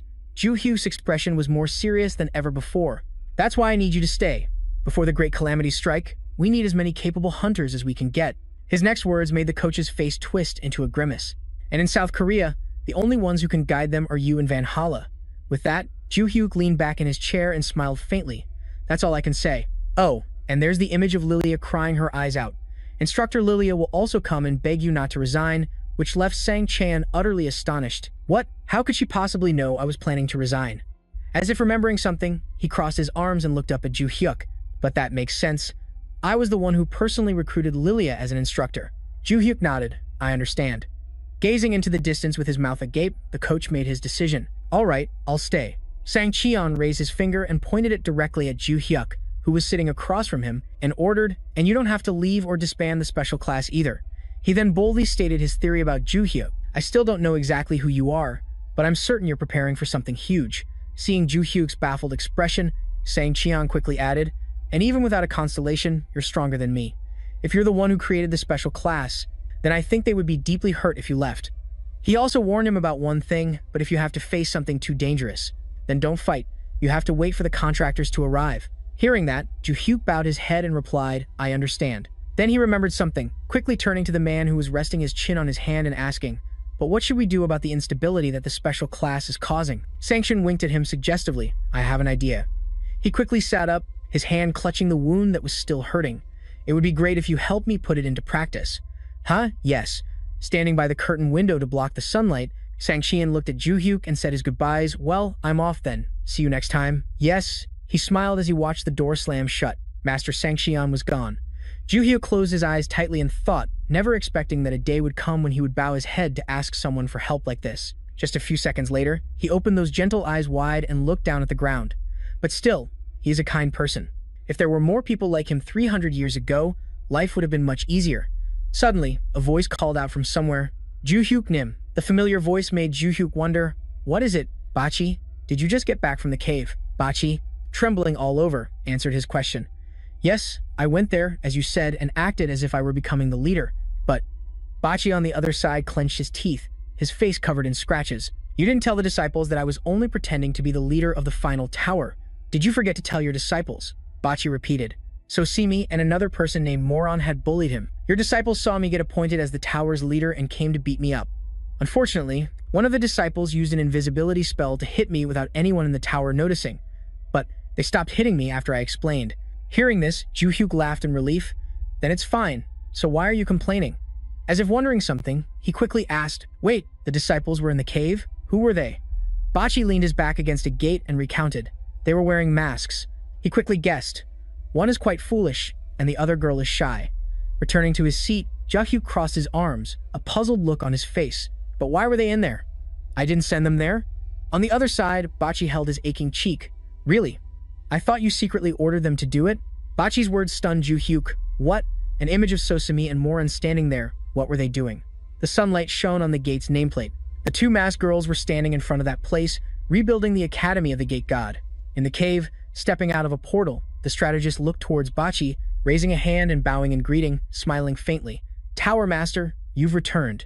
It must be time. Hearing this, he crossed his arms and replied, well, of course. I came back because after thinking about it, I realized it wouldn't be a problem. Suddenly, Bachi remembered something. His face was drenched in sweat as he hesitated. However, Bachi's gaze looked up at the sign in front of the gate and asked the strategist, what is that? Oh, looking at the words on the sign, Bachi read, Gate God Martial Arts. Huh. This made the strategist hesitate in confusion for a few seconds. Oh, that is. I'll tell you after we go somewhere else. Quickly, the two of them proceeded towards the floating doors. Following and observing them was a person with their head completely covered. Moron looked into the distance and wondered, that's Bachi, right? Beside her, Sosimi held her shoulder and nodded. That's right. Moron's voice continued, asking again, but the constellation next to him is. Sosimi lowered her head and explained to her, it seems to be a constellation from the Tower of Destruction. Moron's eyes didn't leave the figures of the two in the distance. Is that why he looks so familiar? But it's still strange. She recalled the chaotic battle between the constellations from before. They don't belong to the constellations that have submitted to us. Sosimi nodded in agreement. That's right. Turning to look at Moron, she guessed they must have realized the situation beforehand and fled. Yeah. Moron's gaze was distant. She widened her eyes and suggested, let's conceal ourselves and follow them. We'll find their hiding place. A desolate city with smoke and dust billowing up from all sides. The strategist stood next to Bachi, happily gesturing with his hand. This place should be fine. A huge boulder ahead served as an entrance. Let's go inside now. In this strange place, Bachi wondered, what is this place? Not wanting to elaborate, he urged Bachi on. You will know once you get inside. Gripping the doorknob tightly, he opened it with the strategist. A vast space opened up before Bachi, but when he saw something, his jaw dropped in astonishment. This is. A colossal, tall purple tower struck their eyes. Bachi stammered, asking the strategist beside him, the Tower of Destruction? He nodded in response. That is right. Gazing at the tall tower, the strategist proudly told Bachi. It turns out that one can create structures in the Great Hall just like in the spirit realm. So the others and I built the Tower of Destruction and hid it here. This made him understand the situation. So that is how it is. The two of them quickly went deeper inside the Tower of Destruction. The floor was no longer as complete as before, but the foundation was still very good. Suddenly remembering something, Bachi turned his head to him and asked, so what were you about to tell me earlier? His question made the strategist go silent, his face covered in sweat. "Is that place the divine martial sect that I know?" He stammered for a long time. "Yes, sir." Looking towards the tower, the strategist told Bachi, "Honestly, I realized right after becoming a now, those disciples are trying to revive that sect after becoming constellations." His words made Bachi listen in silence. "They have not publicly recruited disciples yet, but they have already started their activities." The strategist's voice suddenly became irritated. He looked at Bachi and said angrily, "For example, they have recently wiped out the surrounding constellations." This made him fall into silent contemplation. That must have been the day one of those disciples sealed himself in the spirit realm. Not wanting to waste time, the strategist continued to tell him as they walked. On that day, everyone in the Tower of Destruction went into hiding. There were not many people to begin with, but now the tower is almost empty. Finally, Bachi understood the situation. So that is what happened.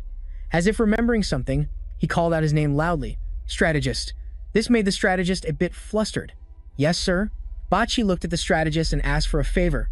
"Before I reclaim my position as the leader, I want to know how many people we have. Locate all the constellations of the Tower of Destruction recently and make a list, starting with the ones in the Great Hall first."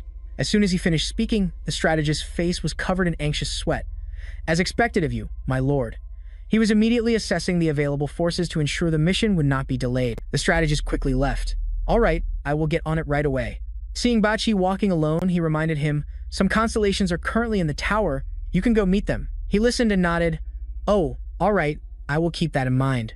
With the instructions given, the strategist began to use his teleportation ability. "Well then, I am off." In a flash, he disappeared in front of Bachi, leaving him alone to observe the Tower of Destruction. Some constellations were still inside the tower. "Yeah." Bachi raised his hands, his open palms radiating a purple aura. "Luckily, I can still sense a little bit of magic." As if sensing something, Bachi lowered his head, his expression changing drastically. "As expected, almost all of it is dark magic. I can sense two familiar sources of magical energy among them." He looked straight at the Tower of Destruction before him, guessing they were similar to Kim Hyuno's magical energy. A voice from out of nowhere startled Bachi. "I wonder what you're doing here. Trying to revive the Tower of Destruction, are you, huh?" He had just turned around when he was punched by Moron, a punch so powerful it made Bachi's face swell up in just a few seconds. "Ugh." Leaning against the door while touching his cheek, he resentfully recounted the entire incident to Do-hyuk. That's what happened. Sitting on the chair, he asked curiously, "Didn't my disciples tell you anything about the Divine Martial Arts sect?" But Bachi immediately denied it. "I didn't see them because they were too busy beating me up, so I didn't ask." Getting back to the important matter, Do-hyuk asked again about what he had sensed. "Well, I'll ask them later." At that time, "Did you sense a familiar source of magical energy in the Tower of Destruction?" "Over here," Bachi touched his chin confidently. "Yes, at the beginning of this semester, you fought against the two people whose powers I sensed." He had told Ju-hyuk himself, Desora Ventic and Choi Aaron's older brother, Choi Jinjin. At that time, I sensed the magical energy of those two. The names were quite familiar, and he immediately remembered. "Yeah, I remember. They were evil as hell back then."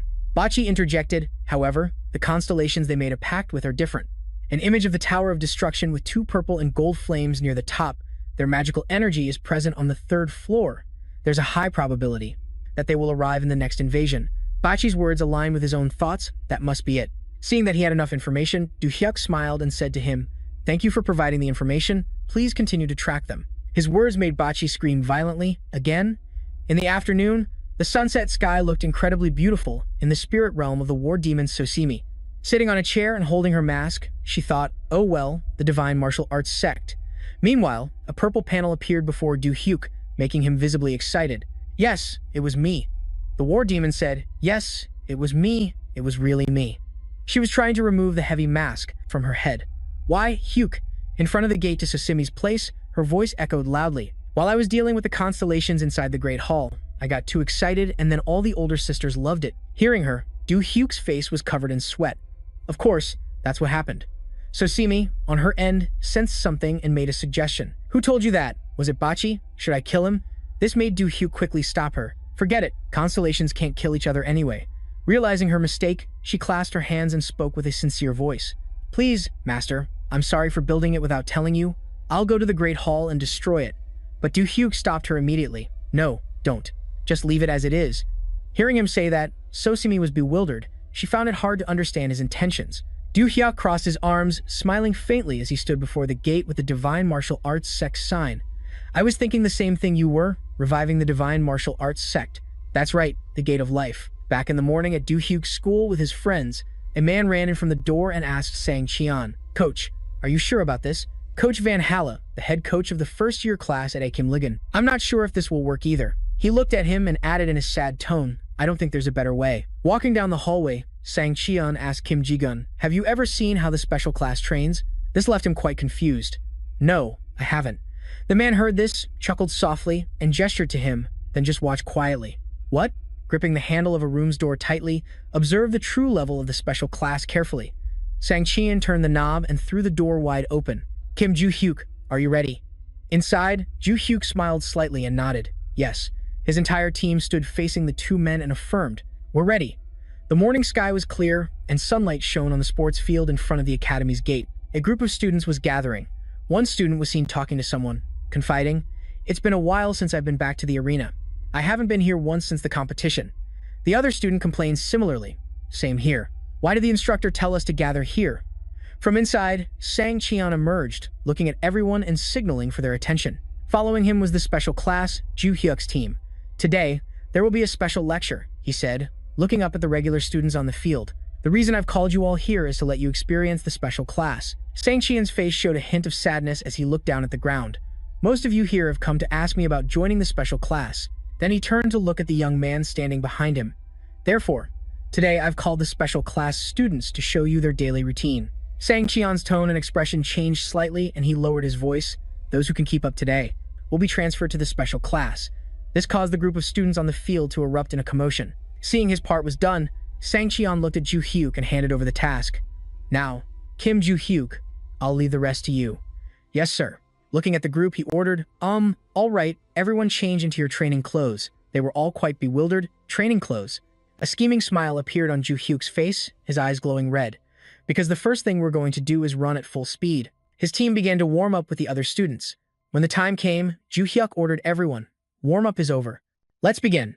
The group started the session with a long-distance race, running at full speed for 20 kilometers, followed by each person lifting a heavy weight up and down 10 times. 3 sets of dumbbell punches, 100 reps each, then everyone worked together to push a giant tire forward. 2 sets of tire flips, 20 reps each. After training for a long time, Ju-hyuk wiped his sweaty face with a towel. "Phew, that's a good enough warm-up." He looked towards the remaining students and ordered, "All right, it's time for martial arts and sparring practice." Suddenly, from a distance, Sang Qian approached, looked at him, and said, "Kim Ju-hyuk, you can stop now." His words left Ju-hyuk taken aback. "But we're not done yet." Sang Qian closed his eyes tightly and said to Ju-hyuk, "Well, there's no need to continue."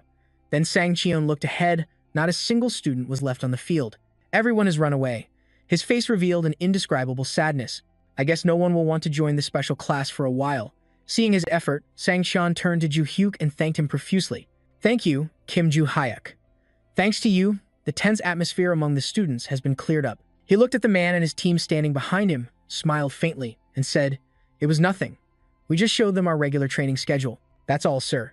Yoo-hoo also confessed something else to Sang Qian. "Actually, we went a little easy on them because we didn't have time to prepare for the outdoor group activity." His words slightly surprised the man. "You went easy on them?" Sang Qian's eyes closed tightly, his voice filled with praise. "You kids always exceed my expectations. All right then." Since it was late afternoon, Sang Qian prepared to say his goodbyes and leave. "Special class, I will look forward to what you all achieve in the future." Looking at him, he offered, "If you ever need help, just tell me, I'll do what I can." "Thank you, sir." The golden light of the sunset brightly illuminated a corner of the academy. "I'm off now. Don't overdo it." "Yes, sir." Back in another place, thick smoke filled the air. Sosimi was standing before the gate of a familiar place, the Hall of the Divine Martial Arts. She stood there silently looking at the gate for a long time, when suddenly, a voice called out, "Junior sister." Sosimi was startled and her eyes widened.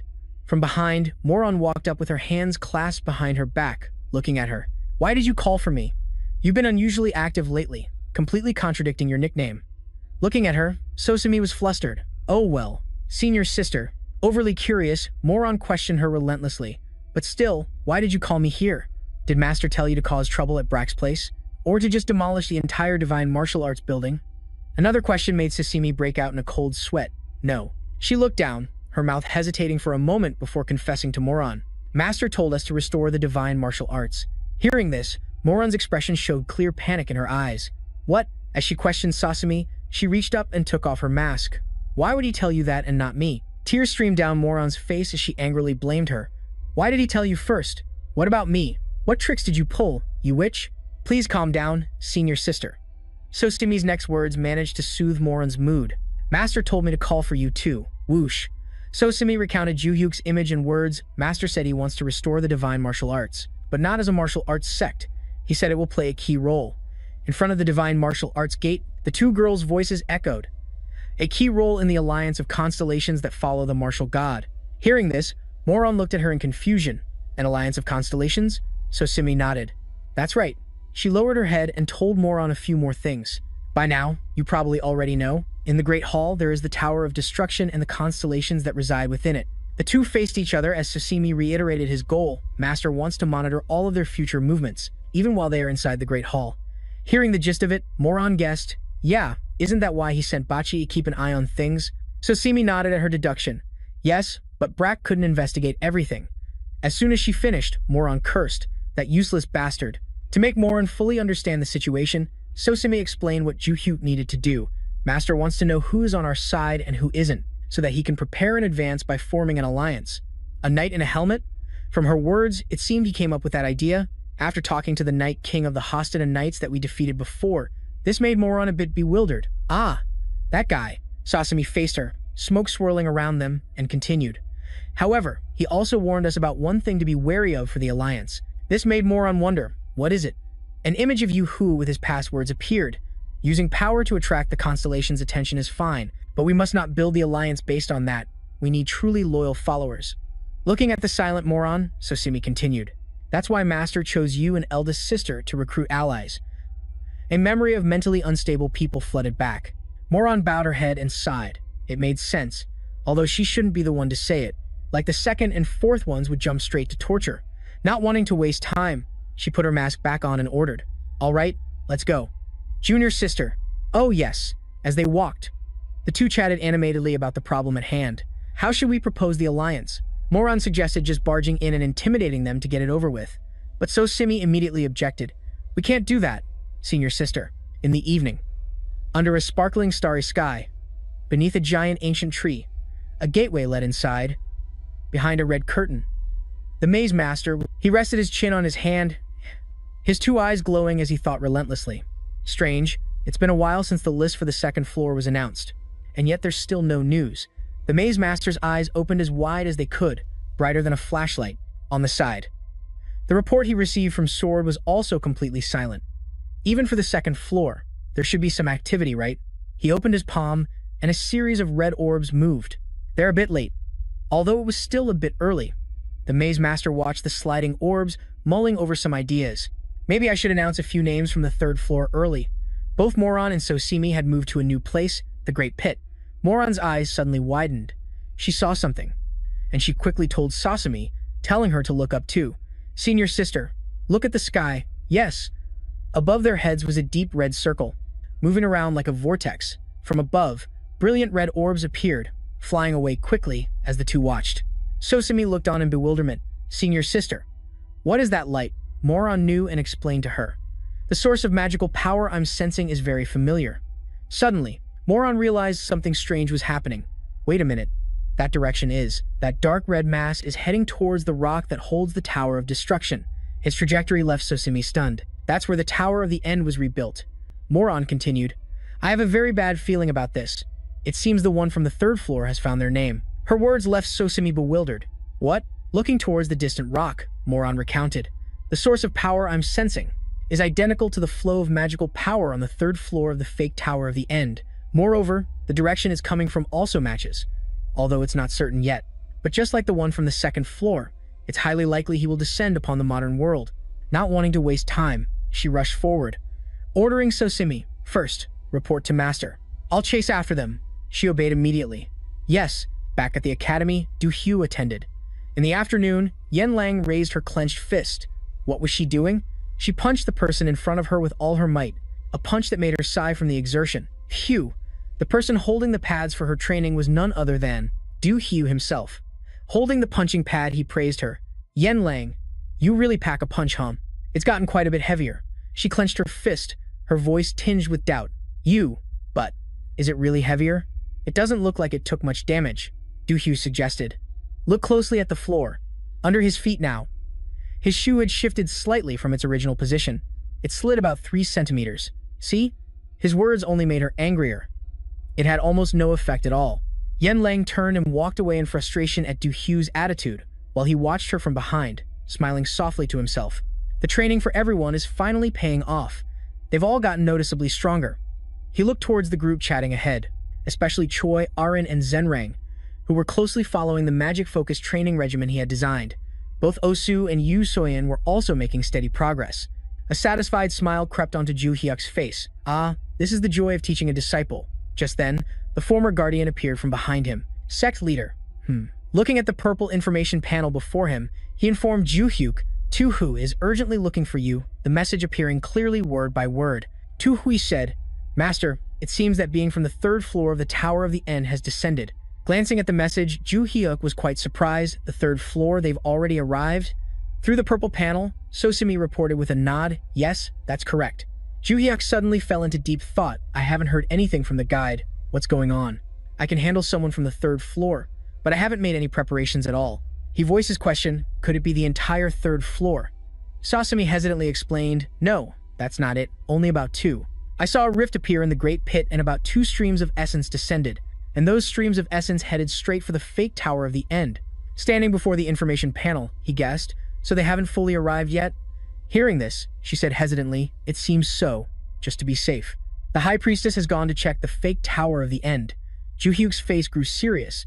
If we just knew where they will descend, then we could at least prepare a little. All I know is that there are 2 of them, and neither has fully descended yet. His eyes darted around, then he realized, wait a minute, the 3rd floor? Hey, BHE, over here. BHE, with his arms crossed, sensed his unspoken question and quickly replied, yes, it's definitely the same type of energy I once felt from the 3rd floor. His words made Ju Hyu stare blankly into the distance. If that's true, then they must be the constellations behind Dizra Venchik and Choi Jin Gun. The images of those 2 people appeared in Ju Hyuk's mind, making him frown and thought, however, they belong to 2 different factions. Dizra belongs to the first-rate sect, and Choi Jin Gun seems to be in the First Faith Order, but if I remember correctly, both of those organizations were completely wiped out. As if just remembering, Ju Hyu crossed his arms and quickly called out, Sosimi. She immediately replied, yes, master. He then asked, do you know about the 2 evil organizations called the First Faith Order and the First-Rate Sect? She searched her memory, then nodded and replied, yes, I know them. They're the ones who tried to harm you before. Sosimi's voice emanated from the information panel. Ah, Yu-Gi-Oh and I already wiped them out completely. Ju Hyuk immediately followed up, so in the end, it was you guys? The one descending now seems to be a constellation belonging to one of those groups. Hearing this, Sosimi was startled and exclaimed, what? Sweat dripped down her face. We should have killed the leaders too. I'm so sorry. If someone truly descends, they will most likely possess the leader's body. Meanwhile, Ju Hyuk rested his chin on his hand and thought. He quickly asked Sosimi the next question. Do you know who recently received a blessing from them? Standing in a corner, she clasped her hands and answered, yes. We didn't kill all of those who received blessings. We just kept them under surveillance. As soon as she finished, Ju Hyuk looked forward and said, very good, let's go there now. Looking towards the special team, he ordered, everyone prepare to move out. This is a real battle. Everyone cheered enthusiastically. All right. Back in a place filled with swirling dust, Moron was darting forward like the wind. She rushed towards the large rock that contained the tower. Without hesitation, Moron kicked the door open, sending it flying, and her eyes quickly glanced inside. A brilliant purple tower of destruction appeared before Moron, and she looked up at its peak with a bit of bewilderment in her heart. 2 massive energy sources were emanating from the 3rd floor.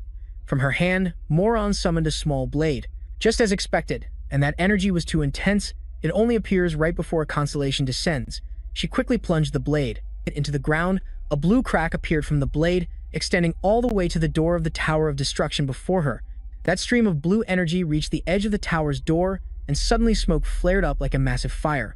Earth and stone flew into the air, while Moron panted heavily, blade in hand. A voice rang out, startling her. It's useless. A dragon appeared before the Tower of Destruction. We have received our titles and are preparing to descend. We are no longer on the same level as a nameless nobody like you. It bared its sharp teeth and claws at Moron.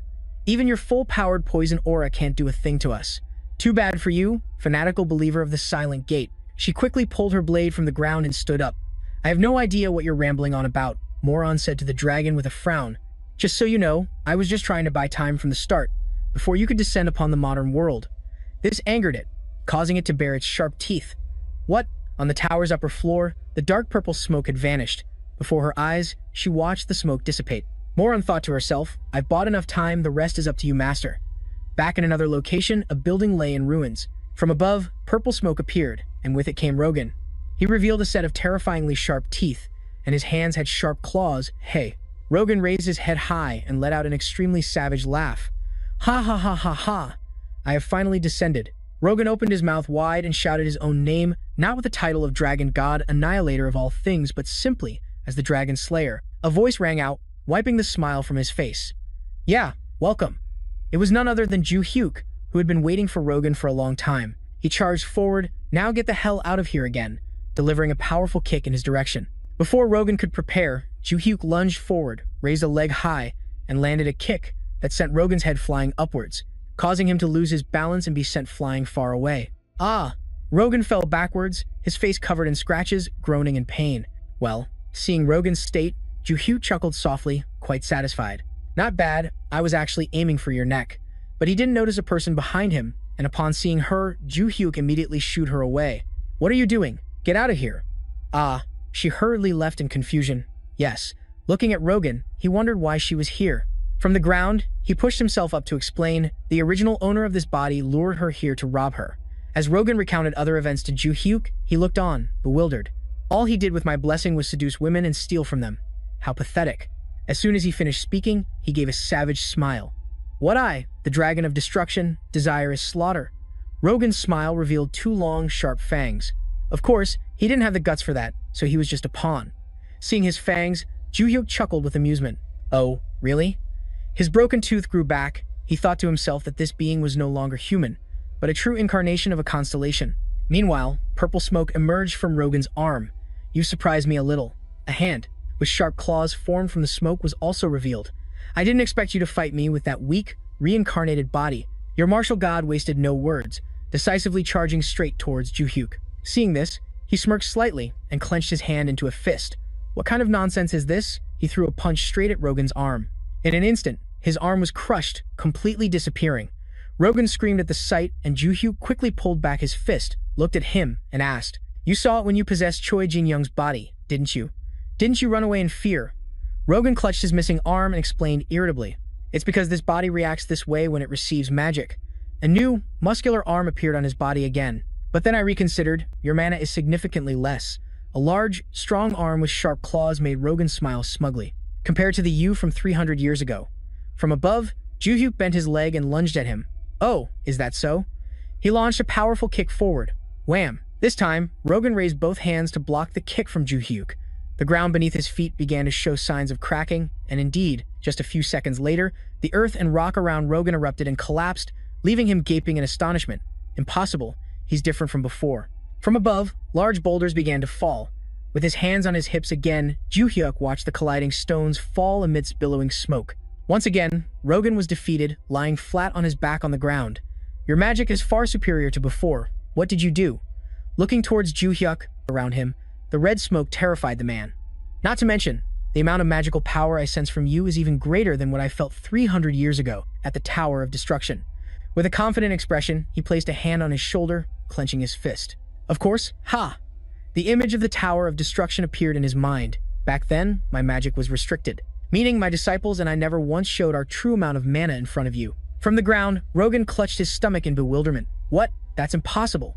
Ju Hyuk didn't want to explain much, so he ignored him. Believe it or not, that's up to you. In his hand, he held out a sparkling ring. Anyway, today's the last day. Then he slid it onto a finger in front of Rogan. You can make your move. He raised his arm, summoning the purple smoke once again. Stop lying. How can a titled constellation have a last day? He unleashed a vortex of purple power. It rushed forward to attack, shattering rocks, but Ju Hyuk still managed to dodge. From his hand, he summoned a small sword. You're holding out for quite a while. Is it because you're from the third floor? A single slash from Ju Hyuk's sword tore up the ground below, a smug smile appearing on his face. Suddenly, something blocked the light and the smile on Ju Hyuk's face. Rogan raised his head. Behind him, the purple smoke took the form of a dragon. Lowering its head slightly, Rogan opened his mouth and roared. A stream of purple smoke appeared. Damn it! It shot towards Ju Hyuk like a small tornado. In just a few seconds, a massive explosion erupted from the abandoned house, echoing throughout the area. Rogan was on his knees, panting heavily, huff huff. His face showed clear satisfaction with his own power. How magnificent! A full-powered roar from me. As the dust from the explosion gradually settled, Ju-hyuk stood opposite him, holding his sword, and it was cut down by a simple swing of your sword. He slung the sword over his shoulder and looked at Rogan. A simple swing? It was infused with a ton of magic. Rogan lowered his head, panting heavily, and cursed at him. You madman, but I'm actually glad. His eyes had turned dark purple at some point, and his voice deepened.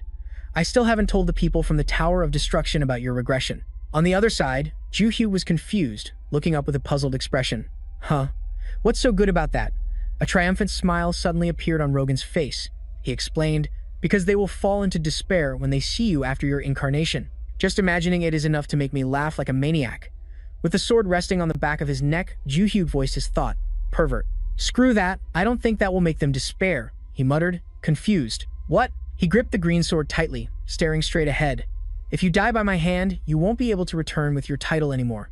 The blade shot towards Rogan's face as a feint, making him fall backward and instantly collapse to the ground. Seeing the job was done, Du-hyu looked into the distance, wondering.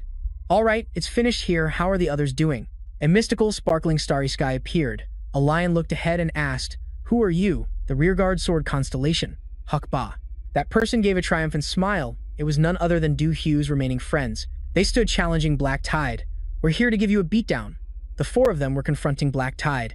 In the deep forest at night, hearing the challenge, he let out a scornful laugh. You want to fight me? It seems you've forgotten your situation. Black Tide raised his arm as a red aura appeared. I am far stronger than your constellation contractors. I am Black Tide. Then he slammed his fist into the ground, shattering the earth and rock. Yen Lang watched, confused by Black Tide's action. Why did he punch the ground? Is he an idiot? Suddenly, she realized something, her eyes widening as she screamed, Everyone, run! From the ground, a series of sharp blades shot up, but luckily they reacted in time. Jumping back, Soyeon was drenched in sweat, seeing the horrifying scene of blades sprouting from the ground. Is that his power? Aaron watched, quickly recalling what Du-hyuk had told her. His title is the Mastermind's Sword. Si-hyuk, looking equally worried, stared at the ground. His power is exactly like his title. This is going to be tough. Yen Lang refused to give in, shouting to rally the group's spirits. We just have to smash them all. She clenched her fists and began shattering all of Black Tide's swords, making him watch without blinking. Black Tide observed Yen Lang's every move, thinking to himself, is she shattering the blades with magic combined with shockwaves? She's incredibly strong. Seeing that this wasn't enough, Black Tide stomped his foot hard on the ground. It seems these puny little blades aren't enough. From the ground, a row of swords sprouted up in a straight line. One blade came right up to Yen Lang's face, but luckily she dodged it in time. Getting hit would be too dangerous. Black Tide raised his hand, twisted it slightly, then swung his entire arm back. Suddenly, the swords began to bend in the direction of his hand, their sharp blades curving to aim straight at Yen Lang. Everyone, get out of the way. From behind, Aaron rushed in with a sword. She slashed powerfully at his blades, then landed a horizontal slash across Black Tide's chest. It caused him immense pain. Seizing the opportunity, Si-hyuk clenched a golden flame in his hand. Yen Lang, with a green flame, and he both punched Black Tide straight in the face. The two punches completely knocked him to the ground. Black Tide lay sprawled on the rubble. Suddenly, his eyes shot open, looking at something from above as Soyeon charged down with a sword. She didn't hesitate to slash down hard at him, a single strike splitting Black Tide in two, surrounded by purple smoke. Thinking it was over, she sighed wearily, looking at her glowing sword amidst the thick smoke. Suddenly, from within the smoke, Black Tide appeared. Is that all you've got? Soyeon panicked as she couldn't pull her sword out. Ugh, my sword aura was combined with magic and still, the blade from Black Tide's body began to bend at his will. Swift as the wind, it grazed past her face. A light scratch was clearly visible on Soyeon Aseka's face. The wound spurted blood, making her wince in pain. Si-hyuk saw it and immediately became worried. Soyeon, Aaron, and the two people behind them were worried for her. Are you okay? Bubblebox Soyeon raised her hand to wipe away the blood, answering reassuringly, Yeah, it just grazed me. She looked ahead, her heart filled with confusion. Are the reincarnation constellations really this powerful? Kim Du-hyuk already warned us, but he's still just too strong. Somewhere in the forest, at the spot where the four of them were confronting dark twilight. Suddenly, high above, a figure was watching. Black Cat silently observed from his perch. After Juju appeared, are they still holding up well? Seeing the scene, he nodded, Ah, Lord Juju. The two of them stood together, observing them confront dark twilight. Oh, they're doing better than I thought. They're still holding on and he's already injured. That's right. But looking at Soyeon's retreating figure, Black Cat felt a pang of sympathy. The opponent is a constellation, so the fight is incredibly tense. Soyeon even got scratched. Ju-hyuk gently reminded him. That's why I told you to observe them and step in to help if needed. He crossed his arms, looking down at the scene below. But I don't think this is the right time to fight him. Really? Ju-hyuk's eyes glowed a fiery red. If the constellations from the third floor had descended just a little later, dealing with them would have been much easier. I suppose we have no other choice now. The wound on Dark Twilight's body began to change, it started to heal, then disappeared completely. I've played around with you long enough. Watching him, Aaron couldn't help but worry. His wound has already healed. Was my single strike technique too weak? As the wound healed, he flashed a triumphant smile. You all will make a name for me, even though I don't enjoy killing children. From behind Dark Twilight, a series of swords erupted. I will tear you to pieces. He launched the swords, flying forward. On their side, Yen Lang raised her hand into a fist. She slammed it powerfully and decisively onto the ground, and just like that, a wall of ice erupted, blocking his swords. Seeing this, Dark Twilight sneered, his annoyance clear. You're blocking my swords with ice? How irritating. It reminds me of someone. His eyes were filled with deep resentment, but that person was much tougher. Meanwhile, the ice wall looked like it was about to break, and behind it, Soyeon gritted her teeth, her face filled with worry. Damn it, because it's too weak. This is only a temporary solution. If I had known this would happen, I would have trained my defensive skills as well. Looking at everyone behind her, she quickly asked, the ice wall is going to break soon. Does anyone have a plan? Aaron recalled their earlier attempt and informed Soyeon, Bubble Box and I will try to slice through the blades. She continued, Meister and Muscleman will land a powerful blow immediately after. Hearing this, Se-hyuk pointed to his chest, so I'm Muscleman now? Yen Lang quickly reminded everyone again. All right, the ice wall will break in 3 seconds. The wall began to crack even more intensely. Exactly 3 seconds later, the entire wall shattered before Dark Twilight's swords. He stood there, a delighted grin spreading across his face, not noticing that Soyeon, sword in hand, was approaching from the left, while Aaron, also with a sword, charged from the right. They both swung their blades at him in unison, striking down on Dark Twilight. The blows made him frown with a mix of annoyance and pain. Their sword aura is corroding my own swords. It would be better to neutralize their sword aura with my own, and then create even more swords. Quickly, around Dark Twilight, a plume of bright red smoke appeared. Has the moment arrived? Someone shouted, now is the time. Se-hyuk clenched his fist tightly and rushed forward with Yen Lang. He threw a powerful, merciless punch forward, smashing it straight into Dark Twilight's abdomen without any hesitation. Hit with so much pain, he opened his mouth wide to scream. The punch sent him flying far away, causing him to sprawl on the ground. Next, it was Yen Lang's turn. She gritted her teeth and rushed forward, raising her leg high and aiming straight for He Zhao's face without any hesitation. Her kick trailed a wisp of blue smoke as it descended. Die. In just a few seconds, an ice wall materialized in front of Yen Lang's foot.